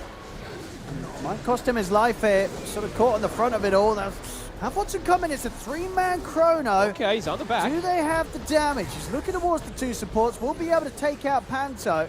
They gotta See run. throughout it all, though, Knight is just surviving, and he, of course, doesn't care. He has the Aegis either way. They couldn't kill him off very, very quickly. Finally, he does. Watson not able to time walk out in time. Afterlife had the burst, take him down. Knight's back for round 2 there off the back of the Aegis. I mean, they hit the chrono, but it really didn't matter that much at all. Still at a stage of the game where Hellraisers haven't been able to scale up in the damage department. At this point of the game, one moves heroes, they're in charge. Far too tanky, really. And itemization too, they have like these lotuses to remove the dilation. Yeah, there's just no damage inside that. Oh, Rebel! Oh, the stun. He charged it in! Mellow. Oh! That gives him a tip for that one, yeah. It does. One of those spells that does look awkward when it's misused there is that literally was just Rebel charging into imminent death. Oh, HR, they're kind of crumbling, really. That's a rough move there. They're starting I to mean, feel this pressure of these tanky cores. Oh, no. And them just, they have no damage, you can tell. It's really reminiscent to the last game we just saw, but this time they actually don't have the damage to even kill one of the cores, it feels like. Oh, no, yeah, this is not going to be easy for them to turn. Down 8k. No, and They Watson need even, perfect ultimates. Yeah. And as you mentioned before, that with the Midnight Pulse underneath all 5 or something, that's... Yeah. It's feeling like that very quickly versus this lineup. And Watson, he actually even purchased his shard this game. So his damage is even less. Sure, he's got more survivability, but slows down his strength.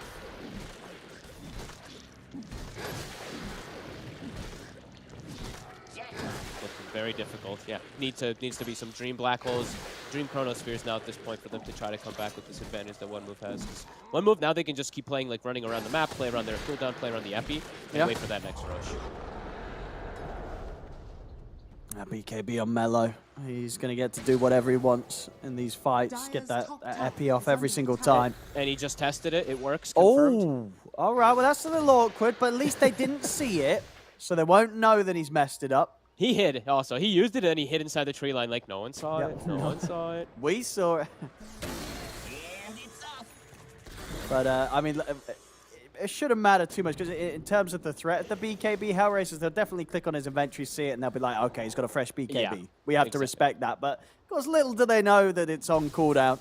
Yeah, he's also not been the one that's leading the charge first. Like it's actually like the Timber that like goes in first, causes some distraction with Knight, and then Mellow gets some nice little follow-ups afterwards. So he's been kind of free in the fights. Here we go. Ultimates at the ready all across the board. Let's see. I don't know. Watson doesn't feel like he's going to do it. I mean, it has to be the Midnight Pulse on top of a black hole or on a Chronosphere. Dire are scanning.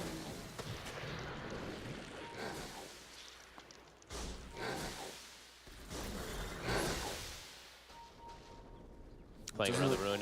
Yeah, they're not going to get a jump here. Yeah. They're probably going to like bait. If it was like a DD rune, they just try to bait HR into it. Might get someone with the Moonlight, though. Gonna catch. Mellow. I'm just going to get the setup onto Gilga. It'll be a quick kill to start the fight off.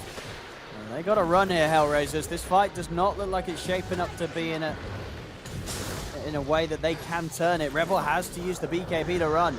They just have to get out of it. Afterlife's in with the chase. He's got the Yule set up for Miro, but Arrow won't quite be there in time. Still, though, Miro taking huge amounts of damage here from the Bristle and the Timber. Miro, no way to protect themselves up in the base. They will die. A little bit of an awkward Yule's Arrow combo coming up, but it's okay. You still get the kills. And yeah, playing aggressive, getting deep wards down. One move. Playing their draft really nicely. They started a little weird, too, with the Bristle being, I think, 0-3 at some point in the game, but Mello, he's made up for everything. And then I'm trying to, maybe like the other thing about the Sand King, I've been trying to like think, I was looking at like the patches and stuff like that, too. Maybe this talent is one that he looks, like he looked at it when it was added, and he's like, oh, this talent just makes this hero really good again, right? The plus 0.3 burrow. Your stun is now 2.5 second AoE stun. Like, that's pretty damn good. But I think that talent before was... Yeah, that's true. I mean, and on a 12-second cooldown. Yeah, because that talent before everyone just took Sandstorm, because the other one was like a caustic damage or caustic slow or something like that, so... Okay, I mean, maybe. I'm trying to think. It's also, he's probably just really comfortable and he saw the melee hero and stuff like that, but maybe that also is another thing that he's just like, yeah, this is amazing. Yeah, I'm going to check actually how comfortable. I wonder how many games the lad's got on the old Sand King. We'll find it. Yeah, because the thing is, too, is like the Sandstorm talent got buffed. The Sandstorm talent was 15, and now it's 20, so just opting for having that stun is nice. So his Sand King has had 36 professional games on SK, 75% win rate. That's pretty high, right, for pro win rate on sort of a niche hero. Yeah. And according to Dobo, ranked 22 in the moment in the world, Mello. Yep. Yeah, these two teams have super high ranked players. At least on his main profile, Sand King only 74 games, so not a hero that he's necessarily like. It's not in his top 20 played. It isn't a hero he spams that much. At least on his main. Though. He's level 21 on it, so. Yeah. Oh wait, that's true. Okay, must have hidden his profile. Yeah. Yeah. Okay, that must be old data. Yeah, it's something that you won't see when you do the search for the numbers online. Maybe one of the reasons why it's catching some of these teams by surprise. Maybe. HR, they've got BKB on the Void. Any other of these BKBs? Any other timing? Not really. Well, they have the damage. Afterlife has a full Hex, Owen. Yeah. So this could trip up. I mean, between that, everybody, and Mello getting a good angle with the Burrow Strike, yeah, it's the amount of hard initiation that one move have. It's going to be difficult for Hellraisers to deal with. Yeah, now it's like he has extra ways to cancel Black Hole too, right? They have Hex. They have Yule's is a little bit shorter cast range, of course. 800 cast range Hex. That's going to be nice. Then even if the Epi's down, or if the Sand King's stunned down, the arrow's down, they have a way to cancel. And extra catch for Void. Miro, he's going to find a chance to go already. Mello's got the jump onto the two of them to the side. Hex as well, thrown down. I'll see Afterlife try and get in, but BKB's out in time from Watson. But turns his attention over towards the Bristle, but he has not got the damage to deal with it. We'll see Miro drop the Black Hole. The Chrono's out in return. Watson drops it onto the Mirana. We'll find him. Miro tries to escape, but dies into the damage of the epicenter. Charge across from Rebel as he's looking to get out of here. He ran past Afterlife, but he couldn't quite finish up the Timber. As they jump in, Burrow Strike into the Hex, clean up Rebel as well. Once again, a team fight where Hellraisers, even when they have the ultimates here, it just doesn't fall together in the way they would hope for it. It just seems too difficult with the lead that one move have against them now. Yeah, too much of this deficit. It's the long duration team fight becomes absolutely disastrous. The zombies are everywhere. There's quills adding up goo on everybody. Yeah, they have to get like this explosive kill. They have to kill somebody, like one of these cores in particular, quite fast at the start of the fight. Because everything was a bit all over the place here. It was. We had the Chrono going off at one point, and then elsewhere the Black Hole. They tried to get he tried to get the Black Hole to catch the two cores, but he actually ended up missing because he just, I believe, missed Knight and only catches the Timber Saw. So just things got awkward. Yeah, it's really difficult. The Tombstone and all these overwhelming things that are building up Bristle and King cores. Just super hard for them to finish off any of them. Oh, see, back in the Roshan pit. A little attempt to steal there from Gilgar, but the Aegis already picked up by Knight. And Shard as well, safely in the hands of the Bristle, so not able to get the steal. But definitely the game being in a point where you got to go for those sort of plays. This is not going to be easy for Hellraisers to naturally turn around. No, it really is super reminiscent of the last game that we just casted, honestly. There's no damage. There's these tanky cores that have heal backup, and Yeah, they've come out. They've done exactly what they needed to do in the mid game. Yeah. I mean, yeah, maybe that's sort of the meta in this region, the way to draft. You open up with Undying plus a tanky core, and then Yeah, you're feeling maybe. pretty good. And then you get another tanky core on top And of you it. get another one, and then you get another one. And then they can't kill you. Yeah. Well, it's definitely had success here today.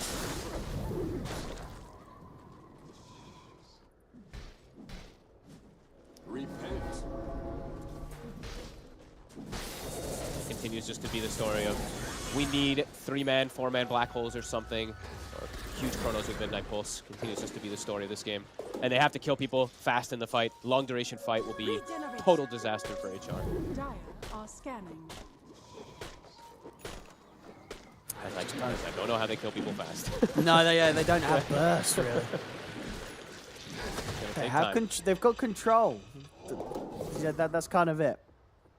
Dire's Okay, so bottom now I guess the tower next is thing under is attack. Miero, finish BKB for the Enigma. They have no way to cancel BKB Black Hole, and he has to just get the one of his lifetime.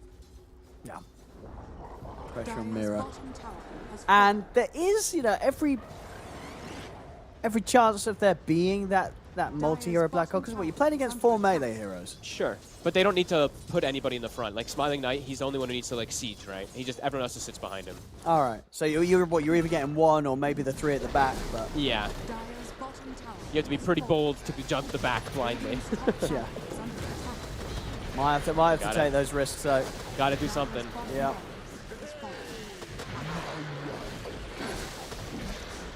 Radiant's top This tower Rax has fallen. doesn't seem like there's going to be much of a defense put up at all. Not wanting to contest into the Aegis. In the leather lane mid, it's pushing in. They can continue. Smoked up, maybe waiting for someone to pop out and show their face.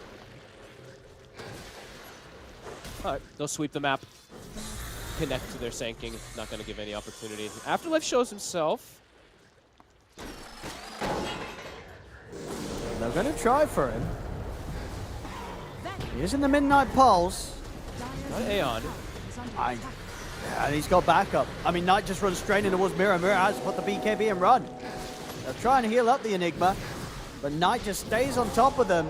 Mira will turn with the Malefice, and it's going to be enough to kite the Bristle and allow Mira to escape. Oh, and Rebel. He keeps chasing, but gets completely destroyed.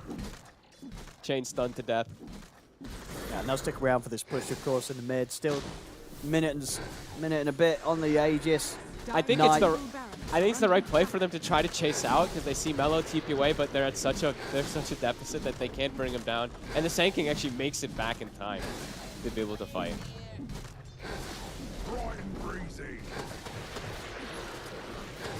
Watson going through the big wraparound. Same thing with Miero. But Miero has no BKB. He's been caught. Mello's found him, in with the Burrow Strike, follow up Hex from Afterlife. That's Miro out of the game for 48. And now Watson, he's still lingering in the back, trying to find somebody, but... maybe he can try with the Chrono, but still it's a minute on this Aegis from Knight. He's going to get all the time in the world to head up to another set of barracks. And he's stunned. They He's found dead. him, E-Blade combo into the arrow. He has got buyback, so they can maybe play on for one more fight, but it probably won't matter. is under attack.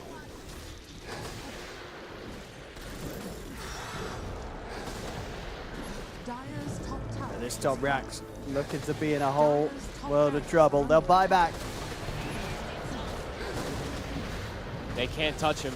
And they don't want to with the Aegis, but they kind of have to at the same time. They'll reach him with the ultimate. Dire's But top the melee Rax are gone. Knight just destroying the base. Dire's They top can't stop him. They've just They been can't. megaed. And Gilger tries to go for something, dies. I think they might just call this one. There we go. They'll tap out. They've had enough. GG's called. As one move will take this game one. And yeah, it really was. You said we saw it at the end of the last series, really. That the tanky heroes, it's the way to go apparently here in this region. Full beef lineup from one move. It's full beef, but it's also speed. That's the Yeah, thing too. And yeah. I think we've seen a couple of times now where the speed versus ulti reliance. The ulti reliant team does not seem to have much success right now. A couple of games now, it's just these bristles. They set too fast of a pace. Yeah, and I feel like we're seeing a lot of Undying, right? And Yeah. to quite a bit of success. This hero seems to be fantastic, and I guess really complements these lineups where you are going to go for these three beefy cores that just want to live out, as long as of a team fight as they can, which is something that, as we saw here with the heroes that Hellraisers had, they just couldn't deal with. And in terms of, we were excited to see the mid Primal Beast. This wasn't one of the games for it, right? Rebel, No. he did not have a good time. And you said yourself, he's the guy we normally watch out for in this squad because he pops off when he's on the right mid. But this game, it probably one of the most disappointing performances we've seen from him so far in the qualifiers. And in comparison, Melo crushed it. Bringing out the mid Sand King again, it's his specialty. And this sort of game, we're seeing exactly why. 7-0-17 on the mid SK. And always nice to see for these teams in the qualifiers when they have this player that can bring out this hero that honestly just teams aren't going to really know what to do against it, right? You barely see SK at all, let alone does your mid laner expect to be or prepare to match up against an SK in the mid lane. Yeah, and he played it to perfection. I think they played that, that mid game with him and Mirana running around. Like, it looked perfect. And maybe now we're seeing why that's Sand also, right? Because they open with the Undying, with the Bristle, these kind of like non-catching 5 positions. Maybe that's why we're seeing this mid that has this hard catch that they want to go for. So, yeah, really cool approach from one move. And we'll see if we get another game where it's a tempo kind of draft versus a late game oriented draft where the tempo just dominates that mid game. Yeah, no, without doubt. Definitely seems that for so far in this first game, one move having a bit better of a grasp of what's going to work and carry them through these qualifiers. Really nice approach and fantastic play. They end with a very convincing win here in this game 1. Don't go anywhere, ladies and gentlemen. We'll have game 2 of One Move versus Hellraisers round the corner, and we'll see if Hellraisers can step it up, because this was a rough first game for them.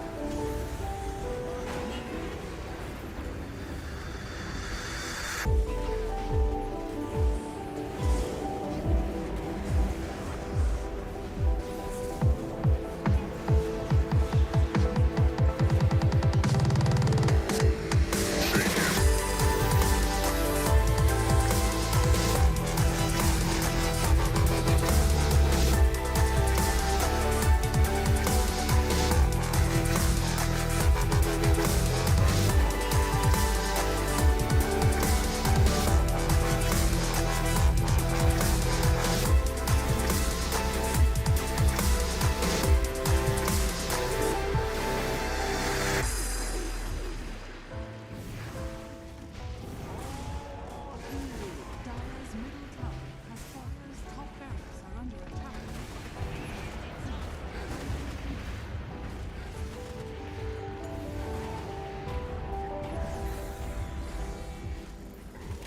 Dire's top barracks is falling. Dire's top barracks is falling. The Radiant now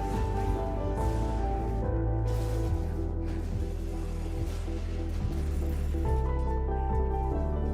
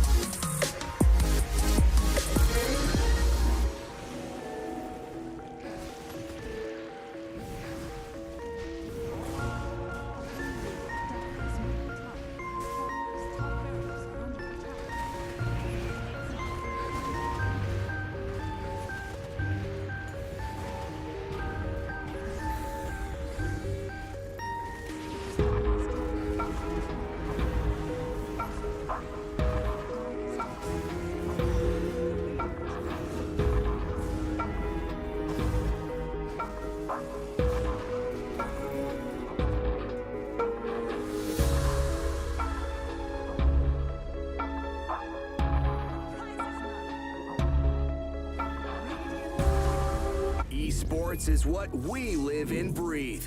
For us, it's more than a game. It's a reality where a group of letters can mean everything. Where runes are collected and Aegis can only be won in battle. Where centaurs can give you a ride. Where the true heroes are those in front of the screen. GG Bet. This is real.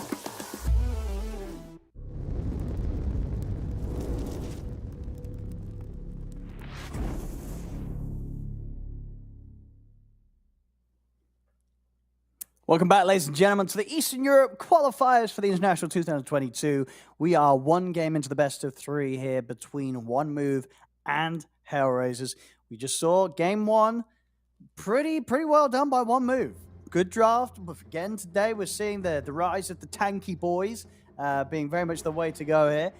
We're into the game two draft. This is a best of three, a lower bracket, loser going home or staying home. They won't be proceeding on the road towards TI. So everything to play for here. Fogged, this game two draft. We're already seeing some change up. Hellraisers first ban the Undying. We're seeing this hero a lot. We won't see it here.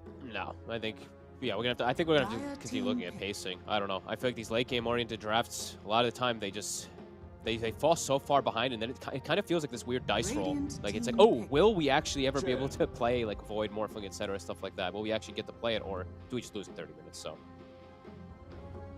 Because overall, like we mentioned yesterday too, like overall games are longer, right? But it feels like, I don't know, I feel like in this region in particular, I'm just seeing the like fast-paced draft do much better. Yeah, it feels like the games are longer, but the point in which the game is won is the same. You know what I mean? Like the games that were shorter are still ending the same way. They're just taking a little bit longer to end. Yeah, that's fair. Yeah, I can agree. See, One Move, they take away the Chen formality. Hellraisers still going for that Enigma. I didn't really get the chance for. I mean, we had sort of a couple of black holes last game. Yeah, I mean, it was kind of only one, and it was like the one that happened when they all died. Wasn't really able to find much of anything. Definitely got to see some more damage. As I said, I think that last game was definitely a game where it felt like they were maybe trying out Rebel being able to bring the mid primal beast to like the officials. Didn't work out well.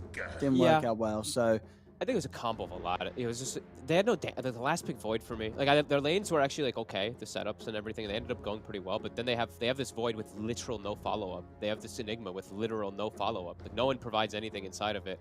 If Primal Beast doesn't have, like, at least for Enigma, he can actually provide damage. But with Chrono, they had nothing. So I'm always hesitant when I see Voids with nothing that can be thrown in.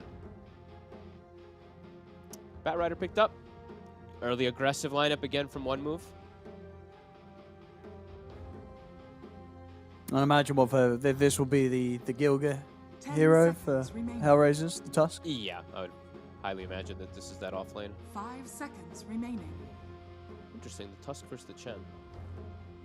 I mean, the second pick back, where's that going? That is, what, mid? Most of, yeah, like 90% of the time mid. We've seen some people still picking it off lane, but most of the time just mid. All right, well, but maybe hoping to see some more of the mid SK from Mello. But yeah, oh, I see the ban also too, right? They ban Quap, so that's usually that's like one of the counters to Batrider in lane. The other ones, well, counter quote unquote, you can do really well in the matchup, and then there's the others is like more volatile. You start getting to like the Storms. Storm is scary though because you can just constantly die versus Bat, but you can also do well in the lane. Dire team ban.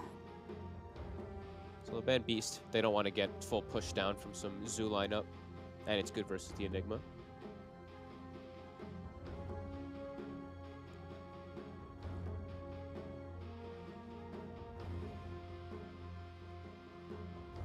See what they want to consider for bans, if they want to take away anything that could disrupt the abilities that Bat wants to play with. Yeah, maybe they still do. Maybe they still do ban Void. Or maybe they're baiting the Void with the Batrider, because that's the traditional counter with time dilation, but no, prioritizing still looking to ban those mids. Ban those Rebel heroes that he dominates on. Yeah, I mean, would you still be tempted to ban his Lena as well, or do you feel that the Bat would have a Lena sorted throughout the sort of different stages of the game, so you don't care too much about Lena? I think you might want to ban the Bat. Or might want to ban that Lena. You actually would still ban Yeah, Rebels I think Lena, so. yeah. No, I could see them doing that.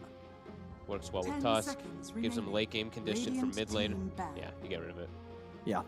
And we see this time Hellraisers actually do ban. I thought they banned the Rubik last game more so than this time, but they do ban it this time to cover Miro. And maybe to cover what's to come. You know, maybe there's That's going to what be I think something too. else that. Maybe they have a third pick that would have also been addressed. 10 Early. But that's also what remaining. they picked Clockwork and they had Enigma and they didn't ban Rubik. Whatever, either way. 5 I guess this game they, seconds like you said, something else that they're looking at. Radiant team pick. Shadow Demon. Dire team pick. What are they? Omni Knight.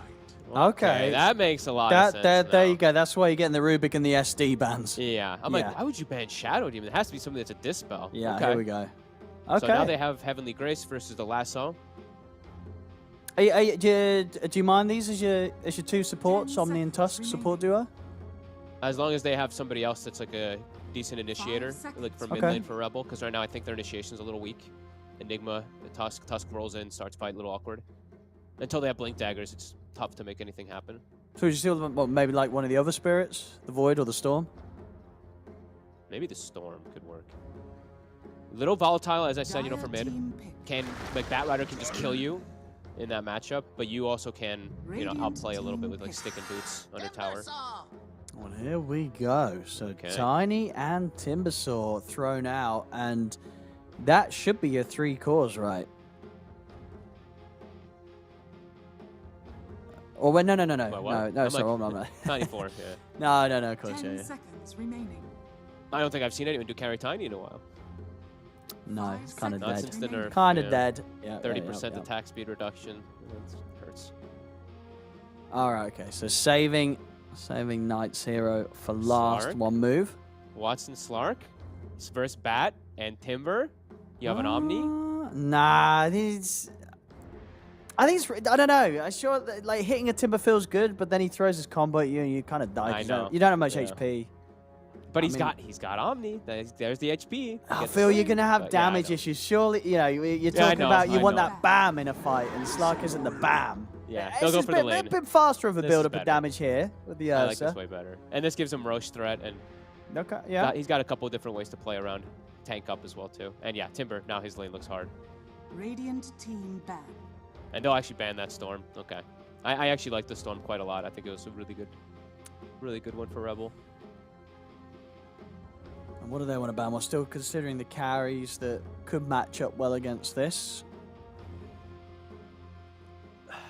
How do they still have a 10 really weird way of seconds starting remaining. fights? Gotta be honest. One move, you can see how they're gonna be starting fights once they have Batrider, 5 Blink, and Tiny. seconds For All remaining. Razors, it's like Tusk. Tusk has to get Blink, but that's gonna take so much time. You know, it would be quite nice, but we don't see it that Which one? much. But we see it maybe a little bit more now in this patch. And I would consider could be a bit of an answer to the Omni. What about Troll Warlord? We Dire saw it at team the ban. tournament. We saw it last tournament. You know, you get your Aghanims build. Yeah, we did see it. It's you consider the heroes they've got here right now. I think Troll could be kind of nice. Troll could look good. Troll definitely could versus the Ursa. The Dispel also, yeah. Lane versus Enigma Tusk doesn't 10 seconds remaining. sound terrible. 5 seconds. Because what else could you? What else would sort of jump out to you as being able to match nicely against the Ursa and can play around sort of the fact that the Omni is going to have such big saves and Radiant team protection. ban. I'm wondering what they want, something that's like also to deal with the Eidolons, because that's usually how these teams draft you, like Monkey King. Like maybe they just want something like that. He can go Maelstrom, he can go variety of damage. You have Eidolon killers with Boundless Strike.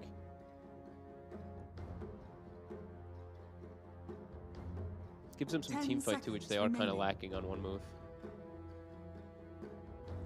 5 seconds remaining. What other options? For Smiling Knight.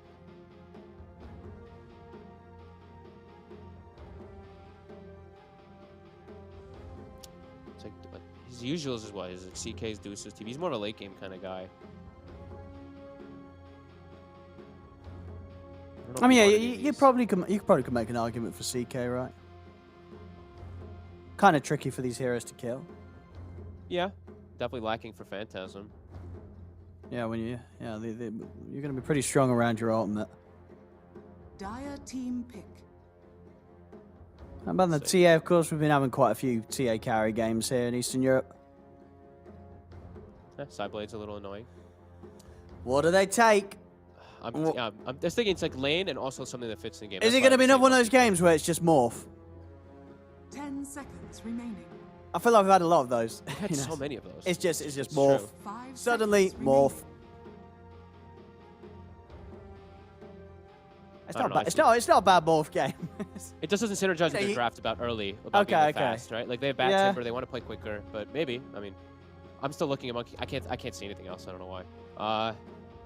The other big. I just want someone with mixed damage. I don't want someone that's all physical, like That's all. what I'm just talking one about. kind The of troll, you know. you could be right. You could definitely be right. But do they play troll? This is the thing. I think a lot of teams just won't play troll because there's been such a long time when they weren't playing troll because it was just so terrible. Troll and Monkey King for I don't know. I just still can't see.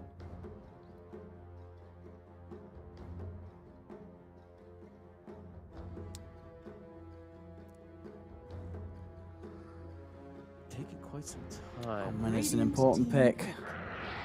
You're bang on. I told you, ladies and gentlemen, Very this nice. is the one. It's a good troll game. You want to have that. It's the carry that feels good to play against versus an enemy melee plus the backup of an Omni Knight.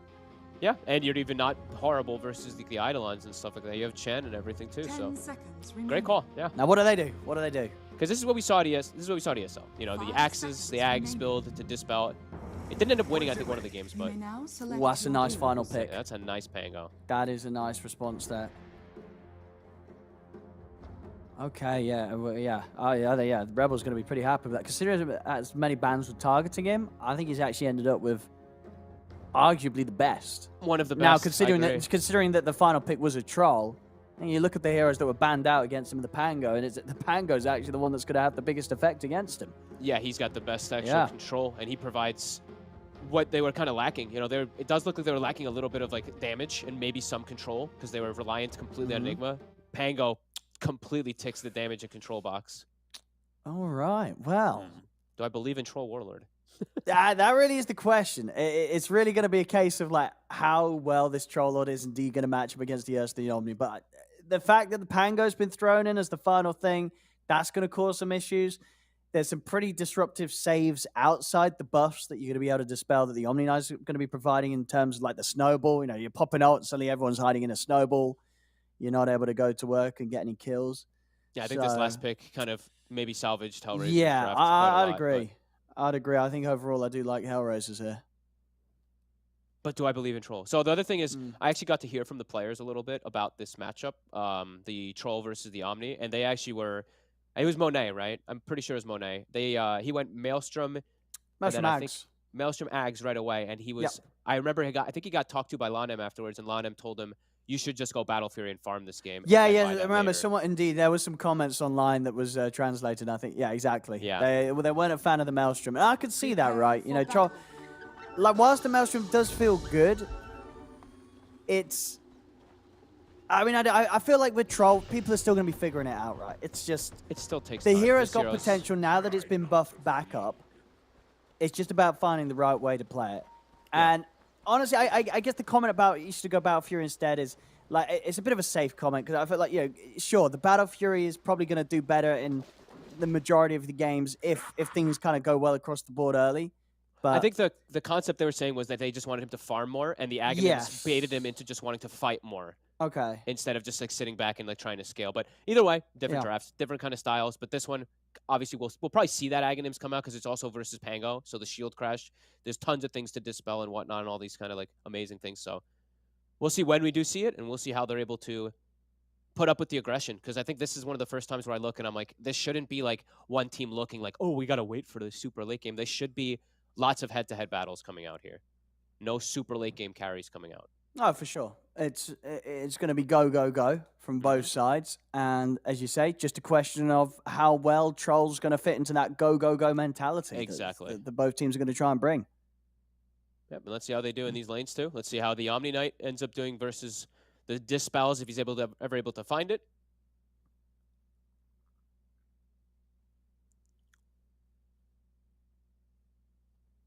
I love watching these slaps. I'm sorry. I just was really distracted. I just watched it fly across the map again. It's very entertaining. So we just got to see the mid matchup of the Pango versus the Bat. Bat slightly pulls out ahead, but you know, the Pango just goes for the stick, the boot rush, and then goes back for bottle later on. Does pretty decent in the matchup. Let's see how bottom does. Double melee versus an Omni Ursa. Looks pretty good for Watson. Should have quite solid free farm on this Ursa. No, absolutely. I feel like in the majority of games where we have had Timber being picked early, you know, Ursa's tends to be one of the heroes that gets banned.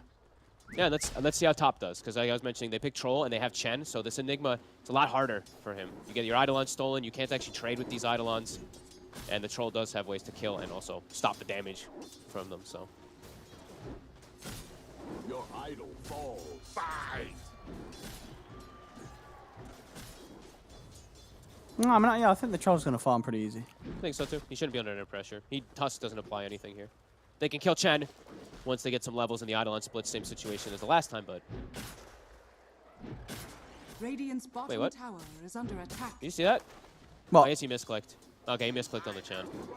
He double-clicked Turley Persuasion, I think. And he has no creeps, so they can't teleport to him, so nothing happened. No. There we go. There we go. Take some of these Eidolons. Oh, and he gets it actually right before the last attack of the split, and it splits right afterwards. I didn't know that interaction works that way. That's cool. I mean, it makes sense that it does, but... What, rather than refreshing the count required to split? Exactly. I mean, it makes clear Yeah. obvious sense, but I don't think I've seen anyone time it that perfectly.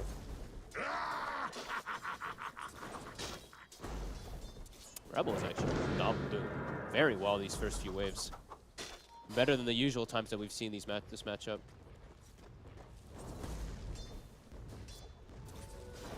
Oh, it's a really good Pango game.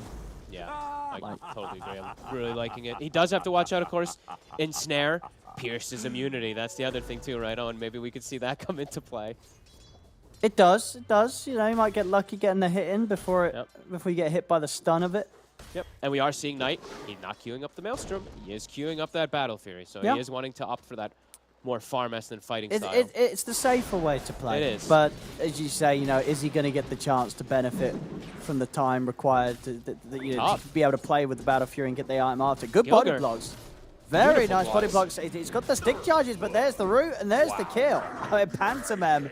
He's making some magic happen with these stolen Eidolons. Hey, really? Look how it's just how look how tanky that Eidolon is. It's a 700 health Eidolon. These Eidolons usually have 200 HP and blocks and tanks a whole wave with it, pretty much. Beautiful. Yeah, I mean, I imagine we've seen this sort of lane set up a lot before, but just what normally the Chen isn't focused on taking the Eidolons, or No, they do. I think it's do. usually we don't see the actual matchup too much. Usually you see the Chen and Enigmas on the same team, actually. I guess that's true. Yeah, that's true. We've seen the Enchantress to counteract the Enigma, but this is a little different because it gives it the health minimum rather than just armor bonus like Enchantress. Surrender to the omniscience. Yeah, Troll feels like a perfect pick with the Pango. Yeah, I mean, we're gonna have to see how much Rebel can do. And I'm really loving the lane set up top. Gilger feels like even in like later stages of this game, this Tusk not gonna have a good time versus Troll. And bottom, Timber, even though he's versus that Ursa matchup, he's doing just fine still. It is an Omni Knight to back up on support, so can't actually apply much pressure to a Timber. But he's got to be pretty happy. They're even getting side pulls off down bottom, which is always the dream.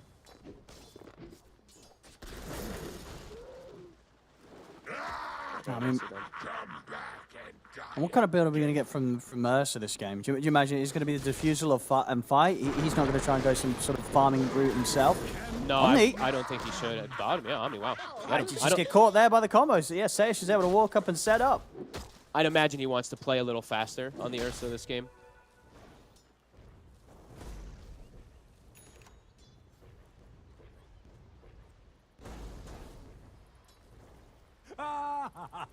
See mid lane CS has continued to be very good for Rebel. It's a hot start for him, and it does need to be. I've seen this one go both ways. Yeah, definitely. He's going to be that pace setter for his team. Since top lane's going to go a little rough, they'll have the Ursa and the Pango to play around. Melo's holding skill points as we see, waiting to see if he gets an opportunity for flame breaks or just go for the farm build on Firefly. Like bottom.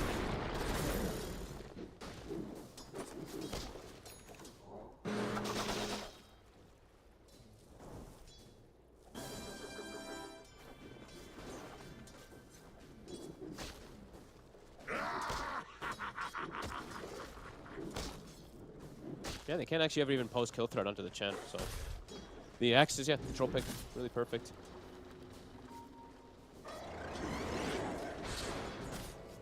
Really take an Eidolon, look at that thing, 800 HP, 4 armor. No, he just wins the Eidolon war here. Yeah, he can actually zone both heroes with that. Really good plays. Level 6 about to come out for Bat. Rebel has hit 6. Power rune, double checking runes. Here comes the supports. Who gets lucky? Bringing in more resources, Hellraisers. Oh, he pulled him away from the DD. I mean, should... Well, okay, with the Avalanche... Okay, he's got Swashbuckle, so he'll be able to get back down and grab it, Rebel. But Gilga should tick down here under the Firefly. Rebel will put the Rolling Thunder, but he didn't get the angle. Yeah, I was about to say it's a wasted Rolling Thunder. Even then, even if he gets the connection, I don't think he's able to kill anybody there. Nice move there from one move, and a little bit of a risky one. Gilgar, I mean, that was a crazy snowball, bringing Rebel in. Yeah, I could maybe assume that he didn't have Firefly ready to pop him and wasn't going to drag him up. But yeah. Maybe he didn't see. Maybe he like literally didn't see the rune spawn right on top of him. He's like thought it was. I don't know. It was very strange to go for there. Gives up his life. And Melo's still hanging on to the lasso. We'll be able to potentially set up for a side gank, claritying up. Bottom, Watson. Not quite 6 yet. And look at a good toss back with the Timber Chain. Yeah, they get him pretty deep. The TPs are coming in. He should be fine, Malady. Able to buff him up. Oh, that was clutch timing. Afterlife just hit 6 off the creep, and Malady TPs in to kind of stop that aggression. Ursa would have died there. That was a really cute, really cool play with the tossback chain. And I think he's going to go the farming route as well. Is he? Oh, okay. Yeah, he's got the ring queued. He's got ring queued up, so he also wants to go Battle Fury. Top. If he can get in on top of the troll. Backup's coming in. The three of them not able to kill Knight. Uh-oh. And now they've got to run. That was going to put the Rolling Thunder, but it will. Okay, he's going to try and swing back over towards Knight, but he's hesitant on doing so. He knows that there's no kill to be had here anymore. Yeah, Melo just stops and settles for the Eidolons, it looks like there. Good rotation. Protecting that troll. I mean, they actually didn't even look like they were going to get close to killing the troll there, too. This pick really working out for them in the laning phase. 2k lead already. And next time he'll have the ultimate available, so even harder to make that attempt on him. And if they, like, it was a lot of things, guys. Like, if the Eidolons weren't splitting, then potentially we do see the further dive from one move, but they had to, like, back up and stop for those. It's 2 times now Rebel has had to kind of use his Rolling Thunder in a defensive manner. I mean, yeah. I mean, how is this going to step up? I do feel, I see a Troll going the Battle Fury and the Ursa going the Battle Fury. I like it more from the Troll's point of view. Agreed, because he just has the better core-to-core matchup. Yeah, he's just going to match up better against the Ursa. Sure, as we said, there's things like the Pango in play, but at a certain point, you know, this Troll is going to have a BKB or so. He's going to be able to stand toe-to-toe with the Ursa, and I don't quite see sort of a point in the growth of both of these heroes where the Ursa feels stronger than the Troll if things stay even. The only thing they have to watch out for is going to be the Enigma in later stages, because they are quite limited on their stuns. You know, they have Tiny and Lasso, and that's just about it to really cancel stuff. So, eyes probably mostly on the Bat Rider in later stages to deal with this Enigma Black Hole. Or they just get on him first if they get the initiation. Mid. They'll get the kill this time. He's bonked out. I mean, they got him. This time around, they're able to make something happen with it, but it is just the support Tiny. Nothing too huge there. No, now Rolling Thunder on cooldown, they probably can look and be like, we can make an aggressive move anywhere on the map on the side of one move. Rolling Thunder is kind of the only thing that they're afraid of in the early game. He wanted Rebel. I like this as well, you know, top. It comes to a death now, but they have the mana creep there following around the Troll, making sure he's getting that extra mana regen so he can continue to spam his spells. I like it. He's in the river. So you should get. This time he's not going to die. Nice He's toss. got backup. And Rebel, he also has some save here potential from Malady. Rebel's able to swashbuckle up to the high ground, but they're ready to chase. Flamebreak knocked back onto Rebel. He's going to go down, and Mello, he doesn't even need to use the lasso there for that. Oh, That's Rebel dying, and he had both supports near him, but they just didn't have the ability to keep him alive. Mello on fire today, really. Like, it's actually just because he was waiting for the Heavenly Grace to be used. So he sees it used, and then he can actually commit onto the other kill. It saves Lasso. And He's gets going to another get one. another. Oh, Mello. He's feeling himself today for sure. Yeah, and then they might get another. They might get another toss. Sayus, he's got Melody. Okay. I mean, okay, they have got the Ursa here. Melody holding on to committing with the lasso, but the backup's coming in now. He's going to be able to drop it on the Ursa instead. Watson's getting low. He has the ult. He's very low on HP. Rolling Thunder coming in, but he's standing near the cliff. He might get knocked down to the low ground here, and indeed he does. Afterlife's able to walk away. Oh my God. One move. They're just doing everything right. The pressure they're applying. Troll free farming. He's got the Chen sitting behind him. Also, Pentiment farming. He's got mech done. He doesn't have to play too close to that troll. He can provide stuff from a distance with his Hand of God, too. This is really nice early game here. And they're even now giving... They've been trying to do this, giving the Tiny the mid lane. He died earlier trying to get that farm, but giving him early game farm so he can get that Blink Dagger early, too. Yeah, Mello on point. Absolutely, yeah. Dire's structures Of course, are Knight fortified. will have his Battle Fury that little bit sooner as well in comparison to Watson. Top tower looks like it should go down, though. Bat Rider, no lasso. Dire's top Go get the tower deny. has been denied. Wow. How come I don't see... I didn't see that. Do I have Smiling Knight muted? Maybe you got muted, dude. Have you got muted? I didn't see the deny pop up on my screen. I've had good times with him in pubs, I swear. Oh, well. Yeah, we see it on ours. We see it We on see the it on options ours, as so I well. guess I do. Bottom, they're mounting their own push. Ursa's going to get out when the Chen starts Radiant's collapsing with bottom Mello. tower is under attack. Go for the trade of their own. They're pinging mid tower. Swinging the Eidolons, swinging Miro over. Haste. Mello already starting to go toward mid. TP on cooldown, so he wants to try to set up defense. Timber TP. Yeah, they could defend this pretty easily, I think. Yeah, just put Afterlife there with the ice armor. Yep. He doesn't care too much at all about what they'll throw at him. Radiant's bottom tower They're trying to has bypass fallen. him. So some Eidolons. He'll take the wave now. And yeah, they'll respect it. They'll back away. And where do they go instead? Maybe catch somebody that's in the jungle. Gilgar is stalking. Precious bounty.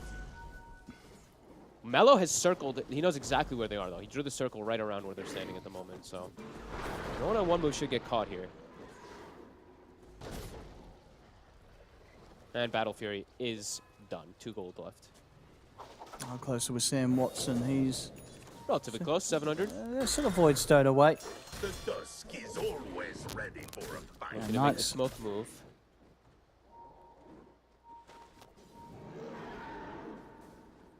Malady in the area, though.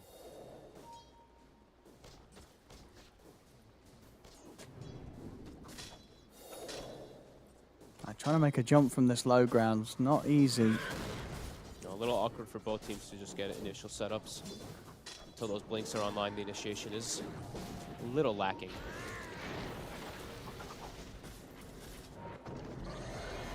One move, trying to protect their ward in this area. 9 heroes in the Dire area, Dire jungle at the moment. Radiant's middle I mean, Mello tower is under going to look to attack. go. Snowball Will into the force creep. Gilgar to snowball up. They're hesitant to fight because this is like the dream areas for Pango. If you commit in, Pango just gets that rolling and bounce back and forth off of everything. So one move, giving the respect to that. They will finally lose their ward. But getting that far, hey, Smiling Knight's probably a good job, team. You know, you secured the area, nobody died, and I'm just farming Radiant's triangle with a middle Battle tower Fury. is under attack.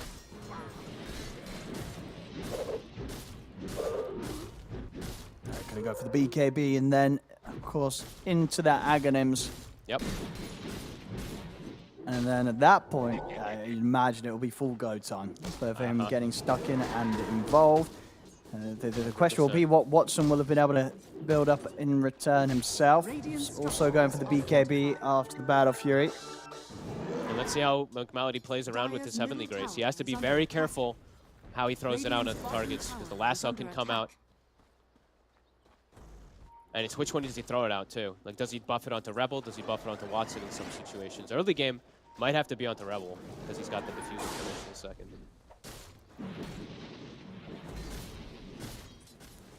Sayush continues to get this farm for his Blink Dagger, so he's pretty happy. One move.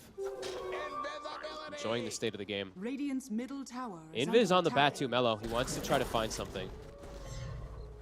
Might find Miero. Well, they definitely will. It actually expands the lasso. Okay. I don't think he needed it. They had the Centaur stomp initially. Pace of the game, I guess he's just like, whatever. I think that's Like, just we're a slow winning the game map. for kills, right? Yeah, Yeah. 15 minutes in, that's just the 7th kill that's happened. So. Yeah. He probably is like, it probably literally is that. It's like Troll's getting no pressure onto him. We're free farming map. It's time to just throw some ults a little bit to get Yeah, kills. and they know that they have such a lead at this stage in terms of how they're holding the map that it's not like Hellraiser's going to be like, right, there's no lasso, we can make a move now. Yeah. Because there's still so many other things they have to be concerned about. They have nothing to really hit, right? I guess the only thing they could hit right now is like Roshan, if Hellraisers would like to try, but that's kind of suicidal to try to attempt that with just lasso on cooldown right now. They're going to smoke, though. They're going to attempt something. They get a kill, they can get Roche. They could smoke into Roche, but I guess actually Chen's Ursa's ready. not with them. Chen's Ursa's- ready. He already has creeps in the Roche Okay. pit. Yeah, they're He not, probably they- knows. Can they Hello. connect on anyone? Nah, they're not going to do it with that. Nope. That won't do it. They might get collapsed on themselves too soon. Sayush has Blink Dagger on Tiny, so they have easier forms of initiation now on one move. And yeah, continue to play the map very smart. Smiling Knight getting continued free farm. They know exactly where HR is playing. They draw the circle. HR, they want to try roashing, but look who's here. So it's spotted. Radiant's bottom tower. But do they get stopped though? They kind of split one move. They're not reacting to it. They're, They don't they're actually care. just going to give it. Look, They actually Ultimate's say they pushing- don't care. The Ultimate's pushing bottom. So they're just going to give it up. I mean, do you think that's fair for them to not care in this stage? Do they need to care? Radiant's To them, no, because the Troll's free farming probably. They probably feel like they're outscaling quite hard. I mean, they absolutely must do. That's got to clearly be their thought. If they indeed they know it's going on. They don't even make a single move. They're like, whatever. You can have the Roche, you can have the Aegis, or we don't care. Sure. We've seen teams do this before. Mellow, maybe just telling his team, you know, without Lasso, without my BKB, I don't want to get in near that pit. And they're still free farming, right, Troll? So I guess they felt no pressure to go for it. And now bottom. Ooh. Blink reveal from Sayush almost gets Rebel. Oh boy. Let us fight.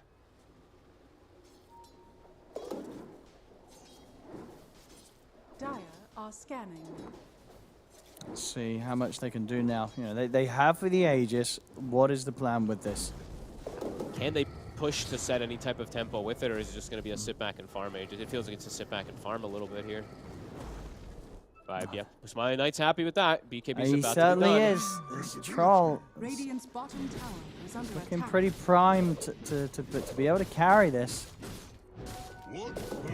I'm sure both teams are telling themselves, don't worry, we got the late game, right? Because one team, like you mentioned, absolutely. it's Enigma versus no BKB piercing black hole. Well, there's a lasso, of course, but like it's limited disables in particular to stop the black hole. So they might be telling themselves that we can sit back and farm as well, too. We can take it late. Either they're going to lose the tier 2 bottom here. Afterlife's going to be able to finish this one off without any response. And they still have this ward down also. 10 seconds left on it. Bottom tower. They did see They the can look for a Pango. defense up it. They saw the Pango. They know that all of HR is up here. Mellow is 200 short of BKB.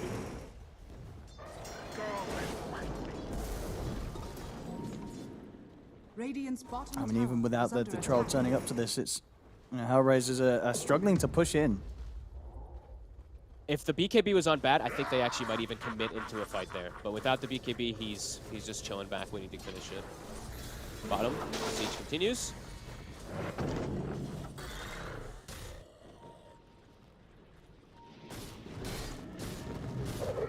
Radiant's middle tower is under attack. One move is being very careful. Look how they're playing here. They still didn't really show top. Now they're finally going to show Mellow to finish up his BKB. Hellraisers are just not able to make many moves at all with this Aegis. No, and they're actually They getting did try, further and further behind on the map. Gold yeah. distribution. Troll just farming that little bit faster. Troll farming, Chen Tiny farming. Even the supports, they are getting a decent amount out of the map on the side of one move in comparison. The Omni can't farm. He has to literally sit behind heroes. And the Tusk is just constantly running around right now.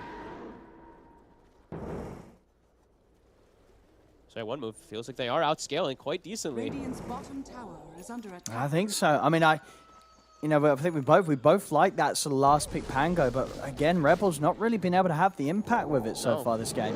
He hasn't found like anything actually. It's been a rough couple of games for him today. After what we've seen, some really good showings in the previous series. And some slow starts. Melo just has his number a little bit too, right? His tanking, that was bad. He's had some amazing performance, 4-0 on the bat. Yep. Oh yeah, Melo's been looking very good today. After yesterday, he looked a little rough too, right? Like it's kind of a big 180 shift from the two players. At least from what we're seeing from their comfort right now. All right, they're looking to make a move themselves. Yeah, Maybe I mean, Smiling Knight wants to get involved as that Aegis timing out. He 1 minute. certainly could consider. He's got his BKB, so he'll feel pretty unkillable. Still 1 minute on the Aegis, so let's see what they find. They're in a pretty good position here, HR. I mean, Hellraisers, they're going to step up, but this smoke will be dispelled. Sage. They're going to snowball in. It's a deep snowball from Gilga. Now looking to commit with the Rolling Thunder, but the BKB's up and available. They'll use the lasso to lock down Gilga. Rebel will turn his attention over towards the troll, but the BKB's up as well for Knight. So Hellraisers, they've got to back away. Get another Rolling Thunder where not a lot achieved. Blink on Miero. Watson still has Aegis. The two BKBs on cooldown. They're thinking about re-going.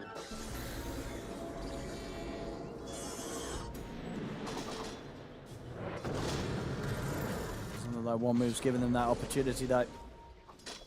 Miero stepping up quite far. He has to be careful how aggressive he plays on that Enigma.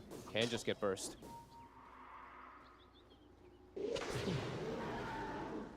All right. Crazy mess of a fight. Only one person dies, but what, 2 BKBs used. Watson holds his. And now Aegis does get reclaimed. That is true, actually pointed out by our observer. Shout out to PCP. Is it no points in GA? No points in GA, yeah, I saw. Is that sort of standard? I mean, is that how you play Omni Knight at the moment? Your heal and your Heavenly Grace are the majority of your heroes. Sure, they are there hasn't been any strong. like straight team fights, so I don't think he needed the Guardian Angel till like now when it's gonna start. We're gonna get it at 10. We'll get a snag on him. High ground ward. He has got some backup. He's a lot tankier than I think they anticipated. Gilga's going to snowball the two of them in.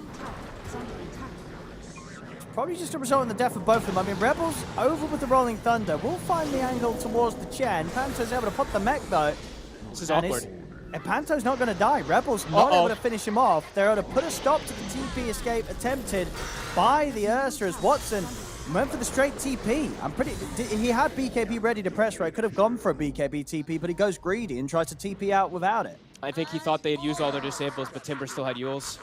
So I guess it just caught him off guard. At 9K lead now, a disaster really for HR, and Gilger snowballed them in too. Like, kind of forced his team to maybe want to react there, and he could have totally maybe saved the Omni by not bringing him in the snowball with him. Yeah, I think it actually put them into a more disastrous situation there. I'll see it again here. Maybe could have just gone for the snowball without grabbing in Malady, because with the Omni dragged in that deep, he's not standing a chance at all. No, and then Rebel has to expend his entire ult to just kind of touch a Chen a little bit, but that's not the way he wants to be using the Rolling Thunder. He wants to try to get control on one of these cores. One move. All right, this lead is getting pretty substantial. Yeah, and with a lineup that we like from minute one. Yeah, that scales with the troll, with the core matchup. The troll versus the Ursa, he's gonna have a good time. It's a lot of eyes on Miero now. I feel like a lot of pressure is gonna be on this Enigma. See, Rebel, he's gone in with the Thunder. Should be able to get back out. Lasso for Rolling Thunder. In terms of the cooldowns, a trade that Rebel will take. Ag's complete for Knight, though. All right. I mean, this is what he picked for. This is what he built for. Gilger. Nice toss back. Do they have the Yules? They do.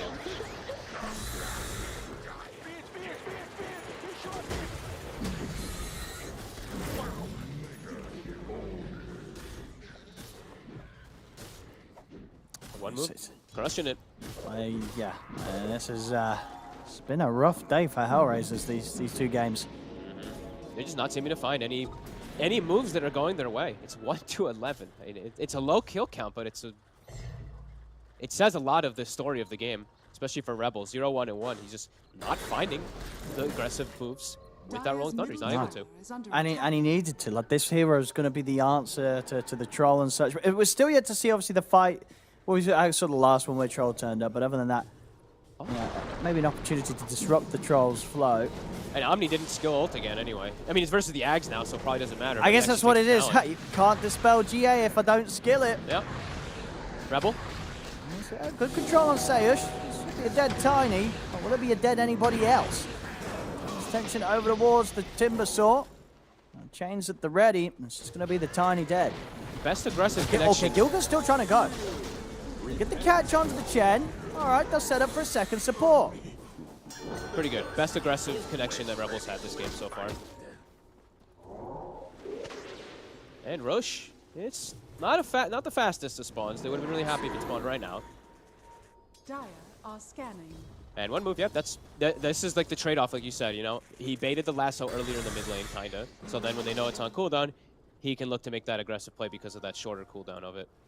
75 seconds versus like the 120, I believe, or 115. Radiant's middle tower is under attack.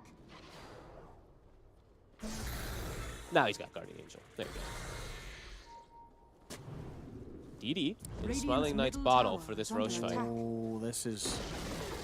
Radiant's middle tower This could be rather nasty here for Hellraisers. Blink and BKB on Mellow. They've got two forms of initiation as well. I think they also... Afterlife is about to have a Hex again, too. And they're going to catch him. It's the biggest grab here. He has got buyback if they want to try and force a fight. This could be setting them up to get the Roche, though. 9 seconds till it spawns. And Afterlife. Might find another catch. He's got the setup on Miro. As he's caught by the combo off the Tiny, that's the Enigma gone as well. Afterlife, too. Like, one move is really just crushing it with the way that they play aggressively. The Hex is coming now, so Timber now has an extra set of disables. And Roche is up with 2 heroes dead. And you don't want to buy back here. The death timers are too low, so yep. You're going to have to let this go. Unless you go for some sort of steal. There is a blink on Watson. They're going to buy. They're buying back. I mean, they can't get her in time. They don't have TPs. They what? Neither of them have a TP. It's both CD. Oh, maybe a bit of panic then with those buybacks. Because Gilga's gone in. And we're able to sort of trap himself in the Roche bit there with the shards. It's kind of nice. It's kind of nice stopping them. Fine time for Rebel to get over with the Thunder. Bit of a tricky angle to get out of the pit, though, and get back onto the heroes. And now Rolling Thunder's cooldown. They can just hit the Roche.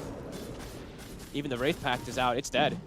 Maybe they could look for a steal, but they bought back for this. So if Rebel tries to swashbuckle in for a steal and dies, then it's pretty rough. No, they're not even going to try. It's too risky. They've just got to let it go. So the buyback's not to great effect there, unfortunately, for Hellraisers, as they are unable to stop one move from getting the Roche out.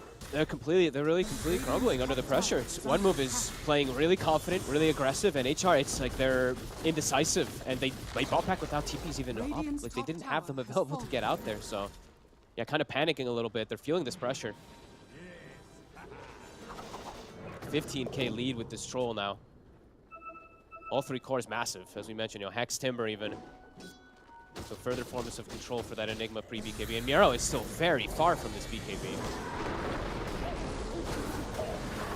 Look at the jump in at the side here. Heading on towards the Tiny. There's the black hole here. Miro's able to grab onto the 2 of them, and it's a solid job. See what the Troll can do, though. Knight, he's in on towards Watson. He's going to come in with the BKB here.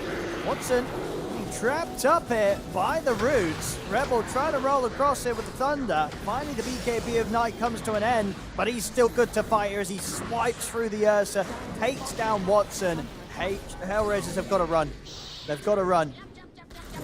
And they're not able to make it out of the 2 of them. Overall, it looked like maybe there was going to be a chance off the back of a really nice black hole initiation, but it's just coming too late in the game, and this Troll's just cleaning up, and the Aegis wasn't even close to being threatened. He's still got that for 3 more minutes to push on with. Yeah, he's got, I mean, look at the buffs that he has too. On top of having this item advantage over the Ursa and an Aegis, like he's just unbelievably tanky. 33 armor, miss rate as well, all coming into play there. And you, like you said, it was good black hole, especially pre, no BKB or anything like that. Pretty much the best option he could get, but they have nothing for the troll once he's able to stand his ground. And he still had Aegis too, so. Radiant's middle tower is under attack.